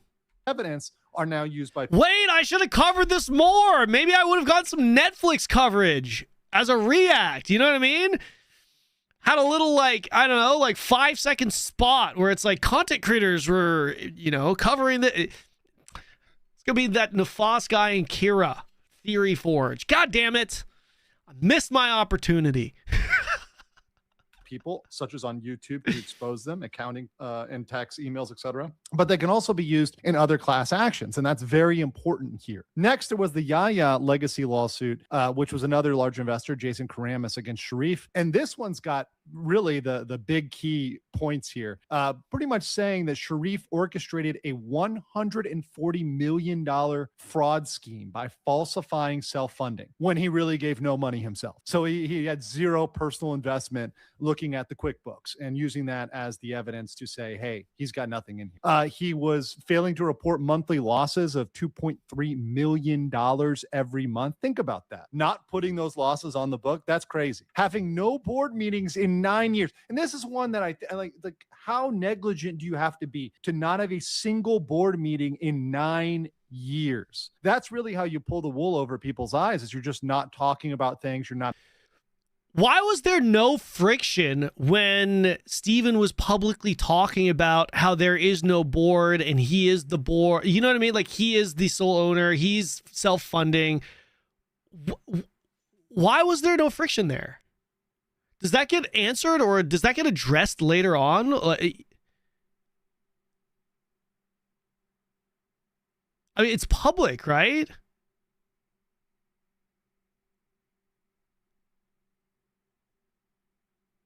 Because we still don't have the whole truth. Yeah, Jason should have came forward way sooner. Exactly, that's fishy. Yeah, like that part to me doesn't make, like, so far this story, all the information we're getting in the mainstream consensus on this matter, it fits. It makes sense, right? The puzzle pieces fit, except for that part. I don't understand how there's so many people investing so much money, and they're just completely, like, you know, they're not saying anything when it comes to... They're just not saying anything for so long.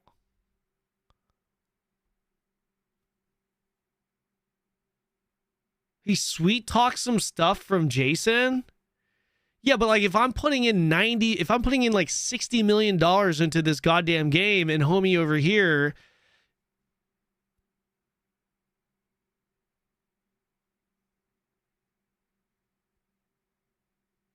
because they're yeah, but they're not. He wasn't. Was he buddies with literally everyone? Like, here's the thing: no matter how much I'm like, dude, when I own 5% of the company, and I'm publicly telling people that this is self-funded, there's no board, I'm the king shit, I'm the one that's investing all my money into this.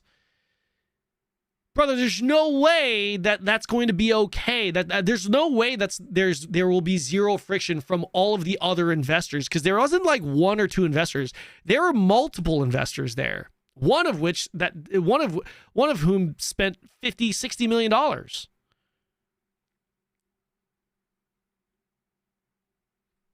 Having any minutes, you're not doing what a normal corporation would do. You'd have board meetings very regularly. If not, when you're really spinning up, you might even have monthly or bi-monthly, right? If you're really in a building phase. But having none, that's not acceptable. Using Steam revenue for personal gain, bankrupting Intrepid Studios, and rejecting a restructuring. Talks about, Remember, businesses we will watch can it more after easily this. go through bankruptcy and restructuring than personal accounts and personal bankruptcy. So it's always possible, even if you're in deep, even if you have a lot of problems, if along the way in this 9-year journey, if Sharif wanted to redirect the company and go elsewhere and try to restructure it or try to get things right, that could have been done. There's points at which in a company you can restructure even a really bad situation, and you can try to go get alternative funding or try to argue different debt rates, etc. That's always possible, but they decided not to do any of that. And this lawsuit is now impending.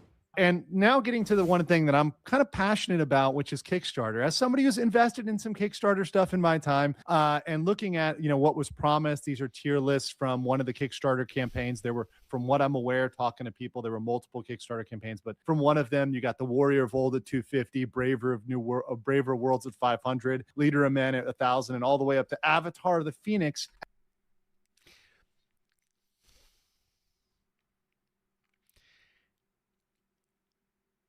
How many Avatar of the Phoenix backers do we have in the chat? How many of you guys? Do we have any? You bought it? Mokri, you bought the 10K one? God damn, I hope you get something from this, man. I sent Steven 200 grand. At 10K a pop. And what you're promised here are things that you can use in the game, is getting access to the game and being able to use all these things, have all these things. Look, some of them have lifetime subscriptions, etc. And the way they tried to snake out of this, the way they try to get out of being responsible for this, is saying, we launched the game. We launched the game. Well, was that really a launch? It was more of an early access that you had barely 2 months, under 2 months of access to. I don't really think so. So getting into the Kickstarter claims, which have not been filed, but people are wanting these things to be filed, I think under California law, piercing the corporate veil against Stephen Sharif is very likely to succeed. So there is a possibility for these things to kick off. There's very strong evidence for fraudulent inducement and misrepresentation, which is California Civil Code Section 1572, breach of contract and implied covenant, and unjust enrichment. So for the Kickstarter TOS and the campaign promise, putting those together, saying, hey, you put this on Kickstarter, look at the TOS, look what you have to deliver there, plus your promises during the campaign, that's an enforceable obligation. That's something where you have a obligation to launch the game truly or refund. Really, I mean, to me, that's pretty straight up. And that is one of the strongest claims for people looking to put this together. And then you also can look at early access as not a launch per expectations, especially after a 9-year delay. And looking at the backers giving so much money, 3.27 million, which Sharif misused, he's enriched by that. So he himself personally was enriched by that, some of which he used to secure loans, which he mismanaged or misused, but it has to go back to that original 3.27 million that the game wouldn't have been started without. So backers, if they want to get behind this, which I know a lot of people are talking about this on different platforms right now, they should really document their pledges. They should save all those statements from Sharif and join in a class action. Try to find a class action in California that has very, very, very good law. I wonder if there's anyone that's going to spearhead that. Surely, right? I mean, with how significant this event is, with how many passionate people there are, when it comes to this event, surely at least one person will try to spearhead this, right? You do it, brother. I don't have the time. Like, I'll be honest, guys, like, full transparency, I don't have the time. I really don't, man. You know what I'm saying? It's like, I don't want like, doing it would be commendable, but like, for the people, sure, but man, it's like, dude, and not to mention, more importantly, I would not be the correct person, the right person to spearhead this. I'm just not. I genuinely think I'm not the right person to try and spearhead this, man. So let's get to the judgment. There's a very high likelihood of piercing the corporate veil against Stephen Sharif and possibly others, such as his husband, right? You've got possible claims for fraudulent inducement, breach of implied contract, and unjust enrichment for those Kickstarter backers. So I really think they should seriously consider this as a way to fight back. Courts need to offer a remedy for backers and crowdfunders to prevent them from being scammed in the future. Backers, I know what they're giving is small compared to a 401k or a pension fund or a large investor, but they shouldn't be treated as expendable, and they shouldn't be treated as second-class citizens in the law and under the law. They shouldn't have to look and say, okay, well, I've given up this money now. This money is gone. I'm not going to get anything from it. That can be a lot of money to a person. If they gave 250 or 1,000, maybe to them that was a lot of money. And yes, it's not $99 million, right? But it's something and should be given back to them. And so I do think they should come together and form a lawsuit and look at a remedy here, because this is an unjust thing that happened. And Mr. Legal Mindset, will you represent us? Maybe I do try to spearhead this, if we have someone like him representing us. Ashes of Creation is absolutely one of the biggest scams that I've seen in really recent history regarding games. But I want to know what you guys think in the comments below. Have you heard of this? Did you know about it? What do you think about it now? Let me talk to you later. Peace. Jesus, man, that is crazy. Holy shit. Some random beach in Cambodia. Is this motherfucker not even in the country? Allegedly, Sharif said he invested 50 million of his own money, I believe, which apparently here it shows he invested none of his own money. As proof, and he was serious, then you find out the 30 million of was his investment. Jesus, man.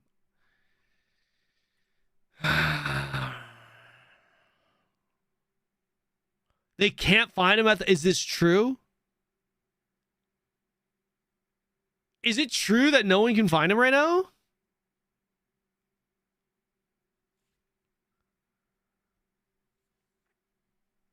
Jesus, man.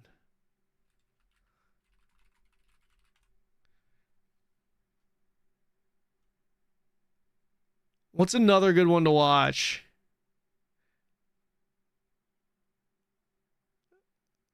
Did I link you guys this? I didn't link you guys this. Let me link you guys this.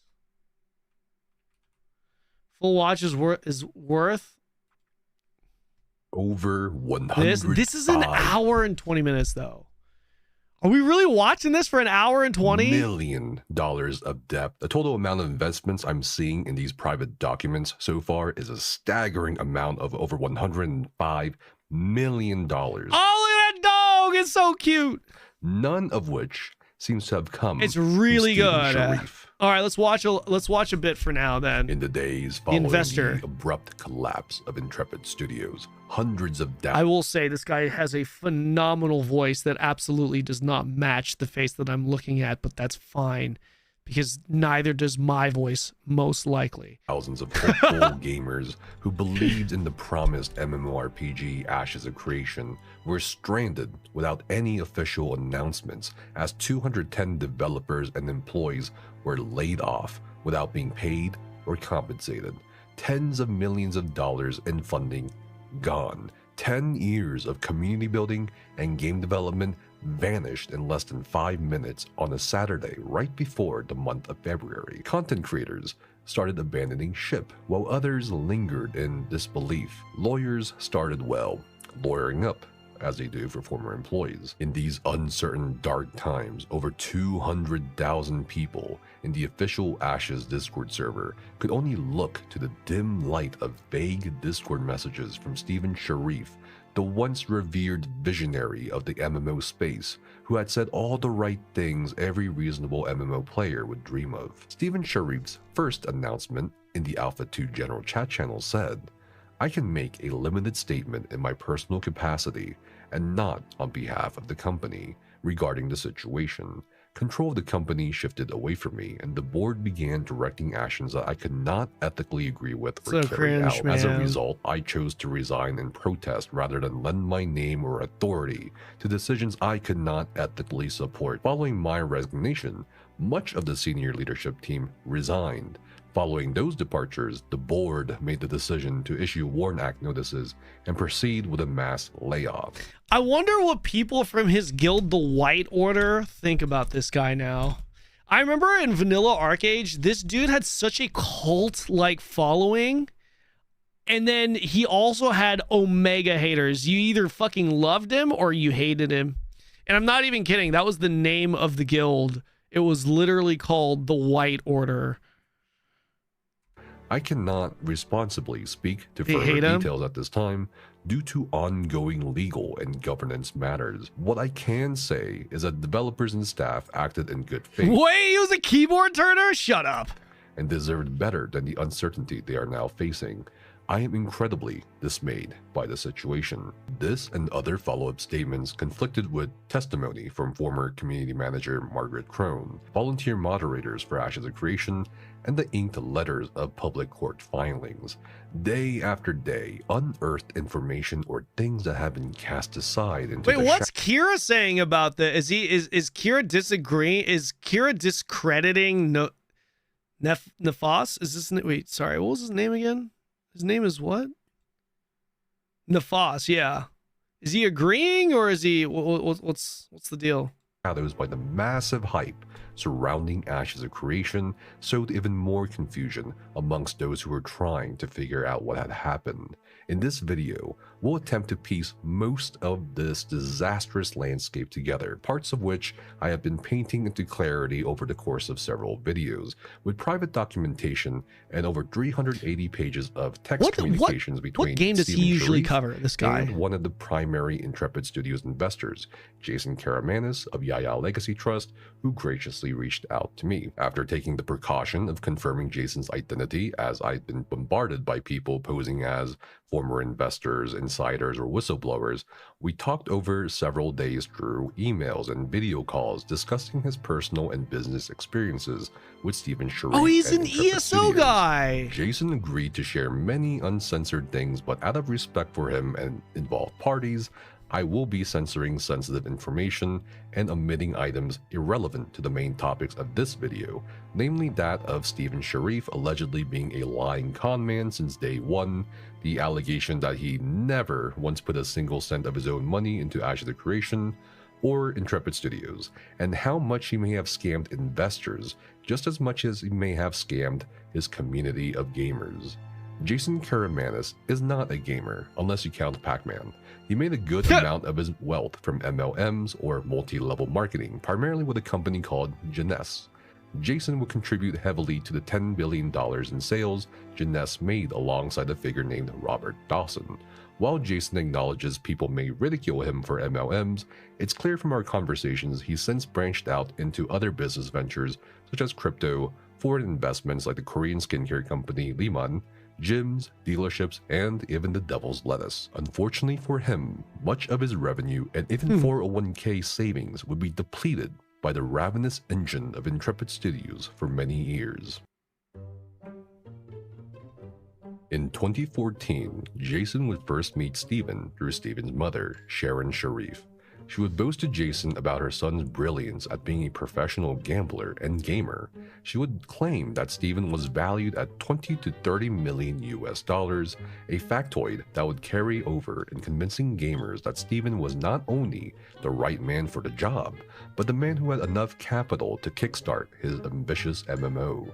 Jason said during an interview that Sharon was the Sharif who partook in MLMs and not her son Steven. However, a quick look through some evidence online suggests that Steven had assisted Sharon's business, particularly with an MLM company called Zango.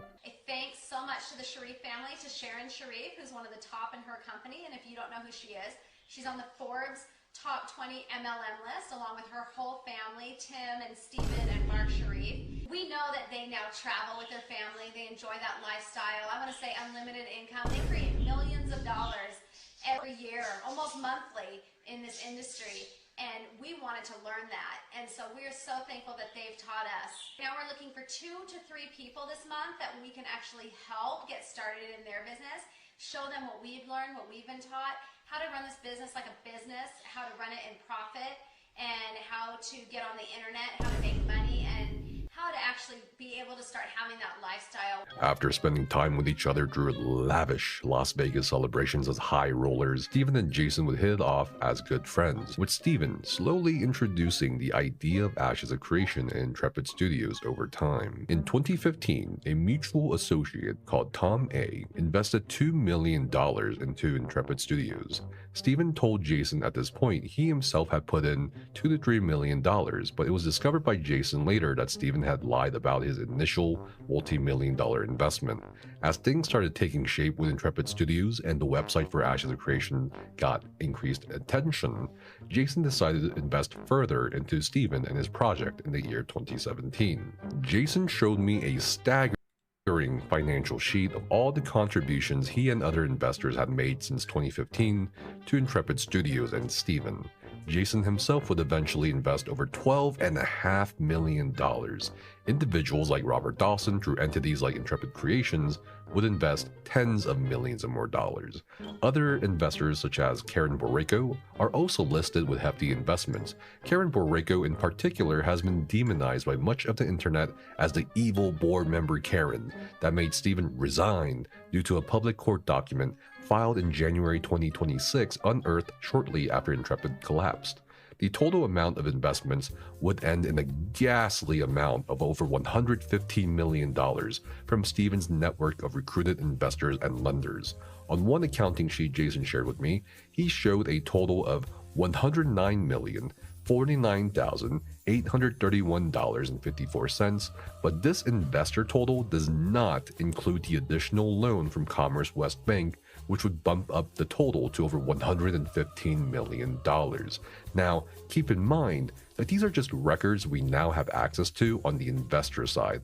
I shudder in horror at what other loans Steven could have taken out that even the investors may not know about, which may add to the future amount of money Intrepid owes. This $100+ million figure lines up with the recent approximate estimations put forth by some pundits on the internet of how much Intrepid Studios could have raised and spent. In the accounting data that I had access to, I could not locate a single dollar from Steven Sharif. Many in the MMO community are still defending Steven, saying that Ashes of Creation could not have possibly been a scam. People insist the enigmatic founder had spent his life savings or an inexorable amount of wealth on his life project before being unable to sustain it, thereby making him a victim as well. But the numbers and desperate text messages we'll soon read together tell a more complete truth. Jason claims that Steven never had anything to leverage, not really, in terms of owned assets, and that both Steven and his husband, John, may have never filed proper tax returns, in addition to possibly embezzling over $500,000 annually from investments into Intrepid Studios for fueling their own lifestyle, such as procuring their mansion. Jason also claimed that Steven and John are insane, pathological narcissists who convinced people they were ballers with mega millions in the bank. Jason also claims that Steven borrowed over $1 million on one loan from Jason and paid his mother back a loan of $900,000 which he was infuriated by. Financial documents I will be shown included a promissory note from June 2018 that is not in any public record, showing $2 million transacted from Jason to Steven, accompanied by wired receipts of millions of dollars. On top of this, I examined yet another promissory note of pledge and security from March 2019. Perhaps most damning of all, I read through a line of credit convertible promissory note dated from 2017 for another $2 million, in which Steven agreed to dilute his ownership down by 15% if he defaulted on that loan from Jason. Part of this agreement reads, if the monies advanced by holder hereunder are not fully repaid by the maturity date, including any and all applicable interest, an additional 15% ownership equity stake in the company with equivalent share ownership in common stock shall be immediately transferred to holder at that time. Additionally, in the event any additional class of stock is created or any additional stock benefits are added, holders' rights with regards to such stock shall be pari passu with the rights of Steven Sharif, such that by way of example, if Sharif is issued an additional class of stock, such as preferred stock, holders shall also be issued the same class of stock and pro rata number of shares for such stock. This, if you're looking at it from a founder perspective, is kind of insane. Unfortunately for Steven, he did default on that loan. This guy is ballin' with, dude, he's just sitting here exposing this multi-million-dollar scam in his goddamn Gucci shirt. Bro, I feel like a bum watching this guy. Like, what is, do I need to bust out my designer clothing right now? Like, what's going on, man? I mean, this is like flash. Holy shit. He's apparently never. This whole thing, he's got like a better version of Pirate Software's voice. Asian looking dude. Gucci shirt. Like, what is going, like, what, talking about a multi-million dollar scam in an MMORPG? Like, what is happening here right now? Like, what the fuck? None of this makes sense. The hell? Hold on, guys. Listen. We've got an ad that's about to play. I got to take a pee. Okay, so I will be right back. All right, give me a sec. Give me a few minutes here. Sorry, I pee a lot when I drink a lot of caffeine. Sorry. All right, be right back.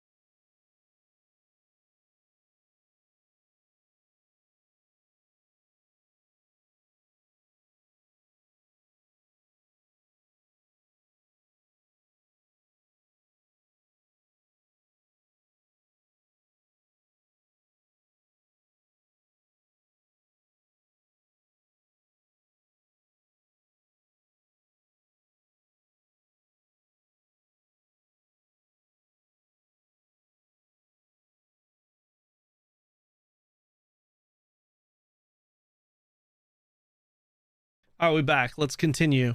At 100% ownership of Intrepid Studios, a secret unknown seemingly to even his closest co-workers such as Margaret Crone and other developers that he would recruit in the coming years for the development of Ashes. Of course, all these. Yo, Pepsi, thank you so much for the 700 biddies. Thank you so much, bro. Thank you. Much love. findings allege that Stephen Sharif was not only lying about the financial state of Ashes of Creation and his company, but also lying to public investors, gamers, and others in the industry over and over. For example, in 2022 on the subreddit for Ashes, Stephen posted that we aren't governed by greedy corporate overlords. I'm funding the project, so no investors or a board to answer to, no publishers to appease.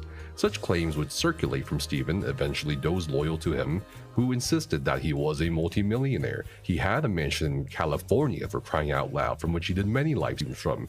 How could it be possible that he doesn't have money to fund this MMO? Jason detailed how he later sued Intrepid Studios through Yaya Legacy Trust for the financial books and records that Stephen Sharif would constantly prevent Jason from accessing, even though it was Jason's legal right as an investor, shareholder, and essentially a business partner to view those records.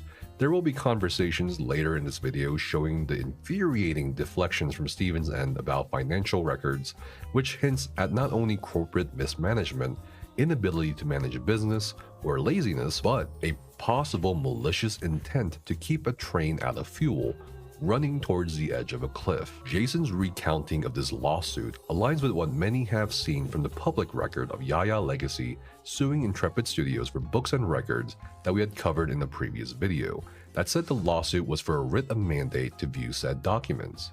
On a side note, having learned of pending lawsuits, including one that Jason intends to file against Stephen out of principle, I asked Jason if he was a litigious individual or happened to get into a lot of legal spats, as I had researched his many legal disputes prior to our first video call. Jason clarified a few of those legal cases for me, and stated that most of the legal cases involve him trying to get money back from people who owe him money. The year is 2016, and Stephen Sharif is gushing over the apparent beginning of Ashes of Creation, touting it as the next billion-dollar game, bragging about how the project... The next billion-dollar game I'm announcing tonight. You get an early sneak peek. Ashes of Creation. Is this the same one you have been working on for the last year or so, or a different one? Same one. We have 24,000 members and haven't even announced the title or entered alpha testing. Already had 24,000 members with a hopeful subscription model of a modest $15 per month that would garner over 2 million players after a launch that would never come. In one text message exchange, Stephen asks, "What do you think?" My mom says get investors. I think I should just fund it myself, about 8 million, then pre-sell packages through Kickstarter. My mom says get invest.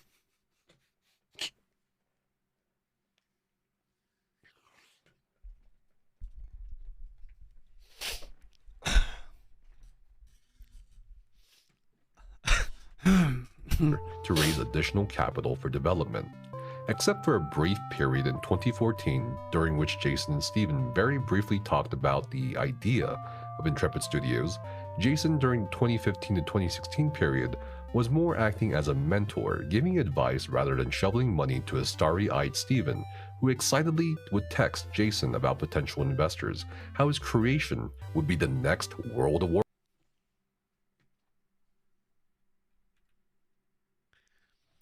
We are going to be the next World of Warcraft, my friend.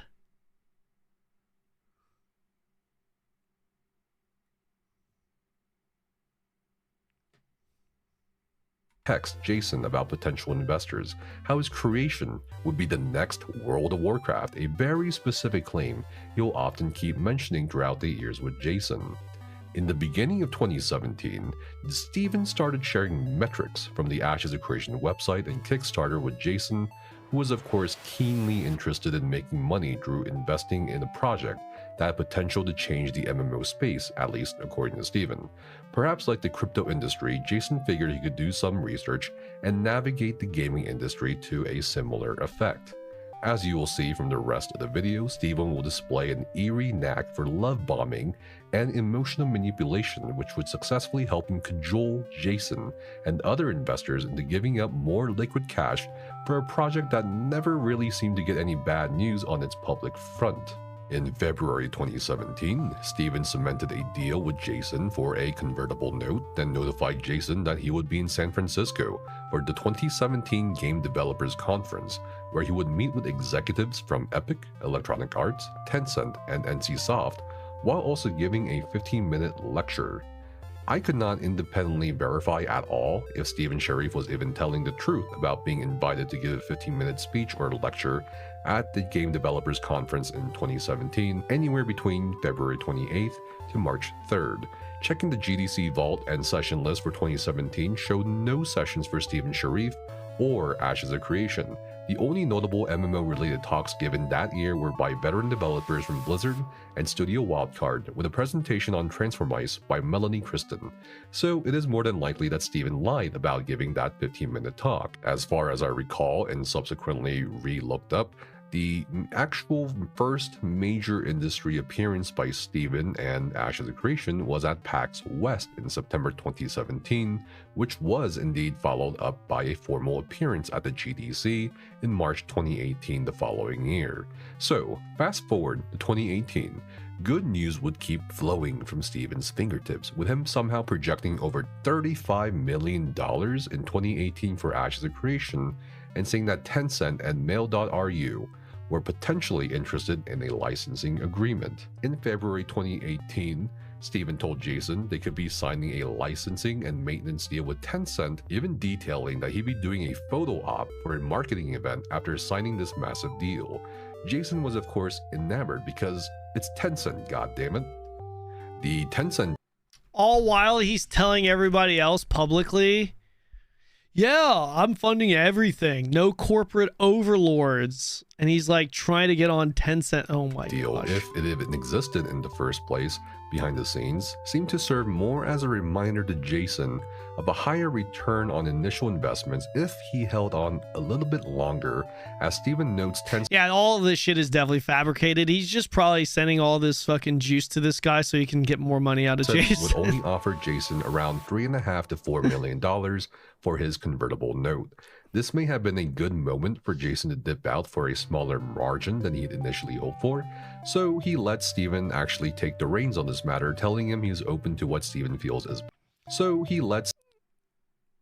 Now, if I had to guess, I would say they will offer you around $3.5 to $4 million for your convertible note. If I were you, I would not sell your note to Tencent, because this December, if you were to convert your note into 2.2%, you'll be getting a distribution of around $1.5 million to $3 million for that 2.2. In 2019, that amount will likely double, if not more than double. You are sitting pretty, and selling to them would be crazy in my opinion. If you have any questions, feel free to call me. Steven actually take the reins on this matter, telling him he's open to what Steven feels is best for Jason.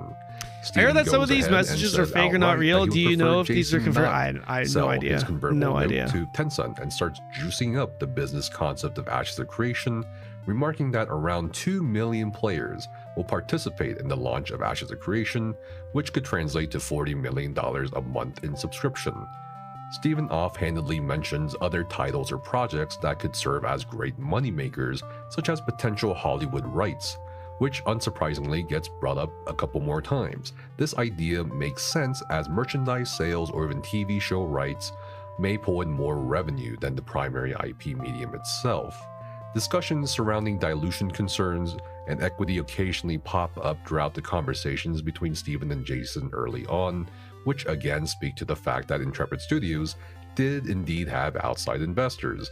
1 month later in April, Steven hit a high, proclaiming in text messages that Microsoft would be sending a 20-person team in May 2018 to check out Intrepid Studios and Ashes to offer a buyout or a publishing agreement.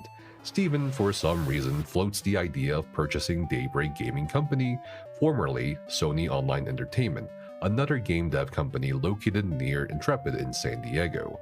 Of course, Steven wasn't the one to acquire Daybreak, it would be EG7.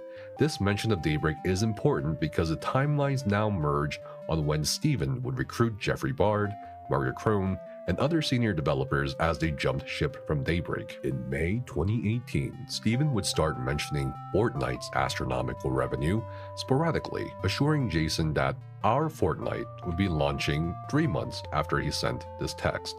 He continues to emphasize that he's in it for the legacy, this active empire building an impactful multiplayer game that will make him and other investors like Jason billionaires. And in response to the buttering up of Ashes and Intrepid, Jason became Steven's hype man, encouraging him at every turn possible, because who wouldn't want to become a billionaire? And indeed, Jason became the greatest hype man possible, sending text messages like, "I actually don't see you selling out completely ever. I just don't get that feeling anymore. I believe you took all the learned knowledge from your mom, watching her for the last 25 years, taking care of you boys, and as a strong woman, and then manifested your reality around that knowledge. Jesus. That you could achieve anything you dreamed of. And I believe in my heart when your dream fantasy literally started becoming such a real reality, the light bulb went off, and you believe you can build one of the largest gaming tech studio company in the world. The gambling was keeping you from your potential." And Steven would reply, "My mom is a brilliant and strong person, taught me a lot. I learned a lot from her for sure. And she always spoke so highly of you, which is why I felt your knowledge and passion would be an asset to have for the empire I am building." In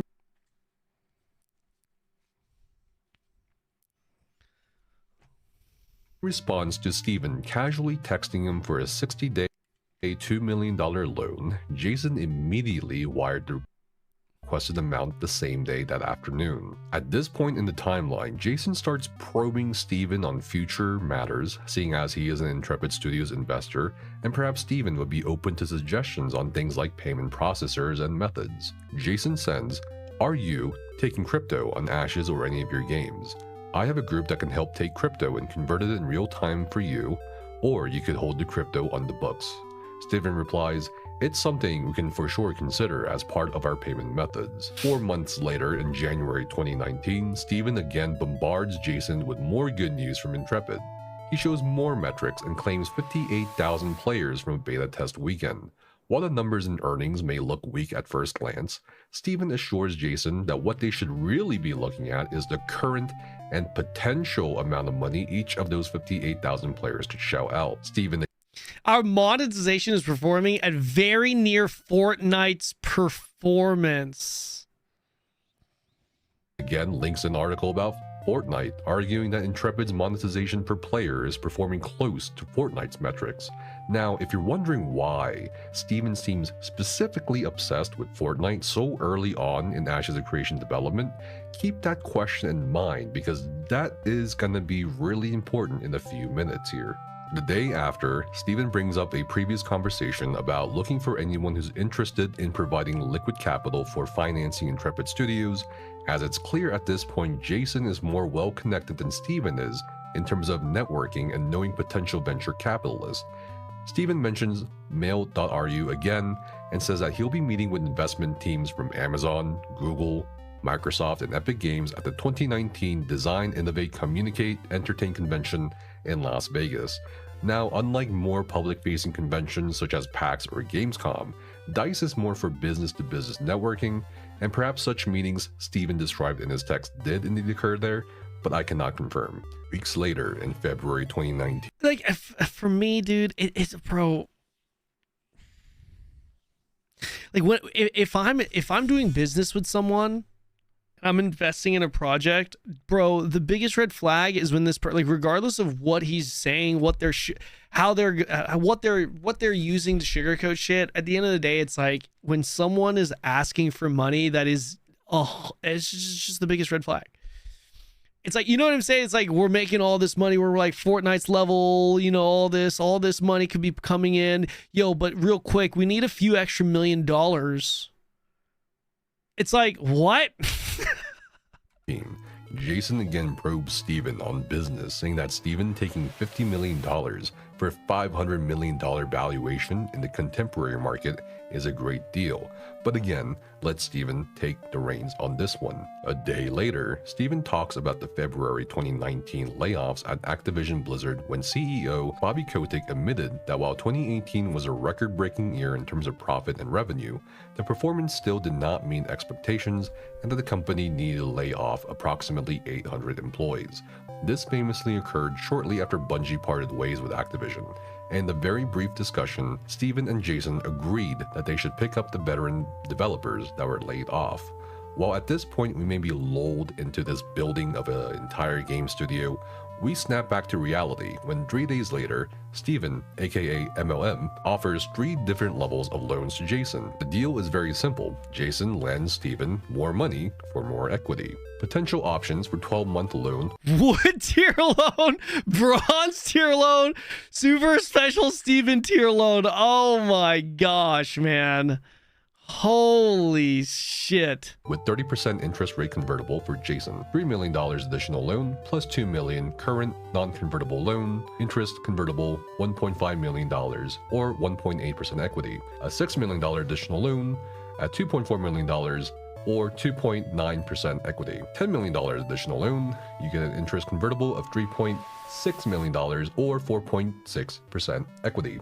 Steven clarifies that it will be 30% interest for 12 months or any amount of up to $12 million, can be converted to equity at the end of the 12 months with a present day valuation of $85 million, secured by assets, IPs, patents, and publishing contracts of the company. Steven continues discussing the MMO and gaming industry at a rather shallow surface level with his investor, noting that ArenaNet laid off about 100 to 400 employees, which followed the Activision Blizzard layoffs. Instead of doing market analysis or deeper research into the layoffs or the market share, Steven optimistically believes Intrepid Studios is somehow in a very unique position to take advantage of a compressed market space, despite not— Bro, this is so bad. This is so bad. having a product to launch at all, to take a slice of sales. Bro, they need to make a Netflix documentary on this shit. I'm not even fucking $20 billion. For context, this optimistic, naive take is about 2 years before New World, another MMO, released. And even then, in 2021, Ashes of Creation was nowhere near completion, and anything about Ashes was purely theoretical on paper or in the logging videos of the Lazy Peon. Timeline is important. Players, such as myself, waiting for a savior to take us away from the pay-to-win, the pay-for-convenience, the enshittification of MMOs, one could say. In March 2019, Steven again mentions another Battle Royale game, this time it's Apex Legends, which had just released a month prior to resounding success. Again, the biggest difference between Ashes and Apex Legends is ignored here, in the fact that Apex Legends, a battle arena game like our Apocalypse, but is a modern gun-based game, just hit 50 million players in 1 month, faster than Fortnite by a mile. If we execute right on Apocalypse, our 12-week projection of 3 to 5 million players could be way off.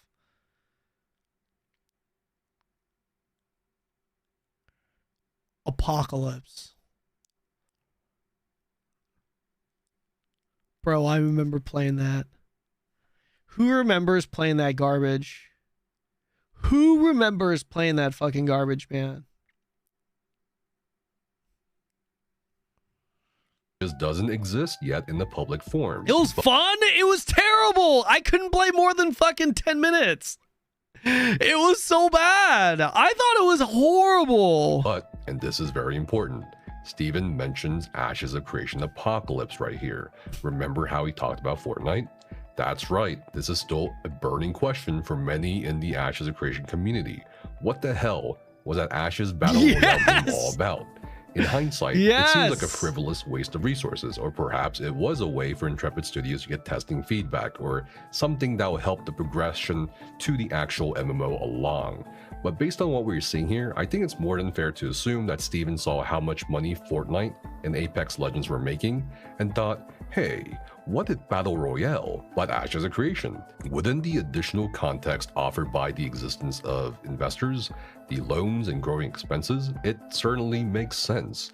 After all, many tech startup founders, YouTubers, or other creatives may need to make a hard decision at some point in their journey to perhaps pivot their creation or service to a different position for the sake of survival or revenue. Slack, for example, started out as a game company building an unprofitable MMO called Glitch, but they found tremendous success after pivoting into the office communication space. YouTube started out as a dating video-based site, and Shopify was a snowboard shop. Wait, really? So perhaps YouTube was a Steven dating? here was making a pivot. But whether it was because of ego or still wanting to achieve the goal of making a full-fledged MMORPG, Ashes of Creation Apocalypse did not last, and the train to the edge of that cliff continued running. Jason cuts through Steven's optimism here and brings up something that even the Joker wouldn't mess with. Yeah, the IRS. Steven needs to make sure to file 2018 taxes. A month later, in April 2019, Jason sends Steven another $500,000. Then, in June 2019, another $2 million is wired through the bank to Steven.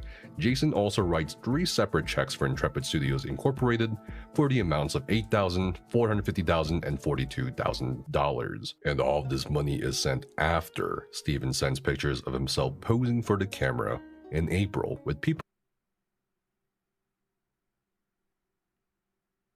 Bro, this looks photoshopped. this photo looks photoshopped as hell. Bro, dude, this guy, he's just... Did Jason never stop to think once, hey, yo, you know, am I the, like... Am I like the solo investor here, or are you putting in some money too? From the Chinese company iDream Sky, known as a gaming publisher of Fruit like, how Ninja much are for the you Chinese putting market. in? It's mentioned several times in text messages that iDream Sky made a deal with Intrepid Studios, which is backed by photos sent by Steven Sharif, although this deal would end in a bit of a disaster later. Hello, brother. 60 million over 5 years secured with 35% revenue share from our new Chinese partners. iDream Sky. I'll call you tonight. Later on. Finally, on June 27, 2019, iDream Sky or IDS signs a contract with Intrepid Studios promising $60 million over a 5-year period with 35% revenue share. Again, this runs contrary to public claims from Steven Sharif of any outside investors or publishers, and that the game and studio were going to keep going because he was funding it and that everything was fully funded. In August 2019, Ashes of Creation Apocalypse Battle Royale released to testers, and Steven shared footage of the gameplay with his investor, Jason. In response to watching the footage, Jason replies, "Looks awesome. Game of Thrones meets Hobbit, meets Lord of the Ring, meets Jurassic Park. Not bad, bro. Pretty damn good. I am excited about the movie rights, LOL." Steve says, LOL as well, me too, and that Jason is excited that they will have a premiere movie release, hopefully. Almost a year later, Steven Sharif would comment on the movie thing again.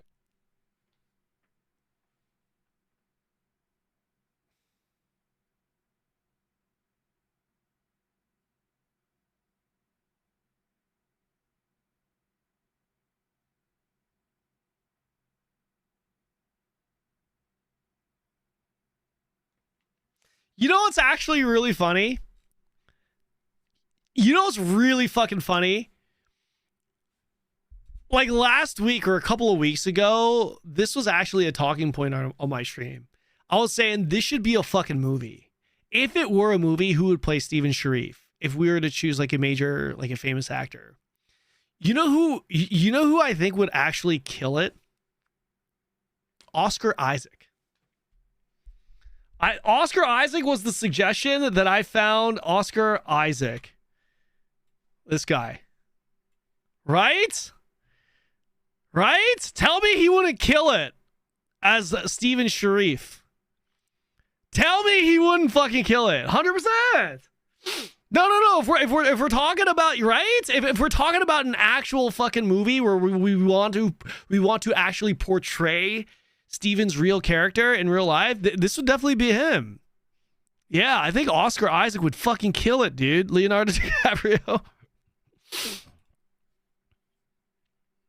Saying, I want It's Chris okay, Hemsworth to play fast. my role in the Intrepid movie. Start Chris thinking of fucking your Hemsworth. casting options, Jason. However, the same month, just a day after the Tuesday 12-hour launch of Ashes Apocalypse, Steven reaches out to Jason, assumingly for more money to sustain the launch. Replying to Steven, Jason says person B can't meet this week, said maybe next week, and he isn't sure if he wants to do it and risk the money. I explained there is no risk. Honestly, bro, I would ask your mom first. She has your back more than you think, and maybe I should ask her for you.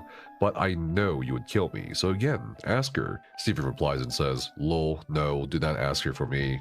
Continues to say, alright, well, let me know if Mr. T is interested.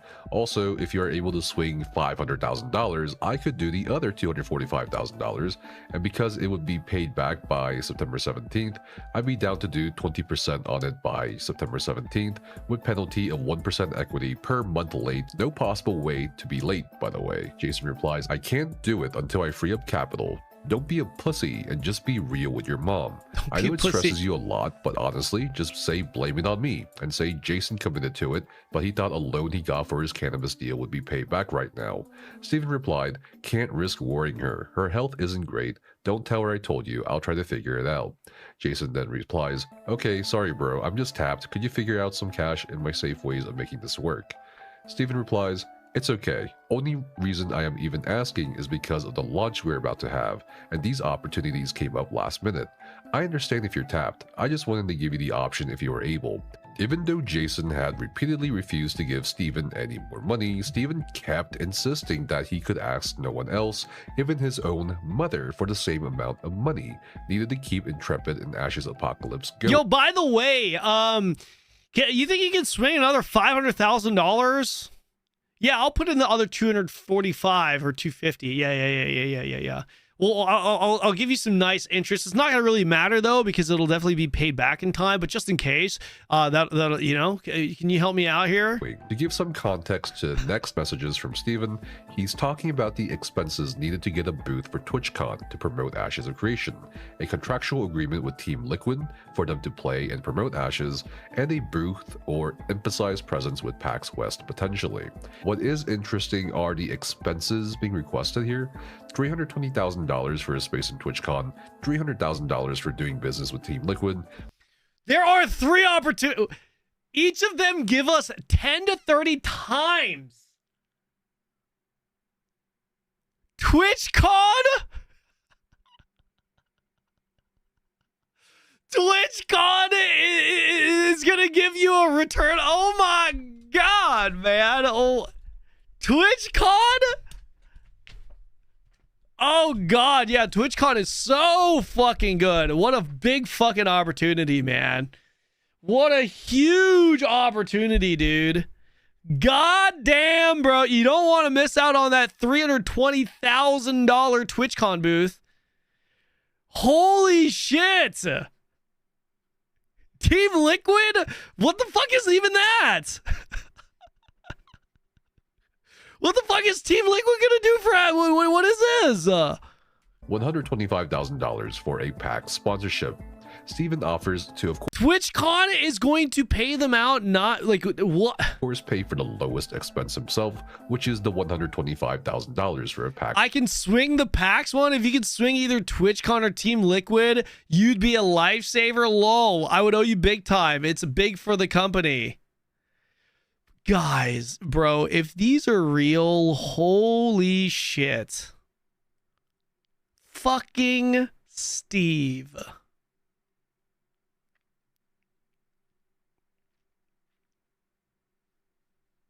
Sponsorship.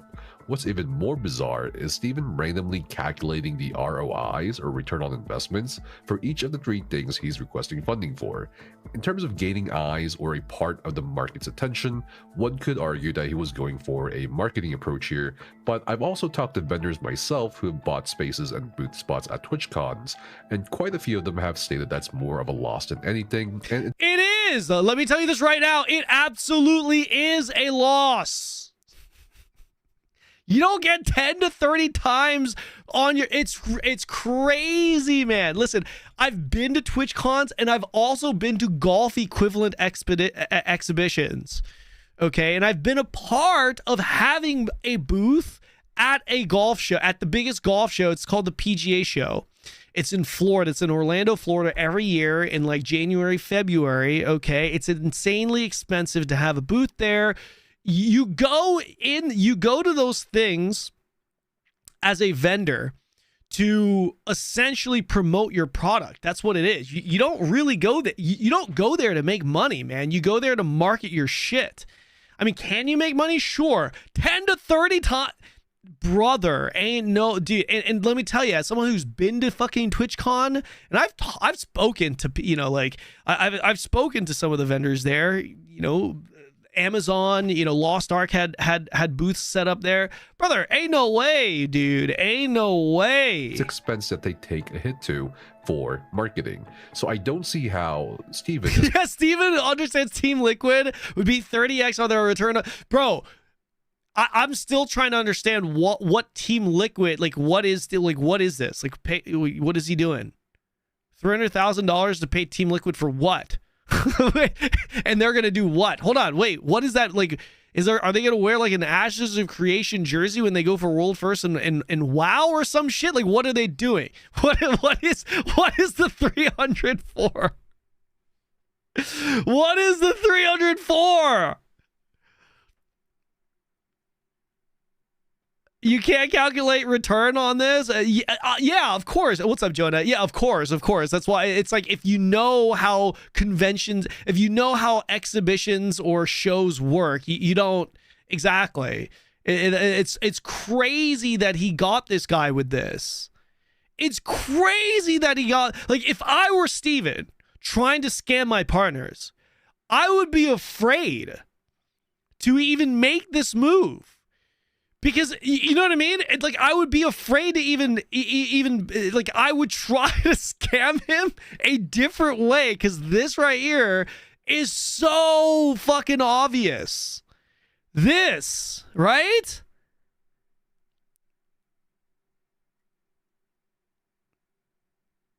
Oh, it's crazy. Calculating a 10 to 30 time ROI on a TwitchCon space or even as pack sponsorship. Definitely, no disrespect, don't see it for paying Team Liquid's limit to play Ashes either. As for playing Team Liquid to play his game, sure, one could argue for it, but any head of... Dude, imagine Team Liquid. Dude, imagine THD Lock just in there gaming. Yo, dude, a Team Liquid party, farming at fucking Shrine or some shit, just grinding it out, trying to farm them levels.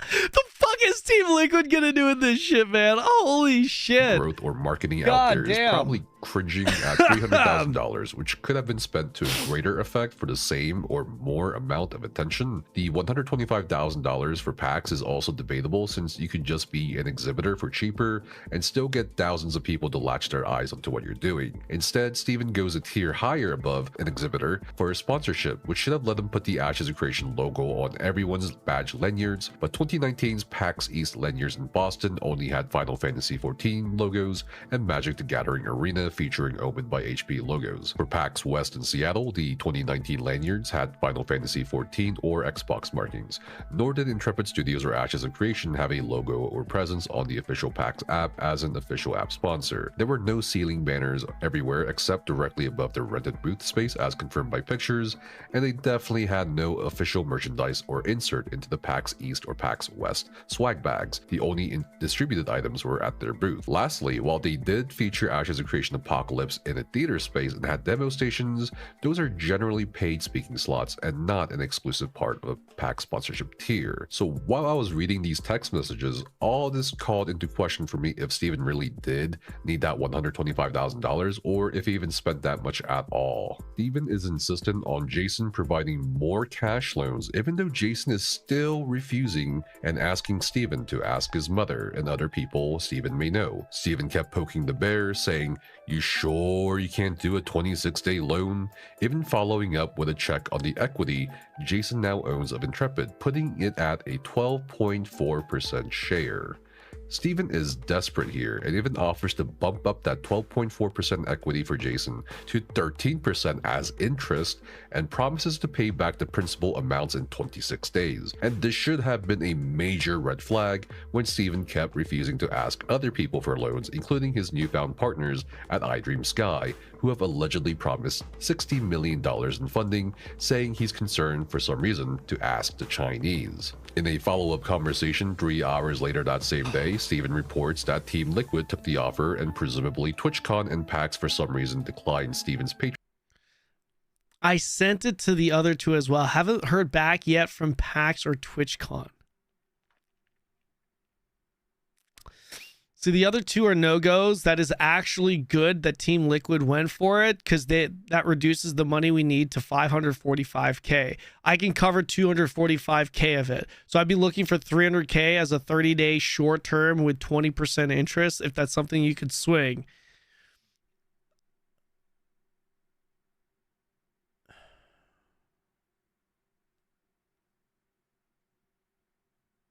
patronage or bid, which allegedly lowered the total combined cost for PAX and TwitchCon to $245,000. This also explains why Intrepid Studios was not present as a PAX sponsor in 2019, as I had brought up earlier. Now Steven only needs Jason to lend him $300,000, since Steven will cover the $245,000. Steven again asks for a 30-day short-term loan with a hysterical 20% interest rate and bumping up the 12.4% equity share Jason has to 13%. If you are someone with any kind of business experience, you understand that this offer is in the loan shark territory. Steven is so desperate for money, he's willing to parcel out more of his company while taking an incredibly questionable interest rate on a 30-day loan. In response, Jason finally relents and says he may be able to cover $300,000 and asks Steven if he can take cash. Steven then love bombs Jason for the umpteenth time and says, "Yes, we could do that, I think. You are a god, my brother. I will never let you down." Jason abashedly replies, "You could have just asked your mom. Jeez." More love bombing ensues. "LOL, brother. I will always be in your debt for the love you shown. We are about to explode, brother. You are the object of all my adoration and respect. I am working my ass off for you." For you. Holy shit.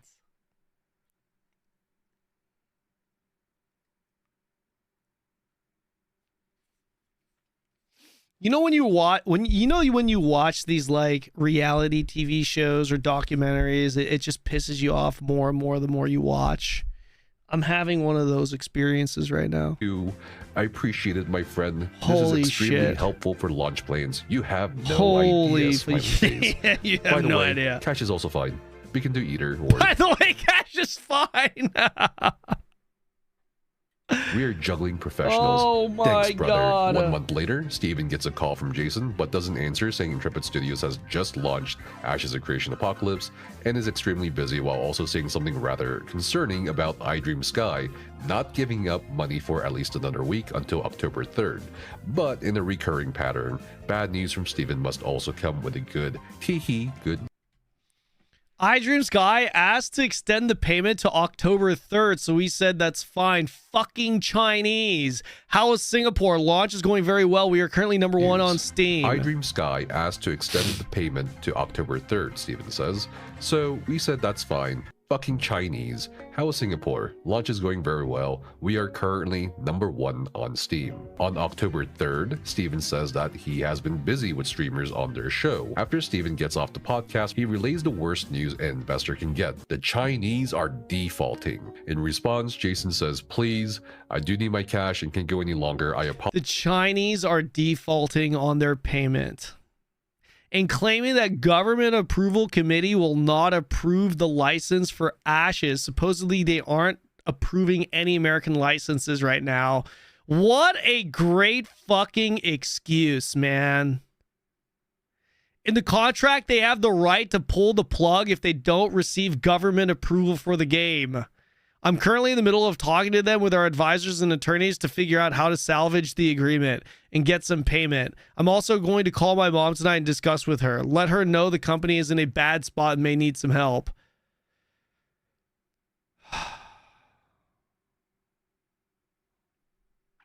Apologize, but I need my money, as I said to you before. I sincerely apologize, bro.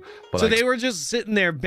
Explained to you my cash position, and I am tight and using my savings. And I said I need the money. I am so very sorry. These guys fucked you. I can't tell Mr. T. He'll come unglued. He's expecting his money by end of the month and mine on Monday, bro. I am ball deep in funding Mr. your T, I love company. that. But I told you before, I can't afford to lend you this money. Now I feel bad and sad. This really fucking sucks.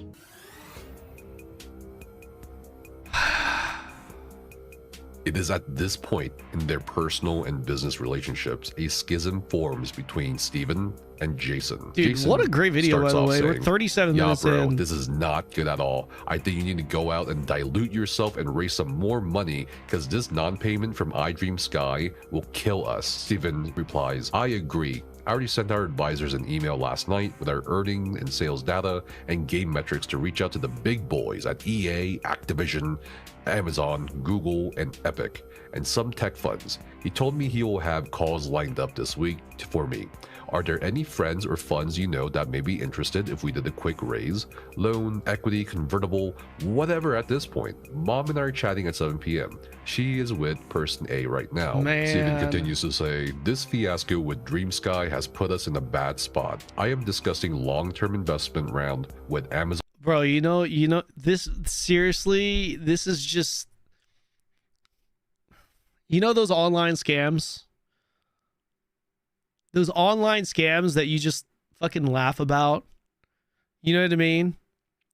And you're just reading the conversation. You're just reading the back and forth, and you're just like, brother, like, this is like, who falls for this shit type of shit. That is literally what I'm seeing right now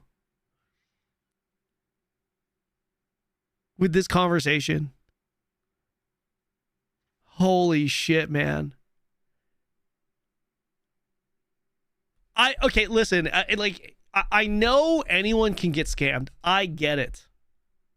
Someone close to me recently got scammed, and it was like, after it had happened, they told me, yeah, I can't believe, yeah, I know, I was just fucking stupid.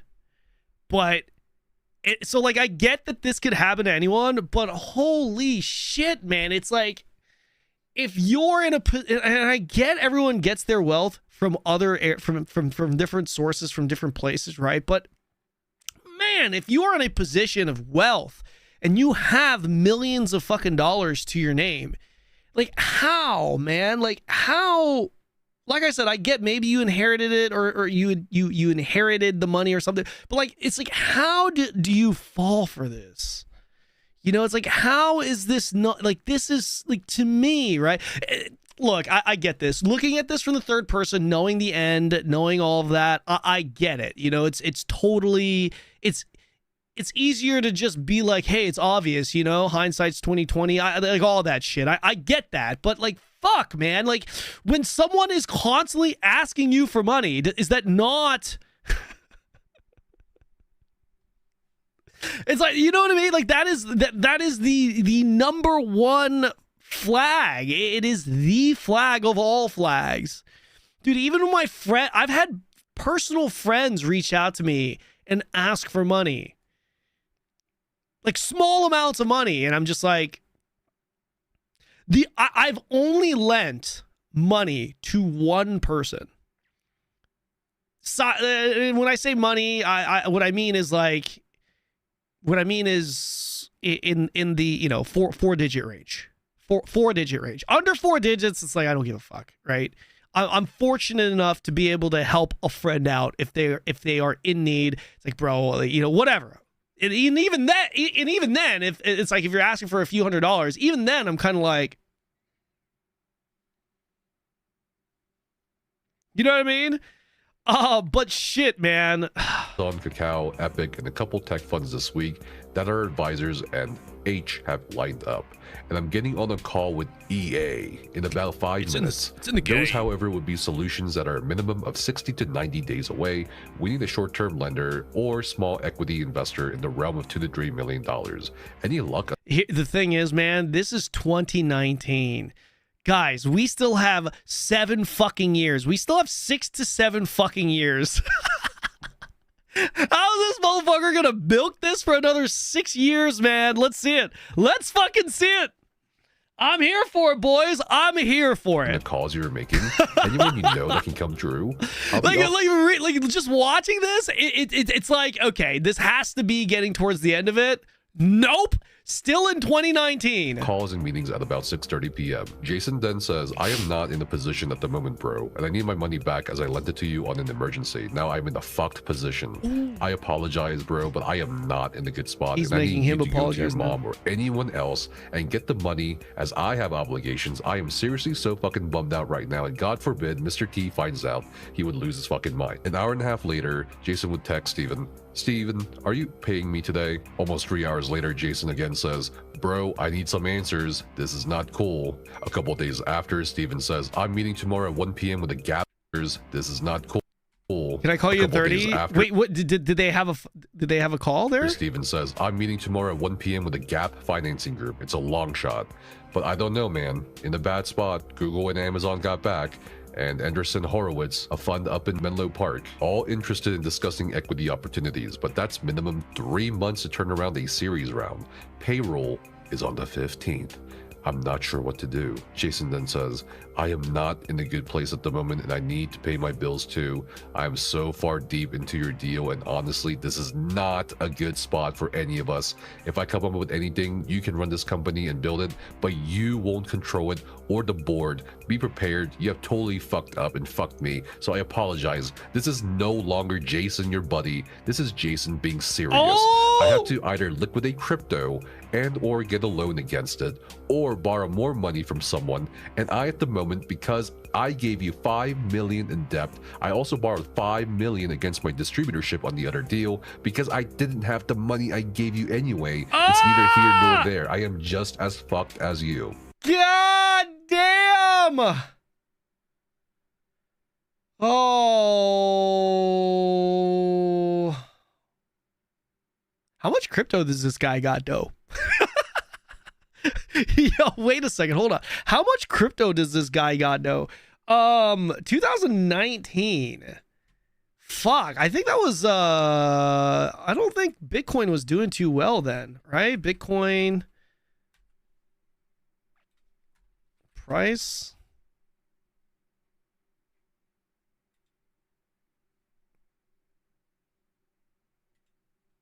$2019. Oh, fuck. Bro.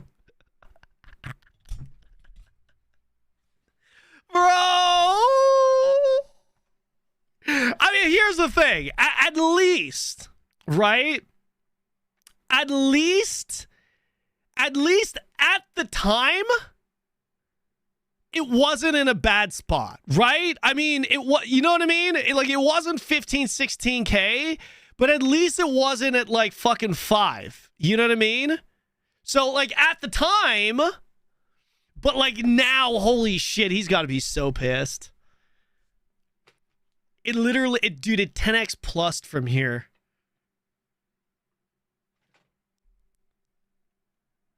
God damn, the amount of money. Holy shit.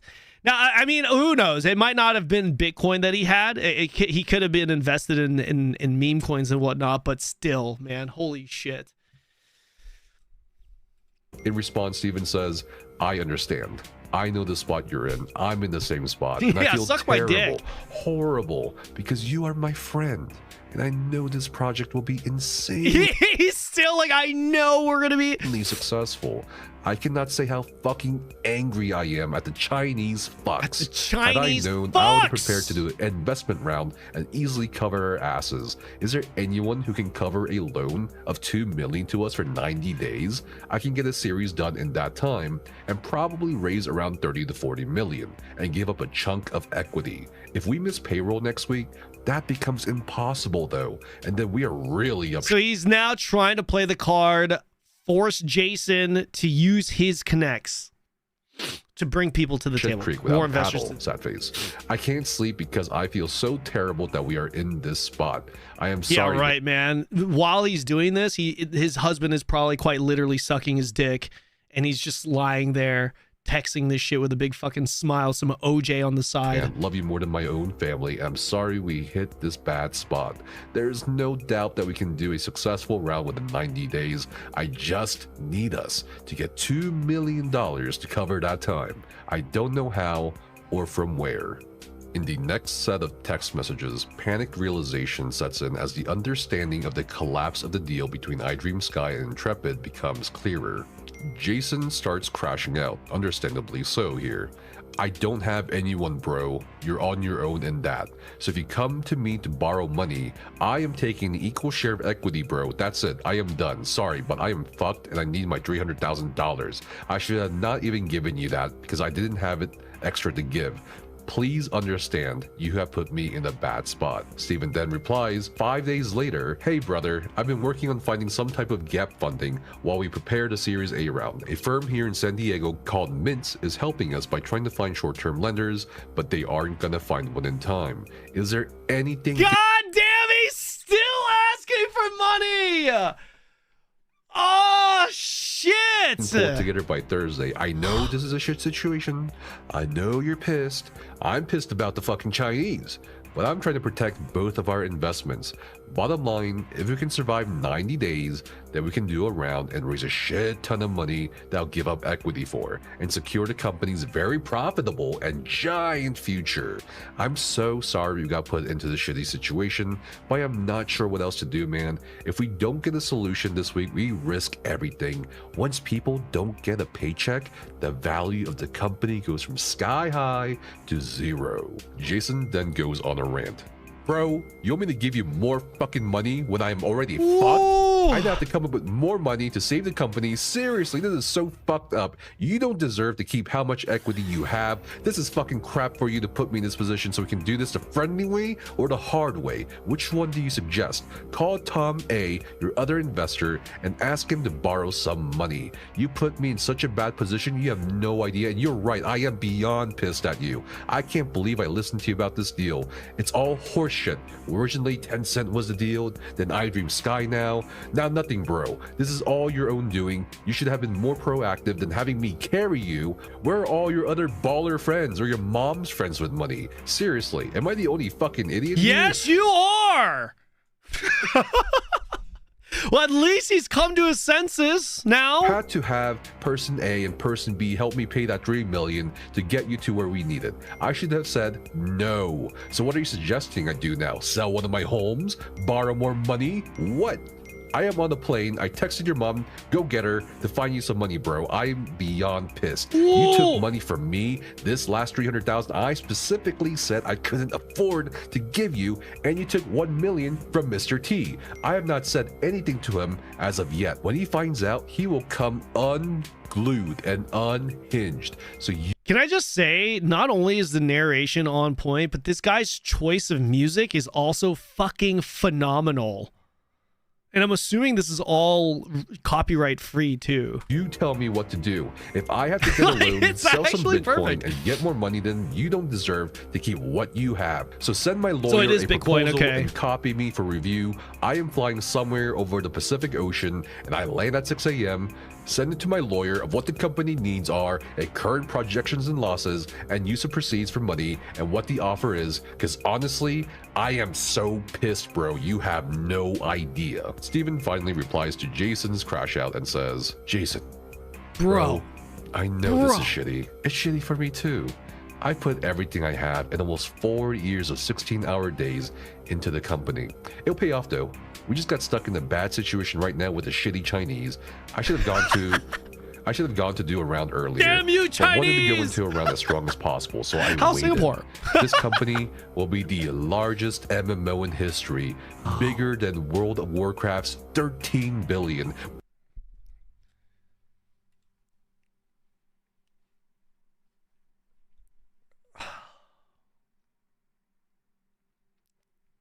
Guys, this is so good. This is so good.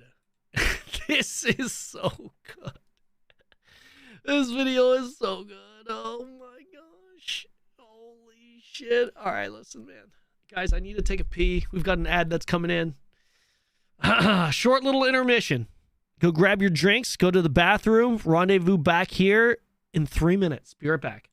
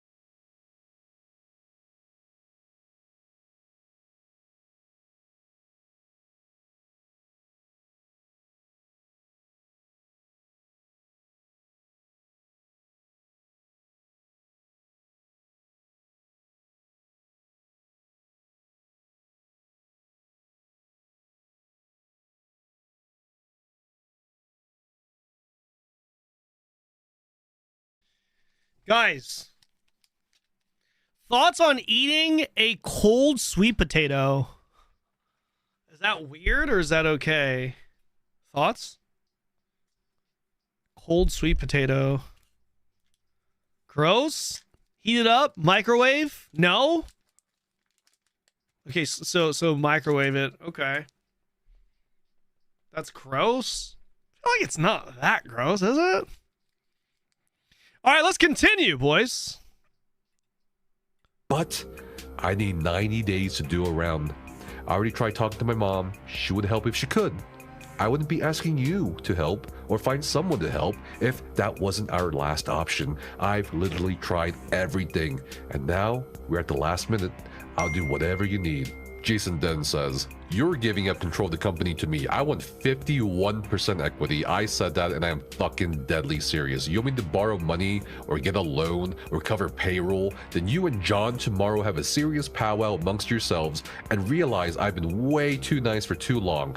Bro, helping this venture, and now when I specifically said I can't afford to give you any more money, you wouldn't go ask your mom 45 days ago and I said I can't afford it, bro. Did you not fucking listen to me when I said that? So put your big boy panties on and chin up, because I am not going to take your valuations of being some billion-dollar deal when you can't get deals done or get fucked on them and expect me, who is holding the largest debt, which if this deal goes down because of this fuck up, I am losing all my money. 7 million, bro. Are you fucking serious? So you have a gun to my head, so to speak, when saying you have no other options besides me. That's pretty shitty. Tensions and emotions flare as Jason shows how serious he is by texting Sharon, the mother of Stephen Sharif. Stephen attempts love bombing Jason again, a timeless stratagem, ironically utilized by the companies that own MMOs after they beat their players into the concrete like dogs. This is how serious I am, Jason says. What I sent your mom. Sharon, I am on the plane. If I have to save Intrepid, understand you'll learn that I'm taking control of your son's company and will be the majority shareholder. Please take this seriously before you say no to helping him. 7 minutes later, Stephen replies, alright, I'll do that, Jason. I want you to know from the bottom of my heart, I am truly sorry that we are in this spot we are in at the moment. I would not be asking you to help if I wasn't 100% certain that I can do a hugely successful round in the next 90 days. I just need the time. Jason then says, my issue is beyond this deal. My issue is trust. You broke it. Now I am in a bad situation all around in so many ways. Stephen then says, I never meant to break your trust, Jason. I love you like a brother, and will work to my death to ensure that you get to reap the reward of the trust you placed in me. I know right now is shit, but I'll get us out of it. I just need the time to run the series. These are real, right, guys? And beyond. Hey, what is this? Guys, these are real, right? Like these text messages are proven to be real. Like this is actually Stephen Sharif's number. It's confirmed. Like it's legit.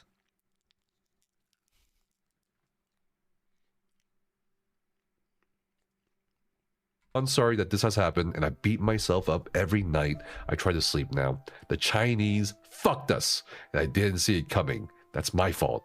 And I'm sorry beyond anything you can imagine. I want nothing but to see you enjoy the reward of your trust in me. It's my driving force to make my friends happy, and you are one of my few friends. I'm sorry, brother. Thank you for helping figure this out.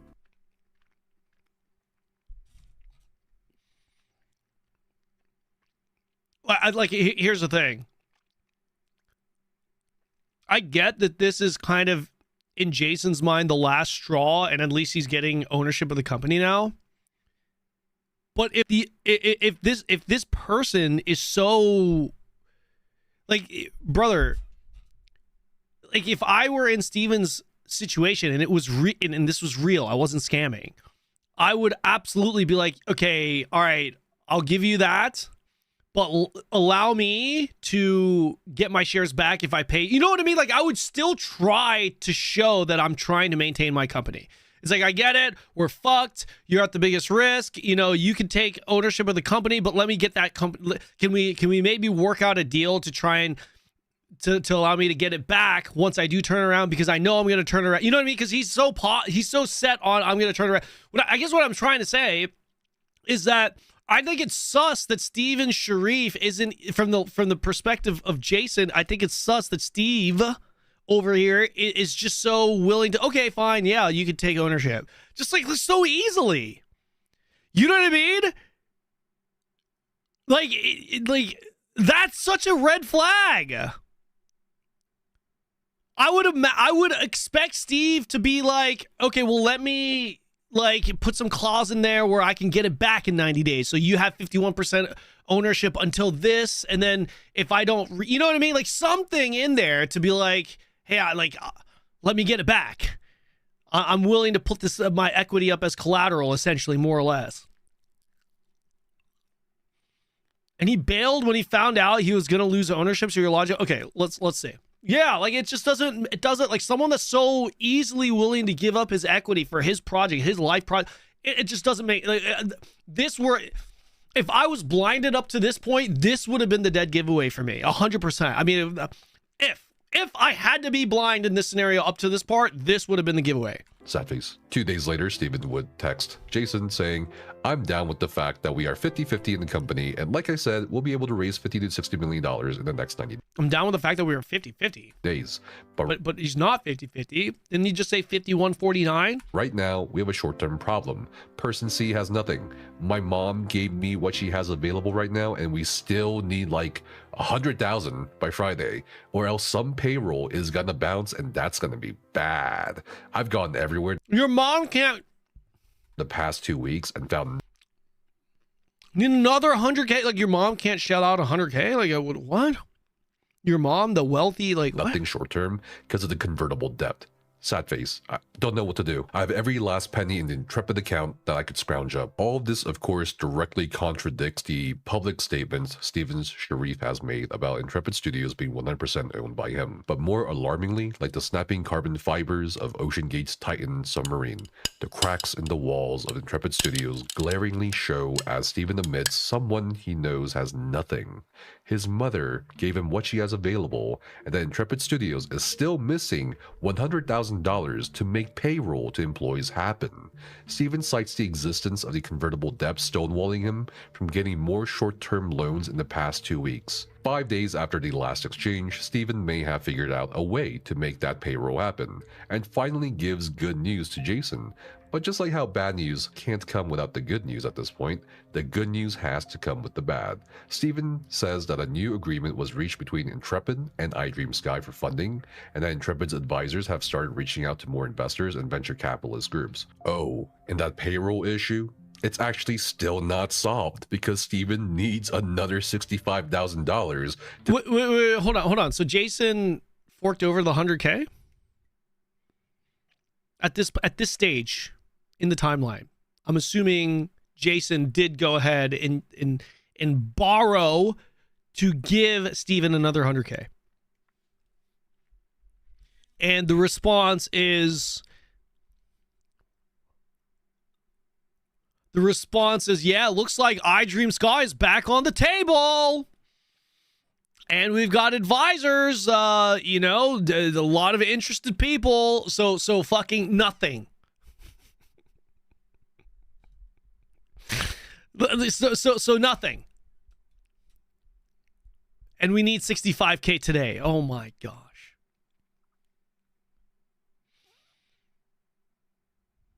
put into the checking account before the payroll checks that were already issued bounce, so employees don't talk and abandon ship. I'm gonna pause here for a second and let that soak in for you guys.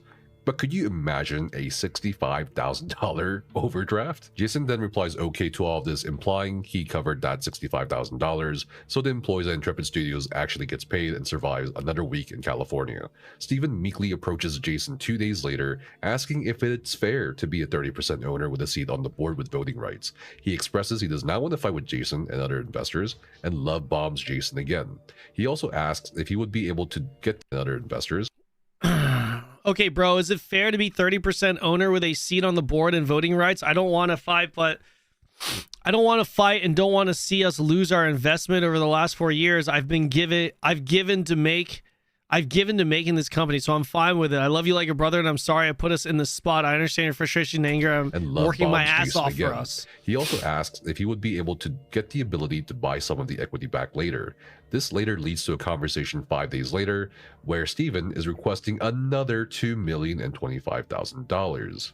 Jason says, I am not purchasing stock. You're giving me 30% of your shares. You can book me in personally as a founder, simple as that. I am not an investor. I am your partner. Steven then says, for the month of November 2019, and to catch up on our bills from October 2019, we need $925,000. Jason is, of course, asked, well, what do you need in December and January? Steven then says December will need $550,000 and January will need $550,000 as well. Jason then says, okay, I'll get your $935,000 tomorrow. With the $65,000 I already sent, that's an even $1 million. Then I'll get the other $1 million within 30 days as soon as my loan closes. At this point, you all might be wondering how Jason is funding this. Well, he liquidated his cryptocurrency. Now, since it was Bitcoin he liquidated, Jason basically lost millions of dollars since he sold $1.1 million worth of Bitcoin back in 2019, versus if he had held that Bitcoin until early 2026. At this point in time, Jason, possessing even more risk and share in Intrepid Studios, tries to get more involved and asks how much the revenue stream will be in November, December, and January, with Steven confidently replying that $300,000 should somehow come in. As the exhausting year of 2019 comes to a close for Steven and his investor, more money is being requested in the form of $75,000 for bills by January 7th, $225,000 for yet another funding of the employee payroll by January 13th. For another $500,000 in the closing days of December, Jason refused to fund $200,000 of it until Steven actually paid back the $300,000 we'd mentioned some time ago in the video. Steven outlines what they need to survive until February 1st. $285,000 sent by tomorrow, if possible. Another $290,000. Okay, hold on. So, Jason was completely dry. He had nothing to give. And he couldn't even shell out $100K. Like, he couldn't do it. And then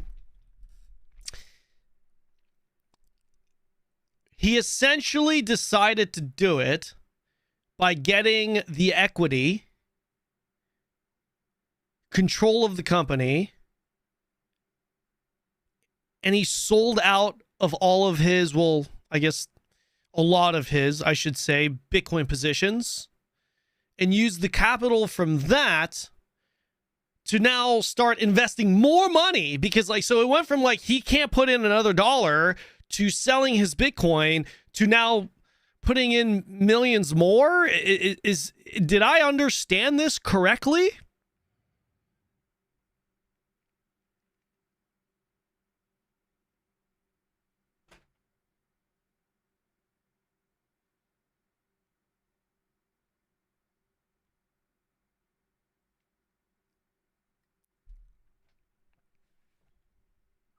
Yeah, he now owns 50% of Intrepid. I get that.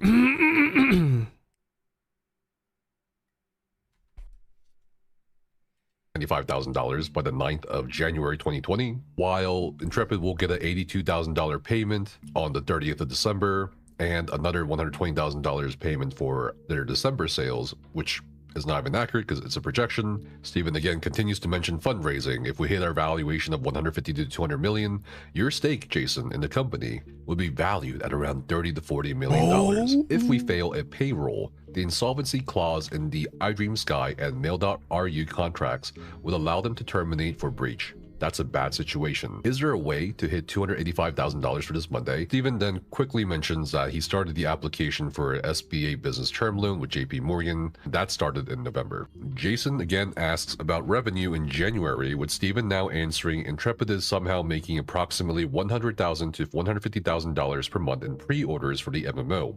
He also says Ashes of Creation Alpha 1 will launch in April 2020, which will apparently be a big moneymaker. He then very confidently says Intrepid will make about $20 million in revenue post Alpha 1. He then attaches his out-of-the-ass projections without losses, of course. Now, to give some context here, Ashes of Creation Alpha 1 did not launch in April 2020.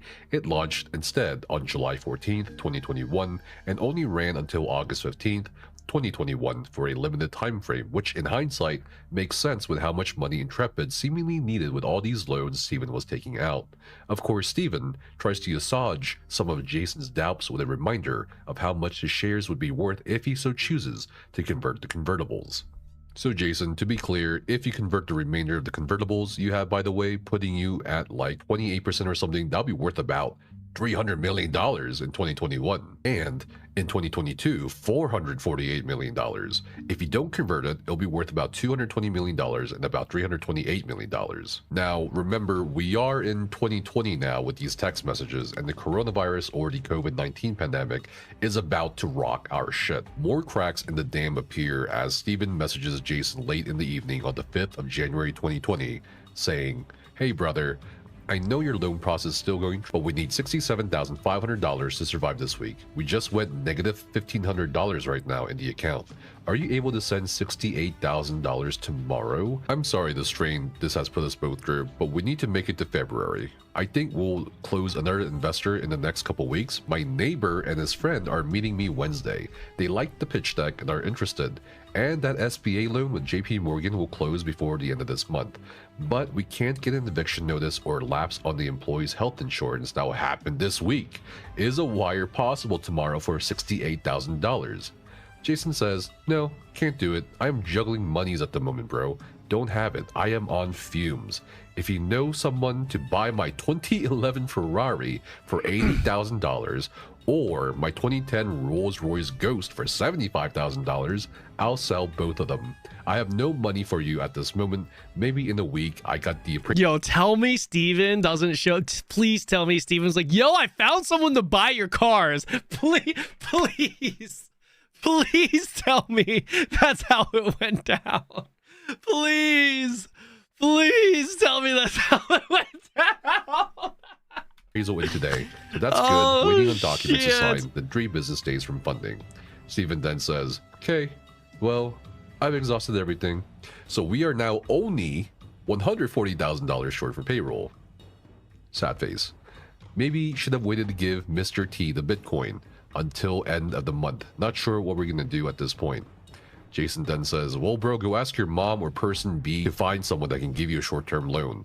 I need about a week. I'll sign my loan documents probably on Friday or Saturday and then fund on Monday, Tuesday, or Wednesday of next week." Jason replies with something that I feel finally shattered my frayed soul as I process these text messages for the video.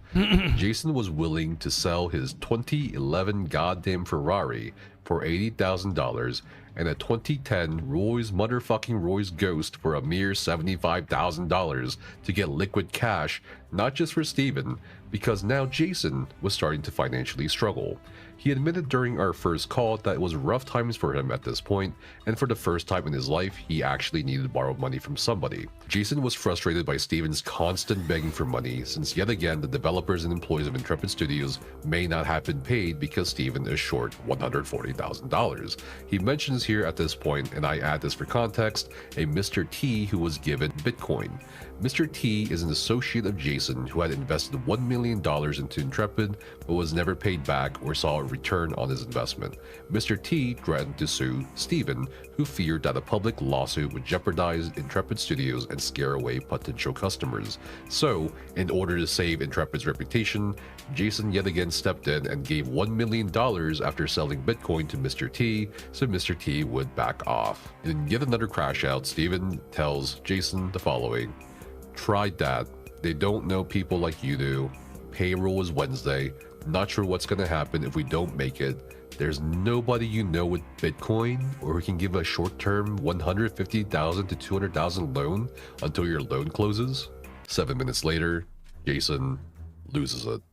"No, bro. Honestly, you're kinda freaking me out that you're not able to get money at this level. It's kinda to a reality that I don't want to be in your deal because you have no ability to get any money. I might have just lost 2 million, 5 million, 1 million, 1.8 million, 300,000. Do the fucking math, bro. You have literally broken me. Can you... I just had to ask person A to pay for dinner tonight for the owners of Jeunesse birthday because I don't have room on my Amex because it's blocked. I can see why person B is pissed, and if you can find someone to give you money for Bitcoin, I can go find some Bitcoin maybe tomorrow. I am tired of your deal, to be honest. 10.1 million so far, and you think I've made of money? No one in your entire life would do what I have done for you. And now I am stressed, not just because of you. I have funneled every dime into it. It isn't that I haven't been able to get money, it is that I've been putting it all into Intrepid. And now at literally the finish line, I had anticipated the final $300,000 to get us to end of January and to the first That's payment how, from dude, I'm iDream telling Sky. you, this is how scam artists get you. They get you to believe it's the last one, the finish line. It's so close. It's like you might as well just, like, we're right there. Do you want to... You know what's that saying you guys always fucking spam in my chat whenever I'm doing Gamba content? You guys are like 99% of all gamblers. What is that saying? Like it does like quit before they hit big or something. What is that? Something cost value. Yeah, but what is that saying though? You guys always fucking say this shit in my chat. Stop. Yeah. Stop before you hit me. Exactly. But like, what is the actual saying? 99% of gamblers quit before hitting big. Was that the saying? I feel like it was I feel like it was worded differently. Oh my God. I know how much you put in. I know you're basically like, my God, bro. Guys, does no one else think that there's does no one else think it's a little sussy that all of these conversations are taking place in a fucking text message? How do we have so much information here via text messages? What is this? What is this? I know that's not how I did business. Text messages were, I mean, sure, we talked about shit over text. There was definitely some big information shared via text, but like the decisions and shit that were made, I mean, it was always a phone call. It was like, yeah, let me call you and explain. Kind of like earlier, there's that one time where he's like, can I call you in 30 minutes, right? It's like, is there no, like, why is there none of that? Seems fake. Text is the fastest save time. That's not true. Not true. When you have millions on the line, you make the phone call. Because like typing all of this shit is just no, like you make the call. And if it's really serious, you meet in person. But I get, yeah, sometimes, you know, maybe it's far away, it's not practical to meet in person, even though that is kind of the old school way of doing business. But at least a phone call to talk about the about the actual details. I don't know, man. Unless Jason had a hunch that this shit was a scam from the beginning and chose to do it via text so that he could document all this shit, sure. But if he had a hunch thinking it might have been a scam, why the fuck is he in this deep? You know what I mean? Why the fuck is he in this deep if he had that hunch to begin with? And generally, the documentation process happens when you feel like there's a play that's going to be made. Like I've been there. I've been there, not like here, but I've had my fair share of experiences where I was like, at some point during the interaction, I was like, okay, I need to get this shit documented. Friendship? Well, that's what I'm saying. Asking for money, giving money, getting the context of the situation, this shit generally happens over the phone. Like it doesn't, you don't just, you know what I mean? Like it's not impossible that all this information is being relayed via text messages. I just find it a little sussy, if I'm going to be honest. Okay, I can't trust nobody right now. I can't trust nothing. Okay? I mean, there is a way to just prove this, obviously. You can just... I mean, Jason could just come out and be like, look, I get what you're saying, but here's the proof. Show us that this is actually Steve Sharif's number. He has it on his phone, you know, and then if we can validate that this is actually Steve Sharif's number, then obviously this is not fake. But right now, until we can get that validation, and maybe that validation did come already, I don't know.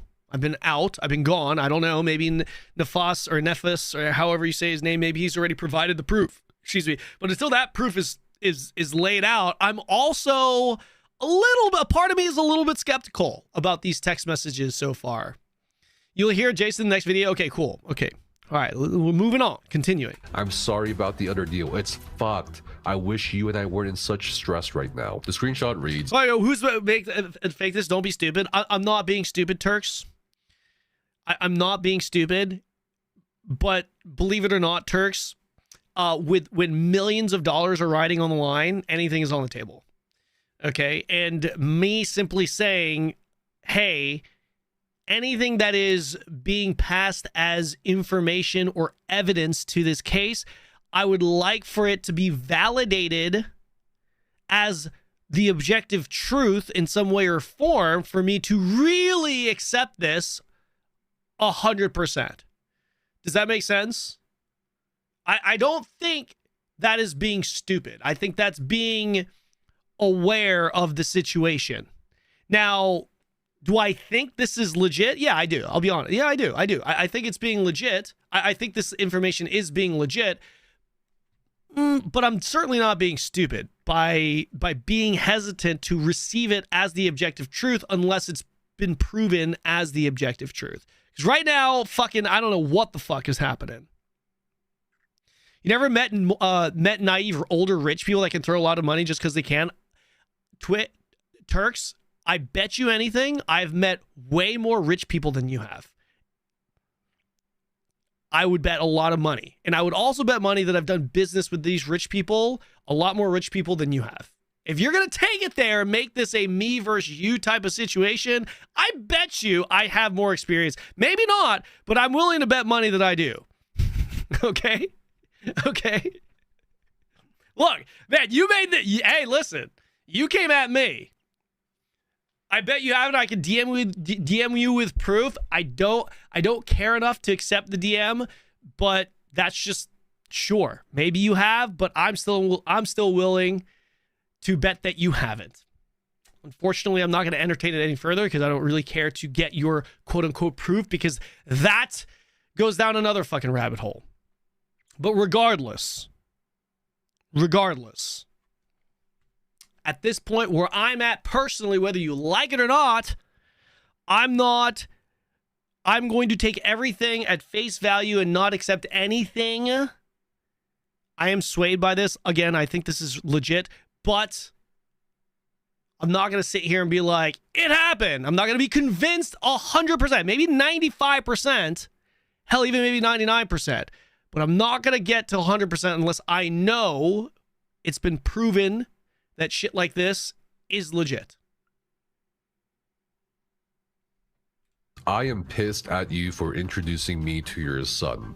Go fucking find him $200,000 tomorrow or get lost out of my life. Go get your loser other son to give you some of your money. Now I understand why person D wants to sue you. Sad face, Steven replies. Jason then says, do you understand me now, bro? Go cry to your husband, bro. Not me. I am in no mood to be happy now. Dude, the rate, bro. He's really busting out the aggressive bros now. Holy shit. Now, I said I'm getting a fucking loan, and as soon as I have money, I will help. But you can't seem to do anything here. It baffles my mind why you're a business owner. I am so fucked I can't see straight, and I asked you to politely go find another source for a week or two. Later, Jason then proceeds to post pictures of his checking accounts are looking incredibly dried up. I also saw from the documentation that he withdrew over $100,000 from his 401k account, which is crazy. I think really the only financial advice you should ever take from a YouTuber like me is do not use the money from your retirement account to fund a MMORPG, okay guys? Now I know many of you are bewildered, shocked, or You know what Steven should have done? Steven should have gone after Nefas. Homie up here rocking that Gucci shirt as hell. I mean, shit. He could have pulled in some money just selling that goddamn shirt. And all this money, Jason keeps shoveling into the Ashes of Creation engine. And like all of you, I was immensely curious about why. Why, Jason? Why would you keep giving Steven money with no ROI in sight? So, of course, I asked Jason this. Yes. And he basically gave me two answers. What? First, he really did consider Steven a very good friend. Sure, and we got told that me already. He's generally a very nice guy. Okay. I thought to myself as he told me this, okay, can we also be best friends, Jason? Of course, just like any other investor, he wanted to see our ROI. Sure. He wanted to make money as simple as that. He really did want an MMO to come out, which is definitely not going to happen now with the now desolate Intrepid Studios. Second, he gave the impression during my conversation with him that after a certain point, he was in too deep with the amount of money he invested into Steven and Ashes to simply just I get that. walk away and leave that money 100%. behind. In that aspect of sunken cost fallacy, I think Jason is definitely well suited to be an MMO player like everybody else. Perhaps his biggest regret is pulling in his social circle into this mess as investors, as he expressed to me him feeling bad about that. 12 days later, an abrupt text message from Steven shares that the next big MMO of the century's potential biggest investor is the former owner of... At Raising Cane's, we're hyper-focused on being the best... I never act... So... When I was in NA, Jenny wanted to take me to Raising Cane's. Fuck! I just realized I never got to go. It was right there one time too. I remember one of the days. I was like, "Hey, it's Raising Cane's. Yeah, we're gonna go one day." We never actually went. God damn. At what we do and getting it right every time. Cook to order chicken fingers, cane sauce, crinkle cut fries, coleslaw, Texas toast, iced tea and lemonade. Finger licking good. I actually don't even know Raising Cane's slogan. Anyway, Yeah, that's the former KFC. chicken conglomerate is not all the adventurous venture capitalists out there Steven found. Apparently, he asked his neighbors for a $2 million investment and another 3 random people. He even asked a jeweler he happened to know for investment, and the jeweler agreed to do a $1 million investment by the end of February. Now, of course, these aren't wholesome, pure angel investors. They also want equity, which means every loan comes in the form of 1-year convertible notes with the right to convert at a 25% discount in the next round, which is an absolutely crazy deal to make on Steven's part from a founder perspective. From a founder perspective. Dude, the laugh in the figured background. At this point, to convey Jason's story while also keeping our sanities in check as we descend into this hell, I'd include a very human moment here. It's a moment that occupies the realm between the worst and best of our realities in our lives. Some of us may have experienced such a moment in chasing dreams or chasing highs, but there was just something so poignantly beautiful about this text message exchange. I just had to include it. Jason texts, "You didn't call me back. By the way, congrats on getting money in." Steven says, "Thanks, brother. I'm stressed beyond belief." Jason then says, "I was so stressed out lately." Steven then says, "Can't sleep past 3:30. Wake up every morning at 3:30 a.m. Get to sleep at 12:30ish. Not an experience I want to repeat." Jason says, "I am so broke. Had to borrow money. Sucks. First time in my life." Steven then stares off into the distance here and says, "I honestly, my dream is us sitting on the plane, flying to some island with the family." Laven, thank you so much for the 50 months. God damn. Appreciate you, man. Thank you. Looking back and laughing, all Jason has to say to this is, "I would be happy with an iced tea sitting at a Denny's at this point."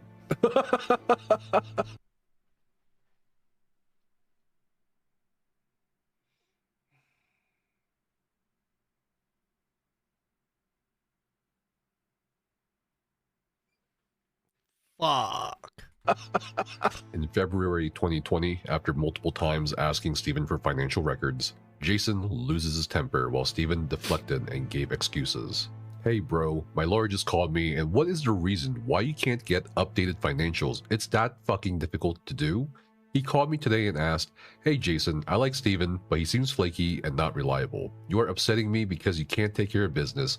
Maybe I should take over the company and you should work for me, because I'm getting pissed off that I asked for the financials 1 month ago. I can't raise money until I have updated financials. Projections only work for stupid investors. Steven says, moving to this new accounting firm was for sure a clusterfuck, but if it's not done by Tuesday, I'll drive over to them and see what the fuck is the deal. I promise I'll get that shit done this week 100%. 9 days later, Steven again relays bad news about the Chinese funders over at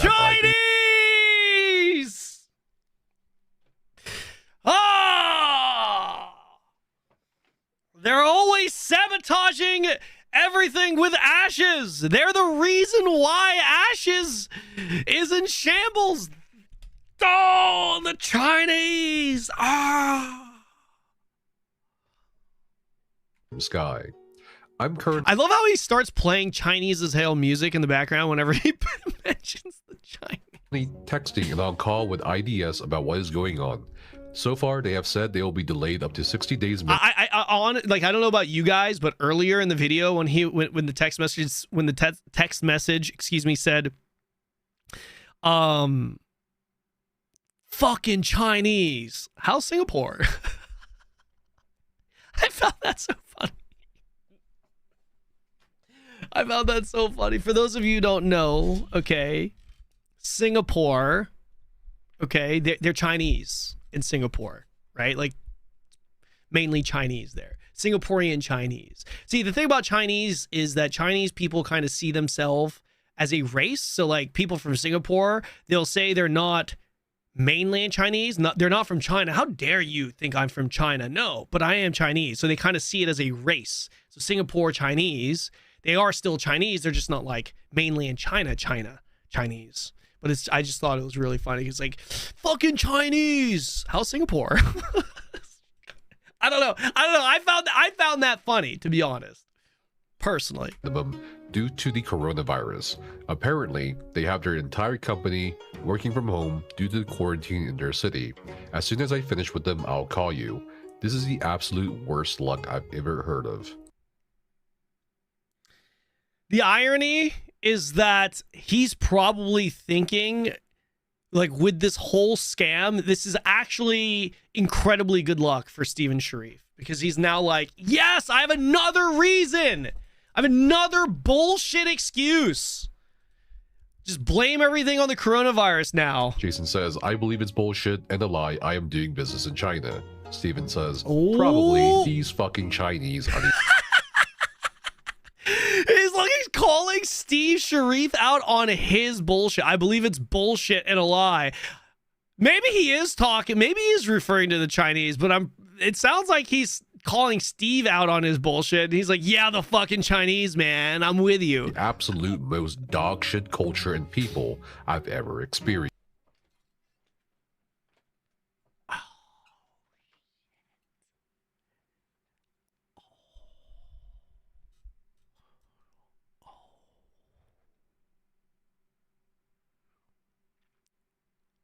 Oh, the racism. Yeah. Listen, I don't know, guys. I think Steve Sharif was going to dodge all of these allegations and make a comeback, but this part right here, this is going to cancel him. Yeah, it definitely has nothing to do with the hundreds of millions of dollars he scammed. The racist comment towards Chinese people and their culture, that's going to do it. This is the smoking gun. We thought we were looking into the story of a con artist, of a scammer. In reality, the story was actually about exposing a racist. Crazy. I can see the headlines right now. Another 21 days later in March 2020, Jason has had enough as the COVID pandemic gets into full swing and is demanding to be paid back in full or else. Bro, I honestly need you to get me the $330,000 you owe me. I thought about it, and honestly, it's the principal issue you put me in the bad place. As far as the business goes, your dreams and goals, regardless of mine or not, you need to start to think about cutting staff, as most people in tech will be soon anyway, and you need to think about how you move forward. I am asking politely for you to get a wire out to person A for the full amount and owed, otherwise I'll be forced to start a process that will hurt both of us. I couldn't afford $300,000 when I did it, and then you took another $1 million. Honestly, it's to a point that you gave me your word, and honestly, this is to the point of no return. Please wire my money owed in the email tomorrow. A day later, with no response, Jason then texts Steven, hello? He didn't respond to my email or my text. Steven then finally replies back, hey bro, I'm sorry we had to send the team home today since they closed the schools, and I got sick today as well, so I'm just now getting home and didn't have a chance to reply today yet. This is our current balance, $690,000. That gives us 7 weeks. I cannot send the $330,000 right now. I need you to give me some time to close one of the other investors. I'm working on it, bro. Please don't burn down our company out of principle on this $330,000. We have a lot riding on the success of Intrepid. Not just investments, but the actual returns we'll see when we launch the game. Please give me the next several weeks to close another investor, and I will get the $330,000 to you, brother. 4 minutes later, Jason furiously texts back, honestly, bro, you're fucking me, and this is not cool, but hey, it's okay. I am tired of this company, and honestly, your inability to, or lack of being able to close deals with billion-dollar companies, as I was told, is honestly tantamount to fraud, including the supposed deal with Tencent that never happened or existed. If I would ever have known that the Tencent deal didn't close, I would not have loaned you another $5 million. I won't burn down your precious company, but honestly, bro, I am becoming more hostile, more angry, and more pissed off than you can imagine. My patience is done. Get the proper financial balance sheets and projections and losses sent to my lawyer. You have 2 weeks to comply with getting me my money you owe me. I should have never given you the full $2 million. Now I am screwed more and in debt. More than a month later, in April 2020, Jason is impervious to Steven's attempts at casting an illusion spell due to his high resistance built by years of Steven's bullshit. He finally got that elemental resistance up, man. Good for him. Jason states, honestly, bro, I'm starting to not have faith in you or trust you at all. If I don't have an email clearly explaining why I can't see bank statements from the moment you took my money up until current, and I can't have access to all books and records, and you're manipulating whatever you want to manipulate without turning them over, then I will start legal maneuvers, bro. At the end of the day, you won't have any company to worry about because I'll start proceedings against you. Now I have to wait because you can't give me access to it because it's not up to date. Is this a fucking joke, Steven? I did you a favor by taking Mr. T out of the way. Now you can put me in the situation. My money is the thing that floated you, and funny, this is bullshit. You can't simply send an email to the accountant to turn things over. 3 months later, in July 2020, you can feel the relief and relaxed sphincters in his messages as Steven shares very good news after talking to the bank. Intrepid Studios received a preliminary approval on a $22 million loan that could be issued around August 24th. The conversational tone returns to the text messages. Random things like Steven getting messaged by a fan on Discord of them getting an Ashes of Creation tattoo is shared. Jokes start flying again between the two as they both believe they're in the clear. 6 months later, in September 2020, Jason checks in too as they both believe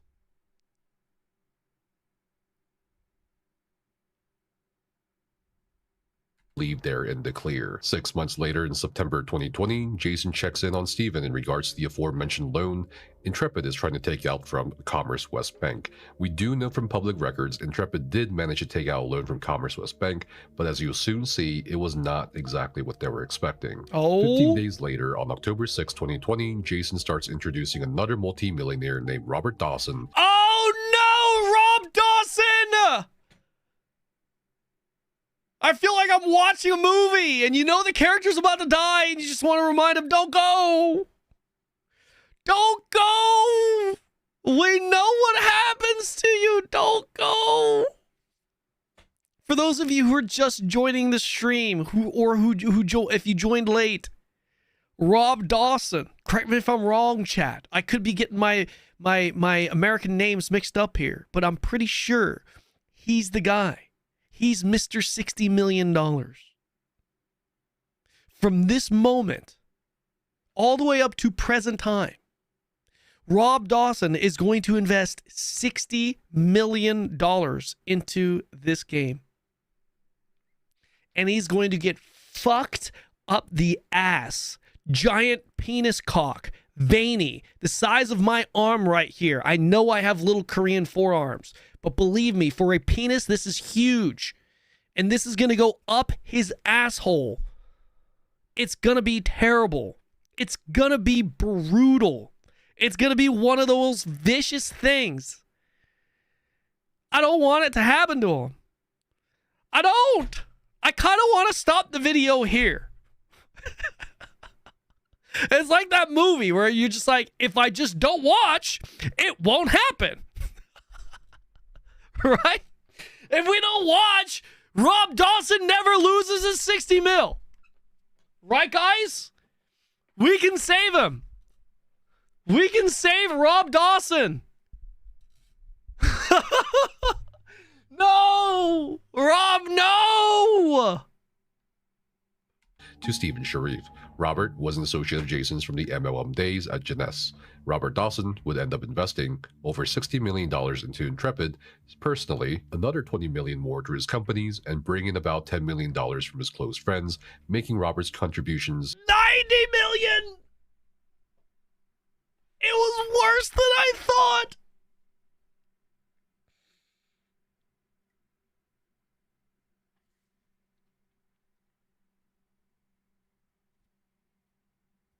to about $90 million. Stephen again has good news with bad news, reporting that Commerce West offered half of the requested loan amount. Apparently, the $13.4 million got disqualified, Stephen says, because it was far above our 2019 gross revenue total. So we are now working to get the final approval on $6 million instead. Still a good loan, but not as high as we were hoping. Jason then replies to this bad news saying, "This sucks. Look, bro, I want to be fair to you and not hurt the company, but you're not being authentic and transparent and allowing me to help make this company work on the financial level, which is bothersome. And I'm trying not to get pissed off, but you promised you would have something to me on November 1st. And now it's not happening for 1 to 2 more weeks, which you don't understand finance and I do. If you don't allow me to help with this company's financial status, I will have to start acting like not a good friendly partner. I need serious actual accounting records of the company, all bank accounts, all bank statements, all actual file tax returns, and what the actual projections and losses is, not a fake P&L for the Main Street loan you're doing, bro. How can I help this company when you don't allow me to do anything and you block me from everything? It's starting to piss me off and upset me again." Steven's only reply to this is, "Sad face. I'm trying to get us this loan the best way I know how, bro. Sad face." Jason tries to have a sincere heart-to-heart conversation here with Steven, saying, "Okay, bro, but the problem is you keep on doing the same thing, hoping that this happens. Okay, so what are you going to do with $6 million? It's not even close to debts owed. And then, when I bring investors into or around the deal, sophisticated people will want to see all cleared up documents. The issue is I'm trying to help us become successful too, and you're kind of like not hearing me. I'm wanting to help you on managing the company, its financiers, and the ability to raise money and be strategic. Your own short-sightedness isn't allowing this because you keep on hoping this loan for the last 5 months would appear. You're hurting yourself and the company by not allowing me into things, and honestly, I have not said boo to you and been very cool for the last 6 months." 8 minutes later, Steven would say, "I am 100% open to you helping in every area with 100% transparency. All I'm saying is let me get the $6 million done without spooking person B, so I can get the $2 million done back to you this month.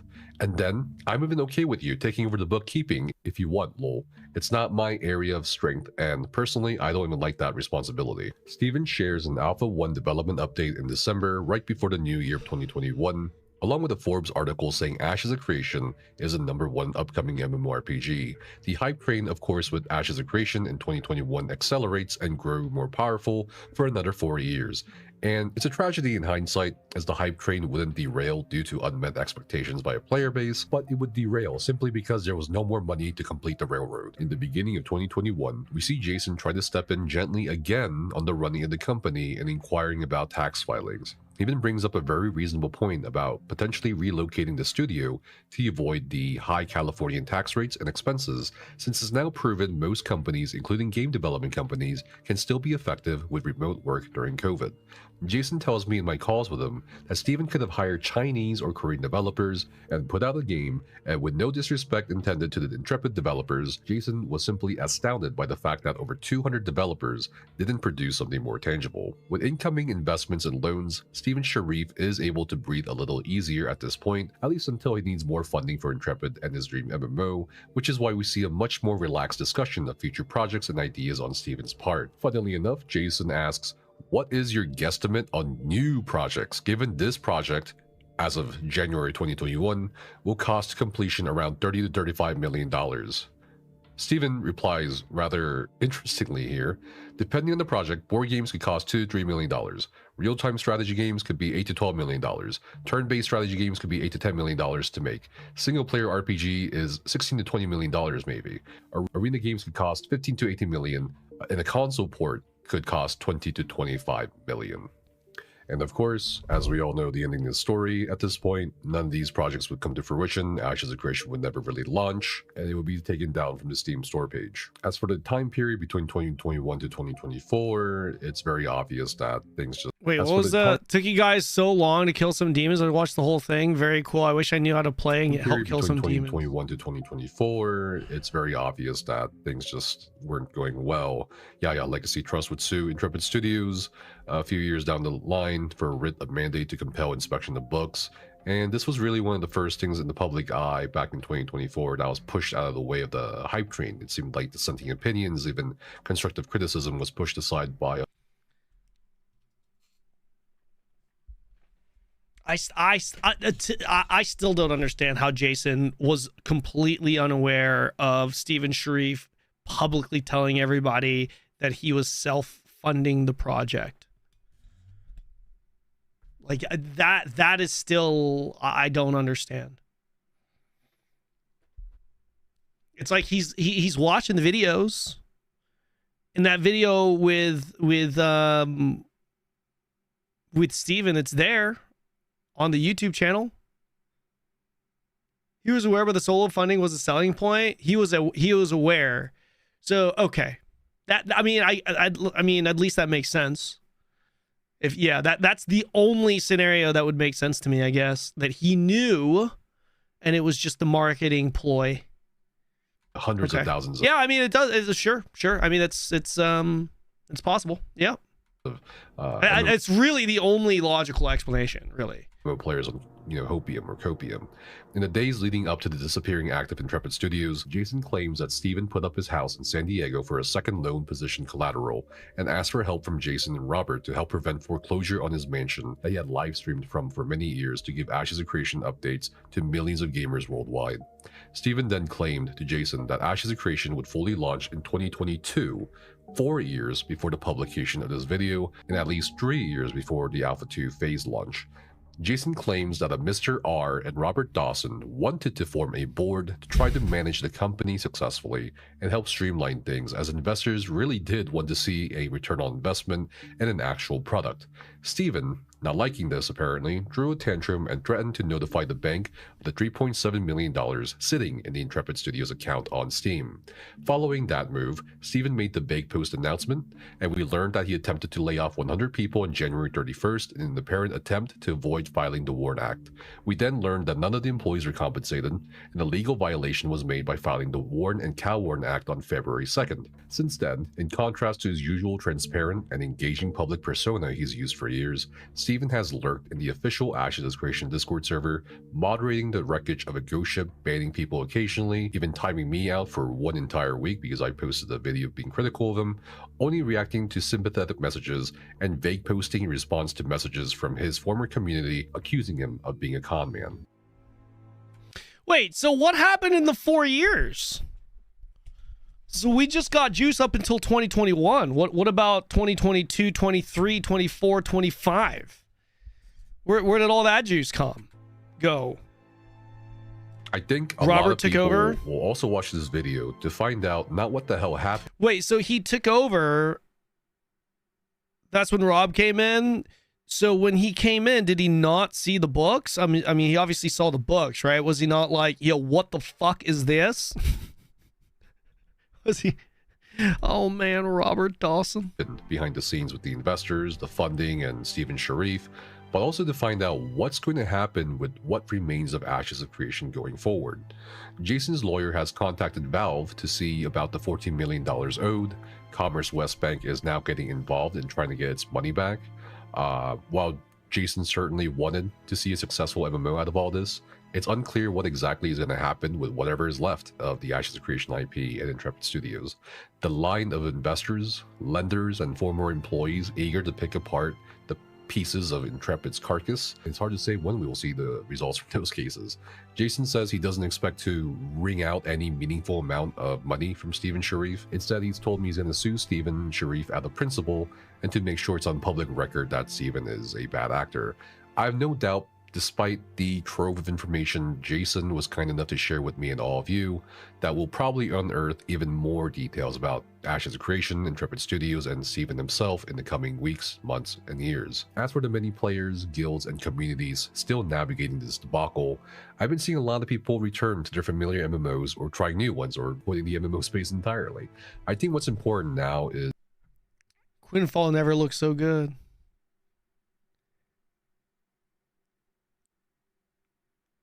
The fact that Quinfall has more potential than Ashes of Creation, and that is the actual truth, is crazy to me.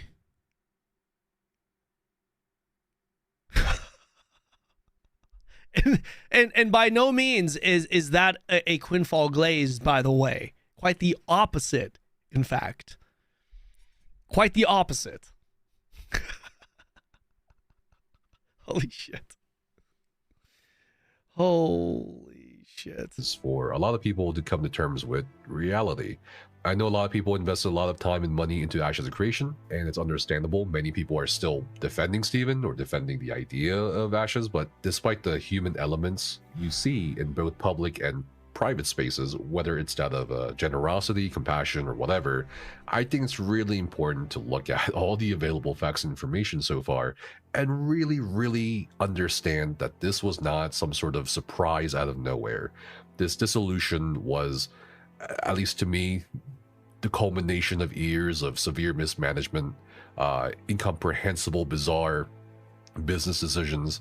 Best case scenario, Stephen was a irresponsible smoothie blend of startup founder, MMO player, and gambler egos who may have been way over in his head. But none of that should excuse the actions or the very obvious lies put out by him to people he called his coworkers or his community. None of that should excuse the obvious foresight he had in regards to where things were going when he's parceling out equity, when he's giving up his own company, when he's not being transparent about the trouble that he or the company is in. You know, I mentioned this multiple times in the other videos, but no one's gonna dog on a developer or a gaming studio for not being able to afford things. You know, like no one ragged on Fantastic Pixel Castle Studios for, you know, being dropped by NetEase as, you know, their publisher and having no funding to pursue their MMO project. It doesn't work like that. So I think there's definitely a strong case to be made for this guy's ego getting in the way. And, you know, we can talk about the worst case scenario, right? Like, oh, he was a con man, like it was a rebel from the start. But that doesn't matter either, because the end situation was going to be the same. So I hope this video really clarified some things for people and given a glimpse behind the curtain. It certainly did for me. If you enjoyed the video or want to see more content like this in the future, we'll probably kind of dissect some things that I just mentioned in this video, like the Valve letter. Definitely subscribe, like, and hang out below. Thanks for watching. I'll see you guys soon. What a fantastic video. Holy shit.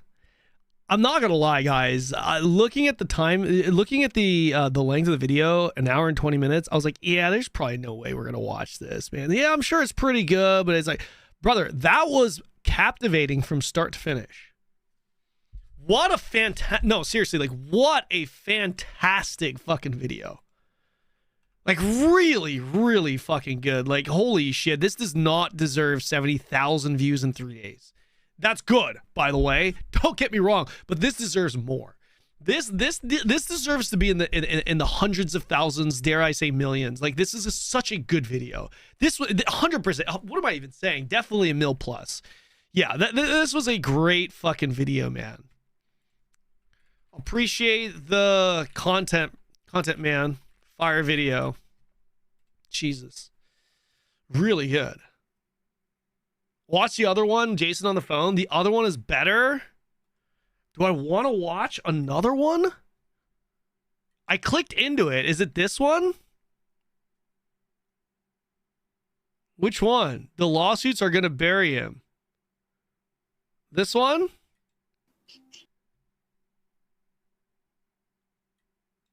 Is it this one? This was only published 22 hours ago. Is it?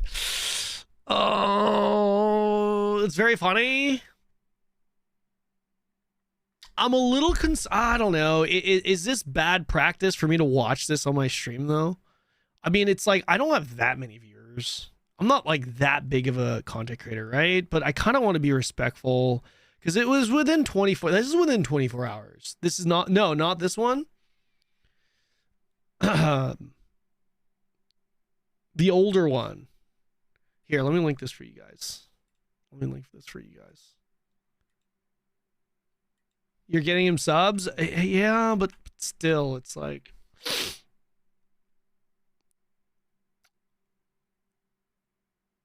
Three days ago was the... I never knew about this until you watched it. I hope you Bro, this is... Hold on, let's just watch this little first timestamp. both rot in hell for destroying everyone's lives.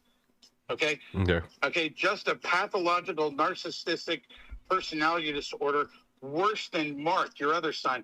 Is it your DNA in your sons, okay, or your ex-husbands that create these kind of human beings that lie, cheat, steal, and make everyone believe they are Jesus. honored? Me. He's destroyed my life and Tom and Bethany's life and so many other people's. Okay, Thank you because he's so a much for narcissist. your work He on should this. be So locked fun to see up when liars like get Mark caught. in an Smile. asylum. Such a liar, cheat, thief. I can't believe this is scumbag of your DNA. Wish you never given birth to such a human scum. You have given birth to the worst of your 3 children. It is not Mark that's the devil and has issues. It's your son Stephen that destroyed everyone's lives. You should have had an abortion. And she goes, it's a shame in her response. Why, right? Yeah, it's a shame on you, okay, for lying to me. Oh, that's okay. That was it. Okay, well, that was a lot from you, but not a lot from her. If you can tell that I'm heated up and I'm pissed. Yes, I can tell. Stephen just and railroaded the entire company. Yes. So, okay, next question. I'm getting a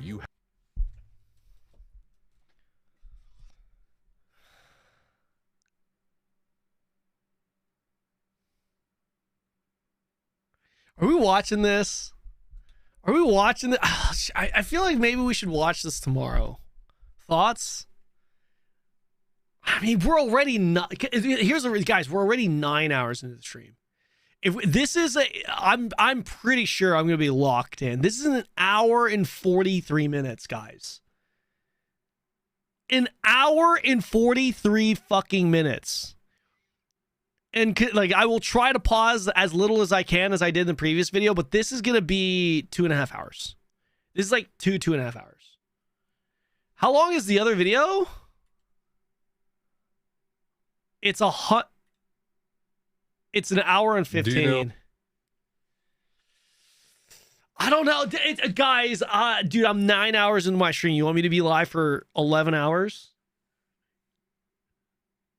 Mind you, I flew across the fucking world yesterday. I flew from fucking Florida / Canada all the way to Korea yesterday. I don't know, man. Maybe we save this for tomorrow. I don't know, maybe because like I kind of want to play some Quinfall too. I know that's fucking crazy. Roast me all you want. I know, garbage game. I get it. Okay, I'm fucking weird. All right, yo Shay, thank you so much for the 10.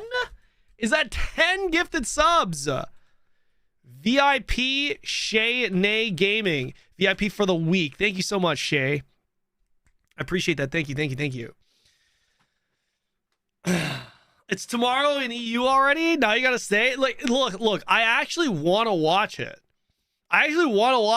But guys, this is a long. This would be long, man. I wanted a game a little bit today. And here's the scarier part. I'm afraid if I watch it, it's gonna be like fucking type anime. 1 chat Oh, to shit. fire up the party train, Okay, or type 2 to cancel. Well, there's that. Now looks like we're gonna get a hype train going. Type 1's in the chat if you want the hype train. 2's in the chat if you want to skip. Yeah, part of me feels like this is gonna be the anime effect. I'm just gonna end up binge watching this shit, man. I feel like I'm gonna end up binge watching this. Party mode has been unlocked. Spam your memes for free. Belcoot! Culture. Men of culture. Here it is. We take a short little break, boys. We sit on this. In an age of degeneracy, Tell me this isn't the best where lesser fucking. men succumb to their base instincts. This isn't the best fucking pause here. Look at this. This is the Men of Culture song. Where only the finest gentlemen gather, led by a man too handsome for mortal comprehension. That's me. They call him Kanon. Athlete. That's chick, me. Magnet. That's MMO right. connoisseur. That's right. And his army. Oh, his army. We don't goon. We simply have a very fine taste. We are the true men of culture. Great song. Great song. Men of culture. Men of Culture rules! Men of culture. Shady Gaming is the hype train king.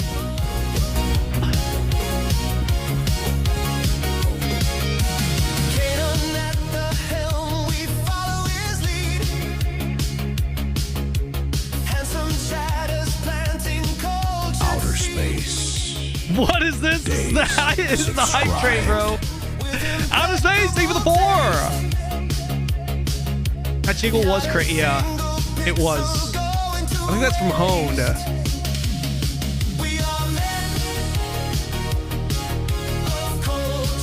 Outer space. Days. Subscribed. Telsmere, thank you for the gifted sub.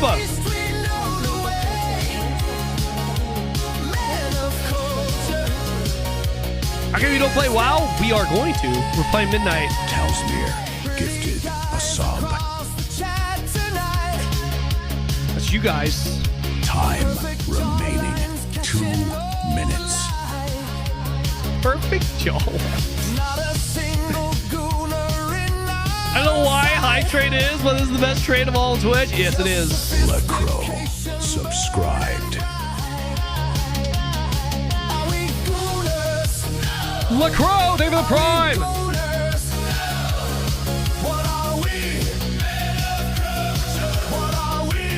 Man of Culture. Ooh, level 5. Is at level 5. Who's the train conductor? PH0 Rever is now the DJ. Forever. You have the powers, Party sir. mode has been unlocked. Thank you so much for the subs. Memes for free. Free memes, boys. Send it. PH0 Rever What is this song? subscribed. Wait, have we heard this song? What is this emotional ass music? 14 players log into Orzia. WoW sweats return to Azeroth. I haven't heard this But one. one man wanders the void, sleeping in a digital cardboard box. No game to call his home. no guild to call his own. Oh wait, no, I have heard this, I think. This is the story of Kanon XO. And he is MMO. MMO homeless.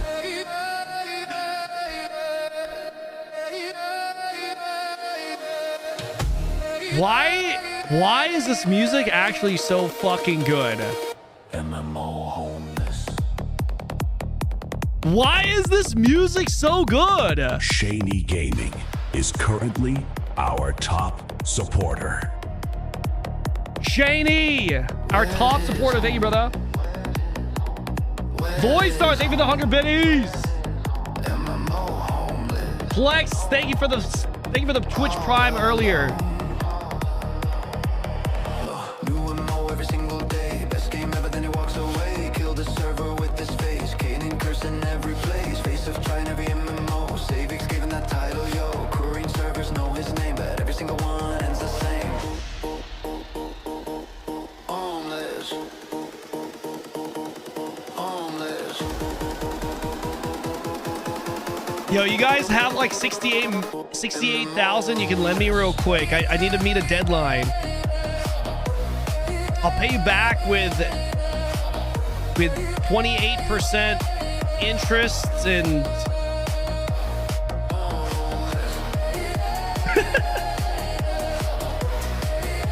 Is he really MMO homeless? Let's be real here. If you're in my channel right now, we are all MMO homeless. Let's just keep it a buck real quick. Chad, I think I finally found my main. Who made this song? The people that made this extension. The graphics are insane. Oh wait, it's not pay to win. All right, let's move on. Guild invite, but he's already gone. Every game he's moving on. Pretty guys without a home. Server up and all alone. Gets one guy in every. Shaney! Oh shit! Shaney, they got the 5! My goat! 2 minutes. Boys, you got 2 minutes to get 7%. Let's go. Shaney Gaming gifted 5 Pay to watch subs. videos? What do you mean? Jason, pay the man. It's only 60. It's only 60K, man. It's only 60K.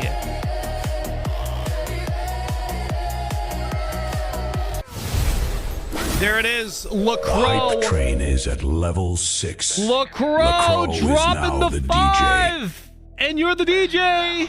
Party mode has been unlocked. What did you choose? Spam your memes for free. LaCroix gifted 5 subs. 5 gifted subs, LaCroix. I haven't visited in a while. This place has changed, but also still the same at its core. That's right. Face of trying new MMOs. I'm never going to get away from that. And I stayed in here. I found a community. What is this John Cena here? What the fuck? He's so, like, what the fuck? He's looking at me. I found home. Oh, shit.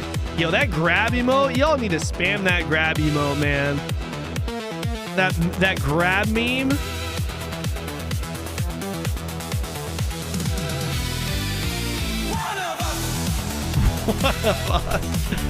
I've only heard the start of this song. I haven't actually heard it through.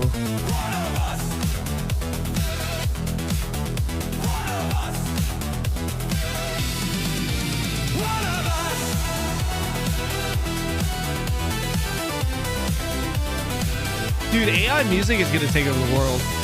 Actually, it's actually so good.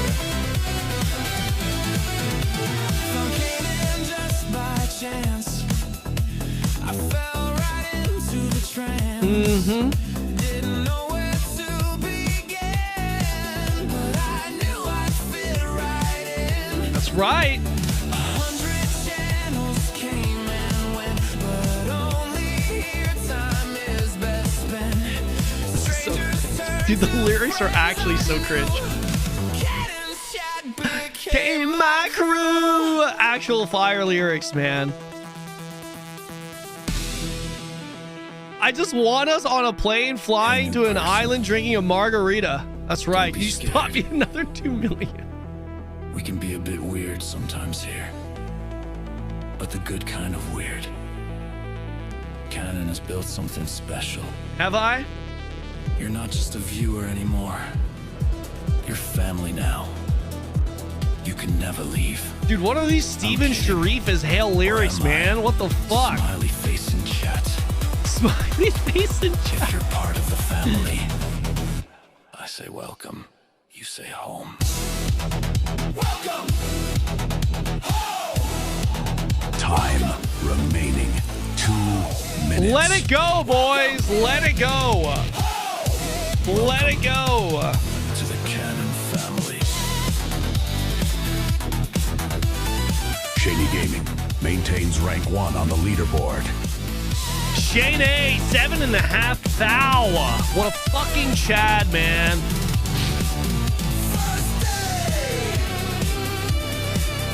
Found Kanon. First week. Love Kanon. Oh. The hype train is at level 7. Reckless. Thank you for the Twitch Prime. Is now the DJ. Moon Broski, thank you for Party the mode 5. has been unlocked. God Spam damn. your memes for free. Where integrity goes to die. Reckless. Subscribed.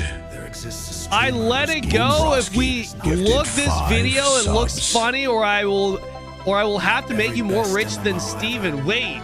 has a price tag attached. Wait, yeah, I actually like the second option. Make me more rich than Steven.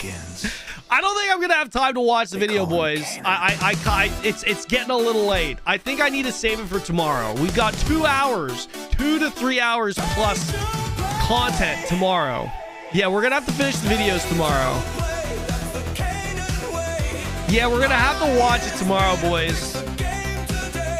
I can't. It's so long, man. I've been live for 9 hours, fresh off a flight. I don't think I will be able to do it. Yeah, we'll do it tomorrow. We'll do it tomorrow. Tomorrow. First thing. Tomorrow. Yeah, we got it. We'll save it for tomorrow. I'm gonna do some Quinfall now.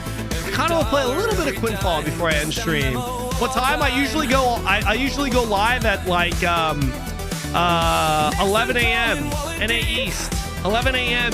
NA East.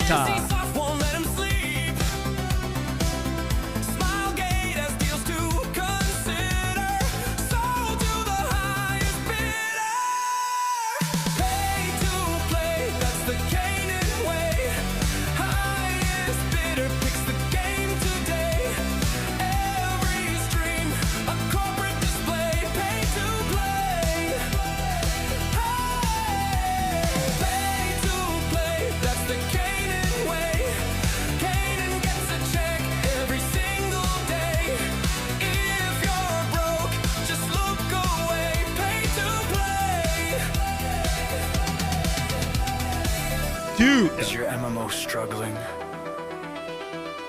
Need some exposure? We should make it. We should make an AI song. AI song on Ashes. We should. Your game. Are you not tired from the play ride? Well, it helps that I'm not. It's like my time zone isn't shifting personally, like my sleep schedule. Every streamer does the same. But do you need me for anything, AL? You just need the upload for the podcast, right? Time remaining 2 minutes. I tried to upload it. I can make you an AI song for an intro if you wanted.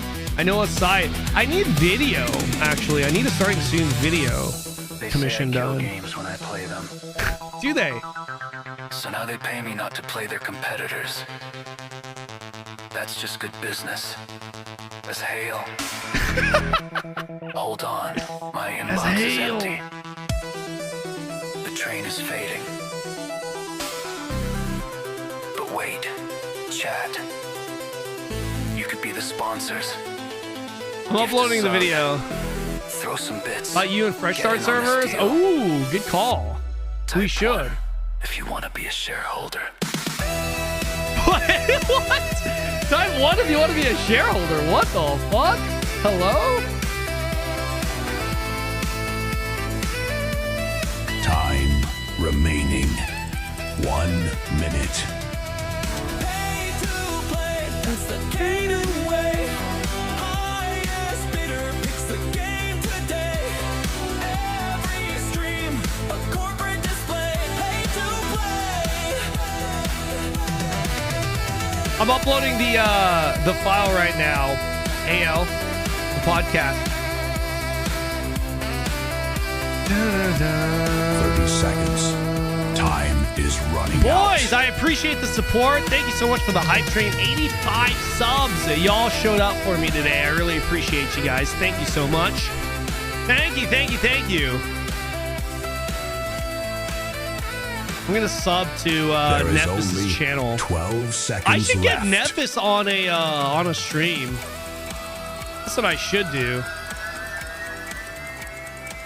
I need to get him on a goddamn stream as hell, though. Shaney Gaming dropped a payload of 10 subs. Goddamn Shady! The hype The train hype continues! Is at level 8. Goddamn, level Shaney 8! Gaming is now the DJ. Jeez! And the nigga at the Party fucking mode buzzer. has been unlocked. Spam your memes for free. The big old payload, but dude, this is hands down the best. Fuck it. Just spam this one, guys. Do me a favor, just spam that one. Holy shit! God damn! Estimated time to total failure 4 minutes. We require more hype to stabilize the trajectory. Oh my goodness! Yo, wait. I like how the ass cheek replaces my eyes. Gatman subscribed. Oh shit! The fucking Among Us. God.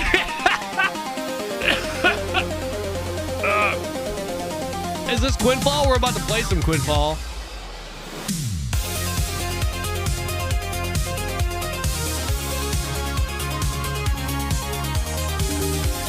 Shaney Gaming is leading this 12,500 points. God damn, man. Dude, why do you guys keep putting this over my eyes? My gosh, that is crazy. Gotta be careful with that one on stream. Can it earn you? Wait, is it bannable? Am I gonna get banned for that one? Wait, is that bannable? Dude, I need to remove that shit. We need to remove that shit if it's gonna get me banned. Man, thank you for the 2 months. By the way, I hear more and more people are starting to get into ESO, giving it a go. The song is fire as well, man.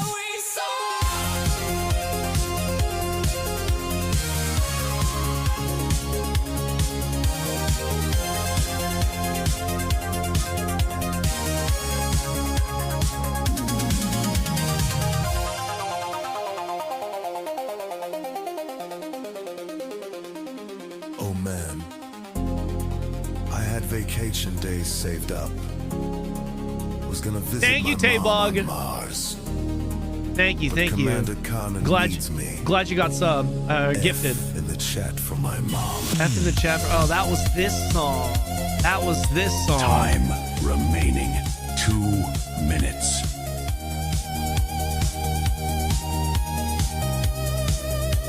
I like hanging out in the old man. What do you mean, old man? What do you mean?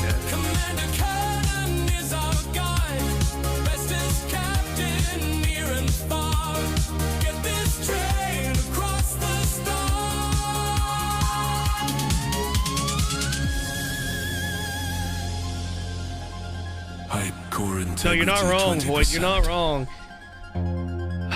We will see how much we must pay to buy Kanon. What do you mean? What do you mean pay to buy me? What does that mean? We need a savior who can fuel the hype. Okay, we don't need a savior. I appreciate the support. I'm ready to play some video games right now. I am. And then we'll turn on the girl voice. Final. Time remaining 1 minute.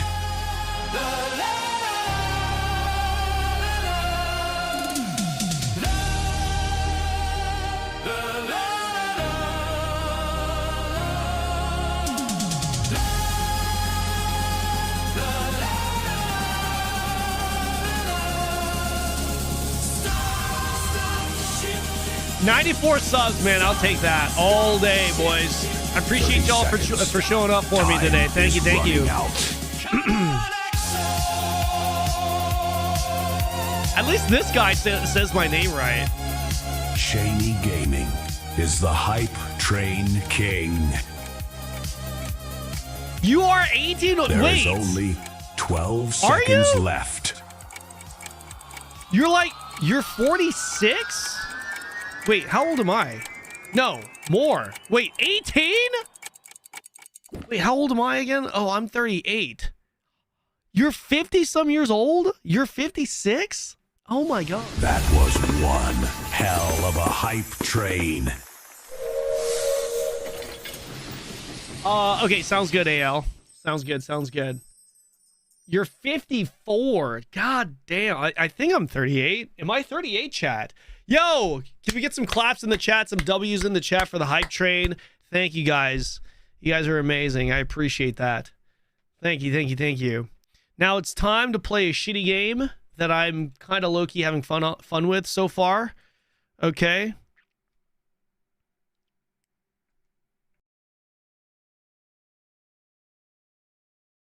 I turned my camera off for full...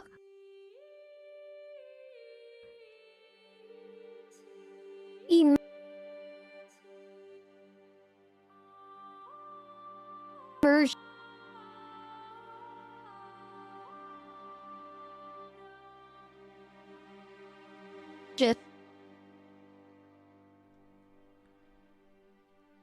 Is that female voice I think it's lagging. Oh yeah, it's lagging. I think I have to restart it. Oh well, sorry. Yep. Yeah, it's kind of shit in the bed right now. I don't know. I have to restart it, but it would take too long to boot up, so we'll just call it. We'll just call it.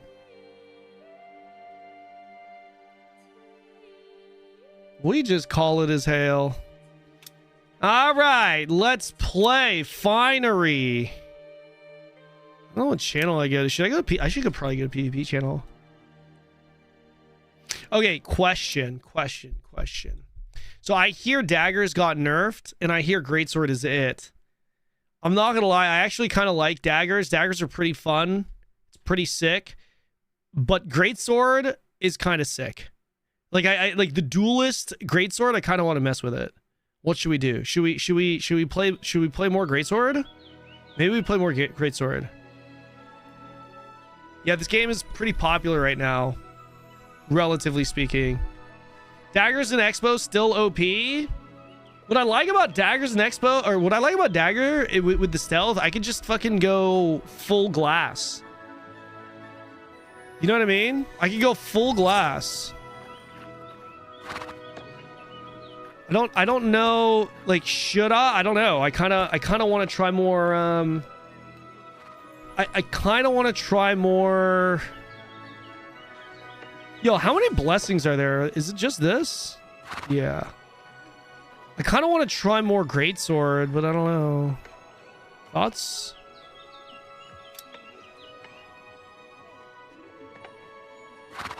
Wait, a lot of people got banned today. Really? Why? No, I don't really play staff, man. I'm not a Harry Potter kind of guy. To be perfectly honest with you. I don't know where to put all this shit. That's the problem.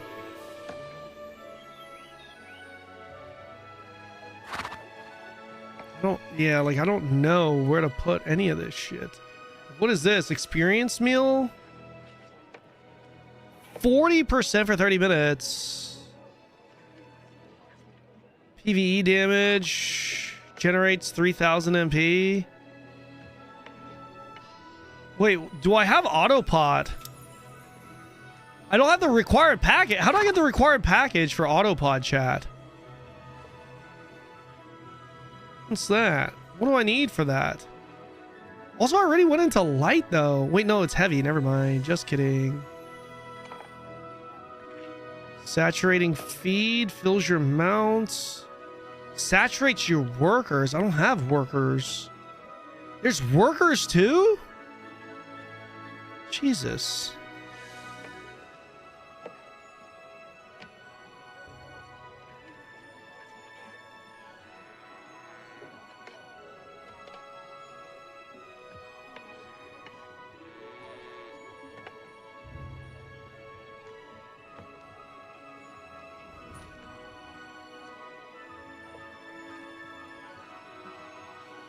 let's just move all this. Sure. Okay, yeah, let's go. Let's go with that. Level 75, level 50.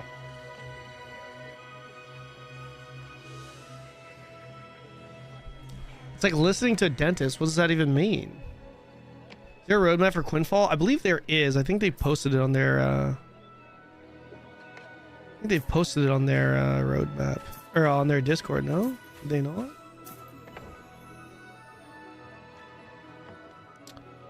Permanently increases your character's inventory slot. Right click. Oh wait, when the fuck did I get this? Pog. Permanently increases your weight. Wait, huh? Where the fuck did I get those?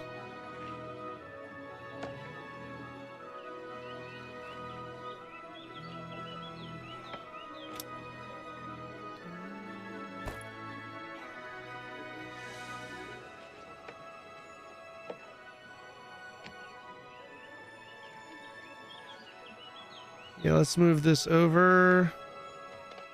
Used to access more treasure rooms. Okay. Got a rhino here.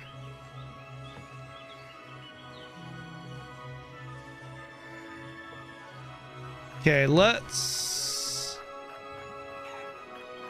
Guys, I want to be able to bind certain keys, but I can't. It's kind of annoying.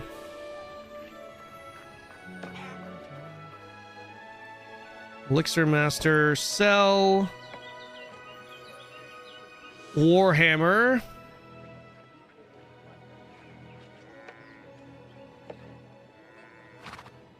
Staff, don't need that. Ring.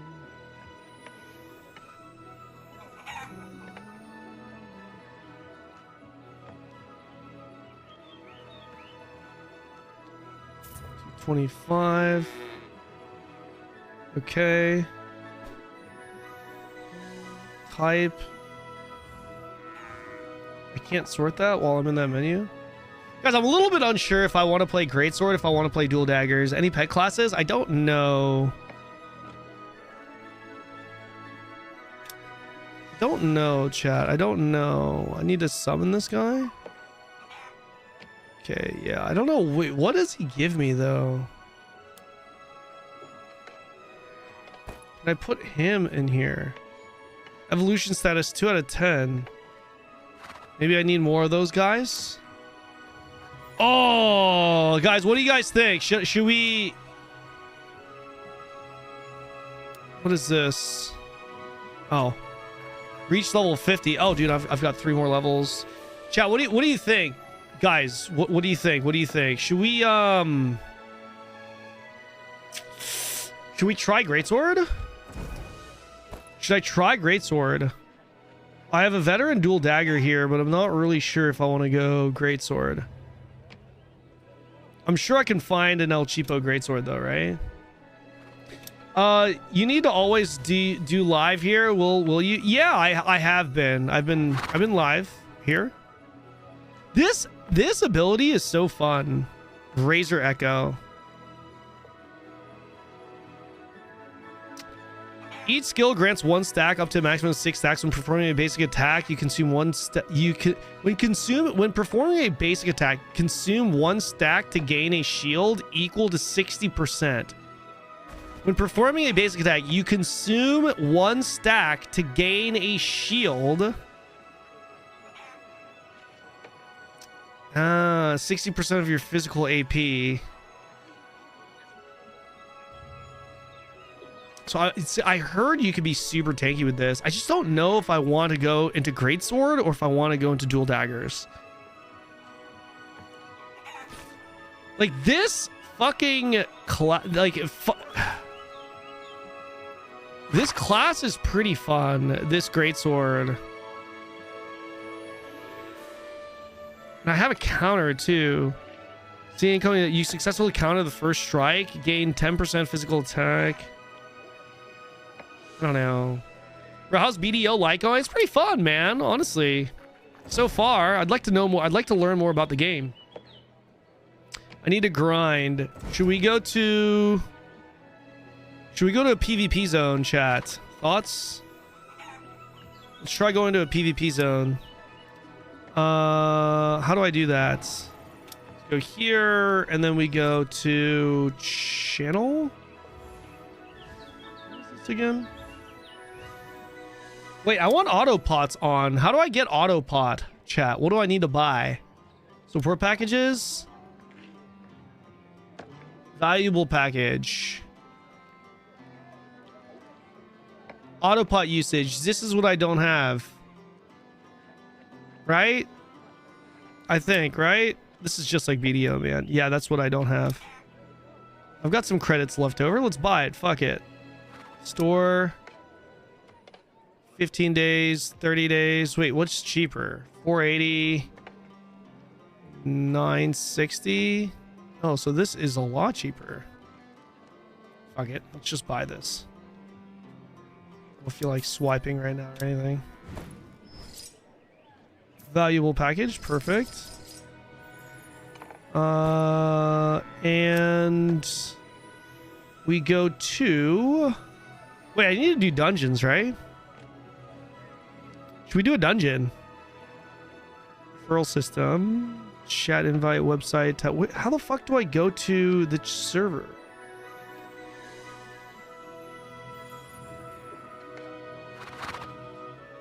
Dagger kind of got... I hear they just nerfed the cooldowns, Morphine. Yeah, how's our guild doing? How's our clan doing? Yo! Wait a second. Full guild? Look at all these people on. Yo, we're popping off. Oh, wait. My name is Kanon in the game. Look at this. Smoked, locked in. What is going on here? Participate in 30 arena wars. Passive skill? What is this? Oh, guild skills. Physical AP and magic AP stats by 2%. What?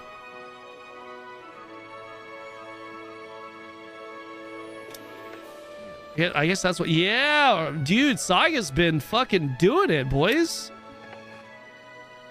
How do I go back to main menu? Yeah, let's go back to the main menu and go to a PvP server channel. Can you quickly go over the monetization? I'm not super familiar with the monetization, man. I hear it's I hear it's not... I hear it's pay to convenience, and the one item that is pay to win, it's very limited.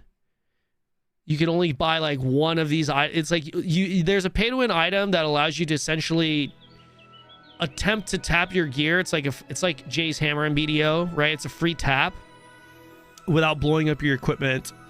But you could buy it like once a week at the cash shop. You can also get it through, you know, free to play means as well. But yeah, I guess the pay to win can get 52 over the course of a year if you buy it off of cooldown over a non-spender. I think something like that. I don't know. You're gonna have to double check. Let's try entering a dungeon, maybe. Should I try entering... What is this? What do I do? What's the best one to go in? Level 47 dungeon. They're all... Deepest Maze, Grim Point, Quiet Chambers. Is there a difference? It looks like it's just a loot. Okay. This one gives gear. This one gives bags and gear. Accessories. Okay. What do I have?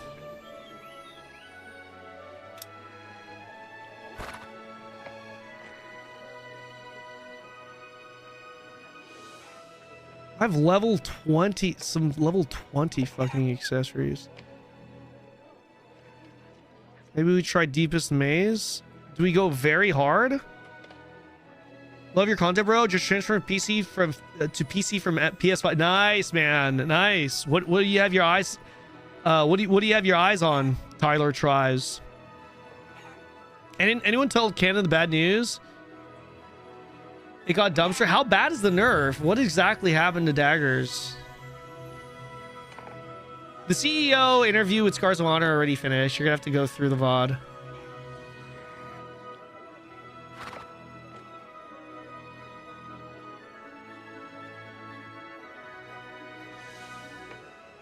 game's better than Throne. I think Throne is definitely more polished, but I actually like the canvas of this game more currently, right now, as far as I understand it.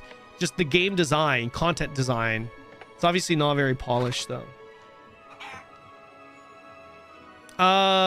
Fuck. Let's, you know what? Let's just go grind the mob. Where should we go, though? Where was the 45? I think here is where I want to go. Yeah.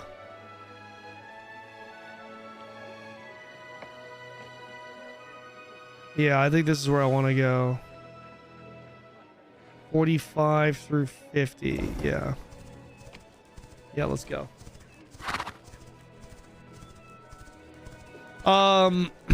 Yeah, 100% pay to win. I am OU, huh?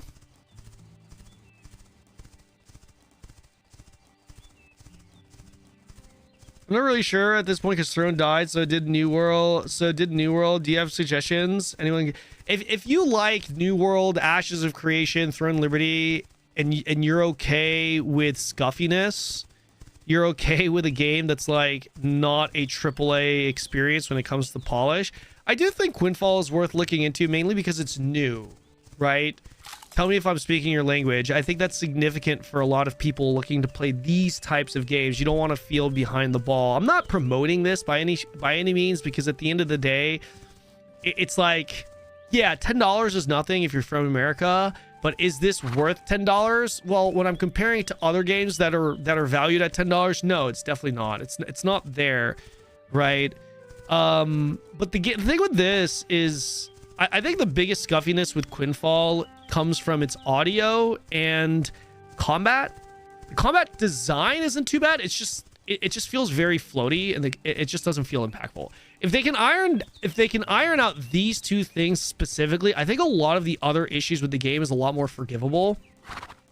Obviously, a lot of people have issues with with like defaulty copy pasted assets and whatnot. For me, I don't care as much. Yes, it gives it less of a AAA polish feel, but as long as the gameplay is good, that's fine. I think what carries Quinfall is the content design. Like I said, it is pretty much Ashes of Creation, BDO, New World, and a little bit of Rust put together. There's a lot of interesting concepts in the game. Otherwise, I think ESO, if we are talking about actually polished games that aren't going to die or at the risk of dying and will actually have a legitimate player base for a longer period of time, I think ESO is also worth looking into. There's a lot of PvP content, potential PvP content in ESO, and ESO has a lot of people playing. The biggest reason why I would recommend maybe looking into ESO is because ESO has a really big update coming up next month. Preseason next month, the actual season dropping in April. It's called Season 0, and it's essentially more or less TLDR, a new direction for the game that Bethesda is taking. ESO, definitely worth a look if you're looking for something fresh and new. Cat kiss. Peishi, thank you so much for the sub, man. Guys, can I say we are up to 96 subs on the day? Are we going to be able to hit that 100? Listen, if you have some Twitch primes, help me hit that 100, boys. Not that I'm begging for subs or anything, but it would be pretty sick to be able to hit that 100 mark. But I appreciate the support, boys. Appreciate the support. What is happening here? Okay.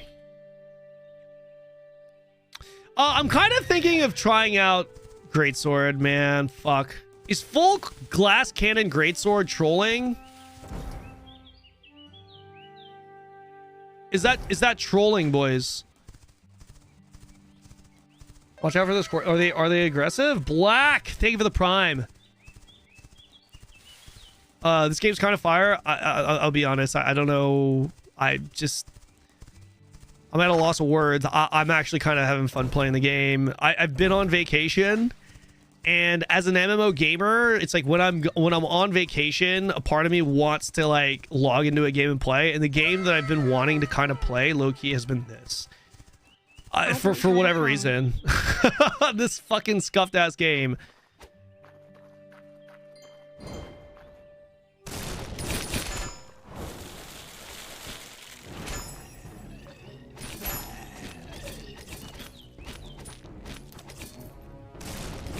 like the sound is so bad. Like, listen to this. Like the combat, it's not as bad. It's just the combat is so fucking scuffed, man. Like I legitimately want to play this on mute. Like, this game is quite literally better on mute.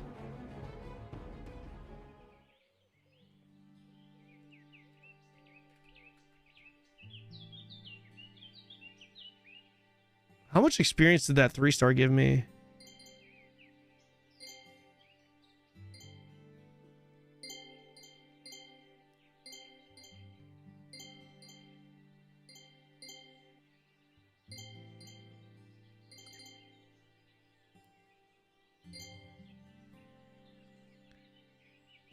Here's the mobbing.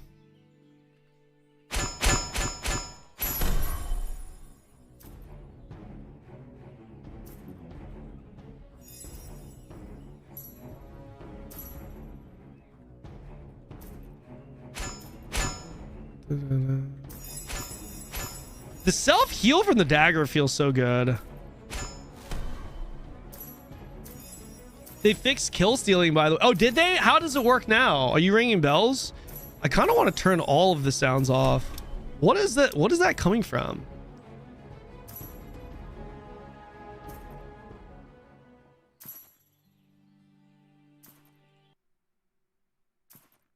It's coming from notification. Lol. Yeah, I'm just gonna play music, boys.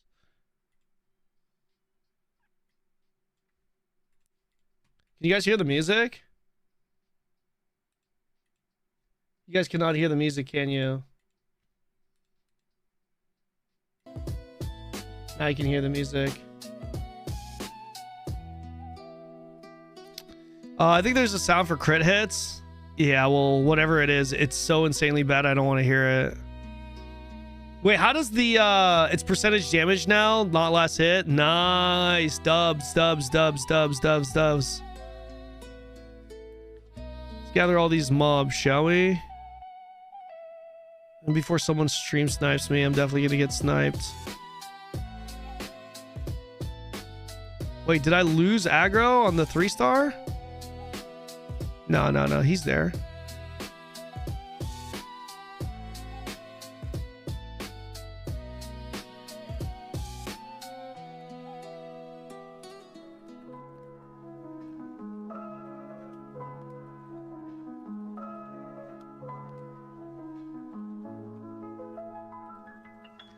So you guys are saying for sure daggers are butchered. I hear they're still strong though, man. People are saying they're still strong. They also nerfed daggers. Yeah, I hear. I mean, they were too fucking strong. You should try dual axes right side. If you could pick one MMO to revive, which would it be? It would definitely be Vanilla Arcade. Definitely be Vanilla Arcade. Definitely be Vanilla Arcade. 100%, bro.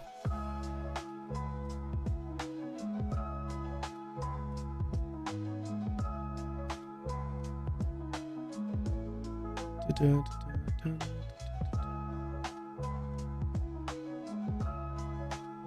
I lose aggro on the other 3-star again? I did. Ah, shit, I can't get both.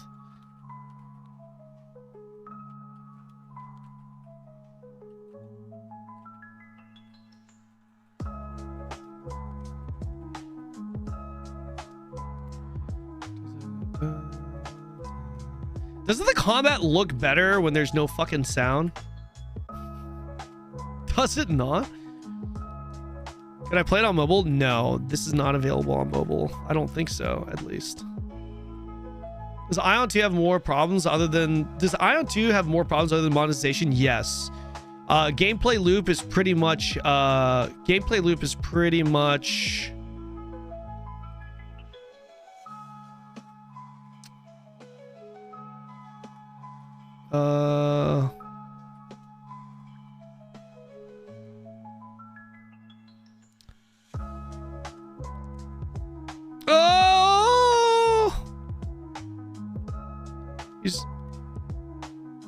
Damn, he ran away.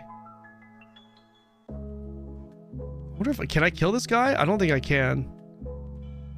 I don't even have wait, do I have auto putts on? Start. Yes, I do. I do now. Is this another scam MMO? It could be, honestly. it honestly could be. Wait, I've got 3 stars here. I need to try and get this as fast as possible.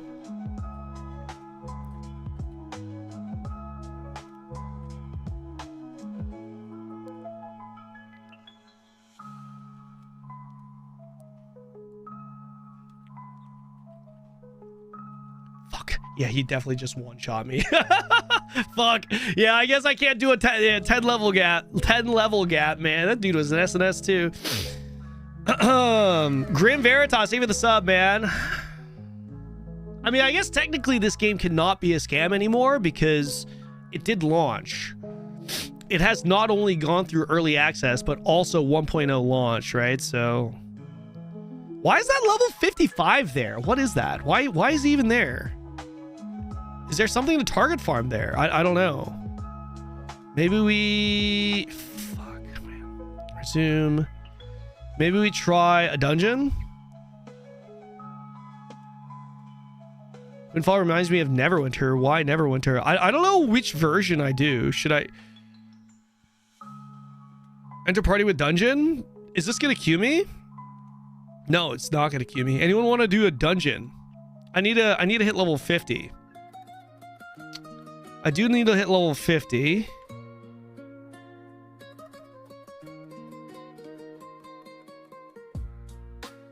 Huh. Okay. Huh. Dun, dun, dun, dun, dun. I feel like this is gonna be contested if I go to a PvE zone. Thoughts?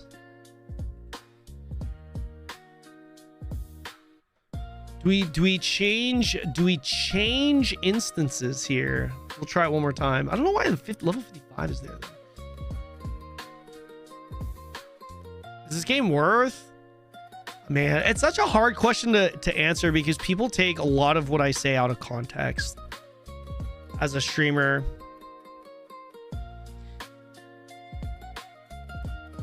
The best way I can answer it, giving a little bit of context with no other context, would be if you're okay with Jesus level 35. If you're okay with a game that isn't polished, a game that has scuffery, but design-wise, you're getting a mixture of Ashes, BDO, and New World combined.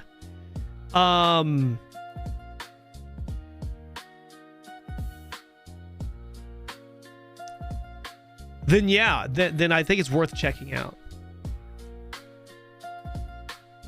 I mean, at the end of the day, you can't say that everyone knows the game is trash. The game literally went from like 500 peak concurrent for the entire early access to now averaging 6,000 to 7,000 peak concurrent. And they've been maintaining that level. In fact, they've been growing. The population has been growing. That player count number has been growing in the past 2 weeks since launch, right? Peaking at, I think, a high of 7K. So there's obviously some things this game is doing right if that's the case. It's a Turkish MMO. Yeah, and I think that I'm not familiar with how Turkish games are, but I think it is kind of a fresh air not playing a Korean MMO, that's for sure. It's almost surpassing TL at this point, which is crazy to think about for an indie studio. Yeah, I mean, obviously, it's a little bit unfair of a comparison considering this is new and fresh.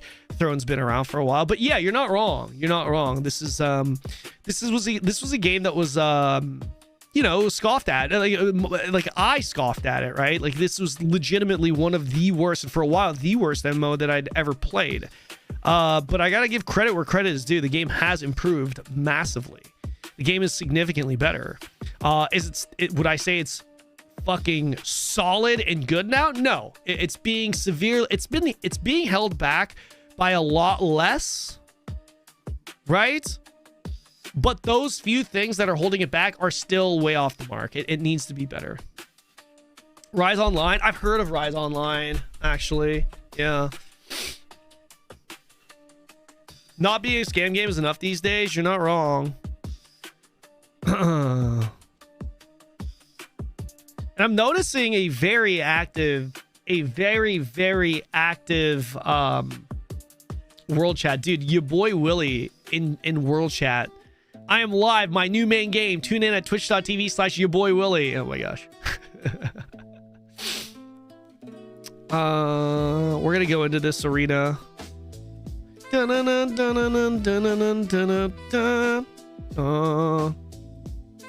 I even have pots? I don't have pots. Wait, can I get pots? Am I gonna have time to teleport back, get pots, and then go into the instance? Hopefully. About as a cash shop, if you're used to Korean MMOs, not bad at all. From what I can gather so far. Did you like Apogea? I appreciated it as a game, but it's not my cup of tea. It's not. It wasn't really my cup of tea, man. Oh, I can get pots from the arena? Wait, really?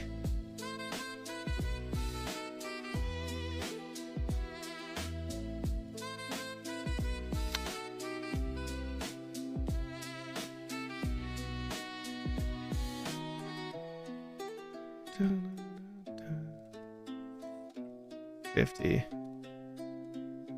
Tier 5.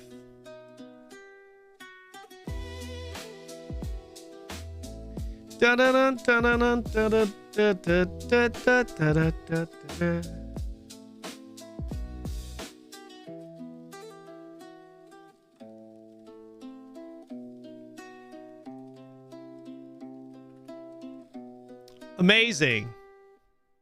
It's a 1v1v1. Amazing. What the fuck am I gonna put on my pot here, or on my bar here, man? I feel like I should save these experience pots. These experience buffs. Should I be using them, chat, or fuck it?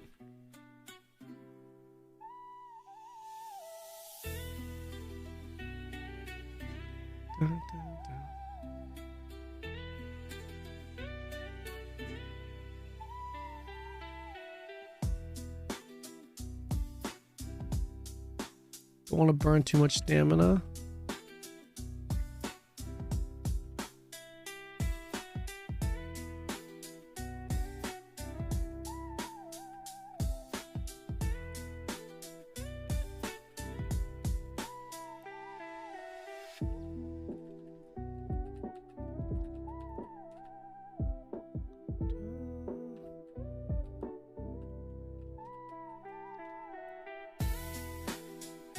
Oh, I got wrecked. Oh, rip. I messed up on my ult there. I didn't get enough damage on my ult. Okay, I just ate the whole box of KD. KD, what is KD? SNS is another class that's on the table. I don't know if I want to go tank or damage. And holy shit, I am playing this on higher ping. I'm feeling it. Wait, how is it 16-3? Oh, we're taking flags. My team is taking the flag. Wait. Do I need to secure the position and I get points from the position? Is that what it is?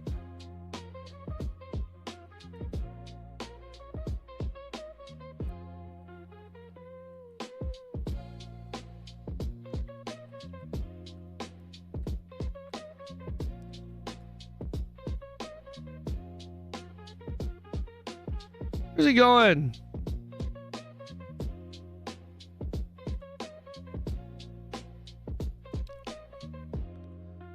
I need stealth to get that movement speed.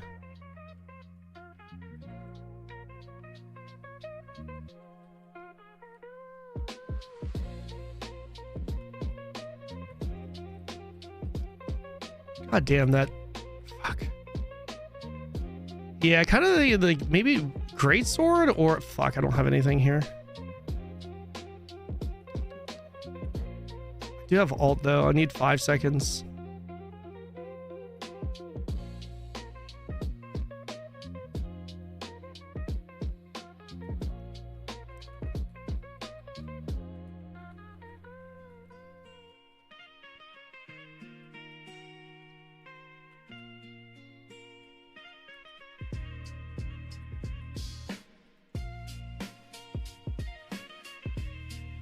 God damn. So much to just do deal Z to that guy. You played TBC remastered? No, I'm gonna be playing Midnight. Oh my eyes. I'm gonna be playing Midnight. Rip Highguard. What happened with Highguard?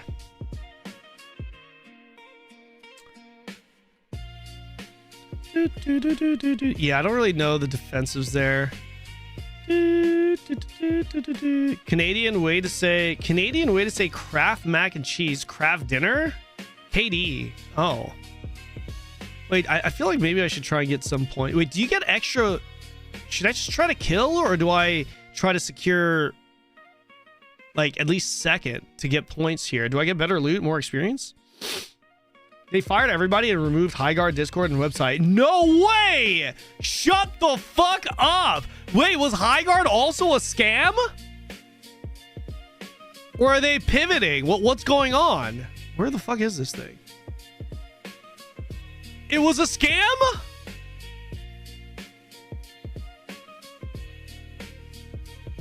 We need to take this guy out, the tank. No, it just flopped.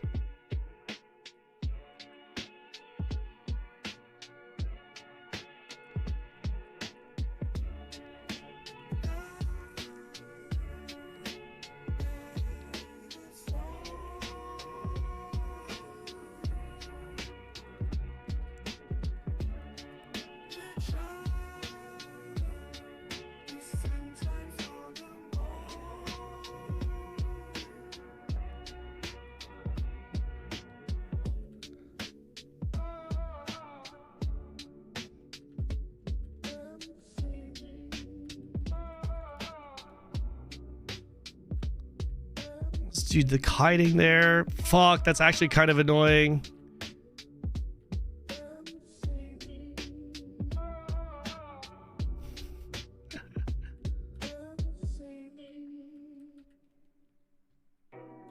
Fuck. I had my 6 up. God damn it. Did the kiting there. Super annoying. I think I do want to try the greatsword out. I do kind of want to try it out. The greatsword, they have this one skill with the duelist tree where it's like if you hit someone, you just have like infinite fucking dashes. You get these shields too. It's kind of cool. So it could be, I can't believe Highguard is already, that's crazy. Called the Highguard Gaming Guild, which is a small community. I think they are getting dunked on for no reason. Wait, are they actually shutting it? Like it's done. Like you cannot play Highguard. How long did that take, chat? How's the combat in Quinfall? Honestly, it's just bad mainly because it's floaty. But if they can make it feel more impactful, it's actually not too bad.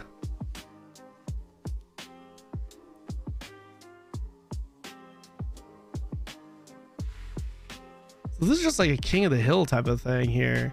Just getting points.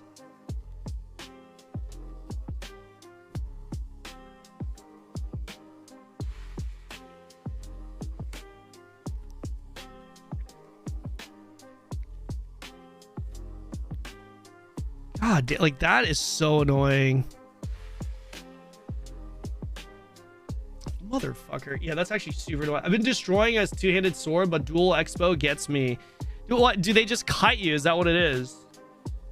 It just seems like I'm gonna get kited against them here, unless I blow them up, which I can't blow this guy up.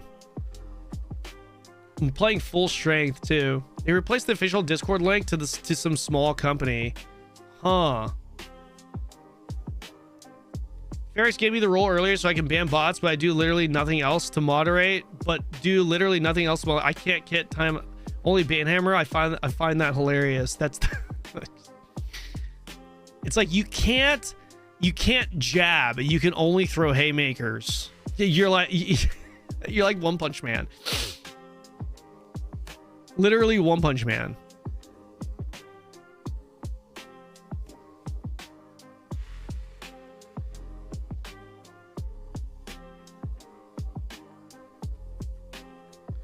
He's literally just sitting AFK. Dreadmist is dead now too? People moved on from Dreadmist, huh? How many people are playing Dreadmist right now? I feel like Dread Mist was really fun, right? It just wasn't, in my opinion, there wasn't enough at the end game.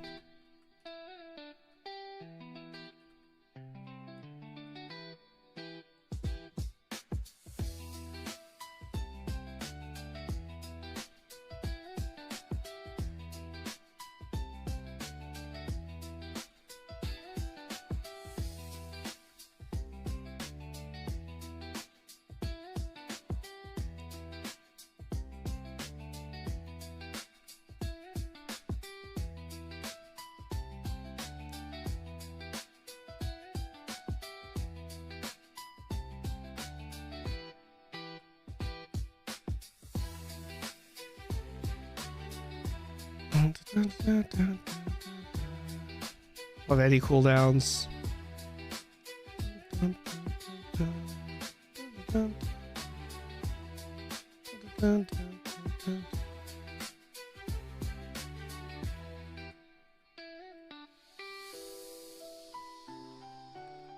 Hello?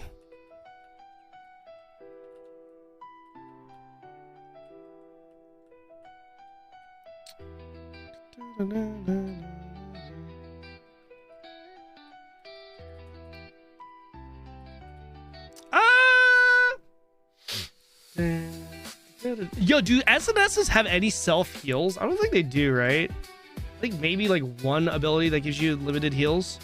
Stop updating it due to him abusing his IRL work. He wasn't super wealthy, just made decent money. What game are you talking about?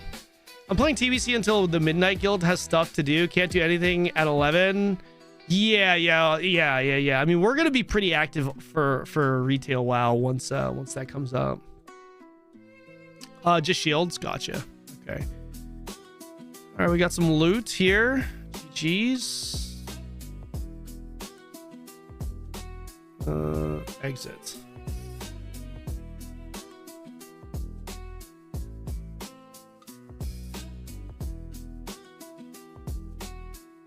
Oh, he stopped updating it? Yeah. I mean, I had fun with it for what it was, man, personally. I personally did. I just realized I don't have the legendary. Okay, let me see. Let me see this. Let's go to the central market. Level, what am I? Level 45? This shit should be pretty cheap now, right? Let's go weapon, two-handed sword.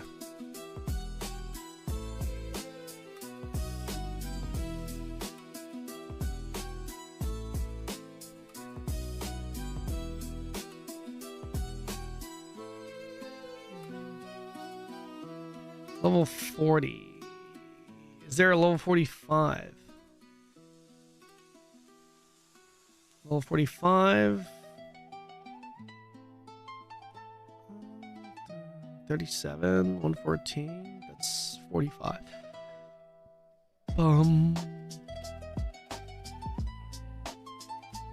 Where is this all? This is the only one I can get? This basic heavy sword. Wait, really?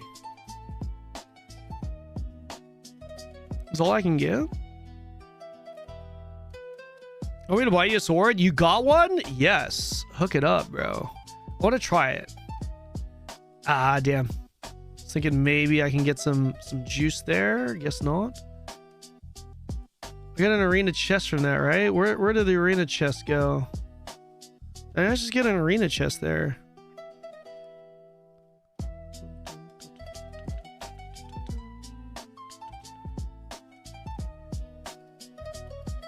Go.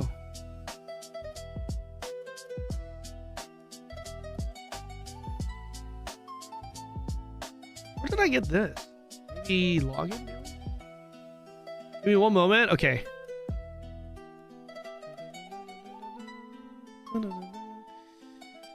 Okay, dual dagger level 45. Wait. God damn, level 45 dual dags.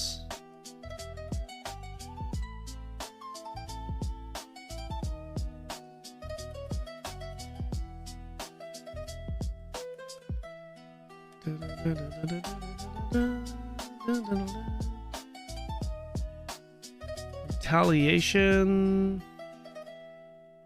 Creating an energy blast. It stuns them.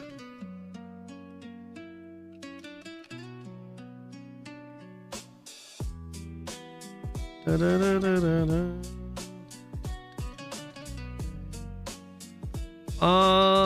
Okay.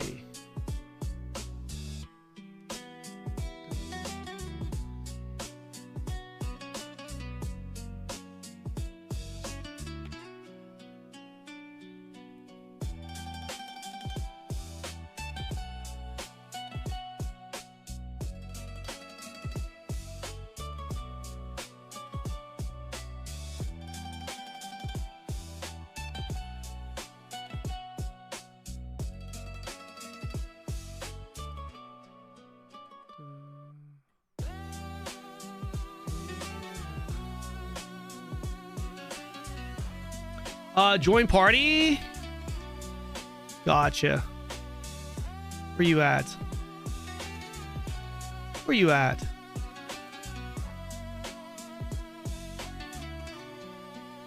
What's the meta build right now with Greatsword? Are people still running? Are people? How much con? How much strength? I don't want to blow people up. Still got daggers on? Yeah, I don't have the... I'm getting traded. I'm getting traded. Why Mike is giving me some two-handed. He's giving me a two-handed. Is it any good? It's kind of fun. It's a pretty scuffed game, but it's kind of fun. Oh, damn, look at that greatsword. Wait, is that a transmog? Yeah, you transmog as hail, though. Yeah, you definitely transmog as hail, though. I quit the game 3 days ago. This game? Why? What made you quit? Go right side two-handed? Yeah, for sure.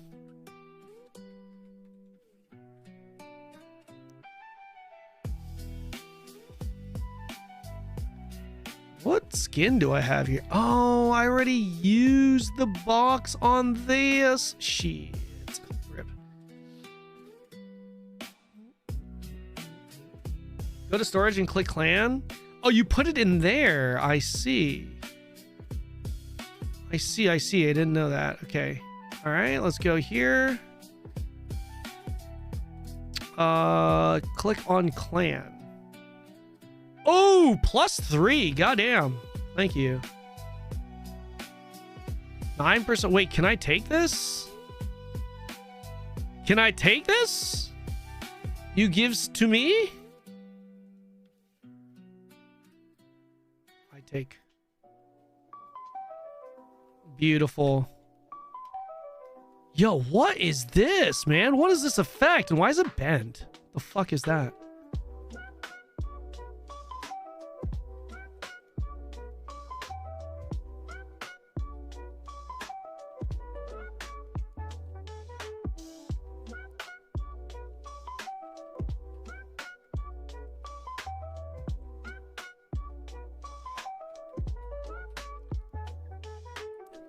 Dun, dun, dun.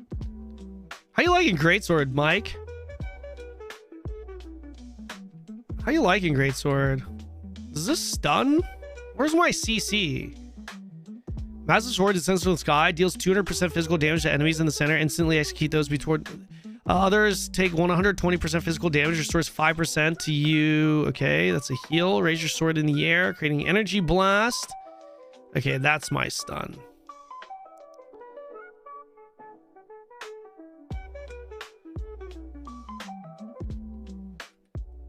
That's my stun. Okay. Let's go kill some mobs. I don't know if I want to play SNS or Greatsword. Now that daggers got nerfed, I'm kind of thinking about re-rolling, boys. Not gonna lie. We'll see. You able to join clan Discord to tell you stuff? To tell you stuff you're missing. Yeah, I can. I've got Discord info. Wait, what are you? Wait. What kind of stuff am I missing? It's your cosmetics. Do I have cosmetics on here? Wait, do I have a cosmetic there? No, I don't have a greatsword cosmetic. It's just this. This is not a cosmetic, guys. This bent greatsword.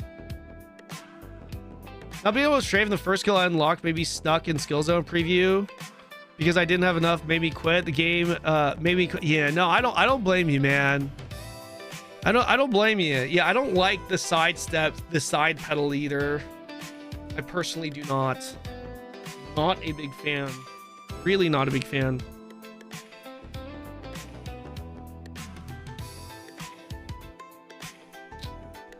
This game pay to win? There's a little bit of pay to win, but not. A lot of people will tell you it's not. Kind of up to you to decide whether or not it is. You're missing it from storage. Wait, I'm missing it from storage. What do you mean? I'm missing what from storage? Huh? I'm missing something from storage? What you mean?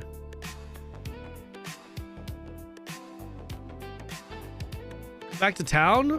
Wait, really? No! What am I missing? Shit!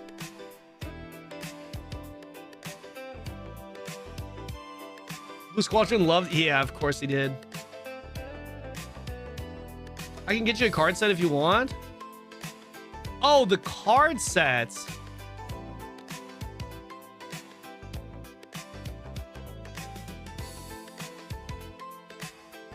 Kind of, what's your take? Kind of loving it outside from the janky. Yeah, that I like the game's content, right? Just because I like New World, Ashes, BDO, and if you can get over the scuffiness and the unpolished shit, because this is not AAA, this is like single A, right? So it's like if you can get over that, then dude, I also forgot I've not been blocking. What does blocking do exactly?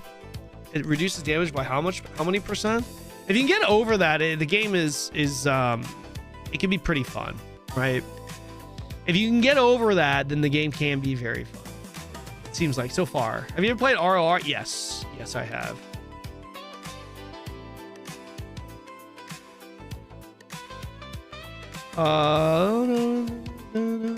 Click on the bottom left. Bottom left. What? Huh? What you talking about? Oh my gosh. I can't get anything from here.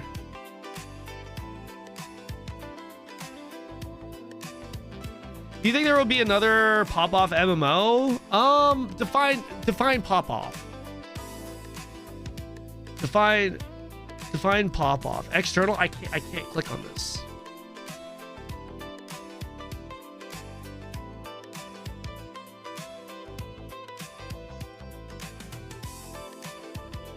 WoW type of pop, like classic WoW launch type of pop off, or do you like, or do you mean like WoW retail WoW expansions type of pop off?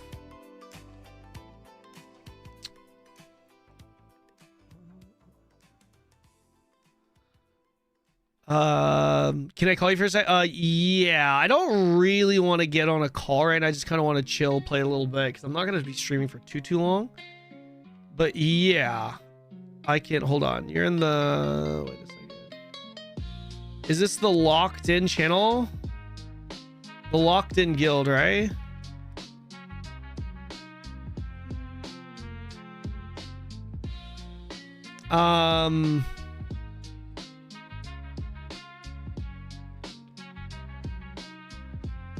Okay, I'll join the very bottom channel here. I joined the channel.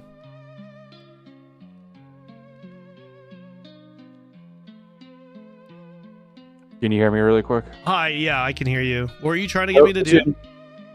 Go to individual really quick in your storage. Uh-huh. Because you get free skins. And all the way to the bottom will say external individual. Uh-huh. It should be there. Yep. You click that, and then it should have skins for you if you played the beta. Oh, you didn't play the beta. Crap. Okay, my bad. I thought you did. That's my fault. No, that's all good. Did you want the other cards? I can go grab them for you. And put them in this storage for you if you want. I've been just grinding, giving stuff up to the guild. Yeah, sure. I could grab, if you could leave them in there, I could probably just grab them whenever, right? Rather than waiting. Yeah. Okay, cool. Yeah, okay, let me go grab those out because I've been just grabbing them for everybody. Do you got the saddles, the legendary saddles and stuff like that? The legendary stuff for your horse? I don't think so. All right, I could grab those out too. Okay. Like I said, I just been grinding for the whole guild. Okay, sick. That's to help awesome. everybody out. Yeah. I'll grab them next time I come to town. Thank you. No problem. That's all I wanted to tell you. Yep. Thank you. Have fun streaming. Sick. Awesome.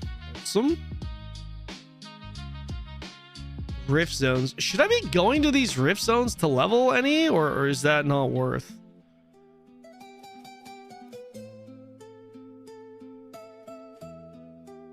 Physical DP, physical AP. Wait, hold on. What is the shield I get? It's relative to my physical AP attack power. Okay, so I get a bigger shield the more attack power I have. So is the play with duelist to just full send fucking damage? Never heard of this game. Is it good? In some ways it is, but overall as like a polished MMO, nah. It needs a lot of work. It's got potential though. It's pretty scuffed. That's what I'll say. It's scuffed, but it's got some potential. It's come a long ways because this used to be like the worst MMO I'd ever played. And now I'm kind of low-key enjoying it, playing wise. So take that as you will. Better than Project Gorgon? I know most people will probably say Project Gorgon is the better game, but I don't know, man. Project Gorgon is just not my cup of tea. You know what I mean? Like that's the biggest problem with Project Gorgon. It's just not my cup of tea. Like as a game. You know what I mean?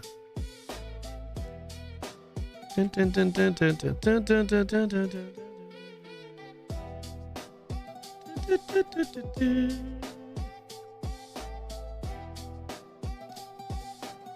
of want to hit level 50 and move on.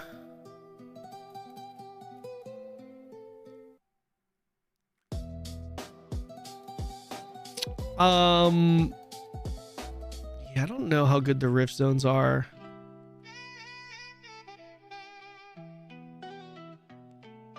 L2 sandboxy, Project Gorgon. For me, right? I don't know, man. I need to play something that feels a bit more modern. This game feels a bit more modern, right? For me, at least. This game, I gotta tell you, man, like this game does have a lot. Oh, whoa, wait, I can move this. Huh, didn't even realize I could. Yeah, for me, I'm kind of this game actually does have a lot of interesting features, man. Tough, what are you playing, man? Are you waiting for WoW? Are you hopping on this game? What are you doing? All I'll say is if WoW had Korean MMO look with deep combat system, it would be crazy popular. I mean, the thing is, right? When it comes to WoW, WoW doesn't need to do that because it's already crazy popular. Okay, when you go back to town, you should be. Thank you, appreciate it. Thank you, Chaos. Thank you. How long is it gonna take me to catch up to you guys? What's the highest level in the guild right now?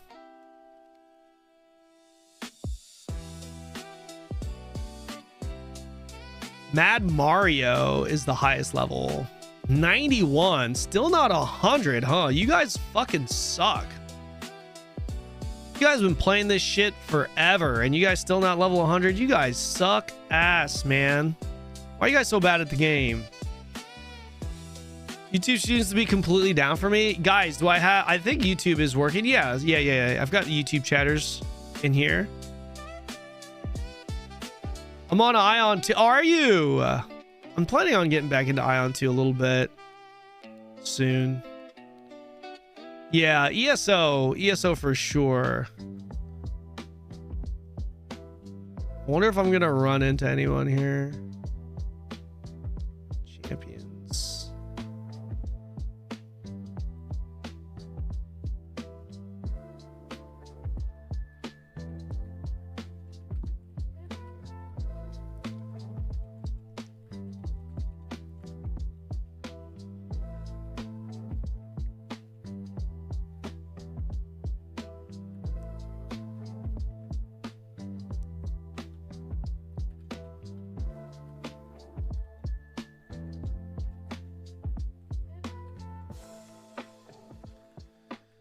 It's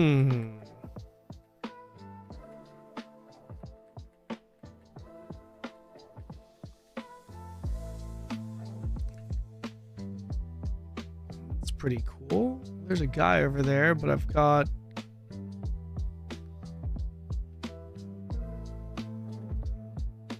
Should we try and kill this guy? He's got mobs. What level is he? Guy's name is Zay. He's level 54. Why is a level 54 farming here? Chat? Is this one of the best spots to farm as a level... even post 50?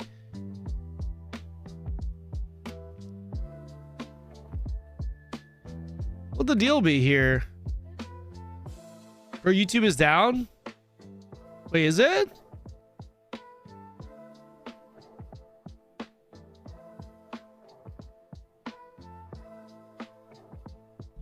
I don't think so.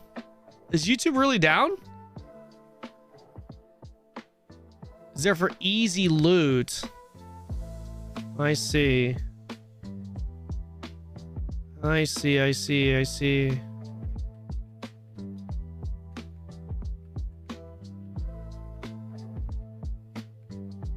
Well, this guy.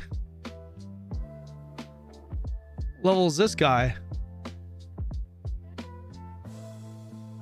He's 53. These guys, bro, these guys are just going to delete me, man.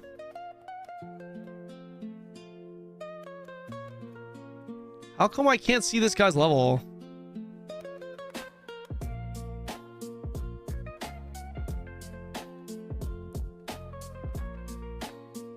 Can I kill this quick? I don't know if I'm going to be able to kill this quick.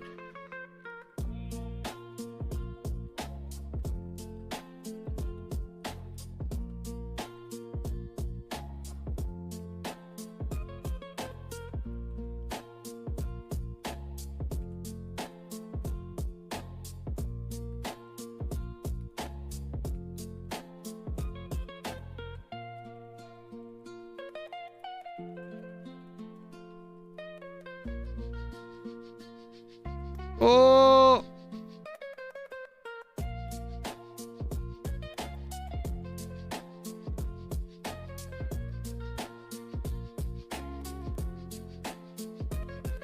We leveled. We leveled, boys. We fucking... Dude, the shield is kind of huge. I'm here to protect you. Oh, he's level 47. Protect me? You mean kill with me? Yes. Yes. Let's get the other guy. Let's get the other guy. Wait, wait, wait. There's another 3-star here. I need to kill these.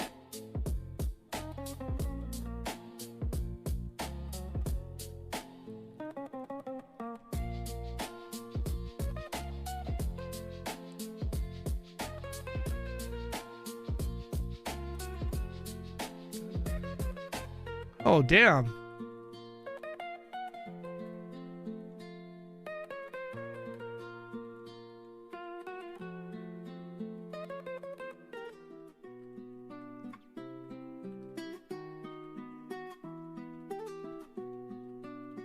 You won't get experience if I kill these at... Yeah. The weapon I used just leveled up. Wait, are you leeching experience? I should've... Wait, did I get experience for that? I didn't even notice.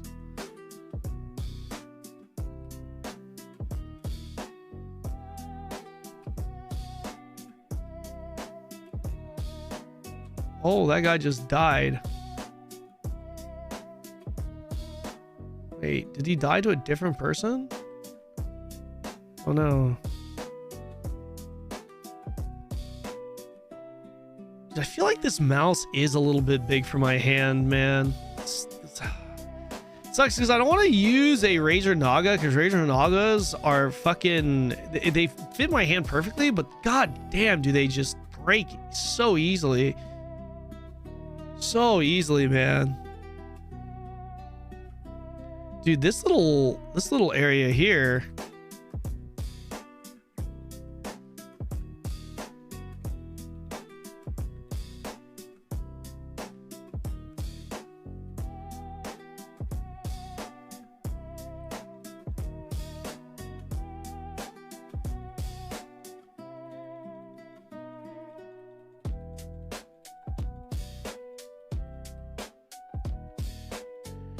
Dude, the shield is kind of OP. As long as I do 50% damage. Okay. Let me eat this. Dude, I feel like the shield is kind of OP here. Once ESO gets better combat, we can talk. Yeah, if ESO's combat comes online, we could have something. We could have something. Order G600. G600 from Japan. What do you mean from Japan? Why Japan? Why Japan?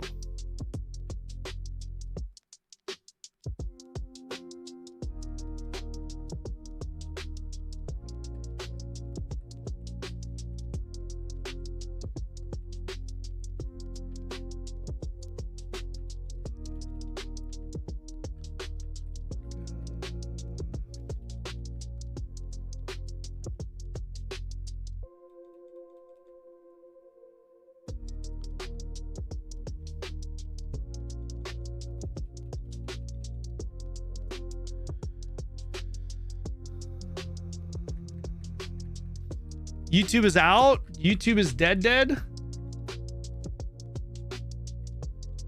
guess YouTube is dead, huh?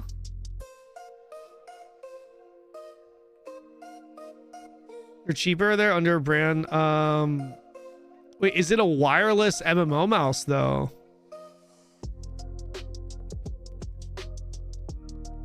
There's a rogue here. He just wants stealth. Watch out, Mike. I don't think he's gonna attack.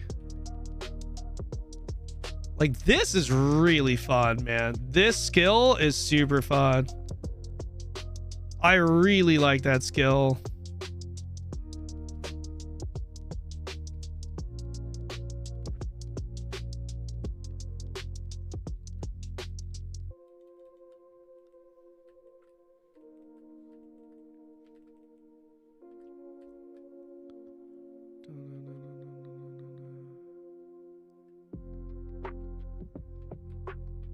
No collision there. There is collision there on that skill.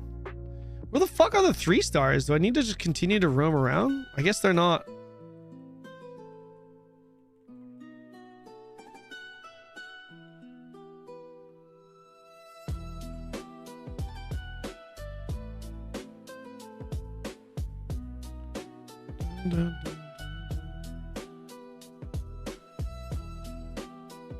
What the fuck? I guess they are just random, huh? The 3-star spawns? Champions here. These are 1-stars. You're gonna get addicted to this game, you think so?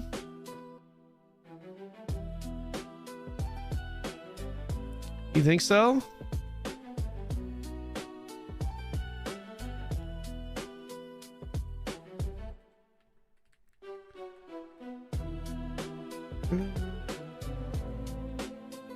Well, 48. Oh, we got someone. Shall we? Shall we? Shall we?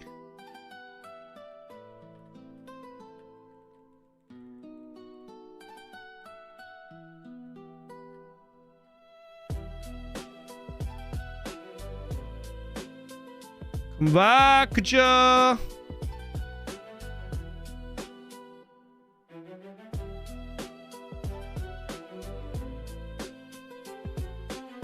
He running his hail though. Oh, we got a couple people here. Oh, we got this guy here too.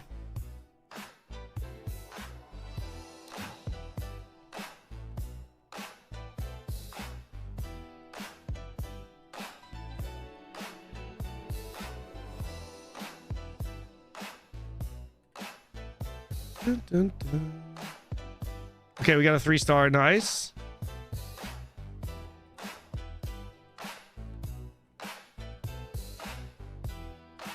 Yo, this greatsword is kind of sick. I'm not gonna lie.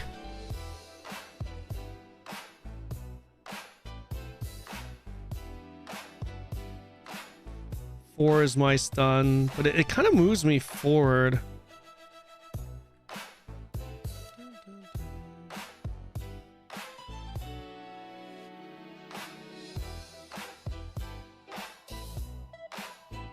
keep killing, they spawn randomly. I guess there aren't there like hotspots for them though. I guess maybe not. Yo, what's up, Fumiko? How's it going, man?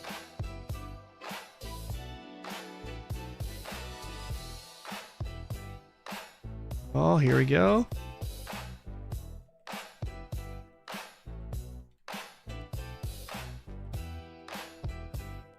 Oh no! I died to the mob, motherfucker. Wait, can you res me? I think you can res me, right? Fuck. Been grinding that Arcade Classic. Nice, man. Good shit. Thank you, thank you. I'm trying to figure out what my heal is and whatnot.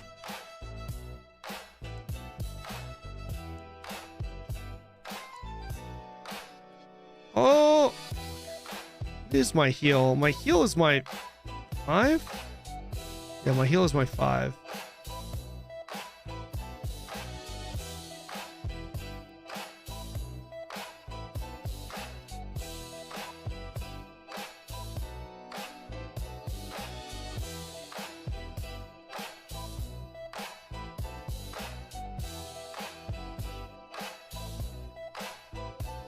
Do you have pots? Yeah, I do. Unless I burned them all. No, I still have them. I still have them.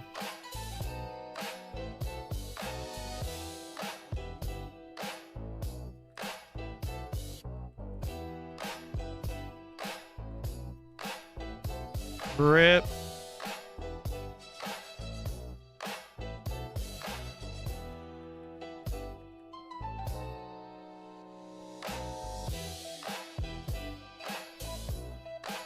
Dun, dun, dun, dun.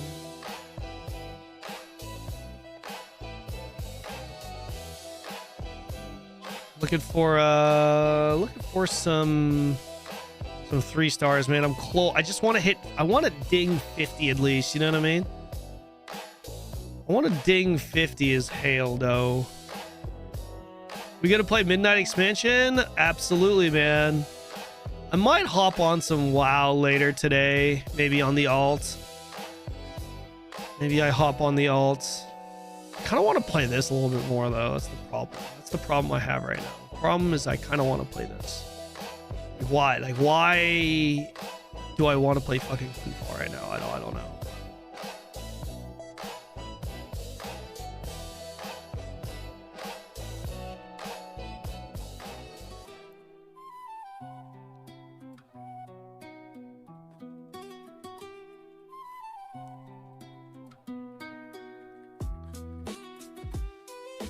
Hi, Pone. Happy Salah. Oh, are you a fellow Korean? Happy Salah. Salal. I always have trouble pronouncing that word. Salal. Salal. Happy Lunar New Year. AoE grinding is what you enjoy? Quinfall is fun in an odd way. Yeah, it kind of is. Oh, look. Is that the tech? Wait, is this the tech?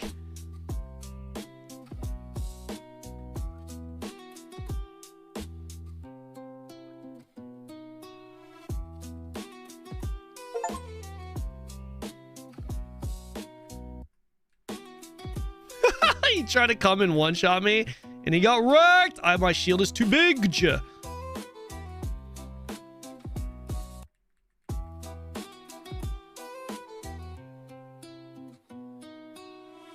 This mob roundup reminds me of Decaron, how you do it here. Wait, is it really? You just run, you get on mounts like this? Is that how you do it? Is that the tech?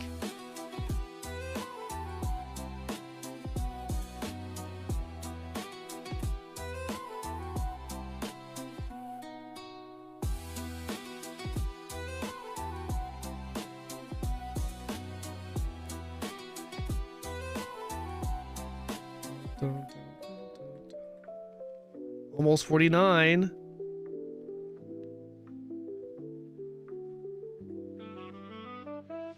Damn, I need these elites to spawn in. Oh, there's a 2.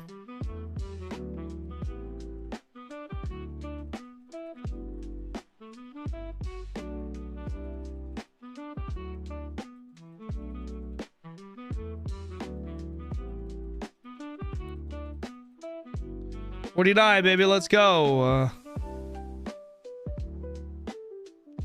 49, let's go. Mount is like having a second health bar too. Really?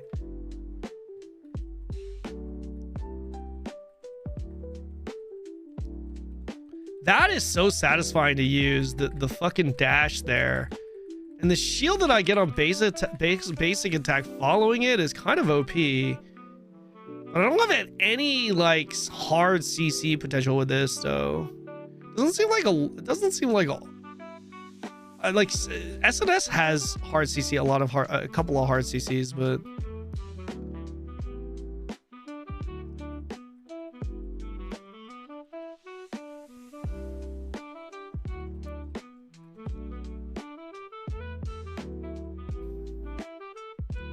oh fuck! I keep using my 3 thinking it's a different skill. It's a goddamn counter.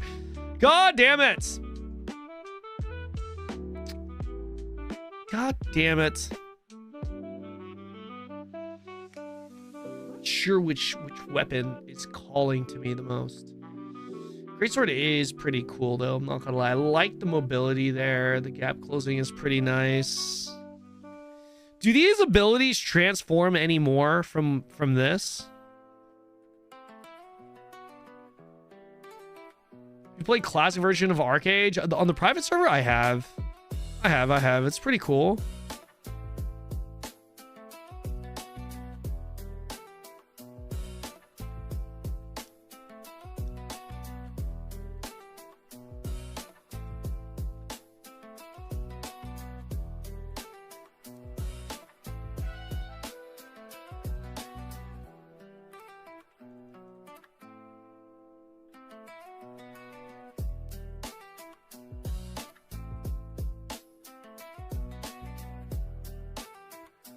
Dun, dun. Dun, dun, dun, oh, ain't no way you taking these champion mobs, man.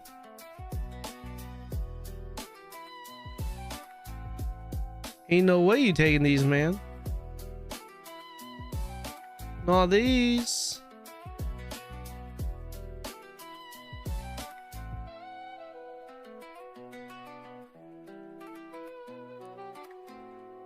Oh.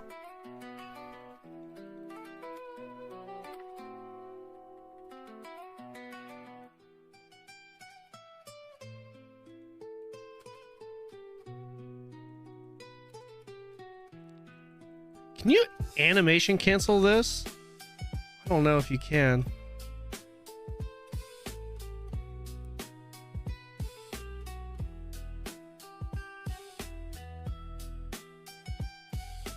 Okay, we're pushing. You don't play Guild Wars 2? I have played Guild Wars 2. Music choice is superb. This is copyright free music.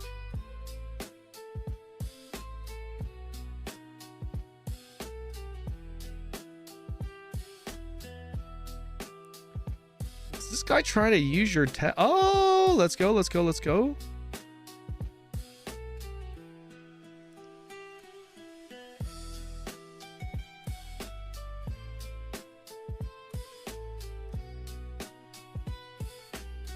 No, wait, I dodged roll. Guys, is dodge roll an iframe in this game or no? Is it not? Damn.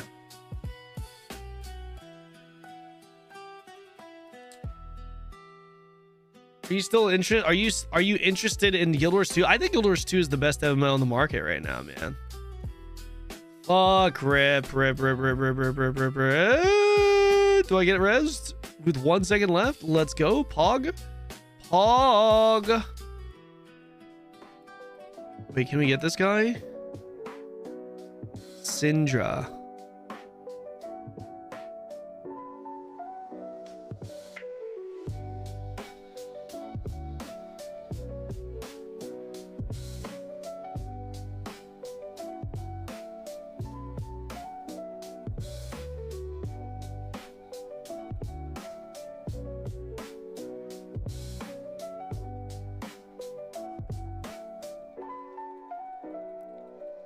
Interesting because it's like you kind of can't move while you're attacking.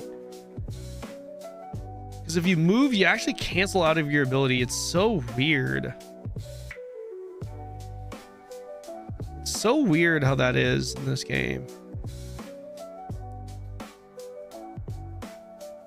Like, ignoring the fact that the combat obviously feels floaty and whatnot, I don't know if I like that part of it.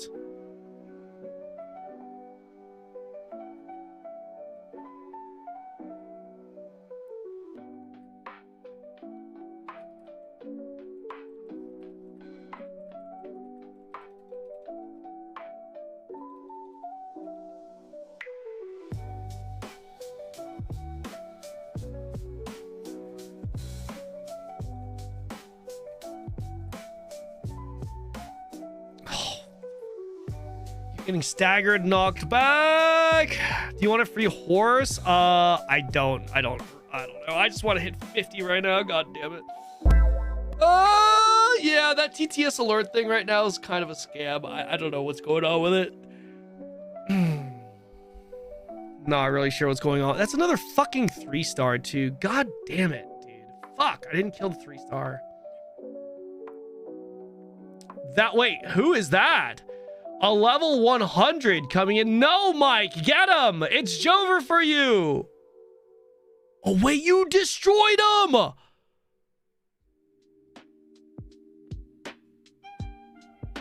What?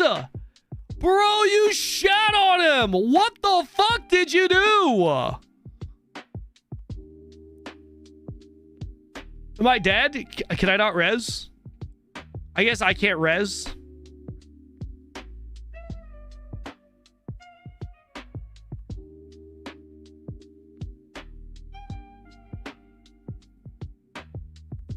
I'm dead. Dude, bro, you shat on him. Jesus. Fuck. Damn. I need to fix my shit.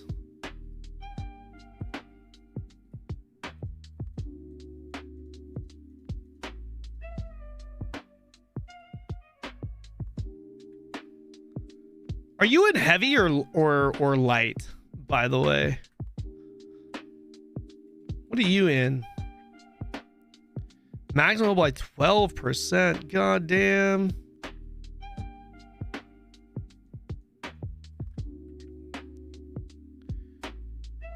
Which one do I want to take? I guess damage against monsters, yeah?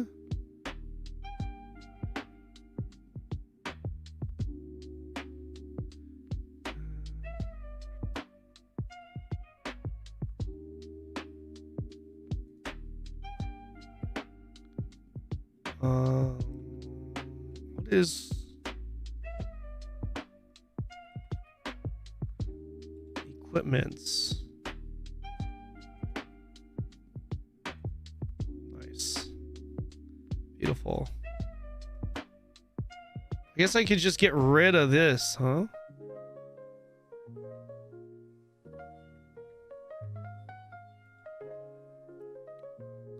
Need to buy more of these. Fuck, I'm almost...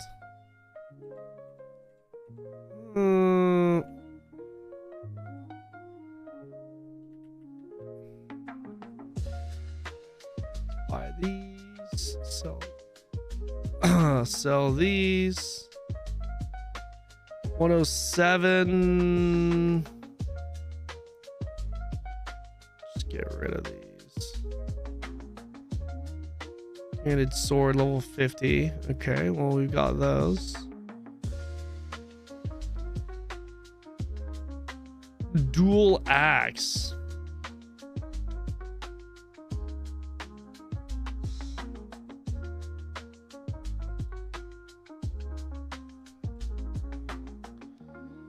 All right, let's move on. Let's go back to here.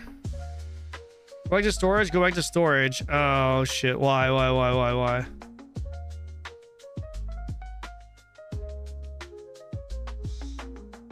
You're 75 geared twig. Oh, you're in 75 gear, are you? Go back to storage. What about storage? Oh, the horse. Wait, I can just take this horse?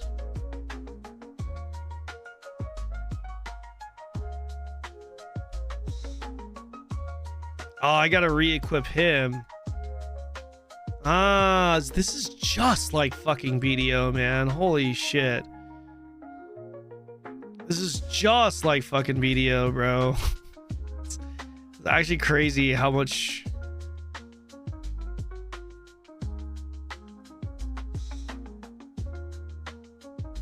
This is crazy how much like BDO this is. This is literally just BDO. Which mount is this gonna give me?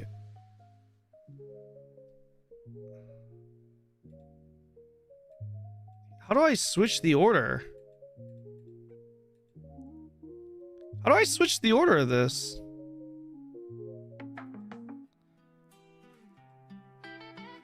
How do I get it so that when I hit summon my mount, it summons this guy, not this guy?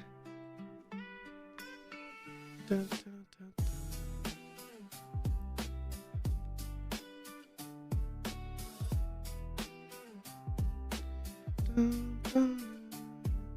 What do you think about Ion 2 Global? You think it will be more? I think there is a chance that it'll be a little less pay to win, but it's not going to be enough. My prediction is that it's not going to be enough less pay to win to justify everything, right? Because at the end of the day, pay to win is one thing, but it's also, see, the thing is, right?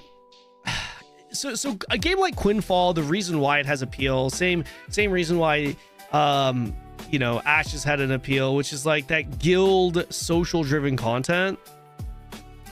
Ion does not have that. Ion is very much just a traditional theme park dungeon run simulator, assuming you're playing it for PvE, which is the main content in the game. So it's the gameplay loop is more or less the same as Lost Ark. So, you know, that's what it is. It's literally modern day Lost Ark, 3D version of Lost Ark.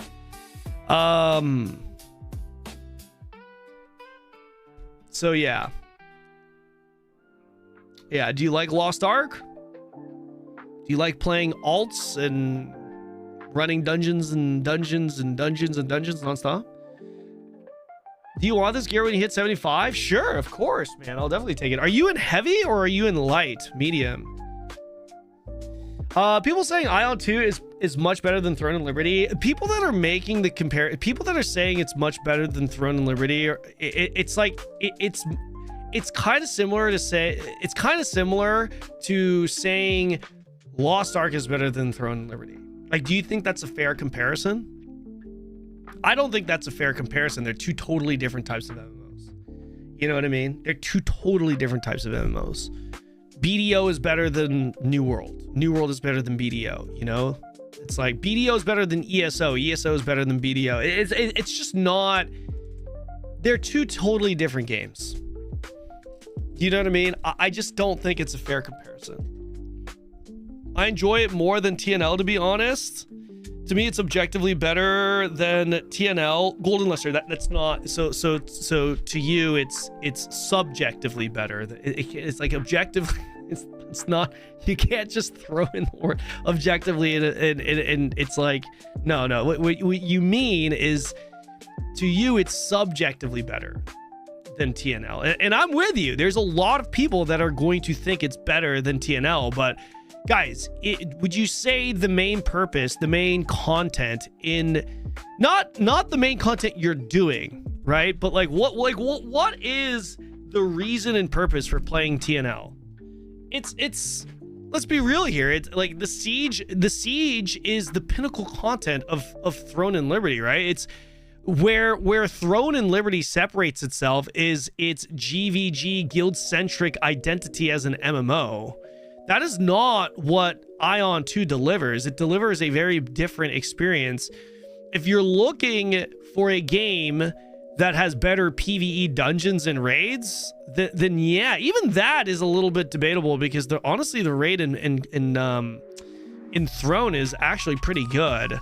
But yeah, more or less, you're getting a better PvE dungeon experience in Ion 2, right? but you're not getting a very good guild social / guild PvP / social PvP experience from Ion 2. There's literally none of it. Like, the PvP content in Ion 2 is pretty much just the Abyss.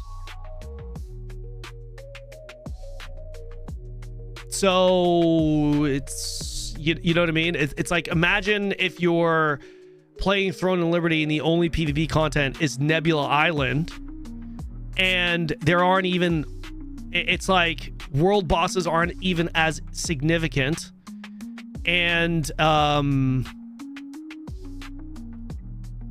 it's faction v faction, and literally the only thing that like ranking wise you're getting would be the kill point ranking that Throne has, you know? So like, remove the boon stones, rift stones, you know, remove all of that shit.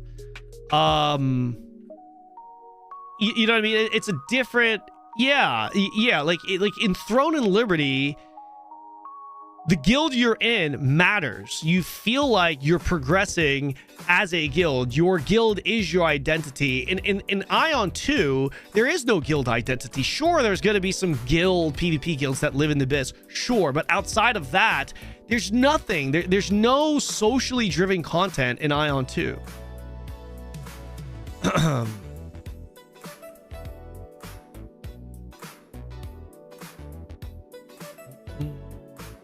In my experience in Guild Wars, and TNL was toxic again, I preferred Ion 2 not to have not having to only do things with guild progress. Absolutely, yeah, and that is definitely something that Ion 2 delivers.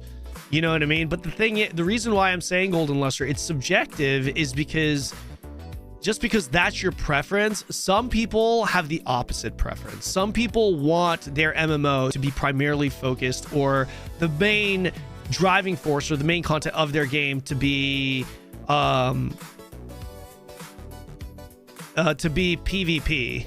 to be like guild driven PvP content. You know what I mean?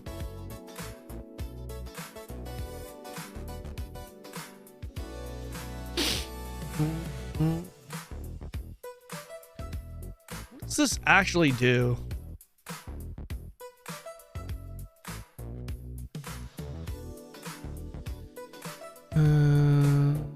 How's the game so far when compared to New World? Try to find another MMO to fall back to. If you like New World, a game like this could interest you, but just know that you're downgrading in terms of gameplay experience. This game is way scuffier. It is nowhere near the polish level. Like, you are quite literally playing a Temu version of the previous.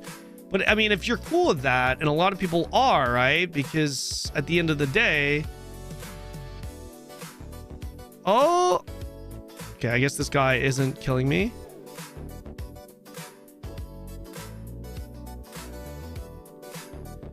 Because he wasn't attack friendly. Oh, he's friendly.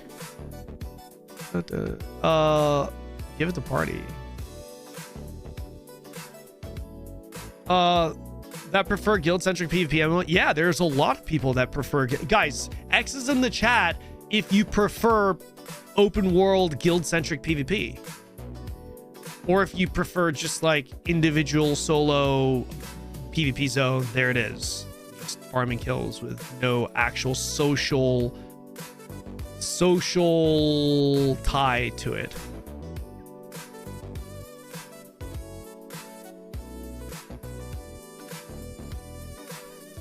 Yeah, there you go, right?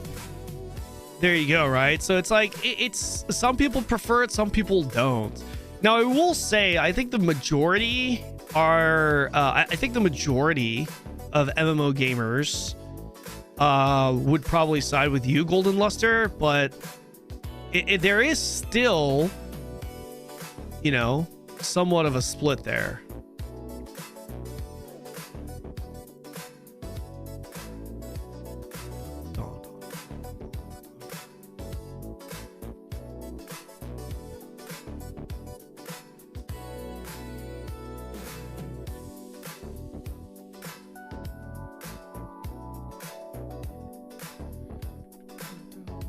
I feel like I am definitely killing these faster. Almost there, boys. Almost there. Your new MMO is going to be Horizon Hunters Gathering for sure. You can play with big disabled lady with what? Yo, contrary to popular belief, I actually prefer my MMO with badass looking male characters. Games that I play where I actually main, I play male characters.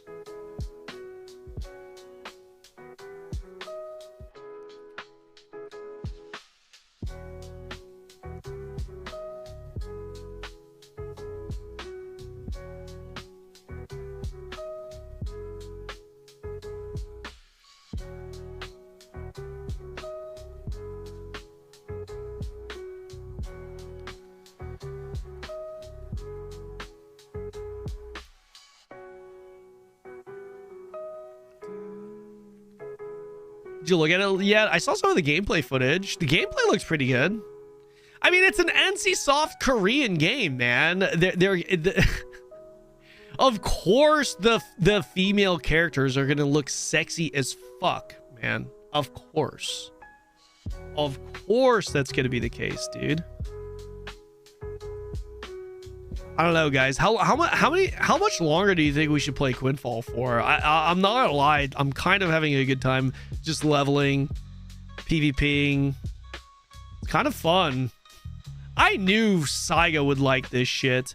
Saiga loves those scuffed games, man. Saiga do love his scuffed fucking MMOs. Think NCSoft will ever try and revive TNL? I mean, I think they're gonna continue to dish out content for it, but nah, I mean, it's definitely not gonna be high on the priority list. They have Ion 2. Dude, Ion 2 racked in the money. Every like all the talk in regards to MMOs with NCSoft is all about Ion 2, and then they're gonna have Horizon Steel Frontier come out soon.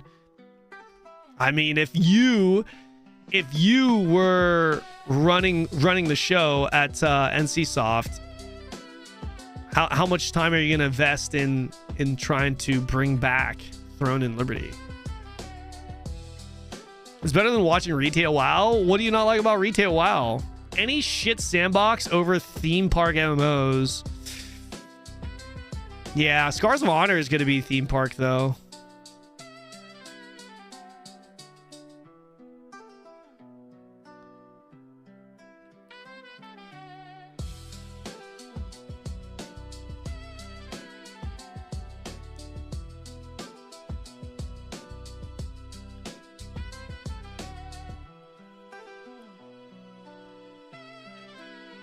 I need to redo my binds here, to be honest.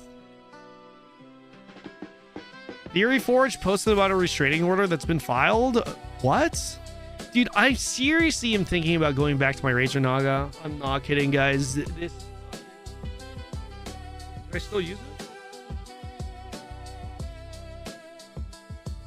it? It's just the buttons, man. Maybe not. Like, these side buttons are just so fucking big, man. They're so big. They're so fucking big, bro.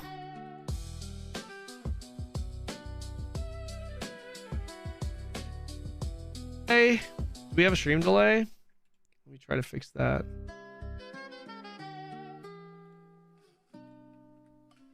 Cam delay, I mean.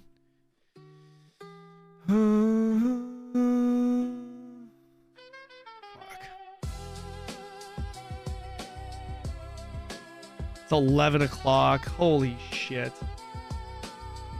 I should probably end stream after this. I was thinking about hopping on the alt, but I think I'm just going to end stream after this.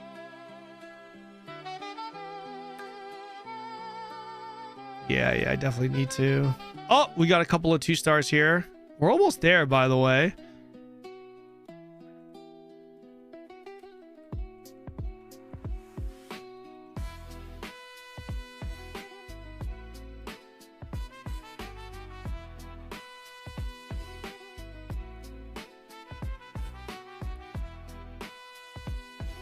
Wait, did that dude... Why is there a question mark next to that message? Let's party up, dude. I'm almost done. I'm almost done. No! God damn it! Motherfucker. God damn it. Are you based? Are you KR based right? Yes, I am right now. What happened with Theory Forge? What's up, Saiga? Saiga, what did you think of Scars of Honor? Res Mage. It's interesting. The counter stops when you're being rezzed. Huh.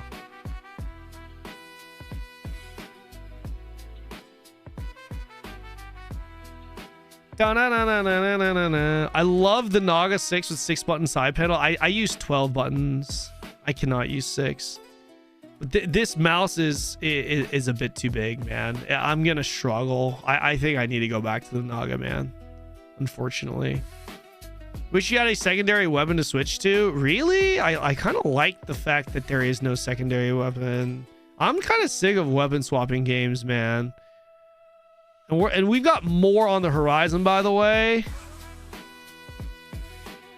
We've got Ashes of Creation, which is going to be obviously very much a weapon swapping game. Oh no! I greeted! Shit! Why is your sword flaccid? Yeah, it's got a bend. God damn it. Oh, my fucking sword is broken, bro. Okay. God damn it. Do I lose experience for dying there? I think I do. God. Ashes of Creation coming out? Yeah, I'm looking forward to it. Ashes of Creation, baby.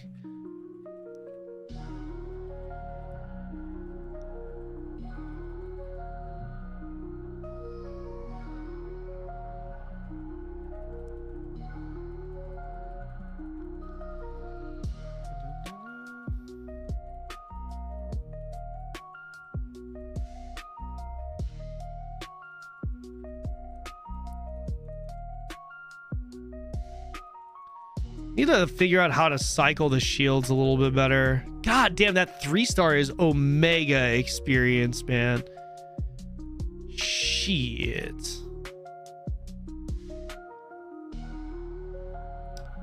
This guy. I want to kill him. It is Arsha, after all. Did Scars of Honor say when it's dropping? Early access, they're shooting for Q4. Spring will be the first playable test. You stun, then do a few auto attacks. Once they are stunned, you go back to dodging.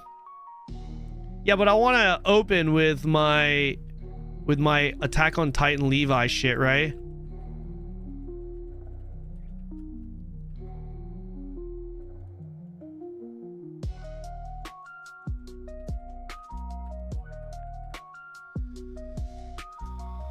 Doing a area, be right back. Doing an area, what does that mean?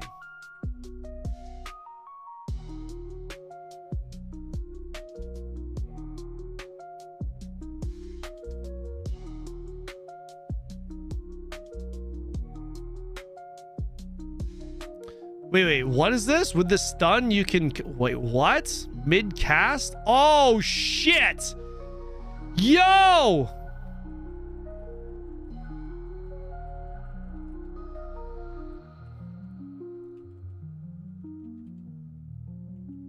No! No! You left it the wrong. There's so many 3-stars. There's 3 3-stars here. God damn it, motherfucker. No! Oh, god damn it. Oh, you left at the worst time. Oh, this guy's gonna res me. No, I have 5 seconds, you cock. Ah, fuck. God damn it, man. You cocksucker. Oh. God damn it, dude. That would have dinged me. I would have leveled up there. I would have leveled up there. I would have actually 100% leveled up there. God damn it. You gotta weave your autos to fill up the shields? Yeah, I know. I know. I'm aware. I'm aware the autos give me the shields. Fuck, man. God damn. I'm really struggling pressing these keys. I do need to swap my fucking mouse, man. Here? Oh, there we go. Yeah, this is so much fucking easier. The problem is this ability, like these keys just sometimes don't fucking work. That's the problem.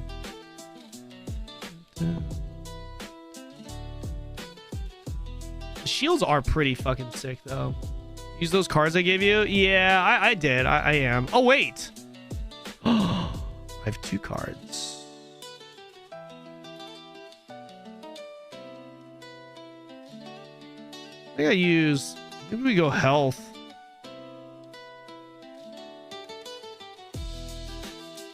There you go, health.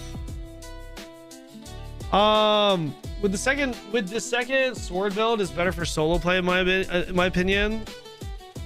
The death is the death better? Okay. I need to enhance this shit. I need to level this shit up. +3 your gear for leveling is very cheap to do so. Okay. Well, I mean, I'm about to ding 50, so I'll do that to my legendary gear here. I'll do that. All right, yo, do you recommend I feel like light armor is the play. I feel like light armor is the play. I don't know. Bigger shields too with the more physical AP.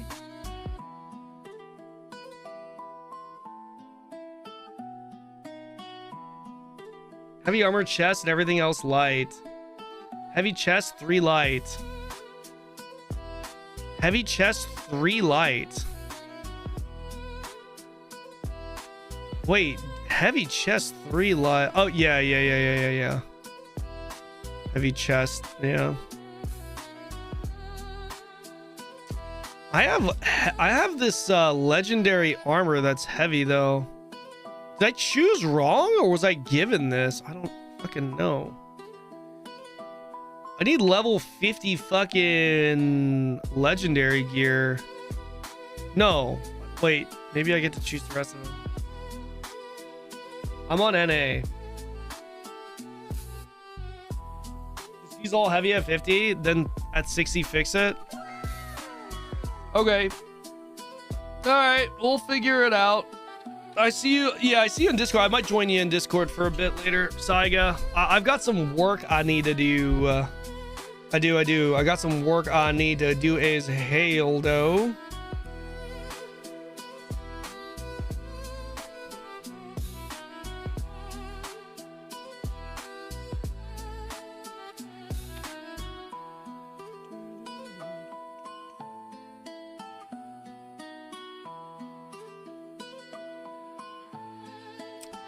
All right. No, all good. I see you're also streaming. Omega lol. All right, guys. I'm going to send you guys over to Saiga. You guys can get some more Quinfall content through him. Listen, boys and girls, thank you so much for watching the stream today. It's been fantastic. It's been an honor streaming for you guys again. I'm super happy that I'm back home. And yeah, I'm loving my stream setup. I am feeling pretty nice. Made some upgrades. Yeah, thank you guys so much for watching. Tomorrow we are going to continue with the Juiced Ashes content. We'll start in the Ashes category, and we'll knock out those 2 Nephis. I don't know how you say how you pronounce his name, but we'll finish out those 2 videos. That'll be like a good chunk of the stream, and then afterwards we'll probably come back to Quinfall or WoW.